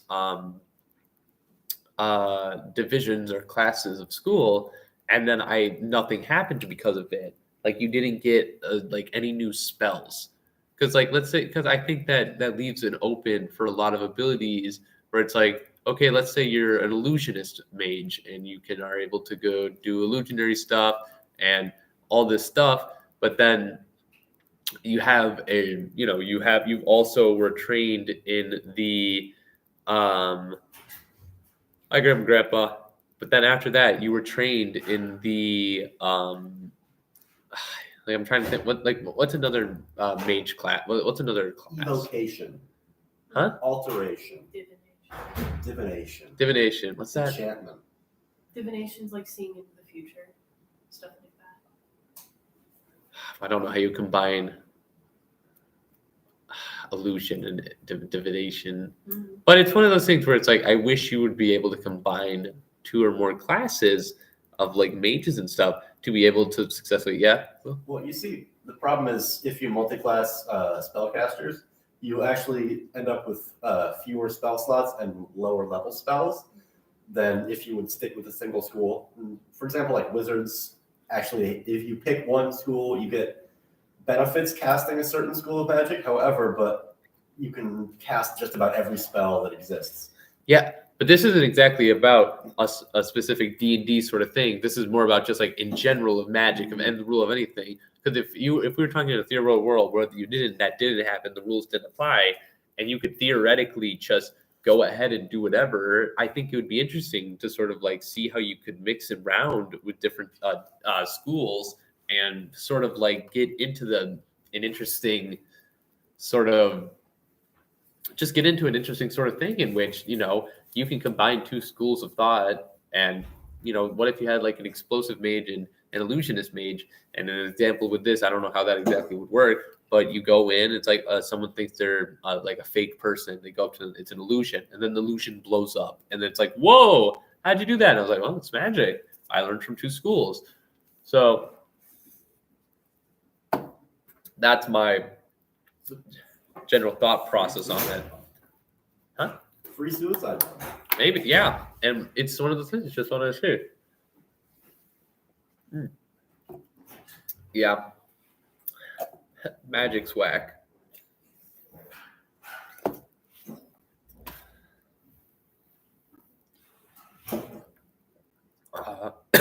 Oh, God, excuse me.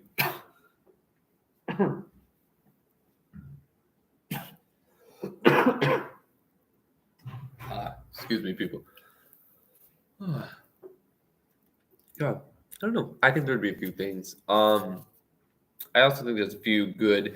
There's this system that I also really like, and that is that there's a system of magic I really like where it's like you can have magic, but only if it's passed down by people who, because in this game called RuneQuest, the way that people earn any type of magical powers is by gods or deities giving it to them directly and sort of manifesting it in them. And I think in that sort of area, that's sort of what I think is cool, and what I think is good is not good, but like I think it's an interesting system in the sense of like, well, now you gotta like, because it in a way it's kind of like your class of whatever you choose, because not only that, but now you get like you get sort of a personal relationship to your deity for that sort of area, and then it becomes, I don't know, cool bond, because then it also, I think it's fun because sometimes you have beef with other people, and I think that's an interesting part of RuneQuest is that like gods will have beef with each other, and so you gotta like make your friends correctly. I think about that. Whew.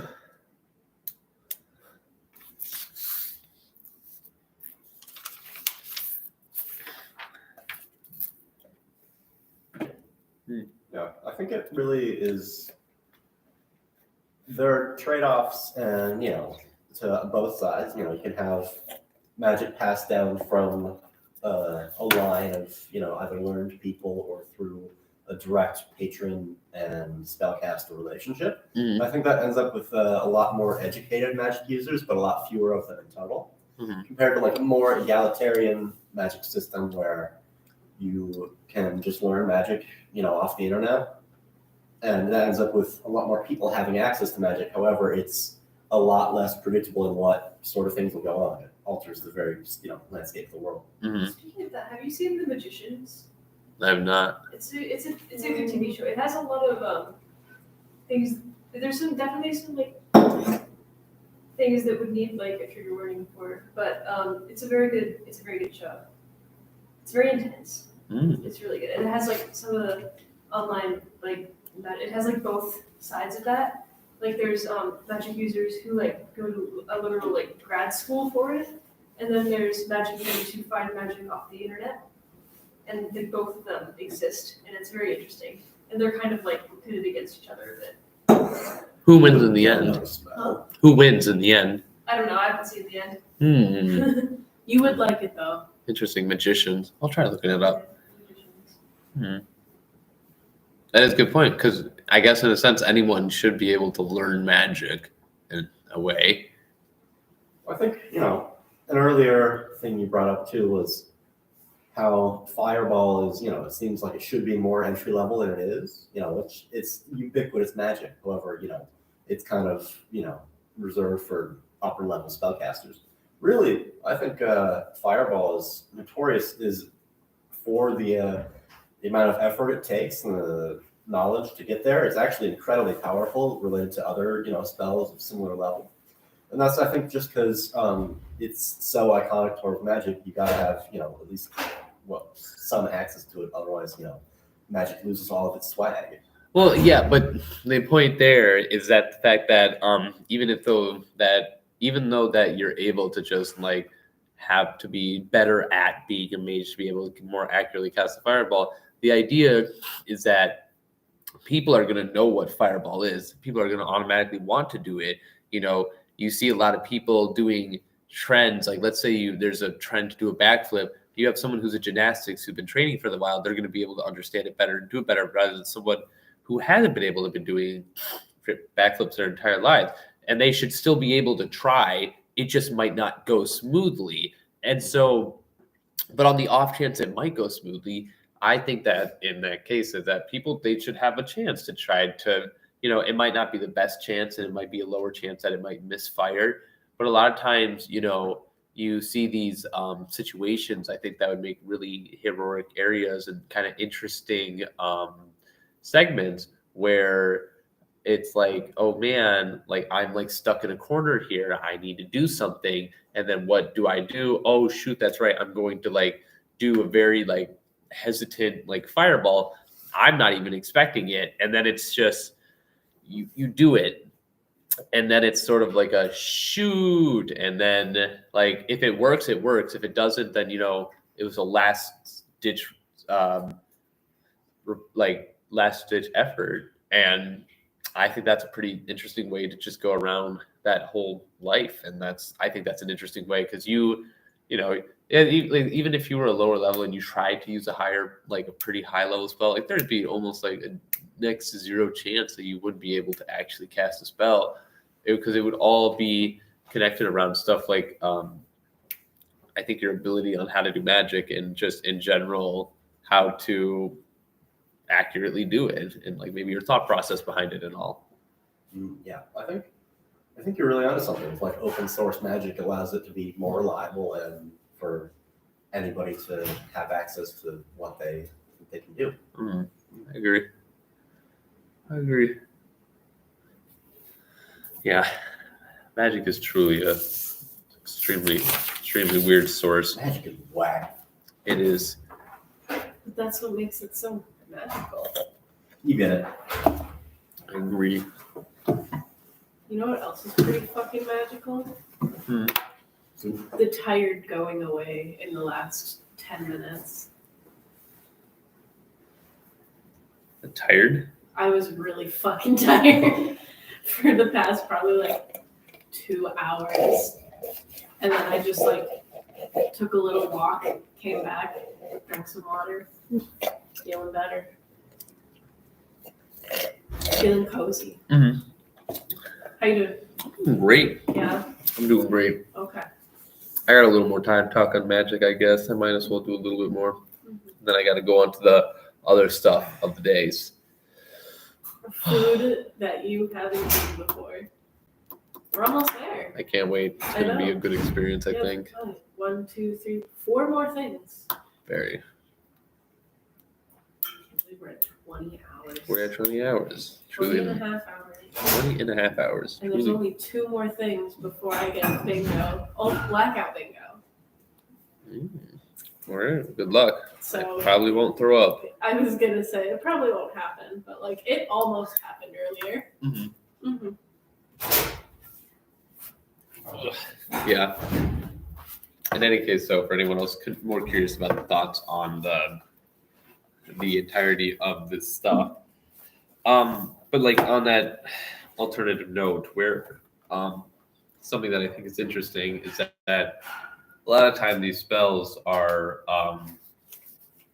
kind of used in powers, especially in Call of Cthulhu, where spells are used in powers in terms of what they want to do is being chosen. But basically what happens a lot of the times is that you need to do things as a group, which I think is also an interesting way to sort of like cast big spells, because you could also do something in terms of like, oh man, we need to cast this firebolt, we have to, and then what do? Oh, what if we combined all 4 of our like power together, and all 4 of us combined our power into like a fireball together, and in this case of doing that, we'd be able to cast a bigger fireball, and so it would like increase the hit chance, I want to say, of something like that. And yeah, so that's the sort of thing that you see in this area where I'm like, well, this would work and this could work, and it's like I think it would just benefit overall what we think of magic and how it works. Yeah. So that's all I really got on magic, unless you guys have any other opinions you want to talk about on the magic, anyone in the chat or anyone up here. No? Alrighty. Alrighty. We can have a few more questions by the end, and then I'll talk about that. Most used superpower, the ability to phase through anything, because you will just phase through the floor. I think it's just not that great of an ability, I might say myself. Do you believe in evolution? Probably.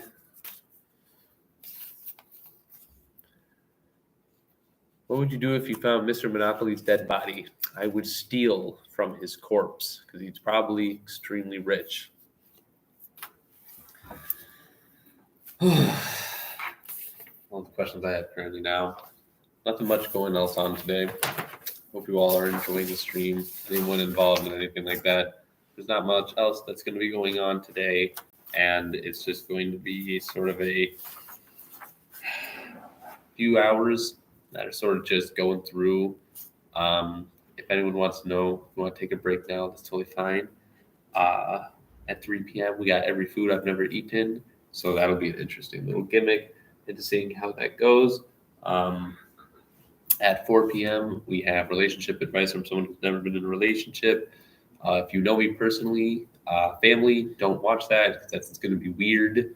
And then 5 p.m. is reading fan fiction with commentary. If you're my family, please also do not be here. That is extremely awkward. It is weird. Then 6 p.m. is just the finale. We'll get through that kind of stuff. Potato, potato, easy peasy.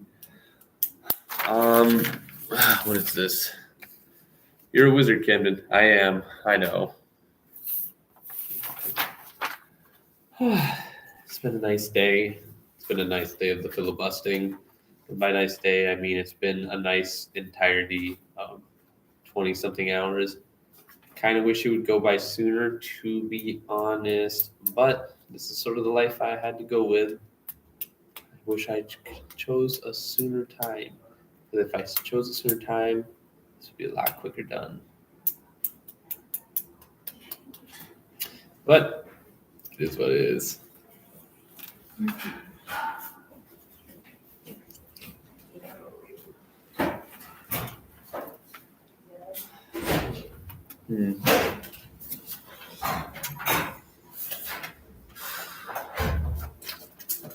I do have everything out. So we're just going to do this filibuster.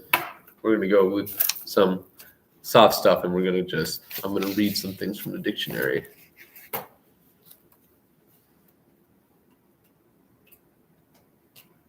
Walk up.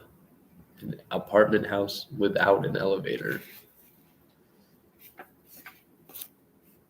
Vex. To annoy. Disturb.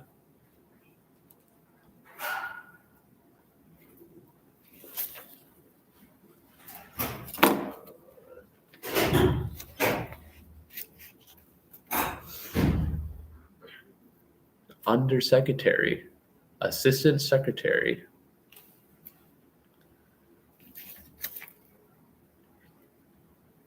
Ukase, an official degree. Transverse, situated, place, etc. Across.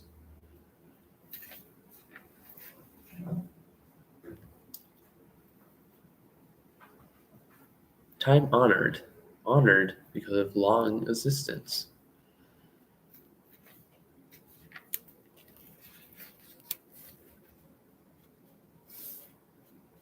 Threescore, 60. Thresh, beat out grain from its husk.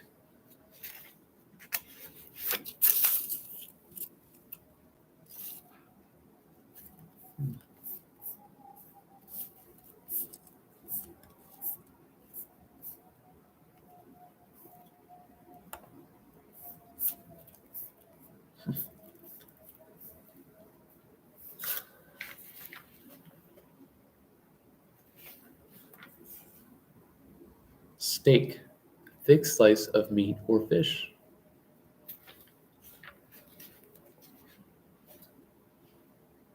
Spool, cylinder upon which thread, etc. is wound. Spoon, a small bowl with a handle used for eating.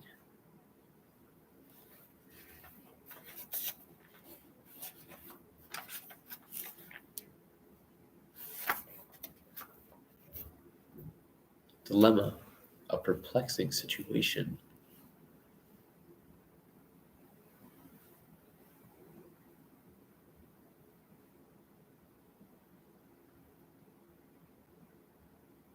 Dilettante, dabbler in the arts. Diligent, careful and industrious. Dill, plant with aromatic seeds. Dilly-dallying, to waste time, dilute, weakened as by mixing water, dime,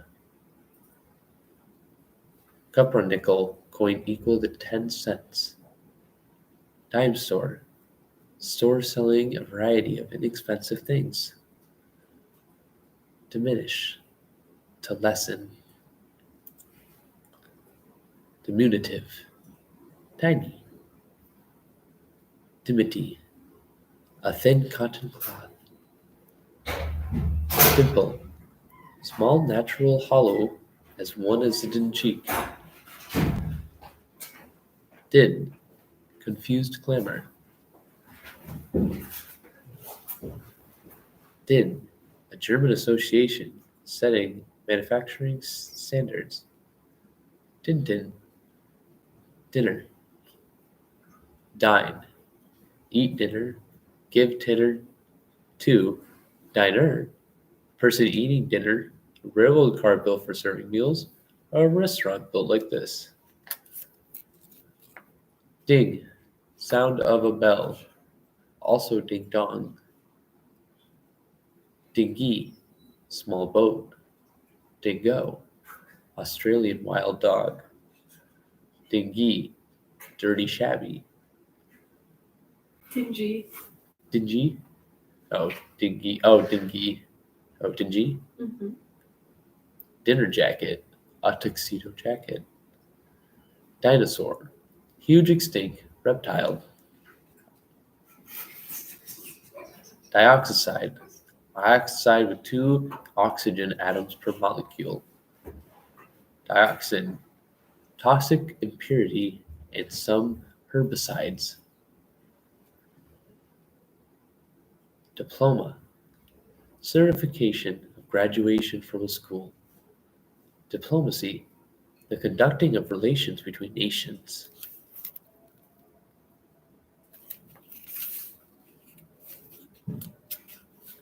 Disagreeable, unpleasant, quarrelsome.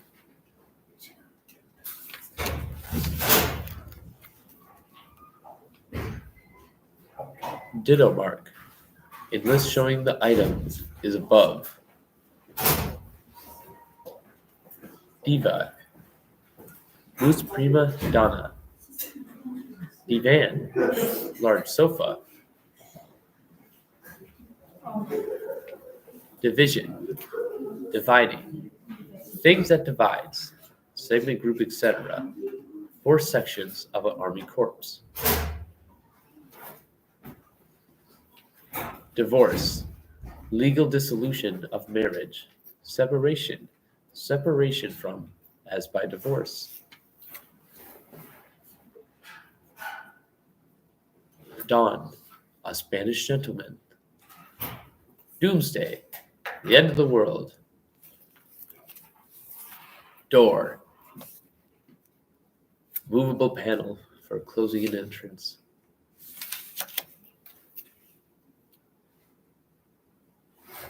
Double-decker, vehicle with upper deck. Double park, to park next to another vehicle parked at the curb. Double play, baseball play that puts out 2 players. Dough, thick mixture of flour, liquid, etc. for baking.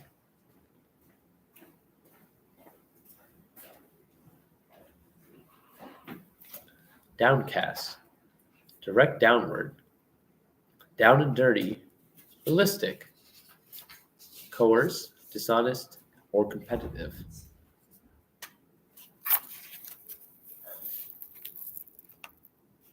Draftee, one nominated for the military services.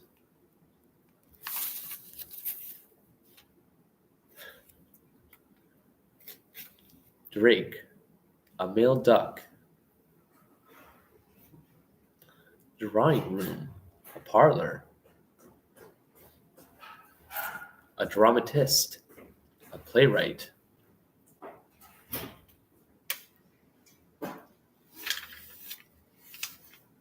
Drop dead, a spectacular, striking, extremely.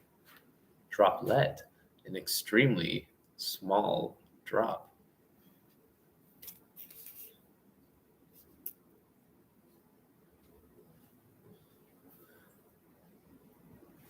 Duckbill, platypus.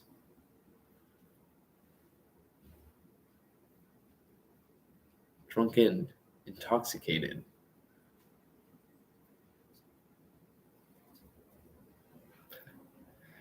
We ran out of magic stuff, unfortunately, to talk about. It happens. We had our magic thoughts. Do you guys have any thoughts on magic in the back? No. I'm afraid that anyone else in the comments in the live stream has thoughts on magic. I'm all ears open to magic stuff.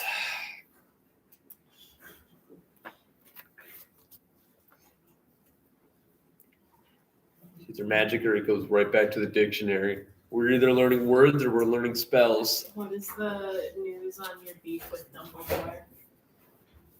He's still dead and I'm still alive. I gotta say, better than Dumbledore.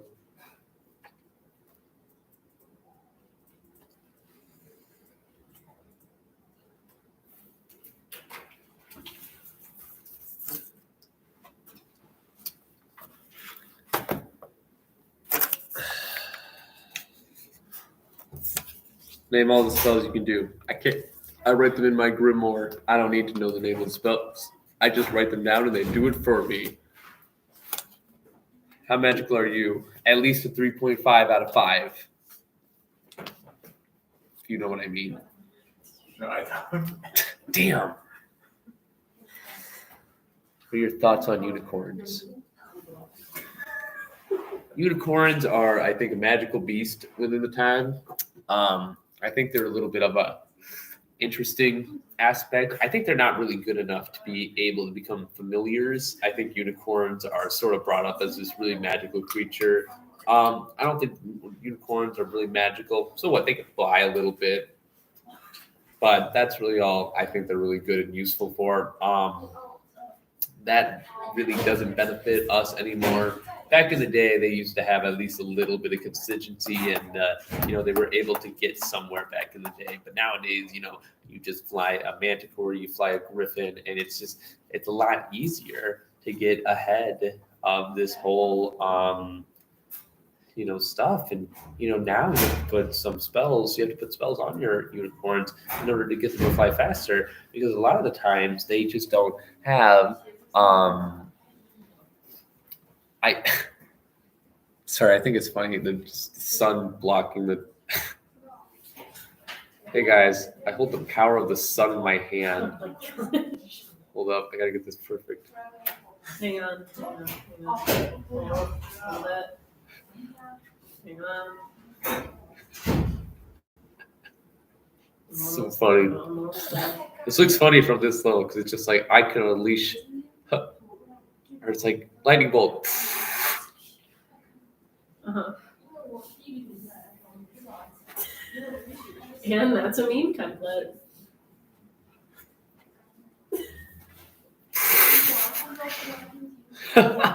Oh, this is so fun. That looks way better than it should. Pirish. This looks really funny.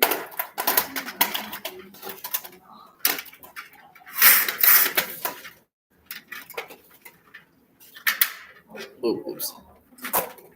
There we go.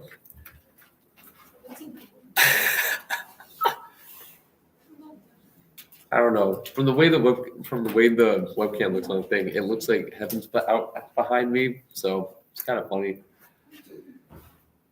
Yeah, gang, just died. Live, laugh, love. Get the heck out of here. Where are you hiding the unicorns? Where are you hiding the Loch Ness Monster? Where's Nessie and Bigfoot? I don't hide the unicorns anymore. I let them go free in the wild Shank Forest. And because of that, they kind of just do whatever. I wasn't really responsible for if they died or not. That was sort of there. But they had the horse to defend themselves. So I'll give them credit wherever credit was. And that Loch Ness Monster. That wasn't a Loch Ness Monster. That was a log. It was a Loch Ness Monster. That was it. Unfortunately, it's just, I don't know. Bigfoot, though, you could probably find him in the forest out back. He travels a lot. We go out to dinner sometimes. He just buys steak. That's really all it is. It's nothing that important. And all that stuff. But yeah. That's what it is. What's your favorite magical entity? I think the manticores are cool. I think they understand a lot about how to effectively fight and flight in these sort of days and sort of correspondence. And it's something that I'm a little bit impressed about. I think I have a manticore as a familiar where I was actually able to finally train. If you were here for the 9:00 p.m. talking like a wizard bit I did last night, and that was just something that it was a huge accomplishment, I want to say, in my mind, and I was really proud of that. And overall, I think it was a great time that I had in that sort of sense. And yeah, the lightning bolt, the lightning behind you, got to create light, and it's honestly, it's placed at the perfect place for magical well-beings. The energy really just sparks around here. You just 1 second you're doing fine, and the second you're just,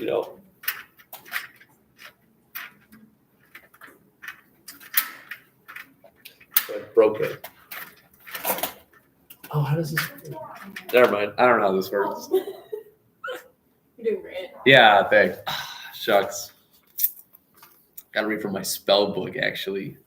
Oh, ooh. That's a good idea I can use.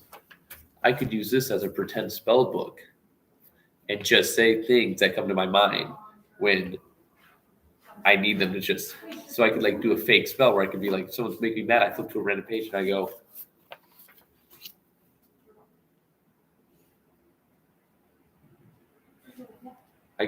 gorilla.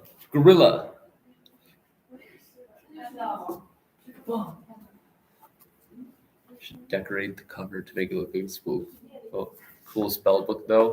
I should. I don't know how the best way to do that. I think just painting over it, I think would work, even on plastic. You think paint would just work? Or would I have to like sand it beforehand? I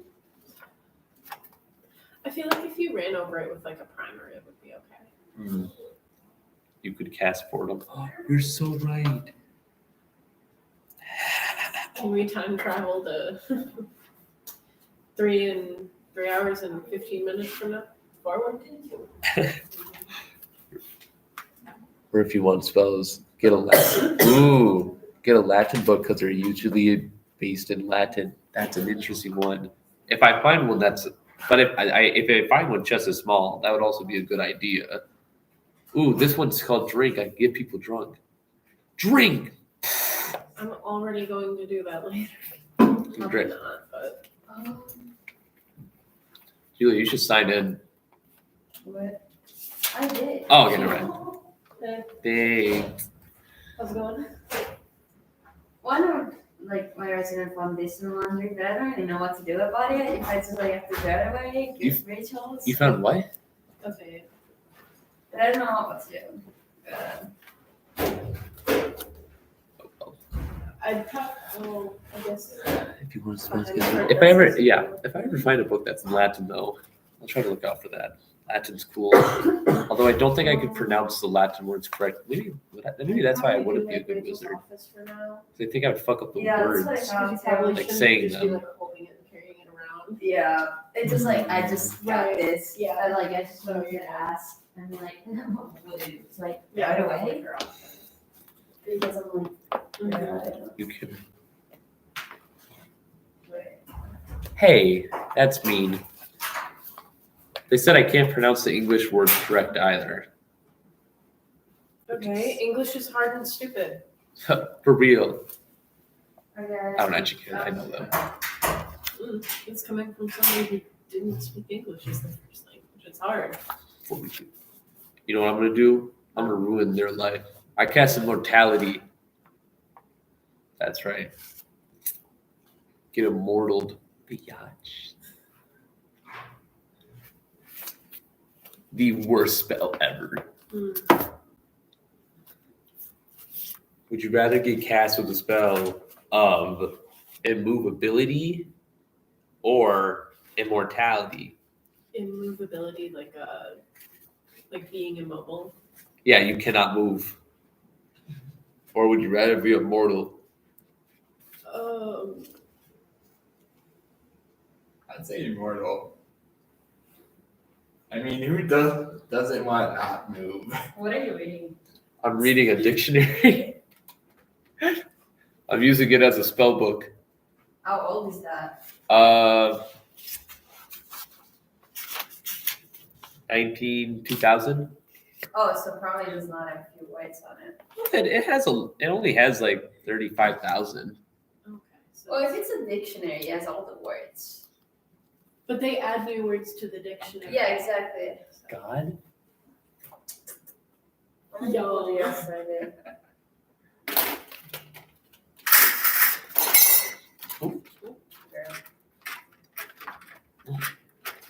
There we go. Nice. We did it, gang. And we got about 10 minutes till the next topic. This topic is going to be the fun one that I love talking about to every person. So we're going to take a slight break from magic for a minute. Did you eat something? Yeah, I had 2 bananas. And cheese. I did? Unless you didn't eat it, I don't know. Uh, I haven't seen it. Oh, there it is. I was gonna say, I haven't seen it in a while. Camden, eat. it's just string cheese. Eat food. Eat something. I mean, I haven't had a yogurt in a long I'm gonna time. sick my on you real soon. What? I'm gonna sick my on you if you don't eat. I'll lie. I'm kidding. I didn't say that. Mm-hmm. I'll have this, so it makes you feel any better. Good. Go-gurts. Yeah, the worse you treat yourself while you're awake, the worse the crash is gonna be after. So.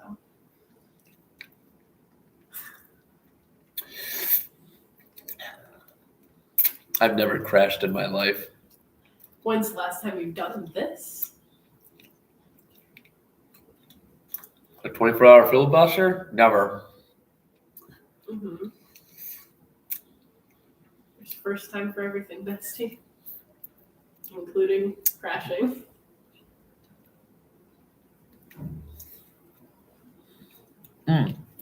You know what? I kind of forgot how good yogurts were sometimes. Or go-gurts. Sometimes they hit.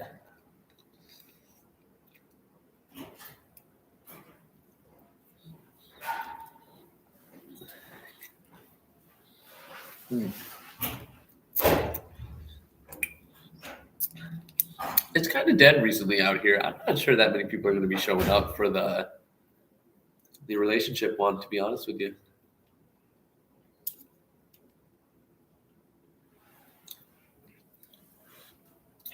I understand my worth. I understand what it's going to be. Because I'll be honest, I am already tired as hell from this. I just want it to be over.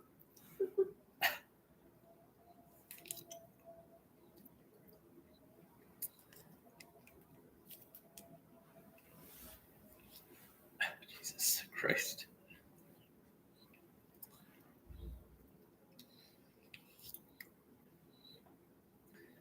I'm so excited.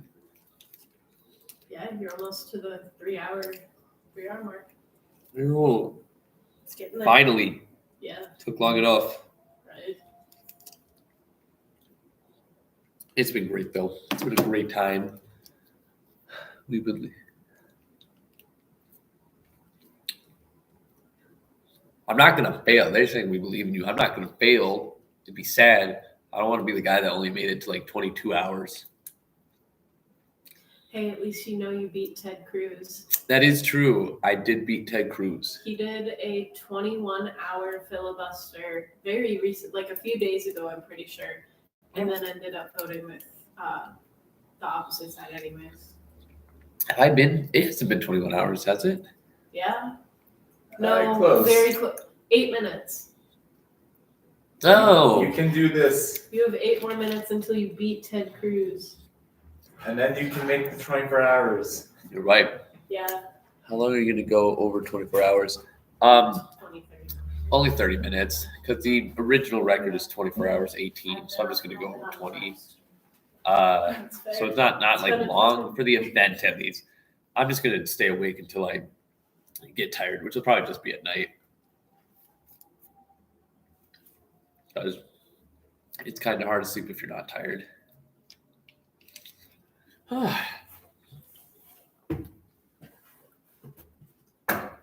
I have to clean up all of this, which is a great time. Yeah. Oh. You could save it for Sunday morning.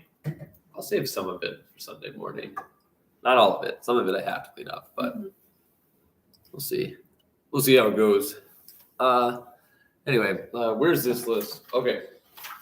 So when we're going to be talking about when we do talk about foods I've never eaten, I have a certified list here. That a list I've never eaten. If you have any suggestions of food that you think I should eat or food that you think I have eaten, and you want to put one in the comment, you can put it in or you can yell it out. I'm not sure. We don't have enough people where it's actually a disturbance. I'm fine with whatever. Say what you want. I'll tell you yay or nay. It's just a fun little game we all play.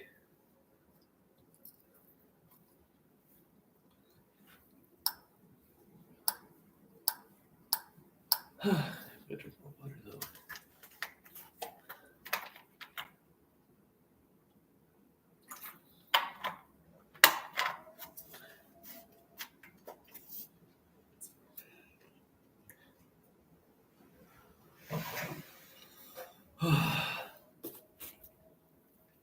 This is the part of the filibuster where relaxing is part of an important part. Mm-hmm.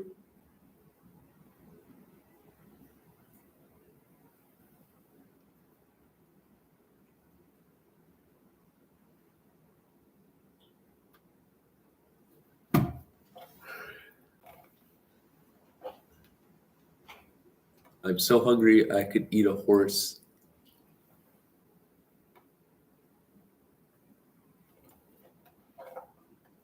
I hope you don't eat a horse. They're very dangerous. Would it be a duck-sized horse? Would it be a duck-sized horse or a 100 horse-sized duck is? Camden, am I a duck-sized horse? No. I would have to say that you look more human other than that. Than a duck-sized horse. It'd be my best, though. My best guess that you weren't. I'll give you that one for sure. Disappointing. Slightly, but it is what we have to have.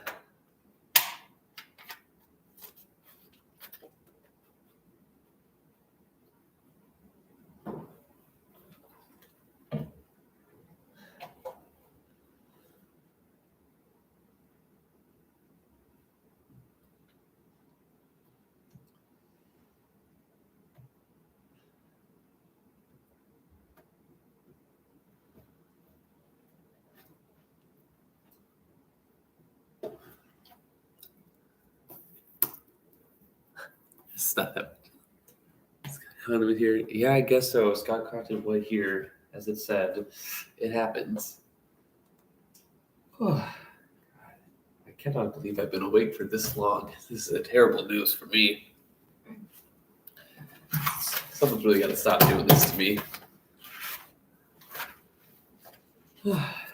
Jackie, I have to go to the bathroom. Do you mind if you stay up and filibuster for a few seconds? Yeah, I can do that. I yield the floor to Jackie. All right.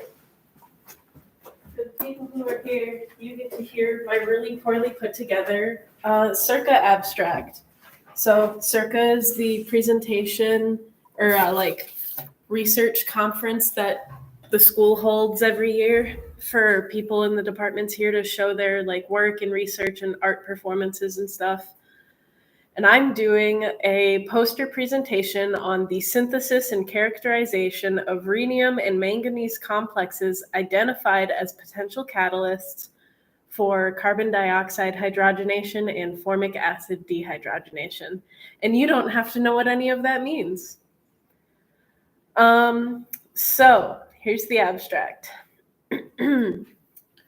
Some of the most effective transition metal catalysts for CO2 hydrogenation have featured pyridine 2-ol based ligands for both their proton responsive features and for metal ligand bifunctional catalysis. Hydrogenation reactions can be used to store energy in chemical bonds, and if these reactions are reversible, it can be used to release the stored energy. This can lead to a development in the process for making biofuels. The studied group of transition metal complexes completes a library of compounds explored for their ability to as hydrogenation/dehydrogenation catalysts. This project aims to replicate and analyze these ligands that can direct a metal complex to selectively catalyze the hydrogenation. Currently, progress is being made in synthesizing and characterizing previously synthesized and published N-heterocyclic carbenes and bipyridine bidentate ligands.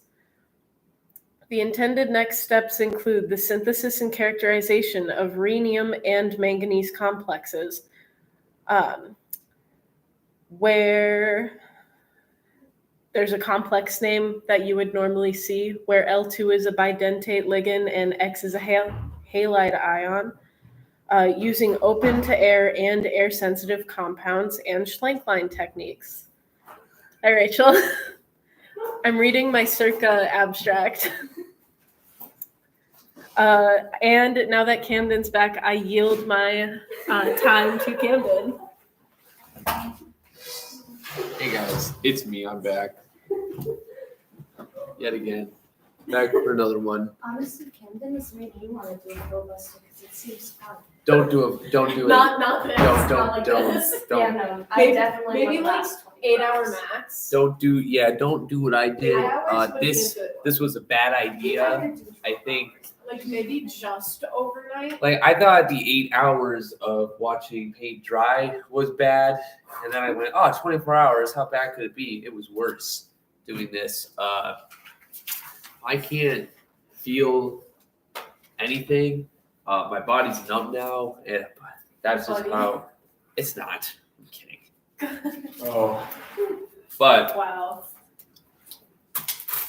it gets exhausting for the entire night. You have to drink so much water. I've never drank that much water in my entire life. It is terrible. I don't forget this. My mug. All right, 3 o'clock. We got 3 more hours. Let's get this with. Let's do this. All right. Now, you might be wondering, what on earth have I eaten in my life? Now, as much as you and many know me, and as many other people know me as a picky eater, and that's true. I am a picky eater, and that's sort of what's sort of going on with my life. Sorry, there's one. So that's sort of what's going on with the life, and basically, because I'm a picky eater, there's a lot of things food I have never eaten. So we're going to be going through the list that I have written here very calmly of why I've never eaten it, and if I want to try it one day, and just some common stuff that I can talk about for an hour. If you have any questions, comments, or concerns about foods that you think I would try, or things you have I tried, or foods you want to know if I tried, you can put them in the on-topic question on board, or people from there, you can put them in the chat to see what you want to do. So let's get right into this. So we're going to go with foods I've never eaten. We're going to start with asparagus. Now, as far as I'm aware, an asparagus is a vegetable. It is green, and it kind of looks like broccoli, but on a more skinnier level. I have absolute no interest at all into trying an asparagus. I don't understand why asparaguses are real. I think they might actually kill me if I try hard enough. Now, the next one is a little bit interesting. I've never had a biscuit before. I've never understood what a biscuit is. I think it kind of was just like bread, but it wasn't bread, because I see a lot of times you put your cream into the biscuits, and I personally just never have been brave enough to have a biscuit. I believe they're really only for old people, however, and sometimes I see them at Quick Trip for a breakfast, like a breakfast biscuit, and they look not good. They're not cooked good, and I just don't think they'll ever be able to effectively have one in my life. We're gonna go with a croissant. A croissant has never come up in my life before.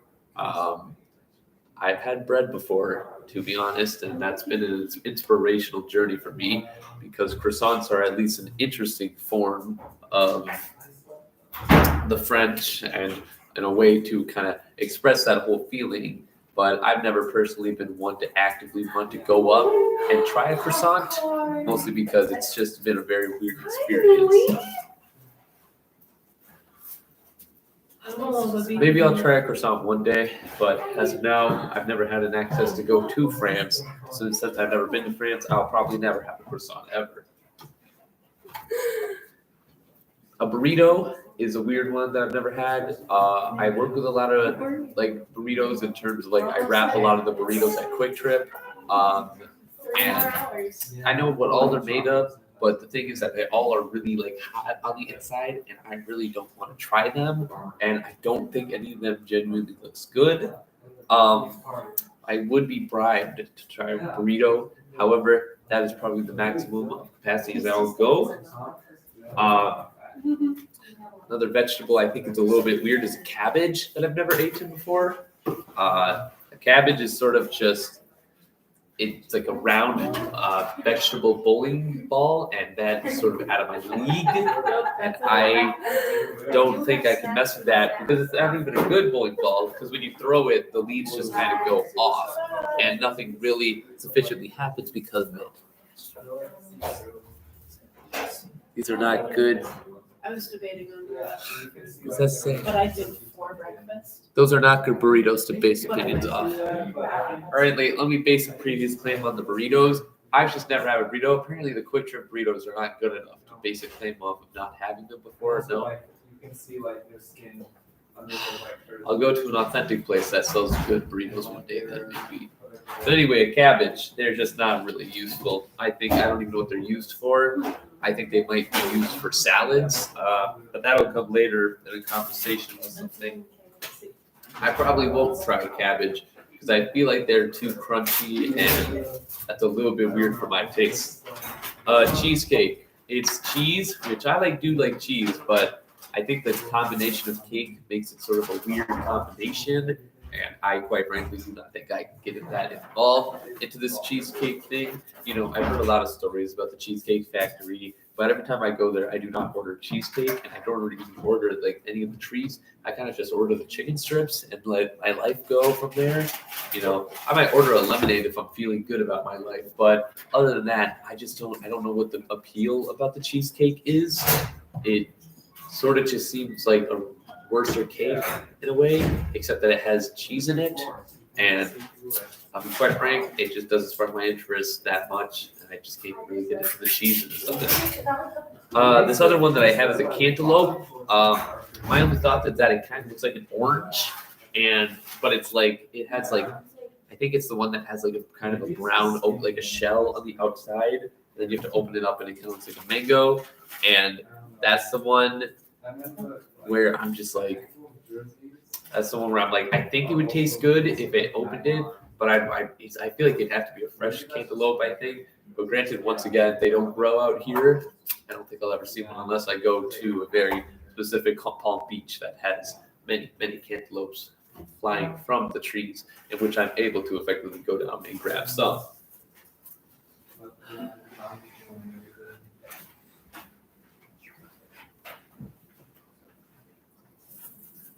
They have good crust. I don't think cantaloupes or cheesecake. I think they're talking about cheesecake. I'm not sure what. Do cantaloupes have crust? No. Okay, never mind. Then we have an orange. I think I wrote down an orange. I'm not sure if technically it counts if I had an orange. I've had a cutie before, which I believe. I'm not sure if I had an orange before. I've had orange juice.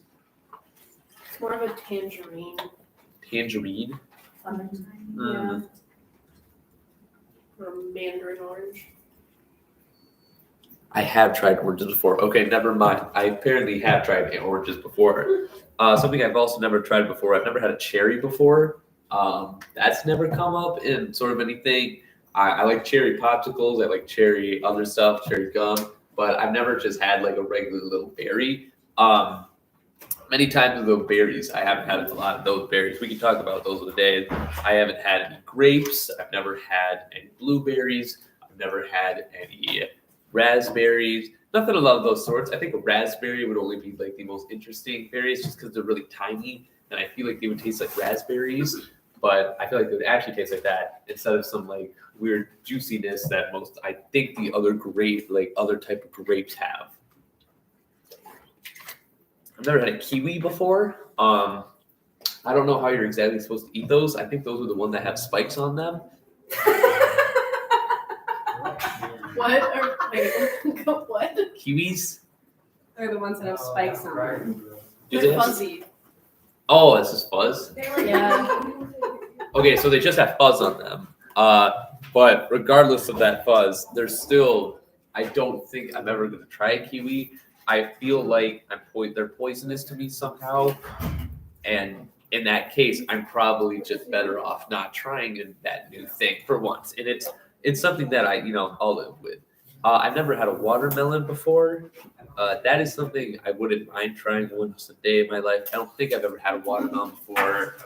I think the only time I remember we had a watermelon in our home was a very long time ago, pre-divorce, and it was this like one-time thing, and then never again it happened.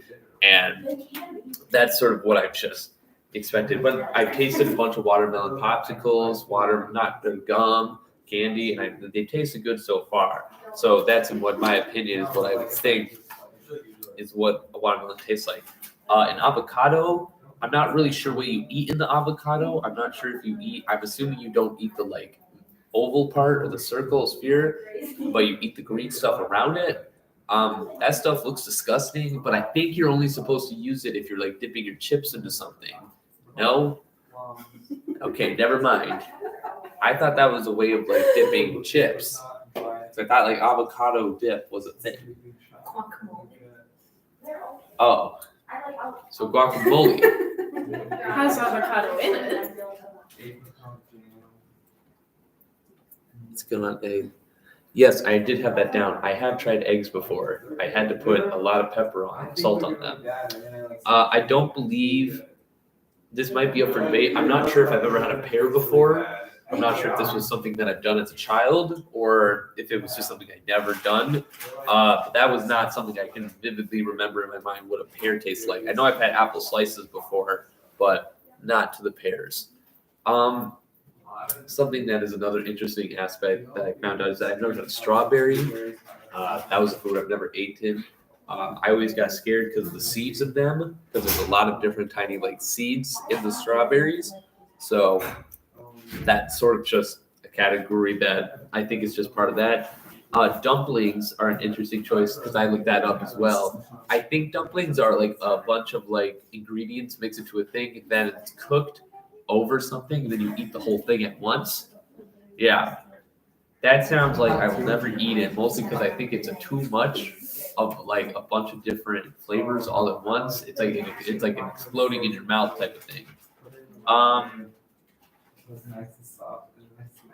I guess I've had a rib sandwich before at Quick Trip. I don't know if that's the same thing as having ribs, like baby back ribs. Like a rib sandwich, baby back ribs, are they similar? The one from Quick Trip versus an authentic one? Okay, in that case, then I have had a rib. Seafood, I have not had any seafood as far as I'm aware. I think the most seafood I ever had was fish sticks. Mostly because I don't mess with the sea, I don't mess with water, and it doesn't mess with me. So we try to keep our distance away from each other. And that was just something interesting. I've had my yogurt fill, as you can tell, but I've never actually had pudding. I feel like pudding is just yogurt, but similar, but more chewy. If I had to guess, don't base anything off of Quick Trip. Okay, never mind. But yeah, but I don't know what pudding exactly is. I just think it's that. Are we already 11 minutes in? Yeah. But yeah. Pudding. I just don't know what it is. I think I've had there's a mango in here. This is mango flavor, so I'm not sure if this counts as no. Okay, so I've never had a mango before. So that doesn't really count. something that I think I want to try one day is soup. Mostly because I want to try dipping it in grilled cheese, like a grilled cheese sandwich into soup, because I hear that's really good for you, and hear that's like it's like a soul saver. Peanut butter and jelly sandwich is another one that I've never had, which I think is an interesting one. I think the closest thing that I've had to that is toast with cinnamon and sugar on it. It's not really the closest, but it was the closest because it was on bread, and that was the closest thing I had to bread. I don't think I'll ever try that because I don't think jelly tastes good. I've never had it, but I can just tell. We have egg roll or spring rolls. I think I probably tried those once. I think someone made me try those once, but I'm not 100% sure. Either way, I probably won't try them again. I have a section called pie. I've never had a pie before. I'm wondering about that because I was looking at a thing about all these different type of pies, and they were like, if you could make these all different pies. And also, I was looking at like Papa's Pieria or whichever Papa's version of that. And I was like, God, I wish I could make these pies in real life because I'm always good at making food in games, so I'm never good at actually doing that. Cream cheese was another one that I had. I'm not sure what you put cream cheese on, but it made me think that I've never had cream cheese before. I don't actually know what cream cheese goes on. I don't think anything important. Good on bagels, that's what it was. Yeah, cream cheese goes on bagels, which I don't think I've ever had a bagel before as well, which I'm putting that on a note. And also, yeah, okay, so I've never had a spring roll before. That's interesting. I've never had eggnog. That's not really an interest I want to have. It's just an interesting thing because that's a Christmas or like more holiday winter themed drink to have eggnog, and I don't even know what that is. That just liquid egg? It's like it's sweet. It's like cream. It's a cream based drink. Interesting. It's like thick milk with egg. Interesting. I think that's my best. I don't believe I have ever had a celery stick. I think that's something that, in the nicest way possible, I feel like eating a celery stick. I feel like a panda or like a really small koala, and just that I feel like that puts me in a cage eating celery. So I'll have to skip on that. Although I do hear that a lot of people mix celery sticks with peanut butter, and that might be good because some people do that, and I don't know if they mix it with anything else. But with peanut butter, I think with peanut butter chocolate, like chocolate chips, and maybe that's good. Who knows? Never had chili before. That always seems something, but I think it's really spicy. Broccoli is always up there because every piggy eater I know in the world has never had broccoli. That's a bad decision. I feel like I can't eat it due to like I don't want to say childhood trauma, but I watched this one book called. Granted, it wasn't broccoli. I guess it was more beans, but it was this girl who got like colors and like she grew like everywhere. It was a horrible kids book. It scared me for life. And then we have a grape. I've never had a grape before. I think those are like kind of greenish. I think they're juicy. Spinach, that sounds disgusting, but once again, that's just never been up on the rostery, at least in my eyes. I technically have had rice before. I think I had one piece of rice, which is interesting, but who knows? Oh, I just got a message. I'm buying you a fruit basket. Damn. Well, I'm getting fruit seems this week. I've never had a sausage before. I've had a lot of different types of meat, but I think sausage was one that I've always skipped because I never either that or brats. I've never had a brat or a sausage because I always didn't like. I always just got hot dogs at those events they would do, like when they go around town. I've never had beans before.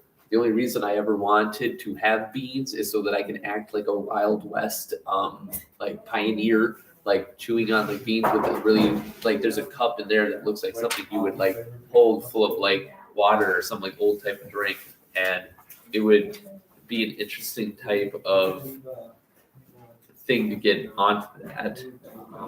I have never had mayo. However, I hear a lot of people don't like mayonnaise, and so I'm not too keen on that. Tomatoes also seem like an intense fruit. So that's probably going to be a no as well. I don't know how people are supposed to eat pumpkins, but that's going to be something that I think might be interesting. If you're able to make a good pumpkin pie, maybe, but we'll have to see how that goes in life. I've never had a carrot. I don't believe I've ever had a carrot before. Other than that, maybe I can get some good eyesight. I think I might have had a carrot though, but I don't know. It just feels really crunchy. I've never had wild berries before. I can test that out by going on any wild berries on the outside. We can experiment if I die or not based off of them. We'll just see what's going on. Never had honey before. I feel like that tastes good. It's honey. Like they come from bees. So I feel like they have to give some sort of good alternative. Never had kale. That's really, there's not really much else to add from kale. That it feels similar to a cabbage, and it's just not the greatest. I don't think. I think they put a lot of the stuff in salads. I never had a tortilla before. This is coming straight from Jermaine, so you know. I've had a taco, but my definition of a taco is a hard shell taco with cheese in it, and that's it. And I've classified that as a taco. Other people have not. So it's up to debate to what really a taco is. I've never had a hash brown, a casserole dish. I've never had. I think my mom has made some of those, and I just accidentally did not eat them. Apologies. I guess tuna is with the seafood. We keep going. A BLT sandwich. I think it's also a miss. Almond, which I don't think I've ever had an almond. I think that's a type of nut. So that's a no from there. This one's interesting. I've never had fudge before. I think fudge is good. I think it's something that'd be interesting to get into and that kind of stuff. Jelly. I think jelly is different from jam. I think it's better than jam. I don't know what jelly tastes like. I think jelly tastes like grape. I think. Jelly's sweeter than jam. I like more liquidy. Yeah. Jam is thick. So jam is usually more comprised of the actual fruit components. Jelly is much more gelatinous than jam usually is. I see. Interesting. I don't know why. Good on you for knowing that, first of all. Right. That's good. No lasagna on a second list. We got lemons. I don't think I've ever had a lemon. I think I probably squeezed a lemon in my water once and then it tasted weird. But other than that, nothing on that. Lime. I don't think I've had a straight up lime. It's a long time. Cornbread was always something I never ate. I always skipped that at lunch and I gave it to someone else for trade for a better thing. But people took cornbread as sort of like a sort of a dessert. At least at our lunch, it was seen as a dessert. So I thought that was an interesting aspect of that. Jello, I think, would be an interesting thing to eat because I think people need to start eating Jello. I'm not sure if that's something you chew or if you just swallow. Because it's Jello. Isn't it going to be like bouncing around in your mouth? Slippery. Yeah, but do you chew it? Kind of. You don't have to, is the thing. You can if you want, but you could just mash it between the roof of your mouth and your tongue and it would still be the same. Or you can honestly swallow a piece whole. It'll go down all the same. Interesting. Got it. The next one I got is a hot dog with stuff on it. I just recently started eating hot dogs with the bun, but I've never put condiments on it. So I feel like that would be an experiment that I need to try one time. A banana split. I feel like that's something I've always seen, but I've never actually seen actually happen in real life. So that would be interesting. A fajita. I don't think a fajita would kill me, but I always see like sizzling fajitas when you go to a restaurant. And you're like, wow, damn, I wish I had those sizzling fajitas. And those are kind of the things I'm like, damn, I should have got. There's jerky, which is that my phone? No. That sounds like the desk phone. Oh. Is Rachel stuck outside?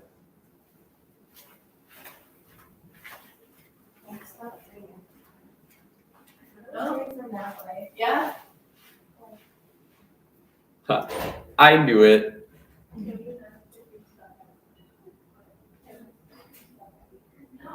Oh, damn it. I did not know it. Oh, that's not our phone. Someone called the phone. I wonder who called the phone then. Anyway, jerky is just a thing that I see a lot of guys eat. I never got into that. I wonder what it tastes like. I feel like it just tastes like meat that you just chew on like a dog. I've never had a Twinkie before, which I feel like it'd be ironic to eat one, but I feel like enough people say good things about them enough that I feel like it'd be interesting to get into it. Tater tots. I've never understood the difference between tater tots and cheese curds. Tater tots are potato, cheese curds are cheese. What? Tater tots have potatoes and cheese curds have cheese. Oh, interesting. Next one I have is that I've just never had wings. I've never had gravy with anything, so I haven't been able to add that to any of my mealtime plan things. I do have. I wouldn't really want to try gravy though. I feel like that's like such. I feel like that's a dedicated taste to some people. I feel like meatloaf is another one where it just feels like a lot, and I just tater tots are amazing. All right, interesting. I think I've never had a salad before. I think that has to be an experience I have to try at least once, because I think salads are important to a culture of people, everyone. I've never had a milkshake before. I don't think I've had a milkshake before. I've never ordered a milkshake before, which I wouldn't mind having one of those. It feels like something you'd get out of like a 1950 movies, and that's sort of just something I want to try. Jam. I guess I'd rather try jam than jelly. Chicken parmesan. I think Ryan referenced that to me. I'm not exactly sure what that is, and I don't remember what it is. Do you want to know what it is?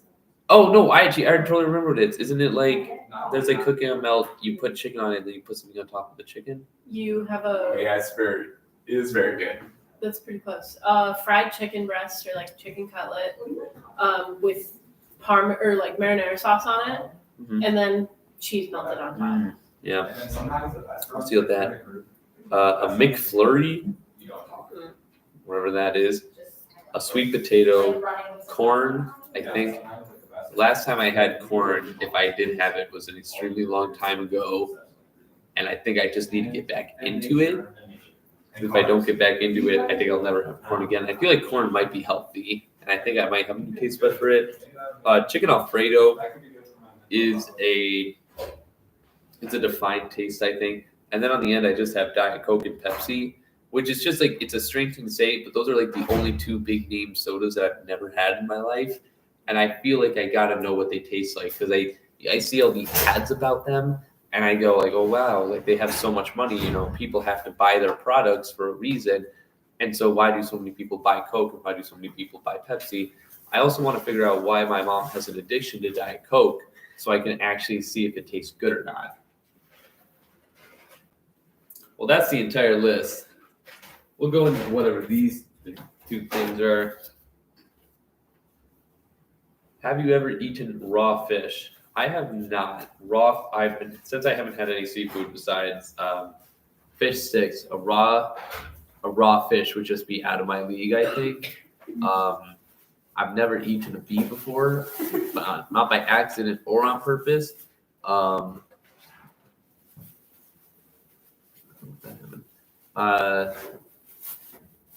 This is from someone who has eaten raw fish and a bee on 2 separate occasions. Yeah, that was me. I'm afraid I cannot eat a raw fish, nor I can eat a raw bee. I wouldn't recommend raw fish. It tastes good. But when you get like sea poisoning, fish poisoning, It's cured in such a way, like it's generally safe. but it's Let me show you a picture of the fish. It was different. Yikes. It just also normally it has to be prepared like in a very specific sanitary way. All right. What have you eaten? I don't think I've eaten carrots. I don't think turkey. I don't think fried rice. I've had a cinnamon roll. This is what I meant. I think I've had cottage cheese.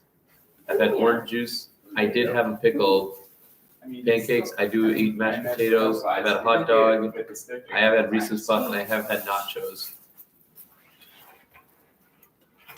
DoorDash coming for you in 10 to 20 minutes. Can you have someone watch for them? Well, my mom just sent me a message over the live stream. I think I'm going to be having the taste of food right now. Do you want somebody to grab it for you? Well, I can grab it whenever. I just don't know when it's going to be here. Unless it's that guy taking a picture right now. There were a couple of them. Well, what a fun world. Actually, like right now. I have a question. Yes? If you want to yield it to me. Oh, sure. Okay. So, Camden, what's your favorite number 2. in the following list? 1, 2, 3. Go get your stuff. 4. Oh. 5, 6, 7, 8, 9, 10, 11, 12, 13, 14, 15, 16, 17, 18, 19, 20, 21, 22, or 23. 22, I'd say. Okay. I don't actually know if this is ours. How do you know? Is this a confirmed? Is there a name on the side? It says DoorDash. Love that.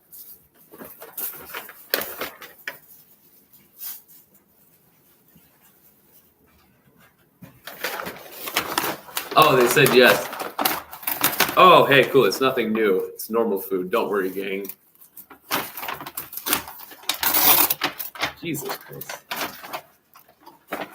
Well, if anyone wants a McDonald's fry, I'm willing to share. That's nice. It's all yours. All yours. Just had. Thank you, Mom. Oh, wait. Never mind. Thank you, my sister, Macy. Aww.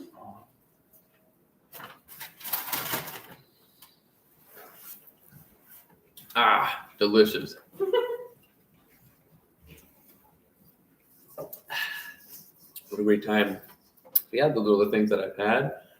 I think I've had an excellent appetite for my entire life. It's been good. Thank God for barbecue. It's been saving me for the past few months, I'd say. What time do we even have left? 3:30. We have too much time left. I should have made all these bits 30 minutes. Yeah. So about 3 hours if you're ending by 6:30. Damn. So much time. Mm-hmm. So much time we have to waste. What do you eat? I eat a selection of very careful things. I would say I eat a selection of, if I had to go with general food, we got pizza, we got chicken strips, we got mac and cheese, we got bacon, we got grilled cheese, we got a little tiny stuff that goes in. Actually, there was some stuff on here. I do eat mashed potatoes, pancakes, cinnamon rolls. I do eat other types of meat. I eat pork, ham, when it happens. No,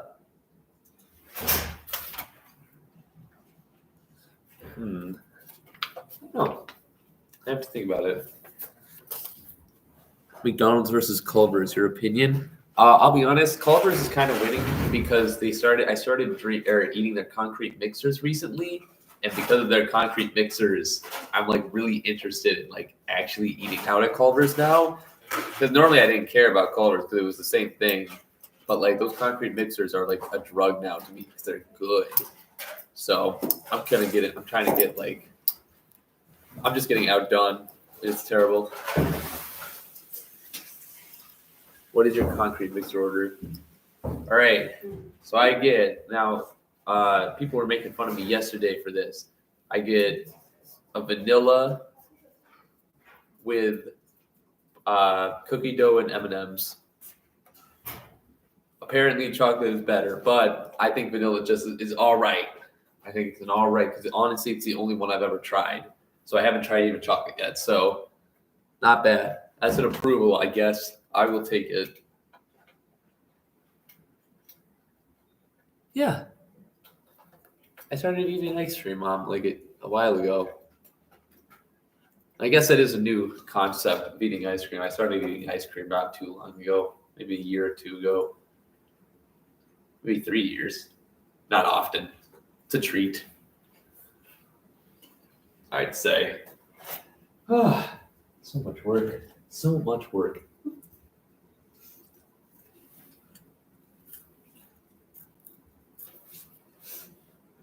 I guess I don't like chocolate ice cream. Maybe something about too much chocolate. Vanilla just does it right, where it's nothing. It's just it. Maybe that's what it's all about. Maybe it's about the vanilla we made along the way. Real. For real. This is gonna be a great event.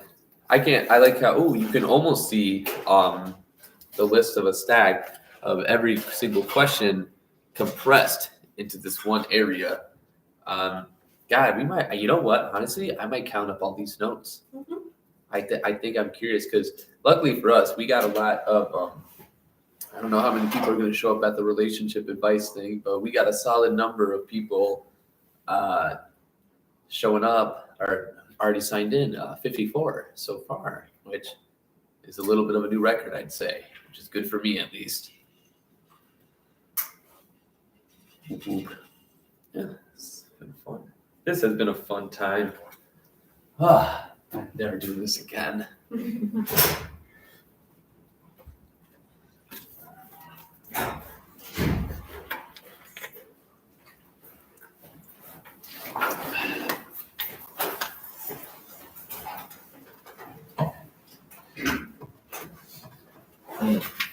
You know, technically, if I started counting off these comments, that could, in my mind, technically count as the number game. As I did count, I am a counting legend. No, there was. Just make sure you find the 3 on the floor. The what? The 3 on the floor. Oh, yeah. Okay.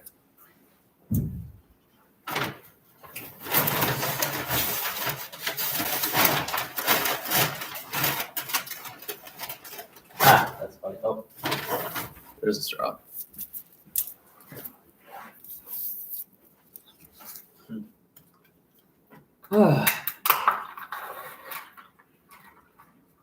Yeah. Don't do this event ever. It's so bad for you. I had like a headache 3 days before this. Worst time of my life. Physically, other than tired, how are you feeling right now? I'm doing good. My voice is gonna suck though tomorrow, but other than that, I'm doing peachy fine. That's good. Your voice has gotten deeper. I can feel it scratching a little bit, but If you don't want more tea, you can just heat up water. I'll be fine. I'm a survivor.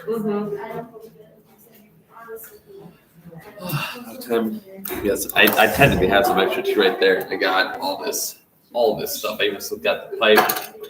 Got my inhaler just in case. Amazing. Thanks, Mom. Glad to have the support in the chat.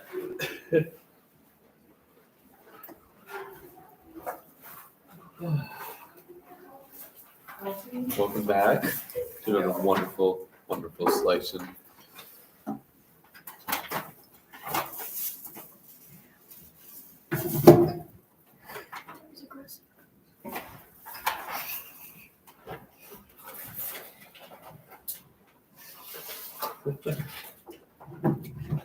We still got another 20 minutes left in this. I'm not sure what else to talk about, to be 100% honest with you. So we can all talk about whatever we want in this filibuster. We've gotten to the point where we've all become best friends, and at this rate, there's nothing we can't talk to each other about. You can start counting. I could start counting. I guess I will. I'll do it out loud so we all know why. This is all part of one giant collaboration under the fact that we did count under 1,000 2 times.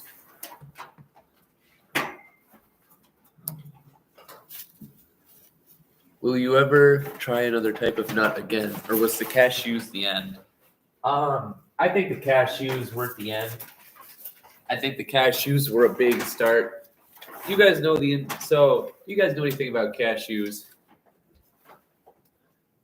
So this one time when I was in high school, there was this interesting time that this one time I think I apparently from the story of a other person that I said I was going to try cashew and then I wimped out.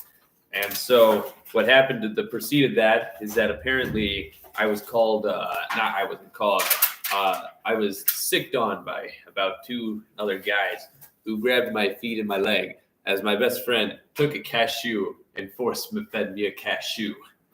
I can positively say I didn't really like the cashew. I'm not sure if it was about the experience or if it was just because I didn't like the cashew. It might have to take further testing, hopefully not by force, to see really what might happen and go on. But in that case, I liked the other nuts that other time, so that would be a case that we'll have to see. Nuts. I did like the peanuts. You should tell the story about Edward calling with Jake and Josh. I don't remember that story. I don't remember a lot of stories. I guess, how is everyone else's day going? Really good. I'm glad you all could be here for any part of the filibuster. I know, Dickie, you've been here for a very long time. I'm not sure why, but I appreciate the support all around. I told Isabella to take care of you while she was gone. Okay. I wish you could just do this constantly because it was what got me up this morning. Ha. And I was just listening to it all morning and hoping they were ready. The only time I've been away from this was 2 hours to go take a nap. I fell asleep to the stream to Isabel reading Shakespeare and then woke up to Camden ranting about Spectrum Internet. Yes. And that was a trip. And now I'm here.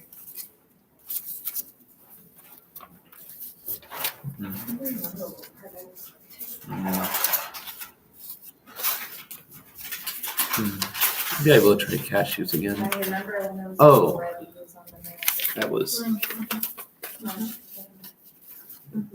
I don't really remember what happened for half of this event, I'll be honest. Such a blur of good memories. Although, I think you said unicorns could fly, and I think you meant Pegasus. Pegasus is. can unicorns not fly? No, I No, think they you don't were have thinking wings. of Pegasus. Yeah, but they're magical. Hold up. In a theoretical world where magic is everything, I tend to disagree, and I think unicorns could theoretically survive. We're all sitting over there.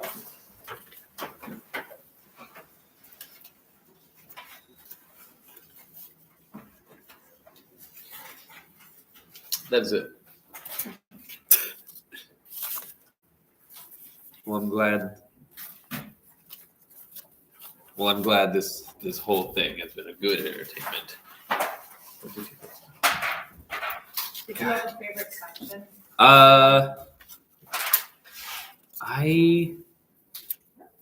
I think talking about the Muppets was a great start because I didn't lose my voice and I could talk normally back then.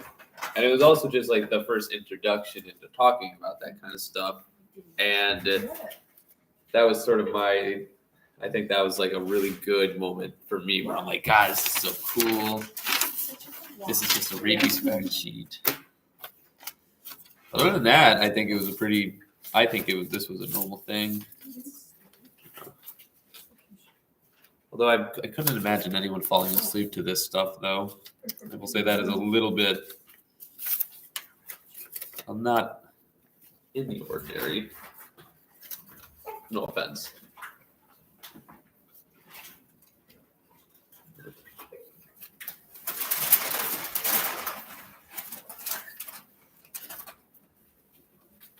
One, two, three, 4, 6. What is the first thing I'm gonna do when my filibuster over? I have no idea. I don't actually feel like tiredness right now, and unless something like happens, I don't really think I'm gonna go to sleep. I'll stay awake for a little bit, and it's luckily enough, it's not like late at night. Like my sleep schedule might still stay the same overall. It's just that I might just sleep in for like a few extra hours tomorrow morning. I think is what might happen. You're gonna wake up at 3 p.m. Yeah. That's what I. You're not gonna know where you are anymore. Very excited to sleep tonight. It'll be a good night's sleep.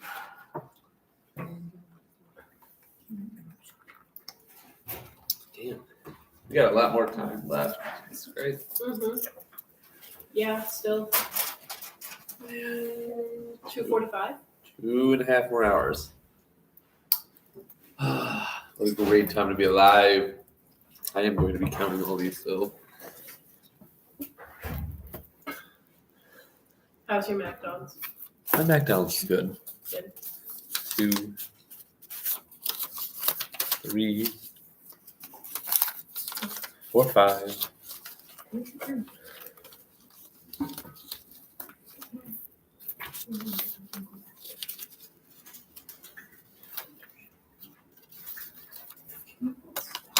Two, 3, 4, 5. 10, 11, 12, 13, 14, 15, 16, 17, 18, 19, 20.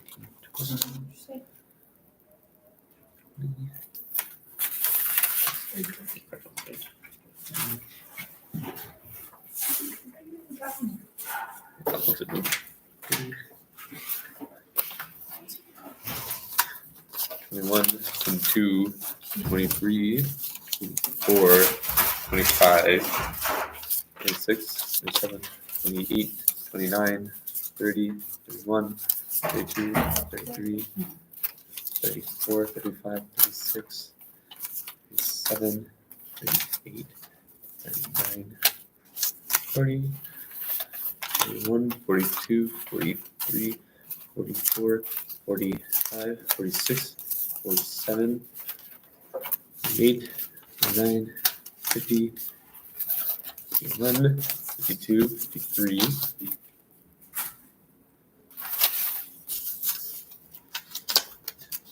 54, 55, 56,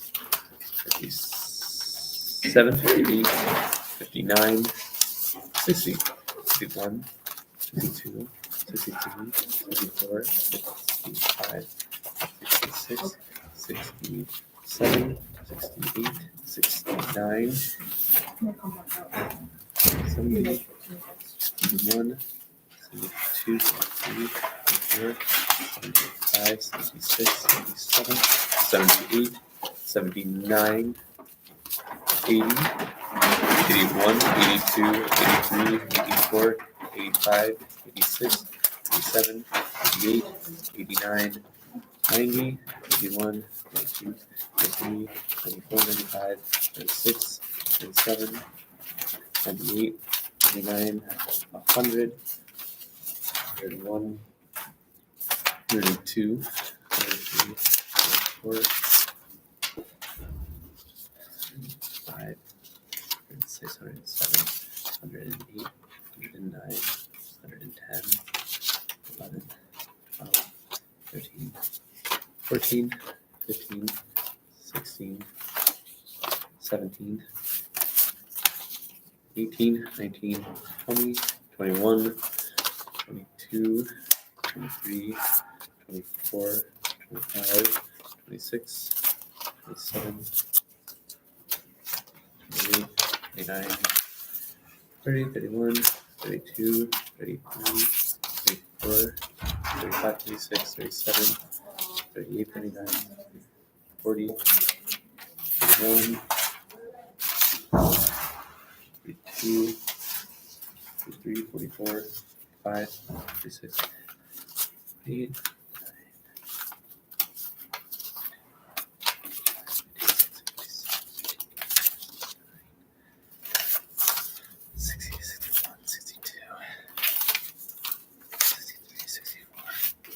55, 66, 67, 68, 69, 70, 70, 71, 2, 3, 4, 5, 66, 67, 68, 69, 70, 71, 72, 73, 74, 75, 76, 77, 78, 79, 81,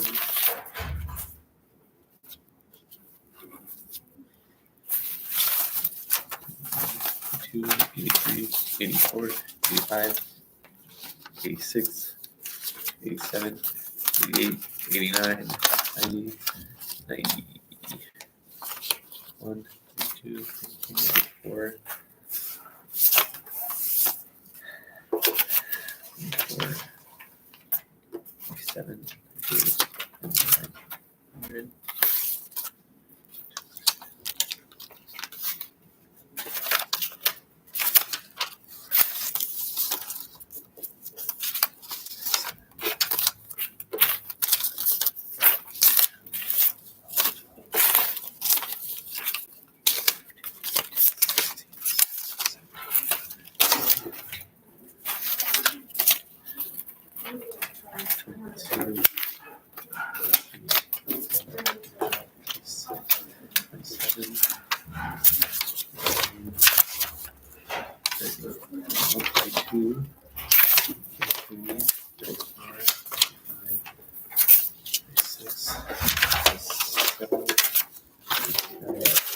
100.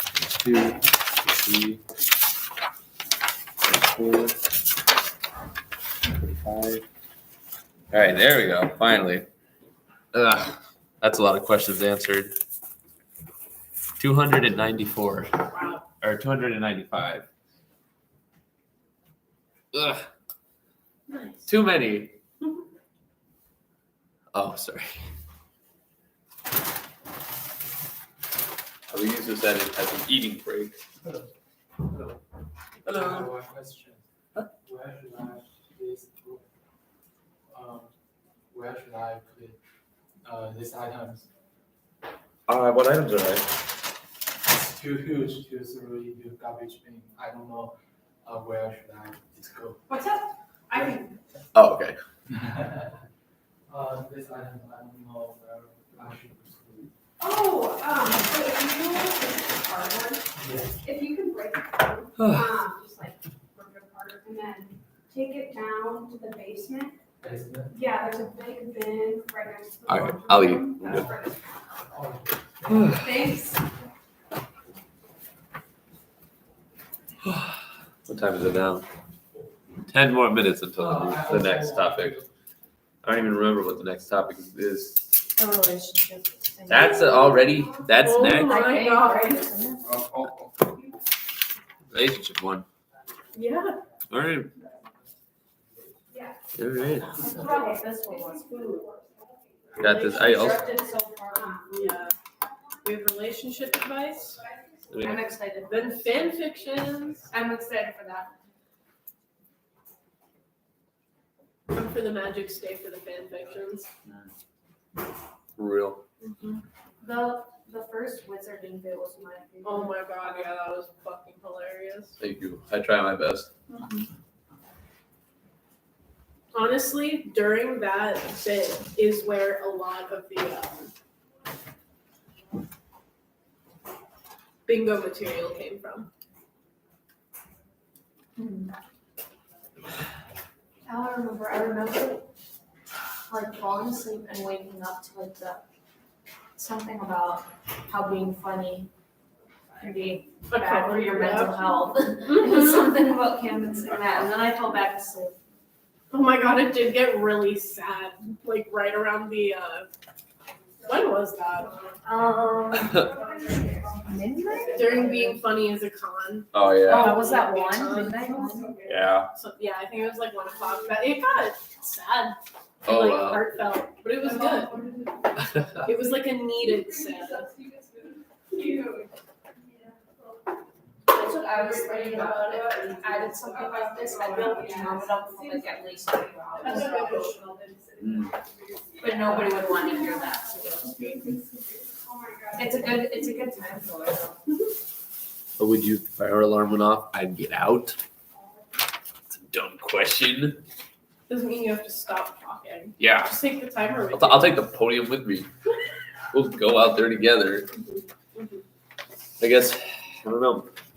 A lot of people said they were going to come for this one, but I'm not sure how many people are going to. It's a late Saturday night. There's a lot of things people need to do. So if not, then I guess only some people get to hear the wisdom advice from me. Ugh. It's not good advice, so don't listen to it. But it's going to be advice that you get anyway. Sure.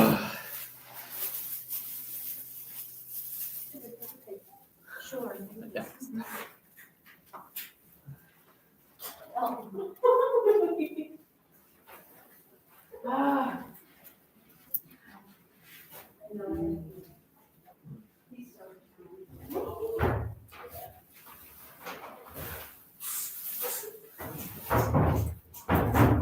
The floor before the next one. I can't have someone take the floor because I got to do it. Oh wait, before the next. Wait, what do you mean before the next one?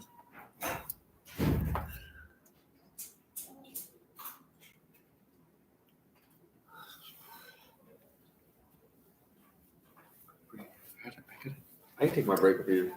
I got my food right here. We're all good. I'm eating. Don't worry, please. What do you need someone to take the floor for? I don't think I do. I think I'll be totally fine. Are you good? As long as the food is up here. Mm-hmm. True. It works within. Hi, Sarah. Hi. Can you help me cut leaf photos? It's okay if you don't. Sure. Because I sorry. Hello, my looter.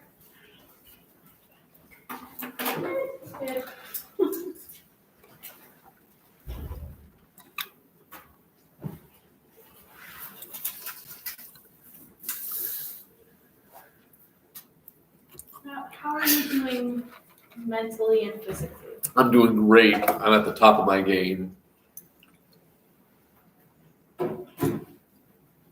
his mom DoorDashed to McDonald's. His sister. Sister did, yeah. That's so nice of you. No. You seem so tired. Ah. In 5 minutes, we look into relationship advice given by somebody who's never been in a relationship. Yes. So, You're gonna need all this stuff for when you get married. Yeah. Yeah. I think I got 6 months to do that, so I'll take all the advice that you get.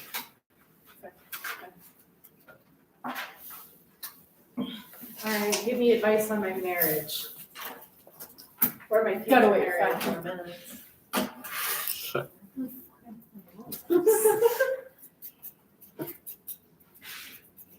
Plus it's lamination and laminations. I just want to offer because I always feel so like selfish. This is just so much fun. Alright, gonna get shovel.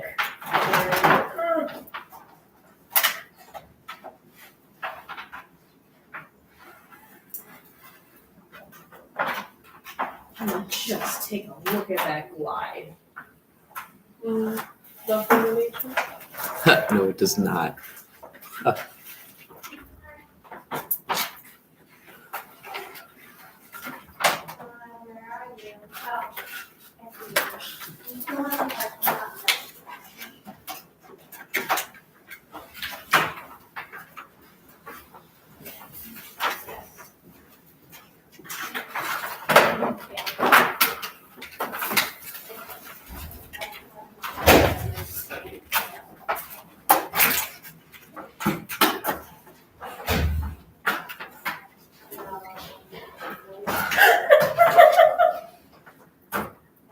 I love how Louie's like looks like he's actively taking a shit in the back of your photo. Oh, 100%. Wait, oh yeah. Oh my gosh.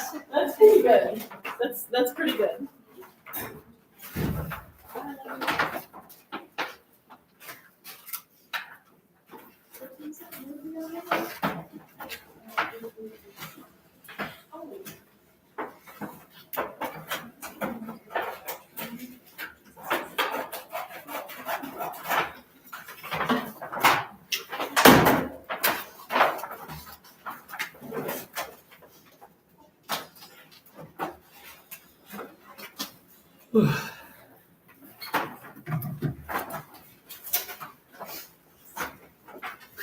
People are arriving, Camden. Hello. I noticed. If anyone else finds extreme satisfaction in cutting lamination, I'm just doing this for fun. actually no, I've been told to do this for my job, and I'm just delegating. Hey, it doesn't If sound like you you're want to, filibustering. you can always stop if you don't want to do this. Sorry, I shouldn't have spoken. The floor is yours. I'm hungry. My sister got me food. I have to eat it. That's fair. Do you bite or do you string the string cheese? Huh? Do you bite or do you string the string cheese? I string the string cheese. Correct answer. No. I think stringing is stringing it is I am a better. string cheese biter. I like putting it like all the way back in my molars. You feed. It's so much more satisfying. I don't like the texture sensation of when it's strong You guys laughed so hard at me when I was talking about my shirt. It was so mean. Well, I needed him to understand my Wyoming shirt. Like the kind of shirt that it was. And that said Wyoming and there were elk on it. It's really important to me. You guys just laughed.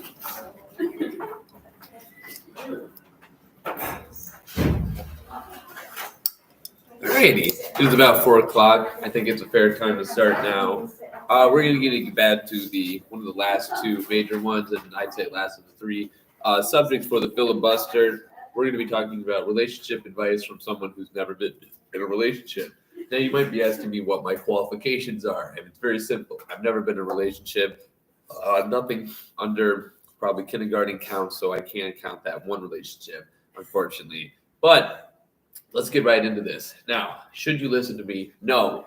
A lot of this stuff, please do not listen. I want to hold no legal responsibility if something goes wrong, and then I have to deal with it because you said it was right. So I'm going to state this now, that if you follow any of the rules, that's on you. These are just some things that I found out that I think is an interesting little segment into this sort of thing. We can try it. I'm going into it. We'll go in strong.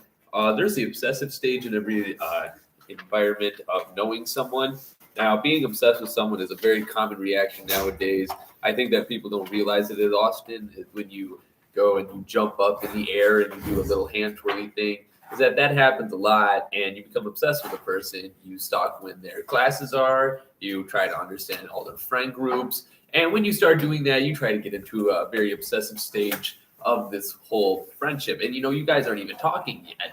And so what I think is important in these type of relationships is to try to escape this obsessive stage. There's not really a good way, I want to say, to escape this obsessive stage. It's just by literally humbling yourself, putting yourself, I don't want to say putting yourself down, but being able to not be obsessed with this whole stage. And it's sort of just, I don't know, find another person, distract yourself with someone else.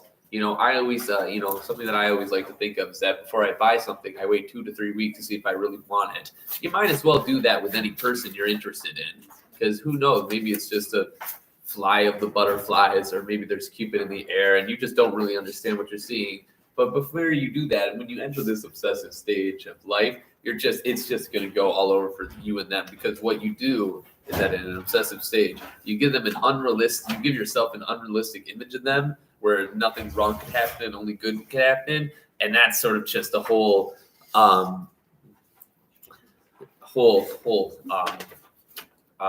contract that Alex asks, have you ever been in this obsessive stage? Never. I've never been in this stage. That's how good I am at this relationship advice. Now, there's another one that it's kind of a similar thing where you can actually combine. I have some rules 1 and 2. Number 2 rule is to learn to be alone. This rule is just literally be alone because a lot of times when you're obsessed with someone, you're going to want to stay with them 24/7. As some people, I say, they want to be put in their other partner's skin and just crawl around, as I've seen sometimes people say. And because of that, you're going to want to try to learn to be alone in the sense that it's going to be really hard once your partner or person, even if you are dating or you're not dating them, or maybe they're just your friend at this point, it's going to be a little bit more difficult if the fact of the matter is that they might have to go on a business trip, they might go out with some friends, and then you are going to accidentally develop a codependency, which is going to screw over yourself big time. Now, what you can do is this also can help you learn to escape the obsessive stage, in which this is basically going to have you just stay alone for a while. Don't really look at this person. Leave town, hitch a hike. Go on a snowing resort by yourself. Go to the Himalayas if you can. These sort of things are something you can do to sort of get yourself out of the obsessive stage. Now, if you're still thinking about this person a few weeks later after you already climbed Mount Everest, you can maybe talk about it because then your mind might be on that, something else other than Mount Everest. And that's sort of just a thing. But when you learn to be alone, it's going to be a lot better in general, just mostly for yourself in general. And also, you get to learn cool things when you're by yourself. Some things I wrote down that you can learn by yourself is you can learn skateboarding, jujitsu. You can learn how to build couches alone. There's this really huge process that being alone is able to really expand your own knowledge, and there's really nothing else that you can do to compare that to. For number 3, for relationship advice that I wrote down is that you should only date someone if you could be their friend. This is one that I thought was really obvious, but apparently not to a lot of people. A lot of people only date certain people because they look like eye candy or because they think they're sweet and they don't understand that. And it's like, oh, he's an athletic person. It's like, well, yeah, but does he know how to be nice to anybody? And so you kind of get that area where, you have to think to yourself, like, God, would I look at this guy in the hallway after I see his attitude? And would I not look at him with lovey-dovey eyes, or would I have been like, wow, did he just close that door on that 80-year-old woman? And then at that rate, you'd be like, would I really be friends with him? Or would I kind of do want to do that? And something like that also goes back to the obsessive stage where you also go into room 5, or I'll get more into that later, that you become oblivious to other people's actions, and it's just not good. So becoming obsessed and learning to be alone takes that away, because when you're no longer obsessed with someone, you're able to see someone's faults, which is a good thing. Then once you're able to see their faults, you can see if you actually wanted to be their friends or not. And if you're going to be friends with them or not, then that whole situation is a really more fun time, because then the reason is that even if you are able to date, then you got a brand new friend, unless you try to accidentally make things extremely awkward and you block them on everything, and then nothing you else can do. And then in that case, that's just life. For number 4, I wrote a very specific note that Legos work for some reason. I come from a family of very pristine Lego workers. We've been a pretty kind family that, we do our Lego work and we understand Legos. We know the ins and outs. We've been collecting for years. And something that, everyone realizes is that if you really want to win over someone's heart, or if you really think you messed up, best way to do Legos. Now, thankfully, Lego have done a new thing. They at least icons by Conicals of Lego flowers. That's right.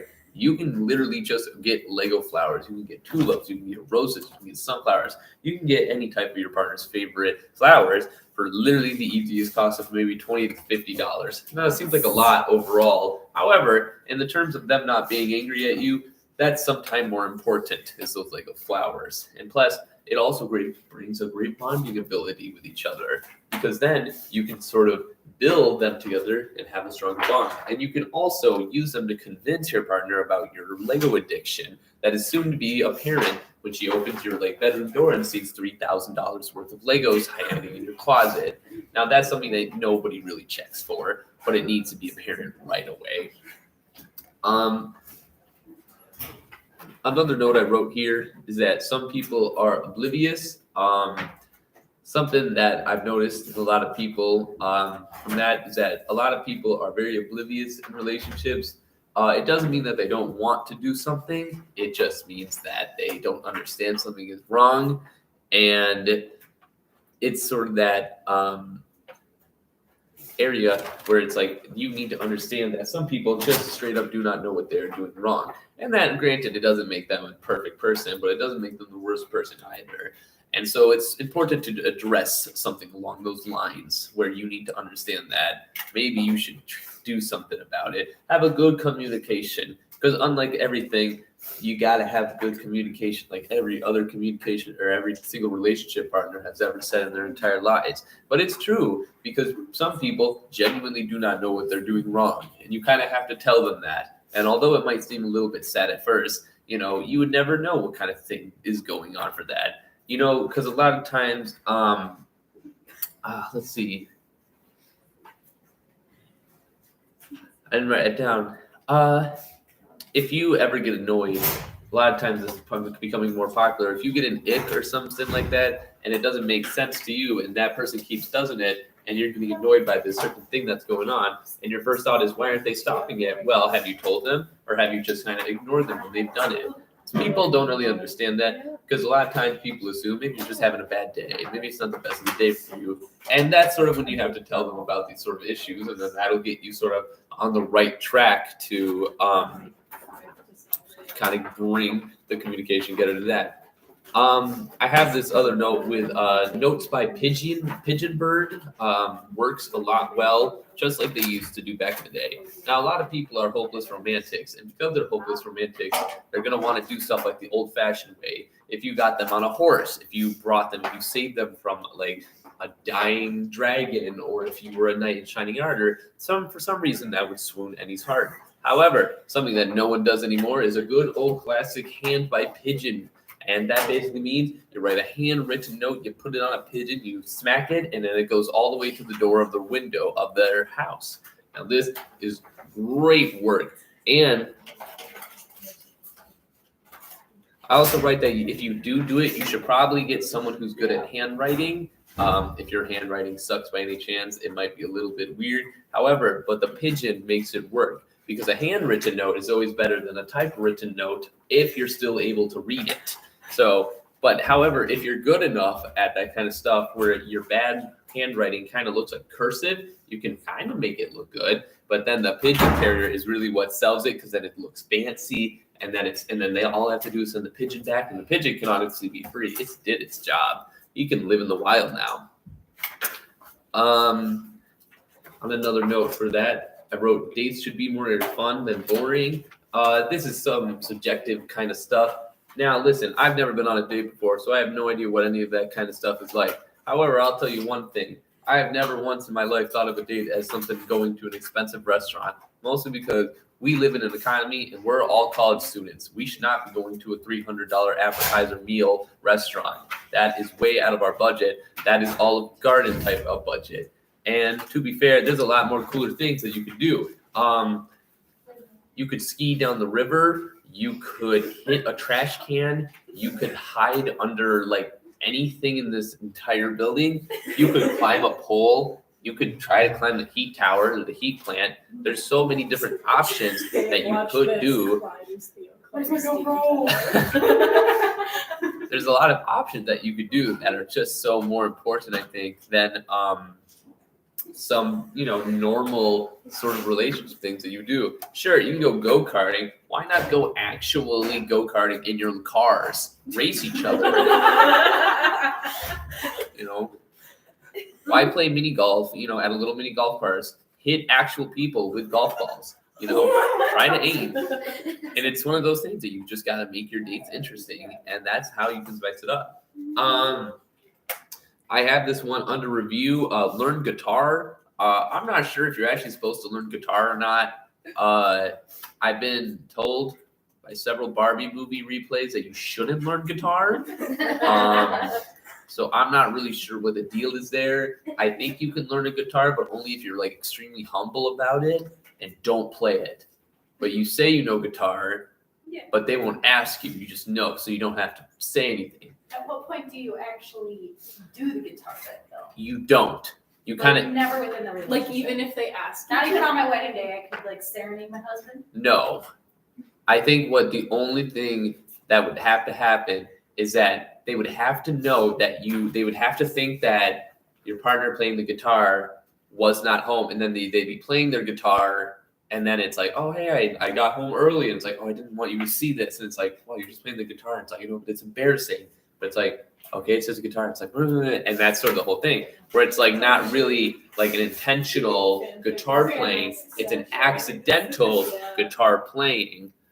What do I do if I can't find a pigeon? Don't worry.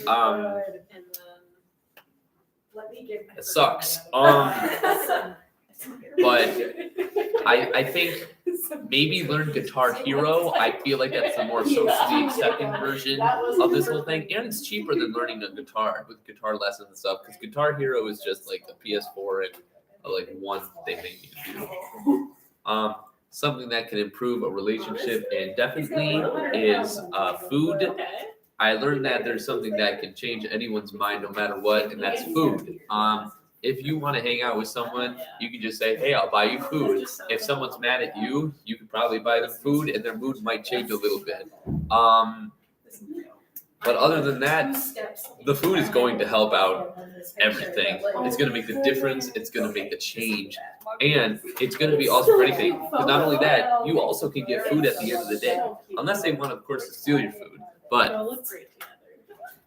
buying food is always a mood. I agree. And once you buy the food, let's say, you think someone's mad and the relationship is going weird. You buy the food, and not only that, not only do you, but other people also have McDonald's. And that's exactly how you benefit from these situations of all these courses.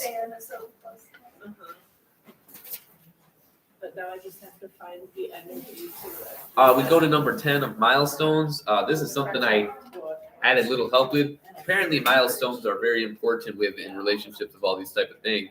From what I've learned, apparently the relationships that are important are the first, second, or every month up to the 6 months, and then every year after that, which I think is like the good type of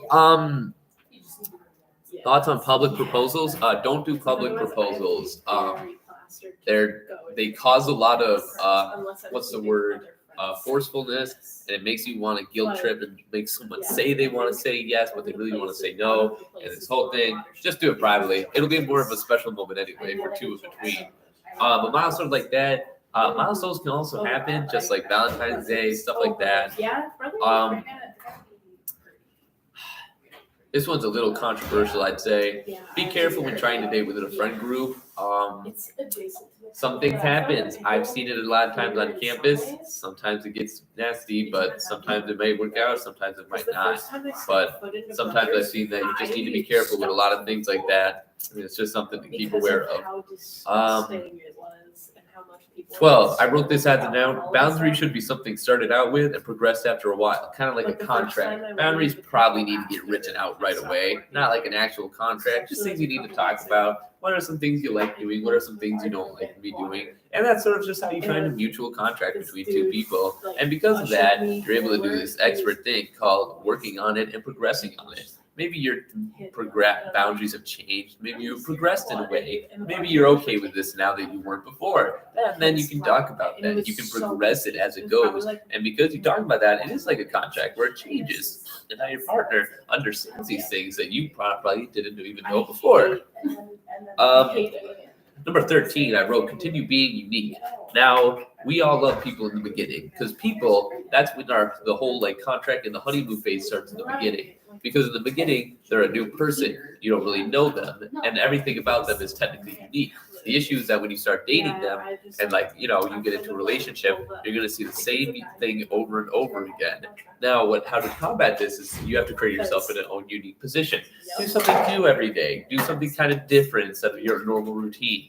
Make something different. Make something different for dinner. Do something different. That's kind of what keeps the uniqueness going within a relationship in order to kind of fully not make anything old and kind of doled out, because if someone's not going to like it, because if someone's had the same relationship for 10 years with the same day, the same routine over and over again with nothing new, they're not going to want to be in that same relationship, rather than someone who's been in a relationship for a year, but it's unique every single day. There's going to be a different level of happiness between both partners and them. I wrote another one, just a really quick relationship. If things don't work out, try to not make it on an important day. A lot of times those might get a little bit more confusing, and as long as it's not on a really important day, you should be fine. That's really it. That's just, plan it out, do what you got to do. Ignoring uncomfortable or toxic behaviors will slowly kill you. That was sort of a cool thing I heard one time, where it was like, how much poison will you allow someone to give you till it finally kills you? Is that sort of like, you can like take a lot of like toxic behavior and that, which, over time, but it's going to be over that time that it's slowly going to be killing you and kind of taking you out. And because it's going to be taking you out over time, you're just going to not enjoy it. And it's going to be until you finally get to that breaking point. And so if you shouldn't ignore these toxic or uncomfortable behaviors, and what you should do is you should be addressing them, creating the boundaries firsthand. And when you do those same things, you've got to cut out the poison right away. And if those poisons don't get cut out, then you cut out the literal poison, the giver of the poison. And then you kind of do the little thing. 16, one thing I kind of wrote is that friends know a little bit more. A lot of times I see those things where you should probably trust your friends in a lot of situations, or these kind of things, or at least if you don't want to trust them completely, you should at least listen to their side of the story. I've just seen a lot of stories where it's like, yeah, I should have listened to the friends about it because they thought about it and they, were thinking, because in my mind, at least what happens is sometimes it's like kind of with the obsessive stage. Is like, let's say, you were like kind of obsessed over this guy who was, this cool dude or whatever. And then one of your like friends went, dude, that's literal like serial killer. Like that's a serial killer. Like he's in the news and you're like, well, but he's so cute. And it's like, but it's like, no, like he is a serial killer, but you're in your obsessive stage now. And now you can't really get out of it. So what do you got to do? You got to, you don't listen to your friend. And then what happens? He serial killers you. And it's sort of this whole area where it's like, well, you should have listened to your friend because they weren't in the obsessive stage. If you're in, here's one that I think was a little bit interesting. If you're having troubles, talk to people who don't really care. If you really want a true neutral side of the story, talk to that random coworker at work, talk to that random guy on the street, give them your entire life story. What are they going to do with it? They're just going to react to it. Because although they're not really going to care, they're going to listen, and they come from a complete neutral side of the story. The issue is that you got to give them a complete neutral side. You got to give them both sides of the stories. You got to give them everything sort of contracted within that sort of agreement. But because of that, they're going to give you a pretty straight, honest, forward question. And that's what I think is a really matterful story. That also goes to things, when you tell your friends stuff, you should probably have two sides of the stories. Just for your sake is better, because then they can be like, oh, well, maybe you were a little bit wrong. And then, that would help you out a little bit. But it really just depends on what the story is. Last rule I kind of wrote was that the 3-month rule is a little bit accurate. It's not the most accurate thing, but that's sort of how the honeymoon phase goes out. And that's when things need to be becoming more unique and different in my sense of how I look at it. And it's true. It's happened a lot of times with a lot of people that I've known, and it's sort of just, and it's interesting because a lot of times it only it's a semester worth semester worth, and that's really it. And that's sort of what I think of this entire thing. And yeah, these are my relationship advices for any of you. If you have any questions, comments, concerns about any more relationship advice, please ask questions. I'll answer anything I can from someone who never been in a relationship. Yeah. So in talking to a neutral party and approaching strangers, is this completely just disregarding any form of stranger danger ever? Well, you have to choose your strangers correctly. If it's because a lot of times it's going to be the ones that are minding their own business and look like they don't really care. Because if I see some guy who's clearly on his work break and he doesn't really want to do anything, and he's smoking a cigarette outside, and it's he's clearly about to clock out in like 15 minutes, and then you're like, hey, I gotta tell you a story, and he's like, oh my god, fine, but leave me alone afterward. But then he's gonna get really like grossed in your story because he's gonna be like, he did what? No way. And then he's really getting into it. So that's why you also got to be a good storyteller. That's how you really get people involved, is that if you become a good storyteller, you can get people into it, and that's how you're going to sort of succeed with that thought. Right. Thank you. Yes, Sarah. I've heard of the conventional saying that you should be doing a certain couple of things before you are considered ready to be married.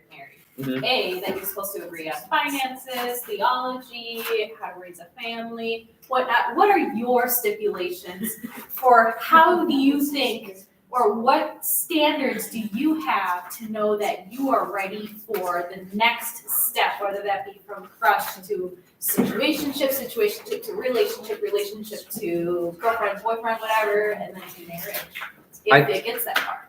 I think a lot of the stuff you're going to find out, same theology, same ideology, and all of the same like kind of connections and hobbies. You kind of find that stuff out throughout the whole process of kind of dating each other and getting into that you don't really have to share the same financials or anything like that. That doesn't really happen until probably the marriage portion, where you both decide that. And even during that marriage portion, you should probably have a pretty much you should have a combined and separate bank account for both of you, because I think that's the most fair responsibility and a good balance between two different center points. And but other than that, though, it's I think it's just about you don't really have to date. You don't, unless it depends what's important to you. If you want to date someone within your own ideology, that's on you, but you don't have to. Some people have different ideologies and worked out before, and that's sort of just how life is going to go for some people. And because of that, you know, because they always say, like, in my opinion, at least, I think that, you know, they say you wouldn't want to date an exact copy of yourself, because then it would just get really boring because you know everything that's going on and that. So that could be like a system to talk about where, you know, maybe you shouldn't date exactly yourself. Maybe someone's different, someone you can learn new things from and kind of and have a whole new experience, I think. Yes. What would you do if they wouldn't love you if you were a worm? If they wouldn't love you if you were a worm. Break up with him. That's a deal breaker. Engagement. Wedding's off. Wedding's off. Well, Let's see what he said. Should have I told my fiance? This one's a difficult one, I will say. What if he doesn't love me as a worm? Okay, if you are a theoretical worm, Sarah. Yeah. Are you able to be back to a human, or are you just a worm forever now? Just a worm, baby. I'm just a little worm. I'm just a little How, worm. if you are just a worm, how does your husband know or your fiance know that you are you? I have a name tag on. Is it really tiny? Or No, is it big? it's human size, but it kind of goes on my back and it has like a little straps like a little backpack. It's about the proportion size of like a toddler wearing like a full size backpack, where it like kind of envelops the entire thing. So basically, I'm having like a big old name tag on top of my back. So my husband knows that I'm a worm, and he knows that I am the worm that he is looking at. Are you able to think? Yes. I have full conscious thought I am just in the form of a worm. Do you get turned into a worm, or are you always a worm? I got turned into a worm. An evil person turned me into a worm. The witch. I think. It's because I didn't Rachel pay my twisted student loans. I didn't think. pay my student loans. They turned me into a worm. I think it would be the same process. I think you would have to understand that it might be hard loving a worm, and there's not much, you know, because the bond might fall out over years if it's a worm, and it might get more difficult. Shoot, because I'm also a neurodivergent worm. So you'd be like wiggling around. I'd be wiggling around like a little worm. I see. I can't believe I It's true though. The 22 and a half hour delirium is kicking in down. Keep it for me, and I slept. No, it's Okay. Rachel turned Lily as a human into a Interesting. dog, so I say Rachel was the one who turned Sam into a wolf. Rachel saw was a- that I didn't put my posters up on time, and so instead of firing me, she turned me into a bucket worm. That's so real though. She caught me with a toaster. Worm time. She caught me with a candle. Worm time. Dempsey's one. Banned from the residence hall. And wormed. Banned from the residence hall. I cannot hear you. What are your thoughts on the spider in the window? Oh, that's Currently a so spider. It is a little cutie. It There's is a little spider. cute. What if you got turned into a spider? I Would want that affect your relationship status? I want someone to put me down if I was a spider. Why? What if you were a fly? You hate What if you were a rat? Oh, Get me out of So here. little we're gonna know like Oh, more from this whole filibuster. Oh, There's this so many is all stories. canon Oak Ridge lore right Yeah, now. it's- Yeah. It really is. Like, have you ever been in Rachel's apartment? There's a rat hanging from the ceiling. There was a It's been there for a while. last It just kind of got stuck up there. last year in Murray, in one of the bathrooms, people decided to hang a dead mouse by its tail I love in how the people showers. decided. They're like you know, somebody I- had to do it. They looked at that fucking shower and they're like, you know what this needs? A fucking rat. No. Yeah. A real fucking rat. No. A real dead fucking rat. Yep. And they throughout that hung it entire high. process, they were like, yeah, this is fine. Yep. This is okay. I might even still have a picture of that. That was a nightmare. Social norms? Ooh, shit. Being Murray was something else. Not just is it illegal, there's social norms. Social norms. What is norm? What kind of big gestures can keep a relationship Yes. alive? Maya is like, To be honest, I feel like flowers. Flowers are a big gesture that can keep any relationship alive. Now here's the idea: is that not only I do don't know Lego if you flowers took these work, photos, but they is did that look any flowers so work, dirty. and they don't even have to be expensive. If you found a tulip on the side of the road, if you found a little dandelion, I think those always matter. They don't live for long, but it's the gesture and the thought that counts within that sort of thing, I think. And if they really want to, they can put it in a little tiny like pot, and it might live. But It's like when your cat like brings you like a dead mouse. a bird, yeah. Oh, it's because It's I the love you, gesture. but then you're like, you can show me love in so many different ways, but not this. I agree. appreciate the thought, but So it's the love. what is the ideal date for under $30? So eggs go for about, I want to say $8 a dozen. Like six. Or $6 a dozen. So you can buy a decent amount of eggs with that. Have you ever heard of an empty parking lot egg fight? It is the most intense and brutal fight I have ever been a part of. But it was You the have experience? no, Were you a part of the towers egging? no. When's that? That was a test. Woo. That was something else. But you could have a really good time throwing eggs at each other, but like do it from a distance so it doesn't actually hurt.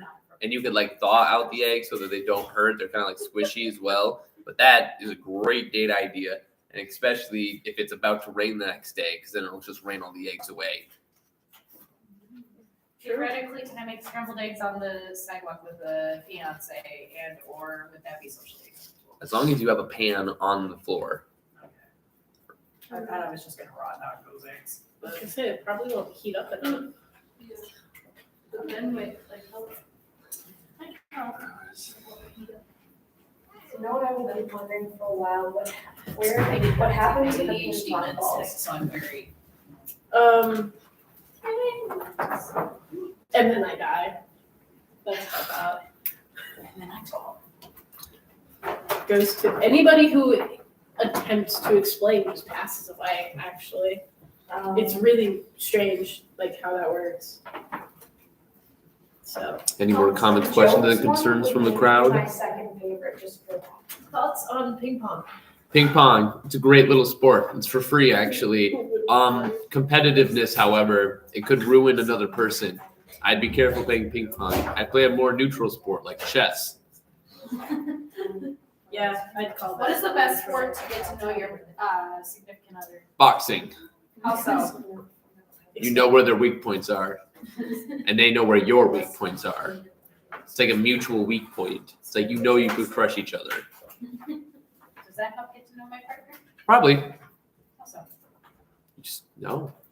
You know that it's like you. Just beat up my partner. Well, no, but like you know, it's like you. There's a love language called violence, where it's Also known as physical touch. yeah, it's a part of it. But it helps. Domestic abuse. Also. No. I am a mandated reporter. I just want. Wait, how many of us are there? How many of us One, are two, mandated three. reporters? Is anybody here a university employee? I am. Or any I am a employee? mandated recruiter for my job. There's an which even is amount, not- it's which is fine. not alright, which is not here. So You did it. Doesn't matter, it cancels out, it's Between fine. the hours of 6 and 8 p.m. on Mondays. It's fine. Fair enough. Cancels out.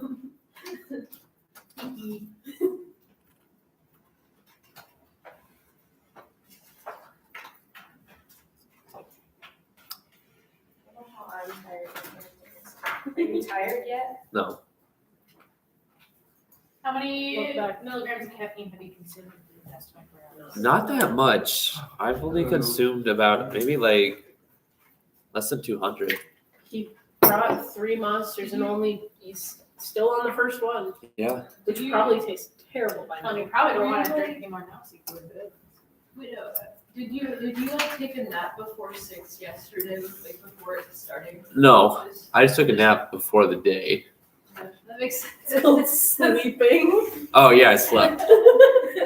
I mean, the point still stands. Right. Point still stands, but I like a pocket watch. That's cool. I know.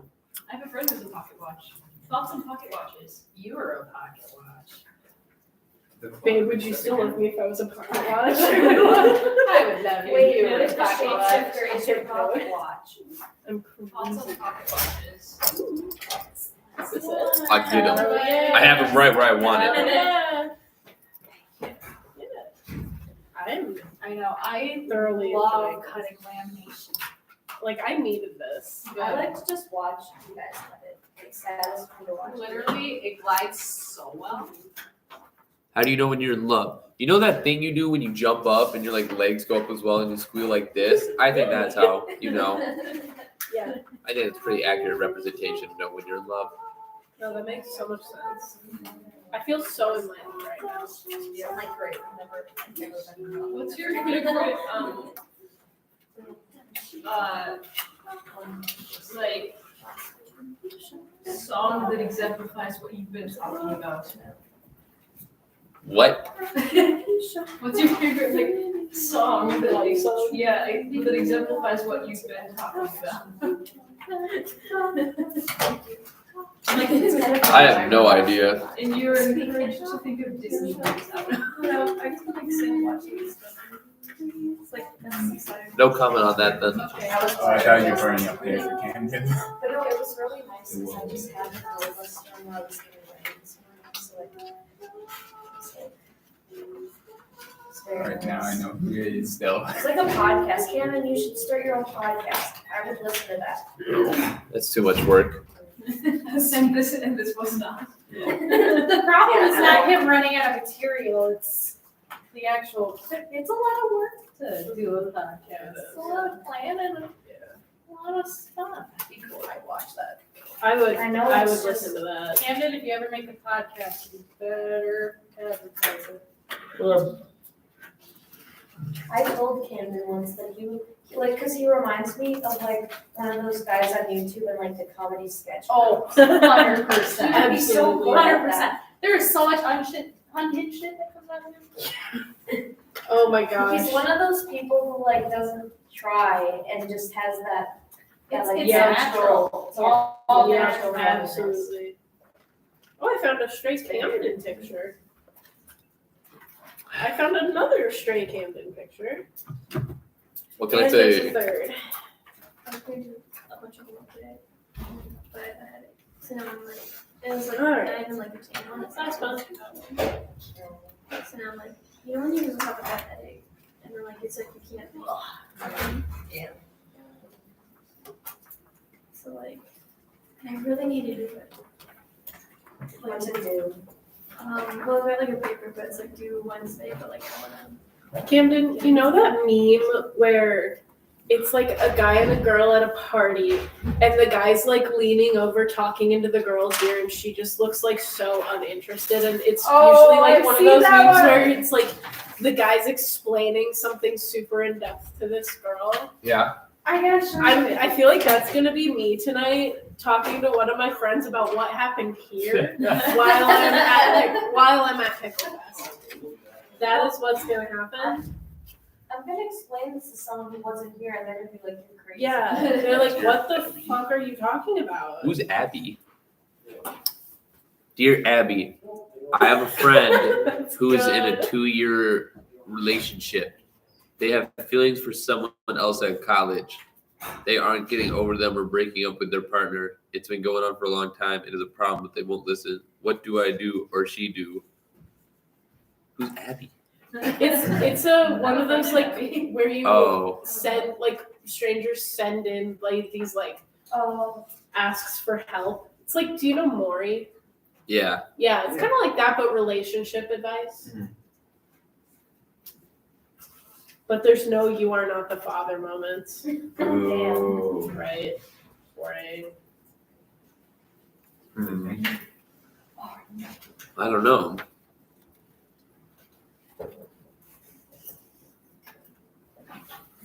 She just never got out of her obsession phase, I guess. The issue. They didn't.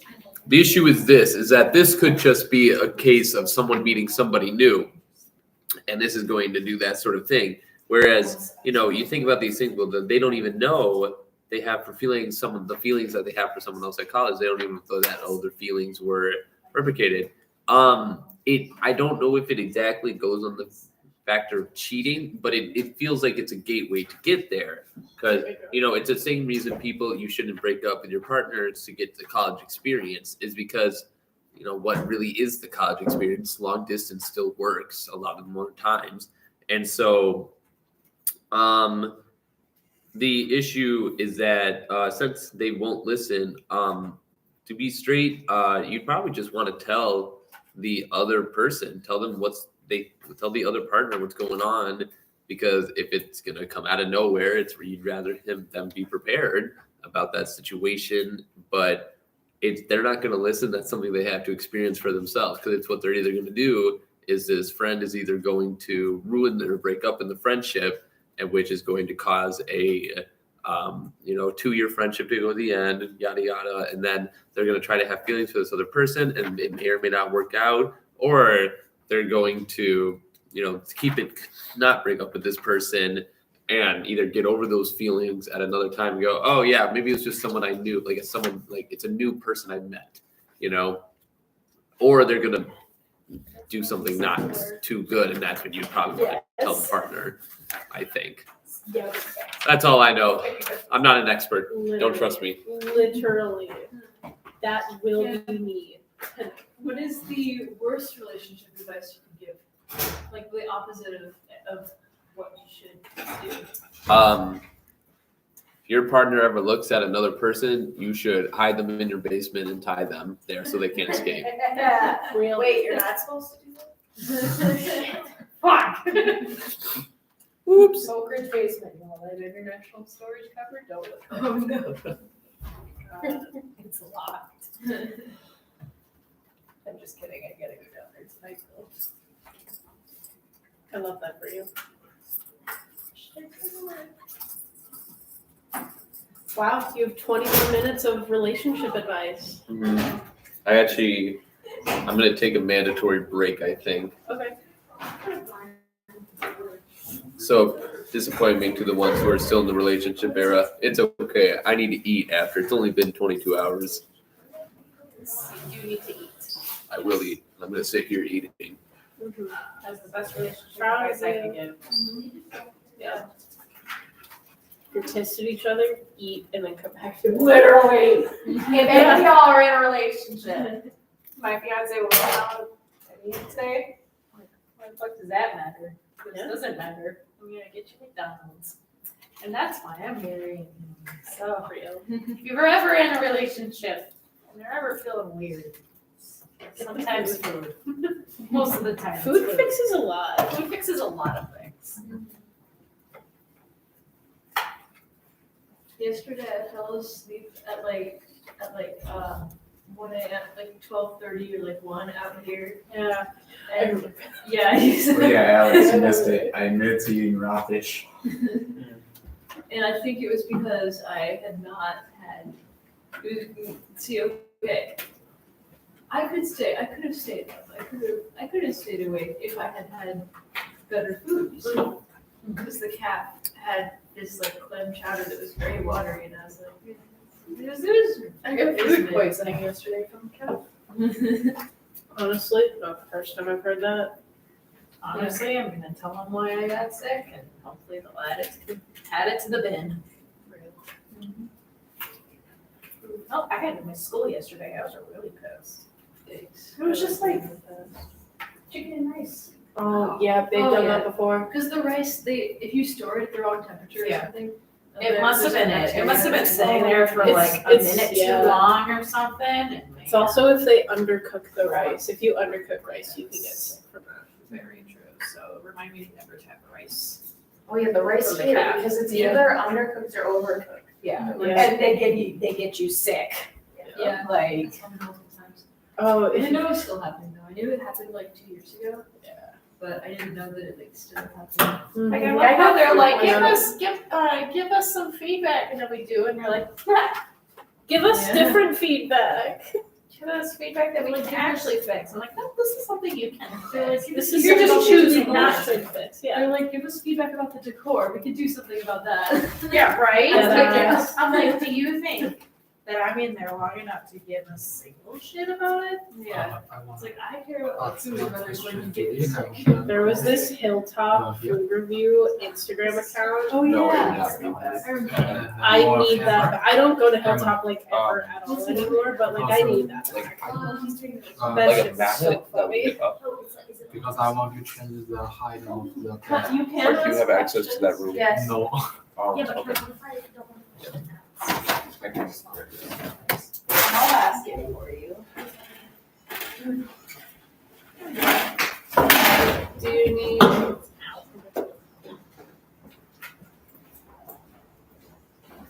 On the cover. I have no idea. Okay. How's everyone doing today? I'm doing great. Right? Oh, it's after 4 p.m. It's getting dark. Yeah, out, I it's can feel it. tonight. Yeah. It's evening. Leave me alone. This, yeah. This afternoon. But it's kind of evening, so fair. Mhm.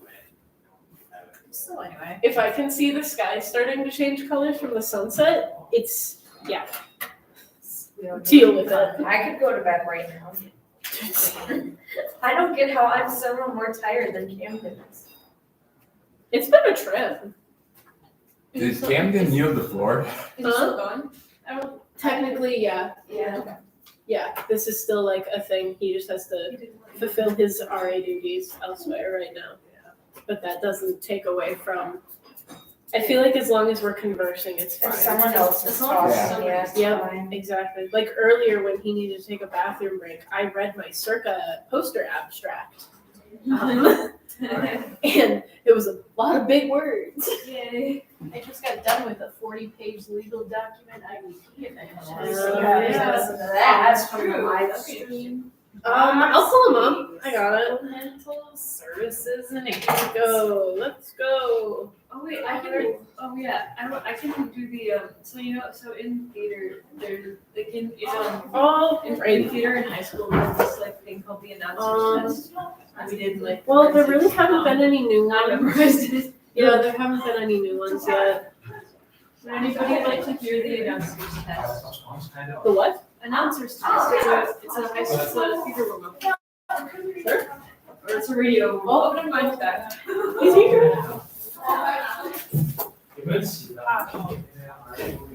So we're gonna have the conversation going. Yeah. You know what I can do? What? You doing okay? Yeah, just sitting down. I got food. So hard right now. That's what I had for breakfast. It went really hard. Does anyone want to hear the answers test? Absolutely. Shows one hen, 2 ducks, 3 squawking geese, 4 limerick oysters, 6 pairs of dollars and tweezers, 7,000 custodians dressed in full vessel array, 8 brass monkeys from the age of sacred secret rivers of Egypt, 9 apathetic, sympathetic divers, old men on roller skates with a marked propensity for procrastination and sloth, 10 lyrical, spherical, diabolical denizens of the deep, a false scholar on the corner of the quo of the key of the quivery, all at the same time on Tuesday or Thursday, it doesn't really matter.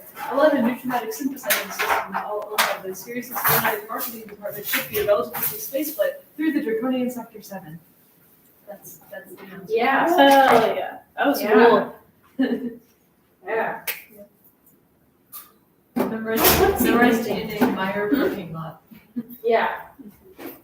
Like there's always something that I'm supposed to do. Other than like the Ariane duty and all that's very which is no longer I'm not mad at that. no, but also I get it. Oh, Because yeah. there are some people that like lose track of time. Like Brian, I kind of know. like I literally have a disability that like cause me to do that. But so I personally like getting back in. I also like the reminders because it helps me to like go to bed on time. Yeah. But also, Yeah. but also, I saw the other feedback, which makes complete sense in that we are literal adults and that we can take care of ourselves and that we can definitely build self-sufficiency with that. But also on the same token, it serves as a reminder. So if we ever have to bring it back, I think we can like shorten it a lot to make it a lot less annoying. But And not yell into the microphone. not literally That's- yell into the microphone. No, I think that's my only qualm with it. No, whenever I do it, I'm usually like, hi, go to bed. Let me know if you have any issues by it. So, thank you. Thanks for Now letting me help you. distribute. Yeah. Distribution thoughts on like mosquitoes. Huh? On what? I'm just trying to think of. Unknown mosquitoes, is that? No, I just said I said on. I don't know mosquitoes. Oh, yes. I said, yeah. That's great. I hate mosquitoes, they're little vampires. Yeah. So are butterflies, though. Butterflies are vampires? Butterflies drink blood. One of my Fun students, fact. one of my students has an unhinged qualm against sparrow birds. Like they just will tell me all about sparrow birds and how much they destroy the environment. But really, they're completely fine. That's fair. What's your major? Special education. Cool. Student teaching. I'm a music don't ed. sleep much anymore. Oh yeah, that's fair. Student teaching 8 to 4. I'm a music ed major. So Yeah. education. Education's hard. Yeah, Yeah, that's why I stopped doing that. that's fair. I was science teaching when I came into college. And science teaching is a nightmare. I looked at the credit plan or like degree plan for it and I was like, no. And now I'm here. Yeah, that's fair.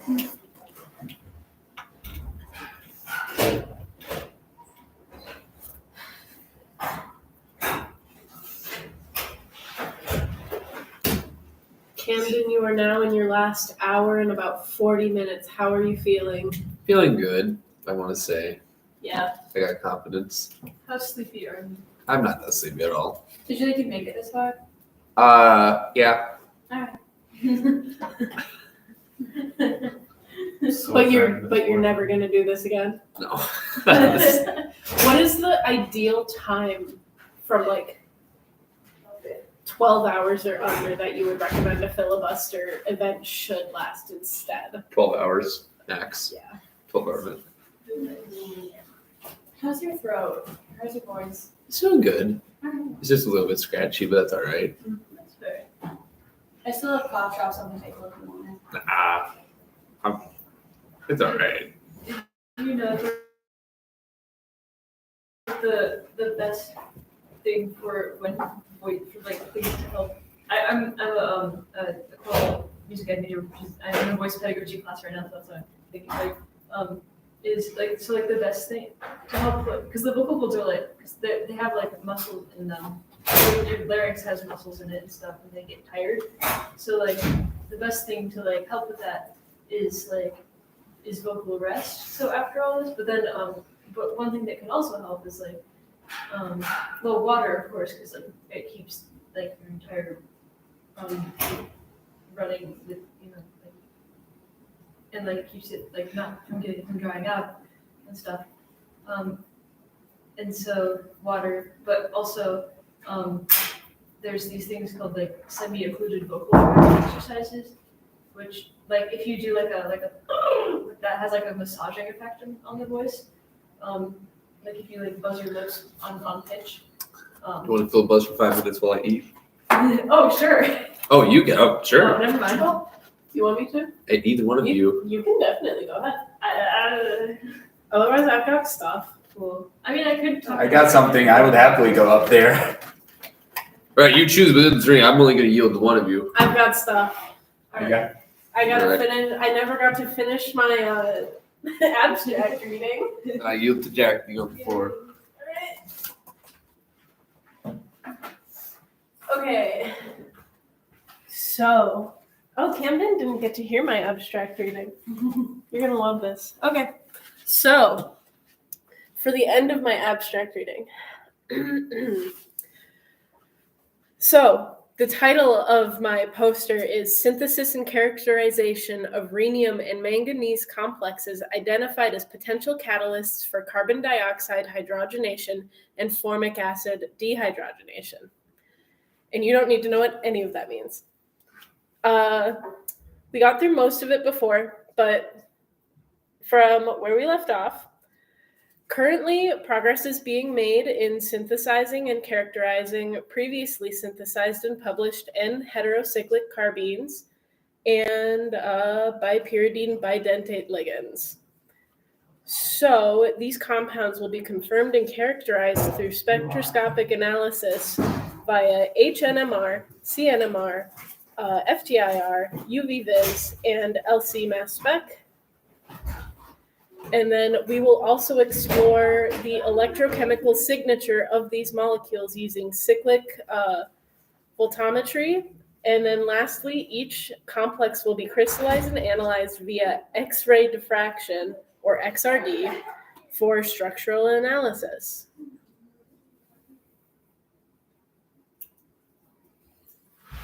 There's still no YouTube comments.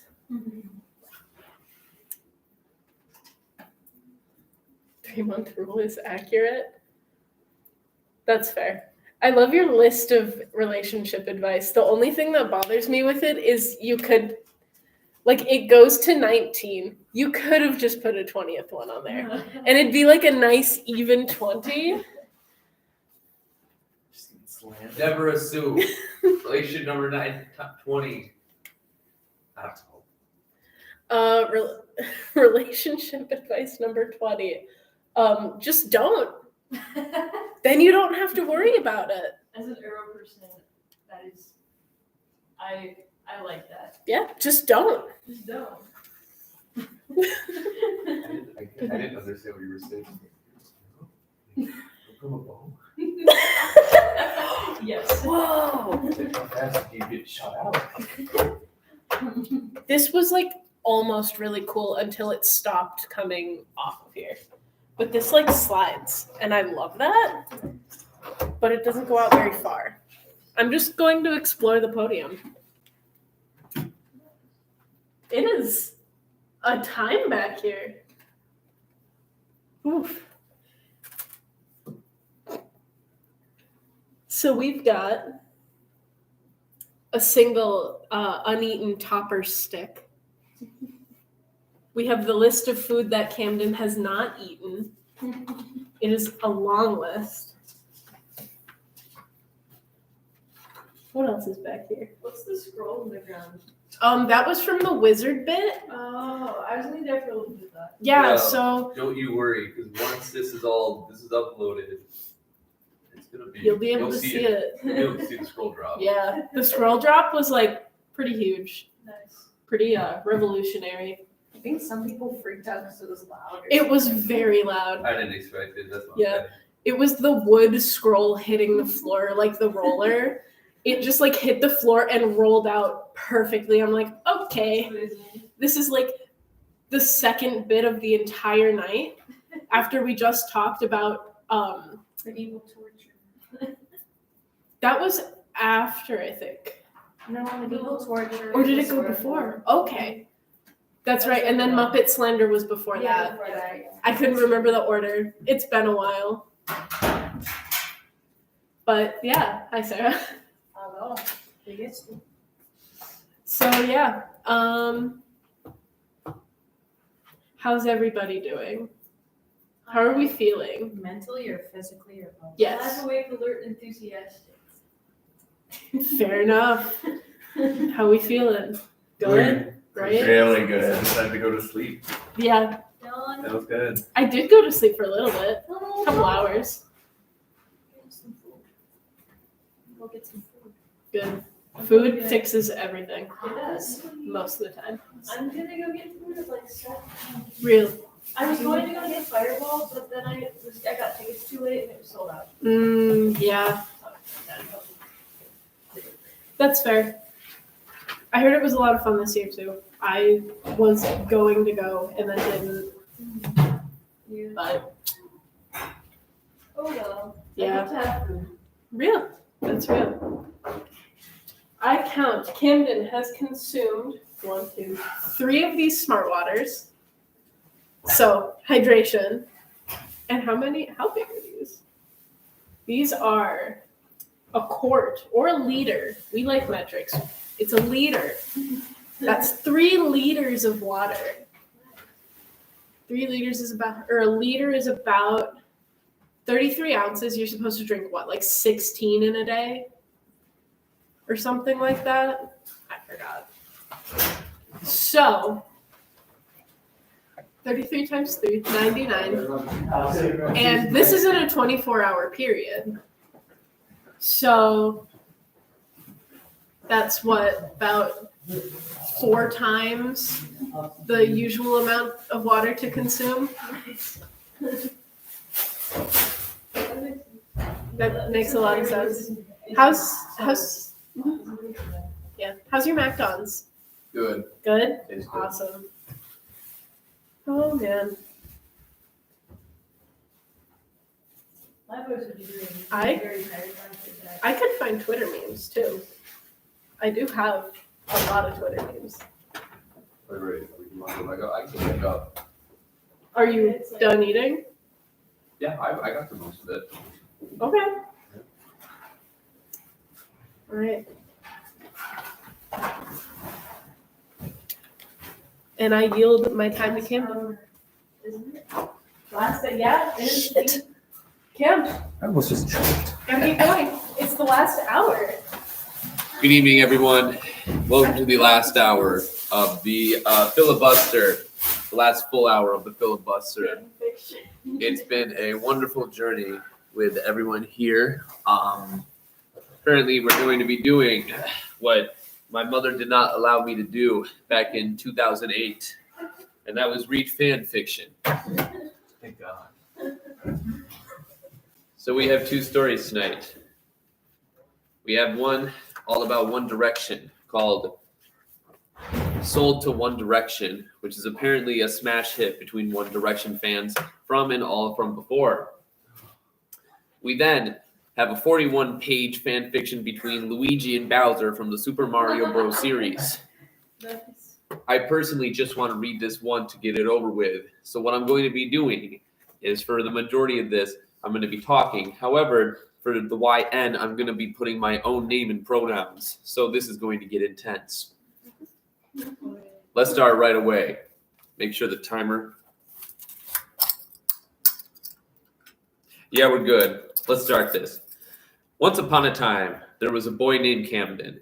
He had big blue orbs for eyes and a unique personality that set him apart from the other boys in town. Despite his beauty, Camden struggled to fit in with his peers and often felt like an outsider. One day, Camden's mother found herself in a desperate financial situation. With no other options left, she made the difficult decision to sell her only son to the famous boy band One Direction for a large sum of money.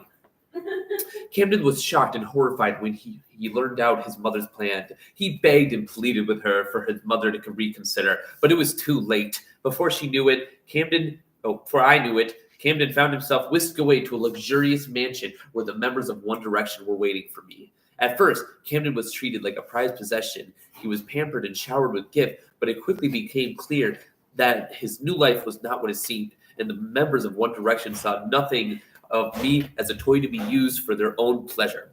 Camden was trapped in a world of constant parties, alcohol, and drugs. The members of One Direction would take turns spending. Ooh.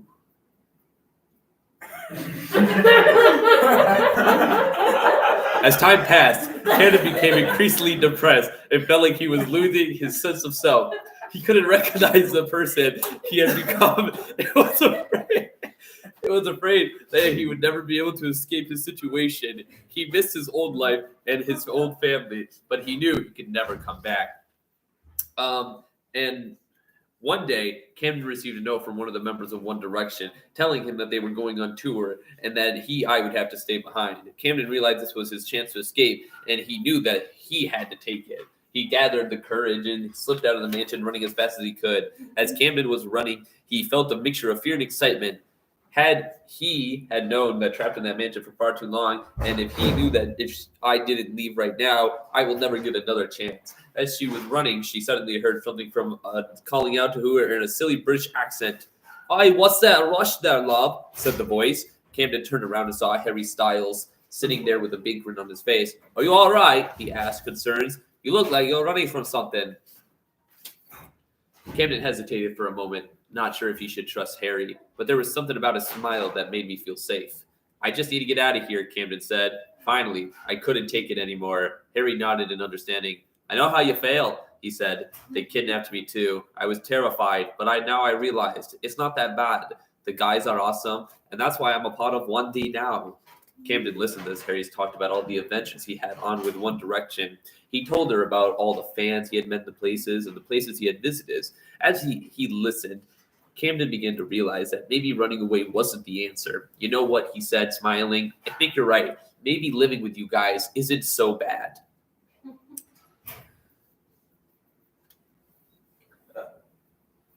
Harry grinned back at her. "That's the spirit, love," he said. "Come on, let's go back to the mansion." As Harry and Camden walked back to the mansion together, Camden felt a sense of hope and excitement that he hadn't felt in a long time.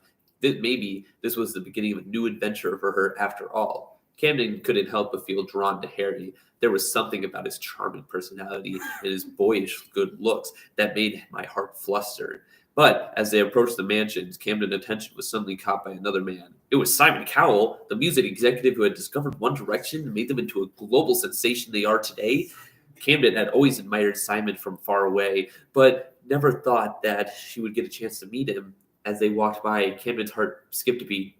Hi, Simon," Harry's called out. "This is Camden. He's new here." Simon turned around and gave Camden a quick once-over, but as Simon's eyes lingered on me for a moment longer, Camden started to feel a little bit uncomfortable. Something was off about his gaze, and it was making me feel uneasy. "Nice to meet you, Cam." I don't know what Simon... Does Simon have an accent? Yeah. What is it? He's British. and evil.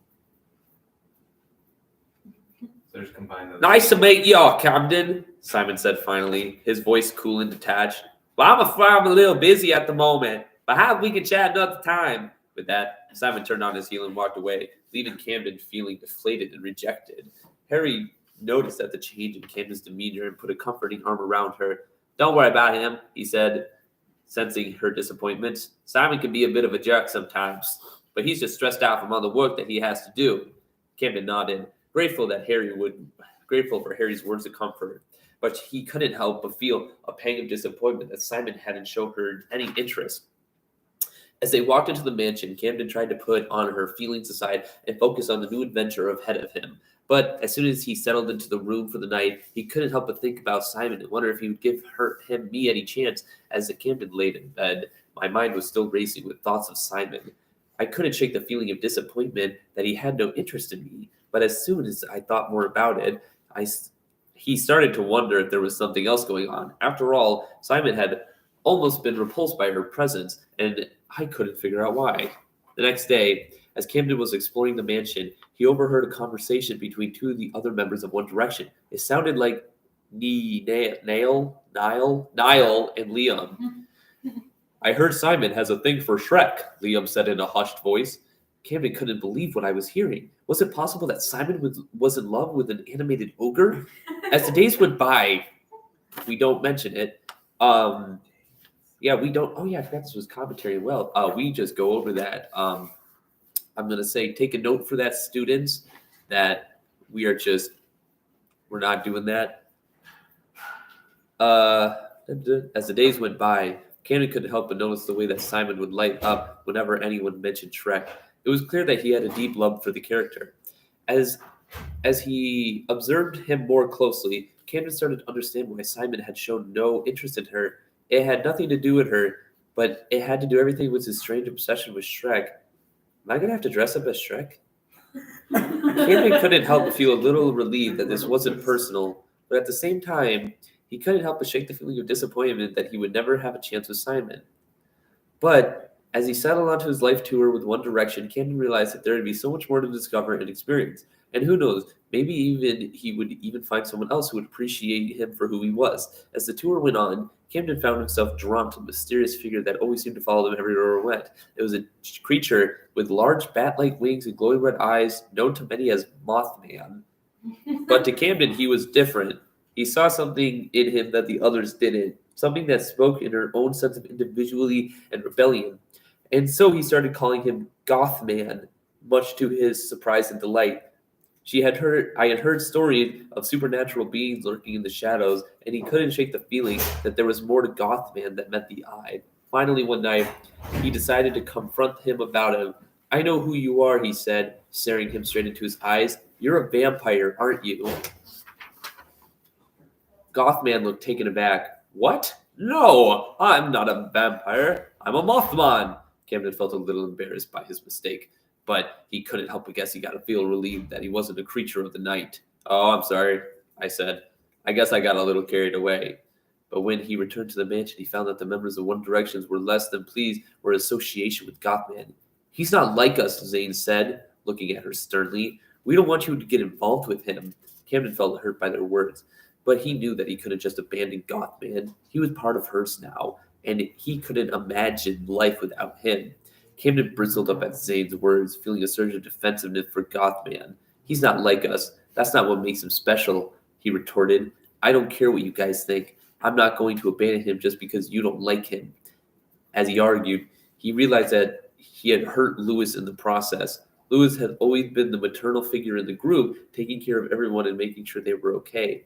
And when Camden had joined them, he had taken her in a way of a special window, almost as if it was her own child. Though now, Lewis looked hurt and betrayed. Camden, how could you say that? He said, his voice breaking. I thought we were family. I thought I was your mom. Camden felt a pang of guilt in his chest.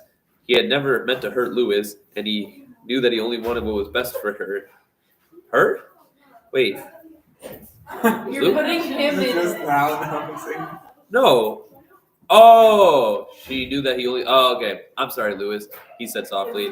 I didn't mean it like that. I just don't want to abandon Gothman. He's important to me. Lewis looked at me for a long moment, his expression softening.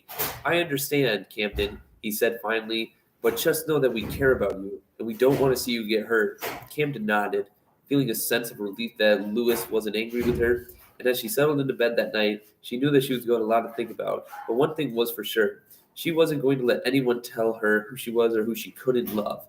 Camden couldn't stop thinking about Gothman, but he knew that they had to be very careful with my feelings. She didn't want to risk damaging their friendship, especially after the tension with One Direction. But as he spent more time with him, Camden found himself feeling more and more drawn to him. He loved his dark sense of humor and the way he always seemed to understand her.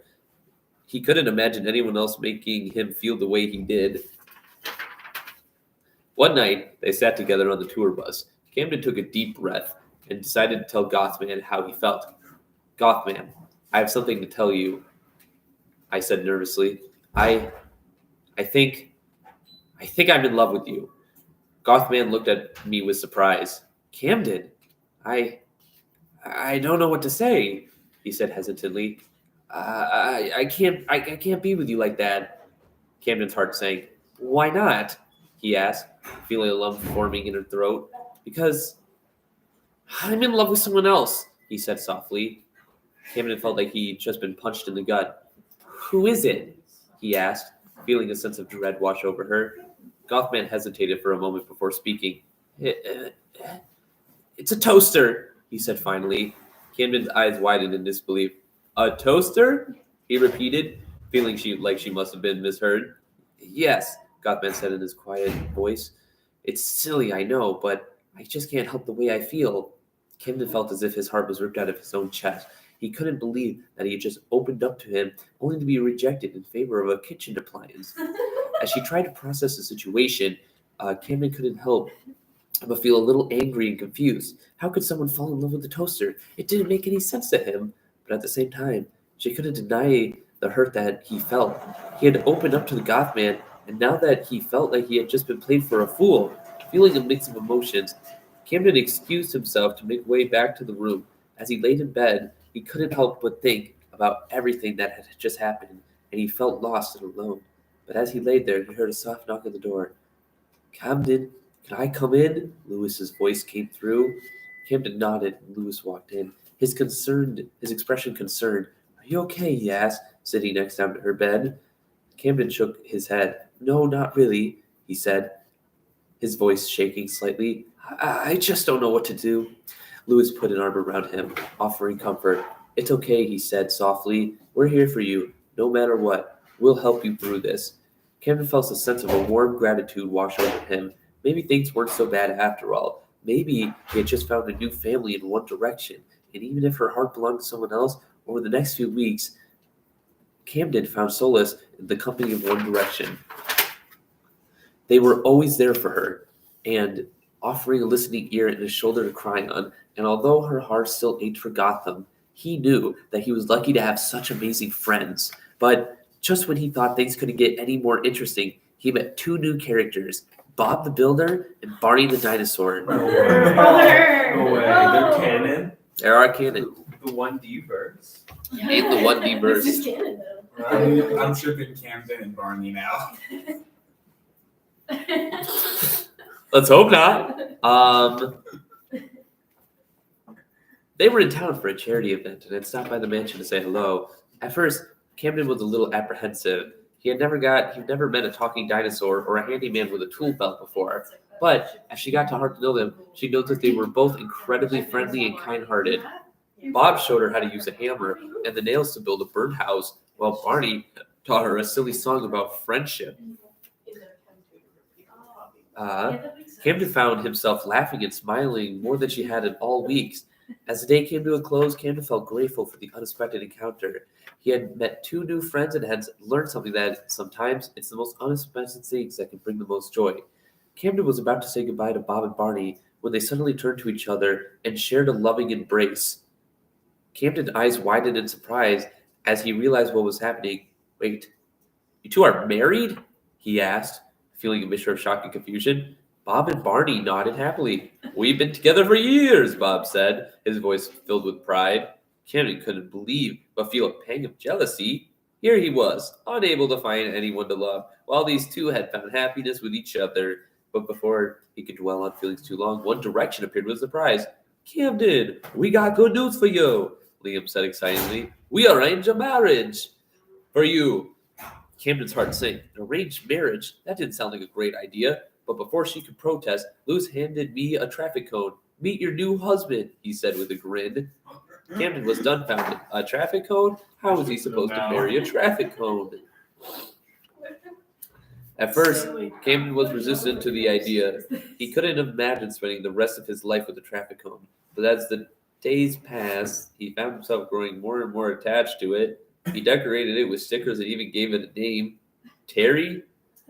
So you know, like in the Umbrella Academy when 5 like carries around the like Oh, mannequin. Ah, shoot. Yeah. That's Camden. This sucks. As the wedding day approached, Camden couldn't shake off the feeling that something was off.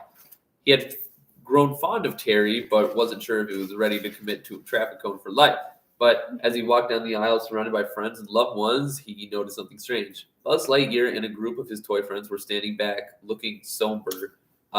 Camden couldn't help but feel curious. He approached them cautiously, wondering what they were doing. Buzz stepped forward, his expression pained. Camden, I have to tell you something, his voice said, barely above a whisper. I think I'm in love with Terry. Camden's eyes shocked and wide. What? Buzz, you cannot be serious. But Buzz was adamant. I know it sounds crazy, but I can't help how I feel, he said, looking at Terry with longing. Camden didn't know what to say. He would have never imagined this at his wedding that would turn out like this. As he stood there trying to process everything that was happening, Camden realized that maybe it was time to be honest with himself. Maybe he didn't need to marry a traffic cone to find happiness. Maybe he could find love with someone unexpected, like Buzz and Terry had. Camden felt a sense of sadness wash over him as he watched Buzz and Terry exchange their vows. Wow, they just ripped me off my wedding. He couldn't help but wonder if they would ever find love like that. But as the reception started, Camden was surprised to find Niall standing up on a table with a mischievous grin on his face. Attention, everyone, he shouted, drawing the attention of the room. I have a proposal to make. Camden felt a sense of nervousness as he watched them. He wasn't sure what he was up to, but he had a feeling it was going to be big. Niall continued, his voice moving. Camden is one of the most amazing people I have ever met. She's kind, funny, and she always knows how to make people smile. So I was wondering, does anyone here want to marry her? Camden felt his heart skip a beat as he realized what he was doing. As he looked around the room, he saw the faces of friends and loved ones, all looking at her exceptionally. And then he saw him. Simon was standing in the back of the room, his eyes fixed on her. Camden felt a sense of hope rising in his chest. Maybe this was her chance. Maybe this was a chance he'll finally be with the person that we've been pitting for so long. She took a deep breath and stepped forward, her eyes locked on Simon, when all of a sudden Harry stopped her. I will, he said, his voice barely above a whisper. I'll marry you, Camden. Niles grinned widened and he jumped down from the table as Harry wrapped his arms around Camden in a tight embrace. You won't regret this, Camden, he whispered in my ear. As they pulled away from the embrace, Camden caught sight of Simon again. This time, he was smiling at her, his eyes with warmth and affection. Maybe things were finally starting to look up for her after all. Camden felt a sense of disbelief as he realized that Harry had just proposed to him, and he had never been expected to this to happen, especially not at their own wedding. But as she looked into his eyes, he felt a sense of comfort and familiarity that he couldn't deny. As they danced together at the reception, Camden felt a sense of contentment wash over her. Maybe he had finally found the love of his life he'd been searching for all along. At first, the members of One Direction were hesitant about Harry's impromptu proposal, and they were worried about the potential drama it was caused and how it would affect the dynamics of the group. But they all saw how happy Harry and me were together, and they began to see things differently. Liam was the first to speak up. Look, we all know how much Camden means to us, and Harry, you make her happy. So if this is what you both want, then I'm all in for it. And the rest of the group nodded in agreement, realizing that their happiness was what mattered most. They decided to support Harry and me, no matter what. As time went on, Harry and me relationship flourished. They were happy together, and their love only seemed to grow stronger and stronger with each passing day. And even though they were no longer just friends, they remained a part of One Direction. Oh, wait. Oh, there we go. We're dating. That's what we're doing. Working together and supporting each other through each and everything. As Harry and Camden's relationship grew stronger, Ed Sheeran couldn't help but feel a sense of jealousy. He had been secretly in love with Harry for years. Seeing only Camden with him made his feelings grow stronger. One day, as Harry was taking a walk under a beautiful blossom tree, Ed finally mustered the courage to confess his feeling. Harry, I know this might come as a surprise, but I've been in love with you for a very long time, Ed said, his voice trembling. I know you're with Camden now, but I just had to tell you how I feel. Harry looked at Ed, feeling conflicted. He cared about him deeply, but he didn't feel the same way. I'm sorry, Ed, Harry said gently. I love Camden, and I don't want to risk losing him. Ed nodded, feeling dejected. But just as he was about to walk away, Zane appeared out of nowhere. Hey, what's going on? Zane asked, noticing the tension between Harry and Ed. Ed explained everything, feeling embarrassed about his confession. But Zane just shrugged. So what? Why don't we all just have a poly relationship? That's the answer every time, guys. Damn. At first, Harry and Camden... Wait, is Zane in this? Yeah. At first, Camden and Harry were hesitant, but they never considered being in a relationship with multiple people before. But as they thought about it, they realized that they cared about Zane, Liam, Lewis, and Niall just as much as they cared about each other. So they agreed. As soon as they were all in a 6-way polyamorous relationship, they faced some challenges along the way, but they knew they had each other for as long as they could and overcome thinking anything. As the years went by, the 6 of them became known as the most unconventional yet loving couple in the entertainment industry. They had their ups and downs, but they always managed to work through them. One day, they were all cuddled up on the couch watching a movie. They heard a knock on the door. It was none other than Ed Sheeran, who had been traveling around the world trying to find himself. Hey guys, it's good to see you all again, Ed said, a wistful look in his eyes. Zane, Liam, Lewis, Harry, and Camden exchanged a knowing glance. They knew what Ed had come for. I'm sorry, Ed, Harry said, patting him on the back, but the 6 of us are already taken. We're happy with what we have. Ed looked at them for a moment, then burst out laughing. Oh, thank God, he said. I was only asking for directions to the nearest McDonald's. The 6 of them laughed along with them, relieved that they didn't have to go through any more relationship drama. And they all lived happily ever after, with occasional trip to McDonald's for some old comfort food. Just when they thought their lives couldn't get any more unconventional, Zane announced that he was pregnant. Everyone was overjoyed at the news, and they all rallied around Zane to support him through his pregnancy. What? At the due date next approach, the 6 of them were all nervous and excited. They had no idea what to expect, but they all knew they were ready to face whatever came their way. Finally, the day arrived. Zane went into labor. The 6 of them rushed to the hospital, holding each other's hand tightly and waited for the arrival of the baby. After what felt like an eternity, they cried for a cry in the delivery room, and the doctor emerged holding a small, wrinkly bundle in his arm. It's a boy, he announced, a smile on his face. The 6 of them erupted in cheers, tears streaming down their face. They had never felt so much love in their hearts as they did in that moment. And so the 6 of them continued their unconventional journey together, raising their son with love and laughter every step of the way. They may have faced their fair share of challenges, but they knew as long as they had each other, they could overcome anything. That was the first fan.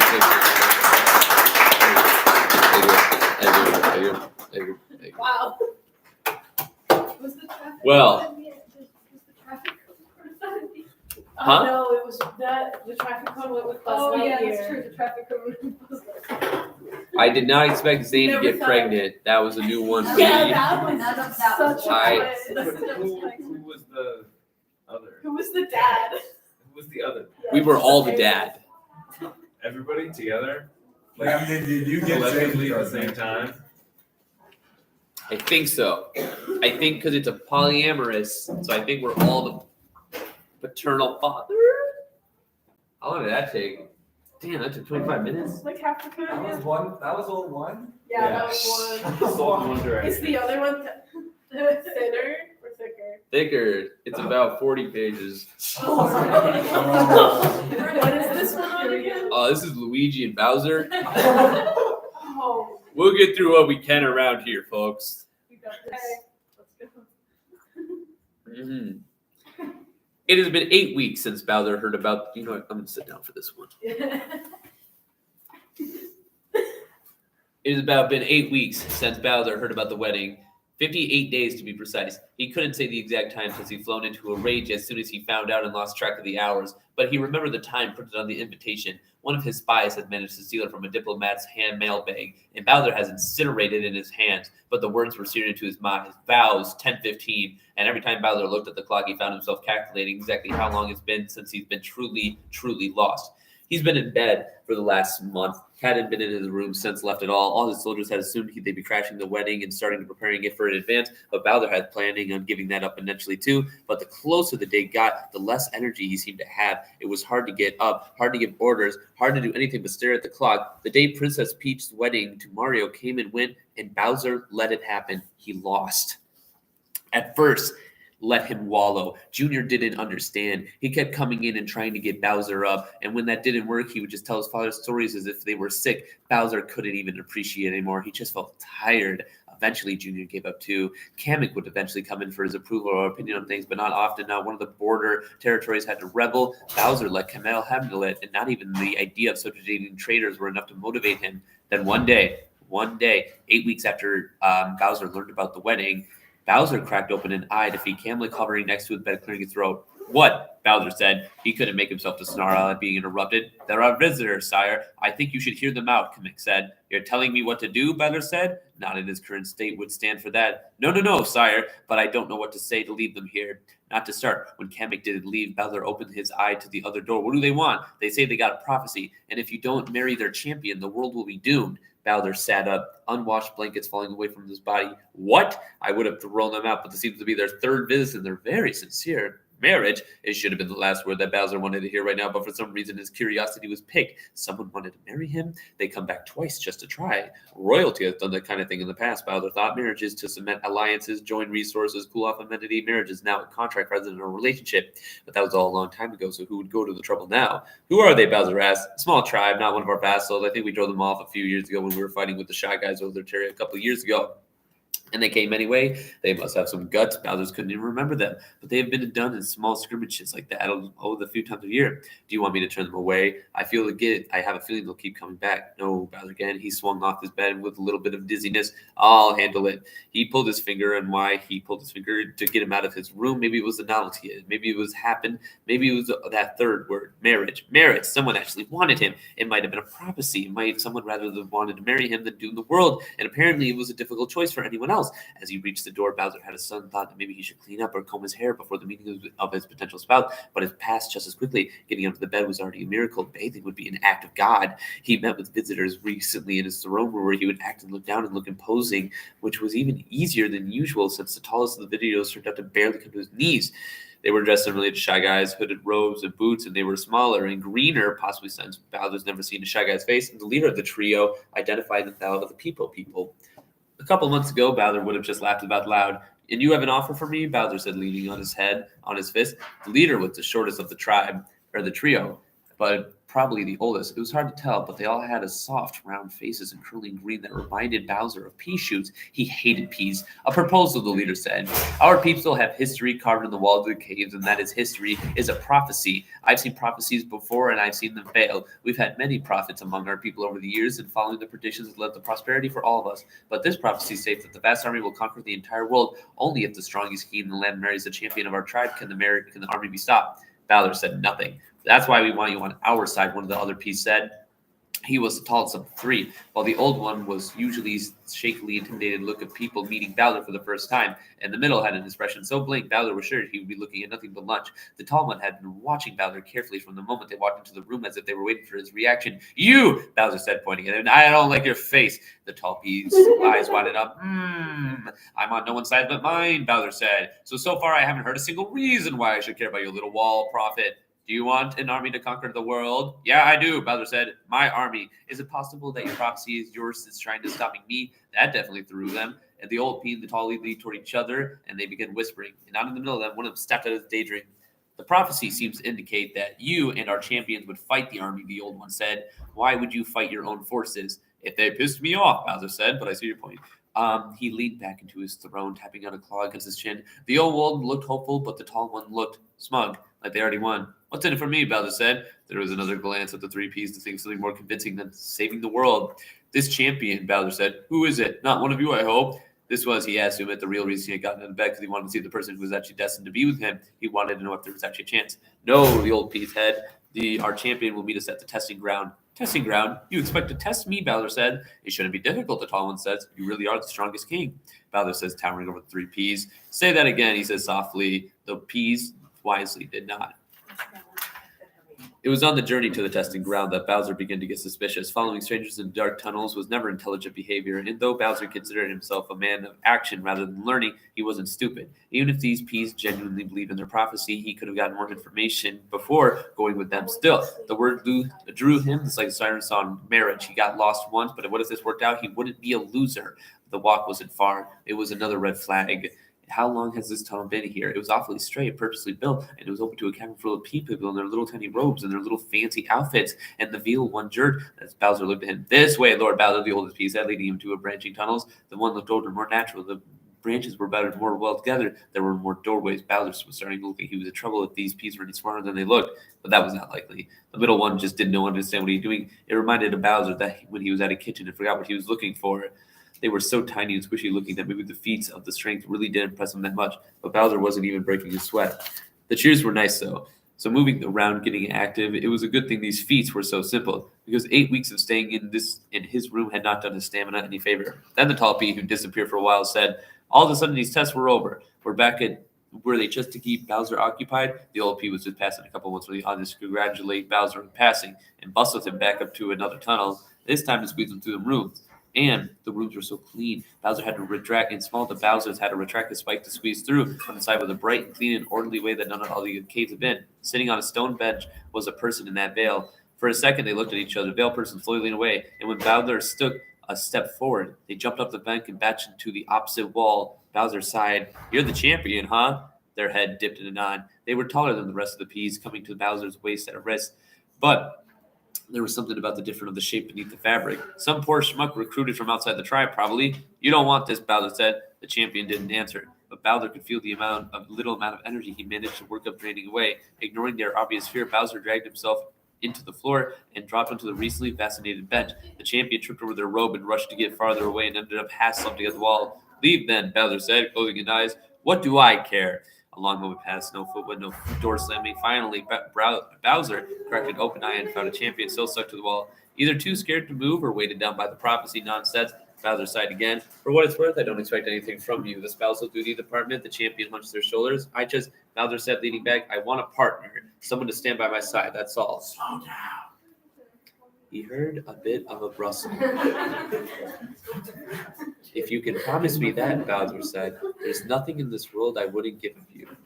A footstep, then another. The door creaked open, and a gaggle of peas trooped in, carrying a bolt of fabric identical to the champion's veil. Bowser had urged to his feet. They tried to pull him up by his arm, and not even one of the 5 champions could make him budge. The veil was thrown over his head, and then dragged through another tunnel where he could barely see. He stepped on at least 2 peas. He recognized the shape of the big cavern as they ended up in, the different tunnels going off in a half a dozen directions. He could even see the newly carved tunnel that he was coming from, so he couldn't make a run if he got feet to the last second, or if the champion cried. He didn't think he could make that. The crowds of peas were so much more subdued now. One of the fancy-dressed ones was quickly explaining the wedding ceremony for Bowser and the champion's benefit, while the other stood on the platform of the bowl of the red powder. Bowser tuned out most of it, just to say anything in the right place, and he'd draw on each other's faces with the powders, not the weirdest wedding custom Bowser's ever been a part of. He loved the champion. He and the champion stood in front of the crowd, and the fancy peas spent the speed about love, but there was no love here. Nothing was writing on the wall of Bowser's own pathetic desperation. But once his heart began to make pound anyway, this could be something, couldn't it? This could be something, couldn't it? Bowser said to himself over and over again. Was this some kind of voice of familiarity? It reminded him of something he couldn't put his finger on. Speaking of fingers, the fancy pea held out a bowl of powder, and Bowser and the champion pushed both back their veils. Bowser's looked into a face to see a very similar face to the last one he ever wanted to see again. Luigi had almost forgotten about the Pippo people when he returned to his door. He and Mario ran from them a long time ago.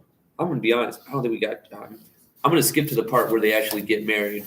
Part of this Game of Thrones type exposition.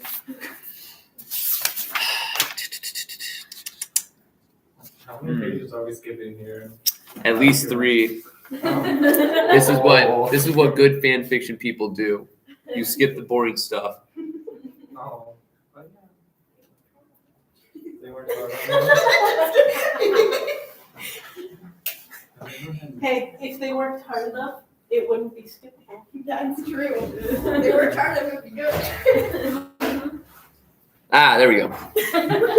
They lifted their own veils, which was a twist on the tradition Luigi was used to, and threw him off just for long enough that when Luigi finally ripped the fabric off his face, Bowser was already staring down at him in anticipation. All right. Everything changed in an instant. Bowser roared, wordless rage, grabbed the wooden podium the elder had spoken from and flung it into the crowd. Luigi ducked and ran, tripping over his robes and just barely avoiding the jet of fire that followed. One of the PBO people caught him, pushing back toward his brother. Something's wrong, Luigi thought. A moment before he heard someone shout, "They're onto us!" He finally threw the robe over the head of Pippo, trying to keep him out of the danger zone. Another one sprung up behind him.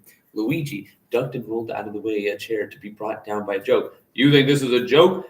Bowser had finally found his voice. "This is a game to you?" He was still tearing into the objects and people around him. Every time a Pippo got within his grabbing rage, they were picked up and hurled at the others. In a few seconds since its rampage had started, he's already been through 6 chairs. Luigi scanned the room, taking stock. What's the plan? None of the guests had weapons or anything they'd be using. The others made a run for it, and they did their best at running about it.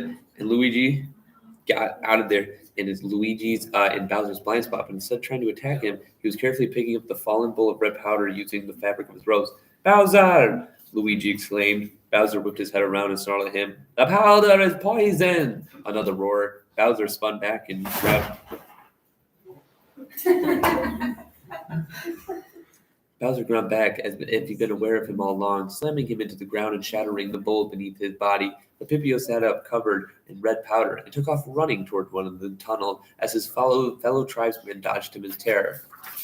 How toxic was that stuff? Even if the attempted assassination was running away, they must have been an antidote somewhere. But why was this such a complicated method? Was all this just an elaborate plan to murder the last 2 of you? "I'll kill every last 2 of you," Bowser was shouting, and all from the fire he was spitting Luigi, and he believed it was genuine.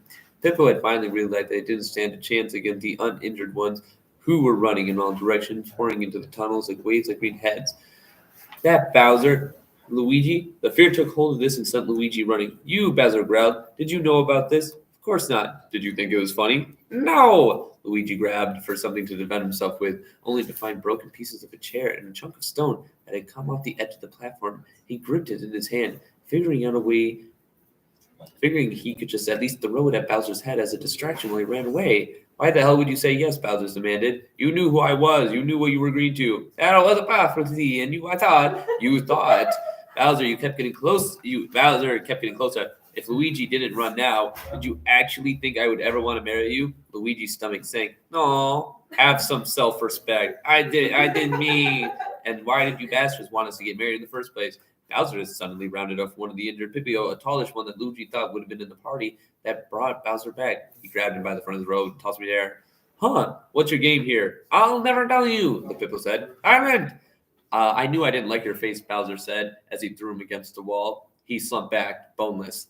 Bowser then picked up another one. "Give me your answers or you'll go like him. Or maybe I'll shove your head into the poison all over the floor and see how long it takes you to kill someone as small as you. The prophecy is real. We are destined to rule the world." Horse shit. You say, I've read this fan fiction before, actually. I'm sorry, this is just something that I'm thinking of. I've definitely read this somewhere, and I've never. I printed this randomly. I thought you said you've never read fan fiction before. Okay, I lied.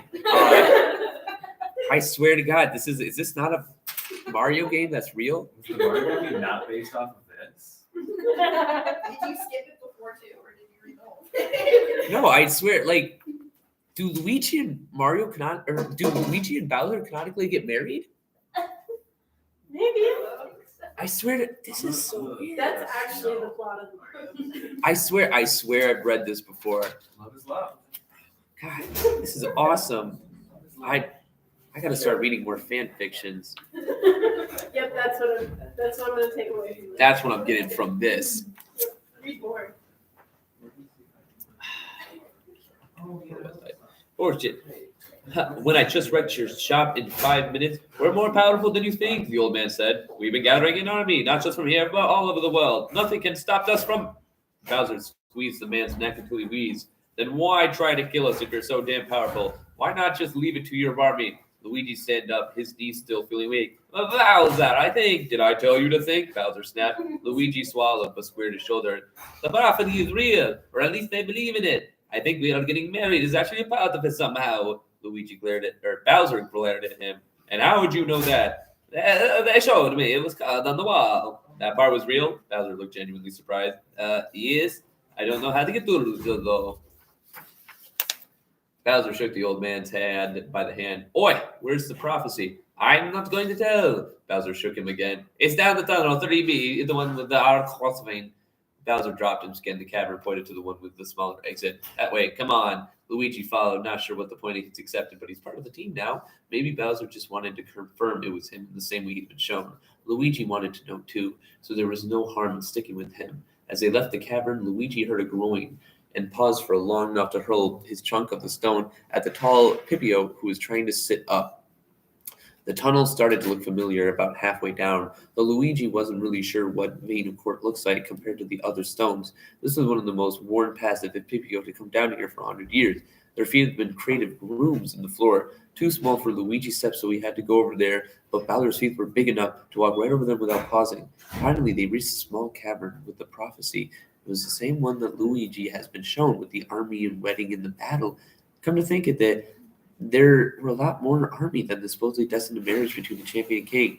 No wonder they showed you and not me. It's just a dialect. It's not even that old. You can read it, Luigi said. Sure. I'd read it better. I speak it at least. He leaned over and peered at the writing under the mural. Lots of stuff about building an army, upbeat strategy. It's more like an advice book more than a prophecy. Is it good advice?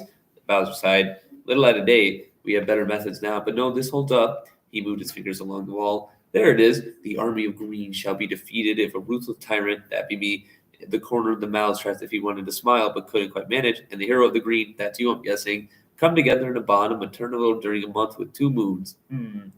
That's more or less what they told me, just translated a little differently. Bowser straightened up. A month with 2 moons, Bowser repeated. Must be a blue moon. 2 full moons in a month. No wonder they were in such a hurry. The month is almost over, and then it'll be 3 years until the next one. Wait, really? Luigi asked. Yeah, it's a little over 2.5 years on average. How do you know that? Bowser glared at What, I can't know things? No, it's just a random thing. Bowser huffed. He had a space phase as a kid. He was really into planets and shit. Oh, right, cautiously, Luigi said. I had the frog phase. I could tell you about all different species and names of their life cycles. Bowser actually cracked a smile. Junior's into rocks, too. Rocks are cool, Luigi said. Is that why you recognize the quartz veins so quickly? They're bonding. Huh, Bowser said. Probably is. Hadn't thought of that way. Luigi smiled until Bowser abruptly turned away from the mural again. If getting us married is what is going to follow their plan, then why do they try to make it happen? Maybe they wanted us the real part of the prophecy to get our guard down, convince us to stand there and be poisoned.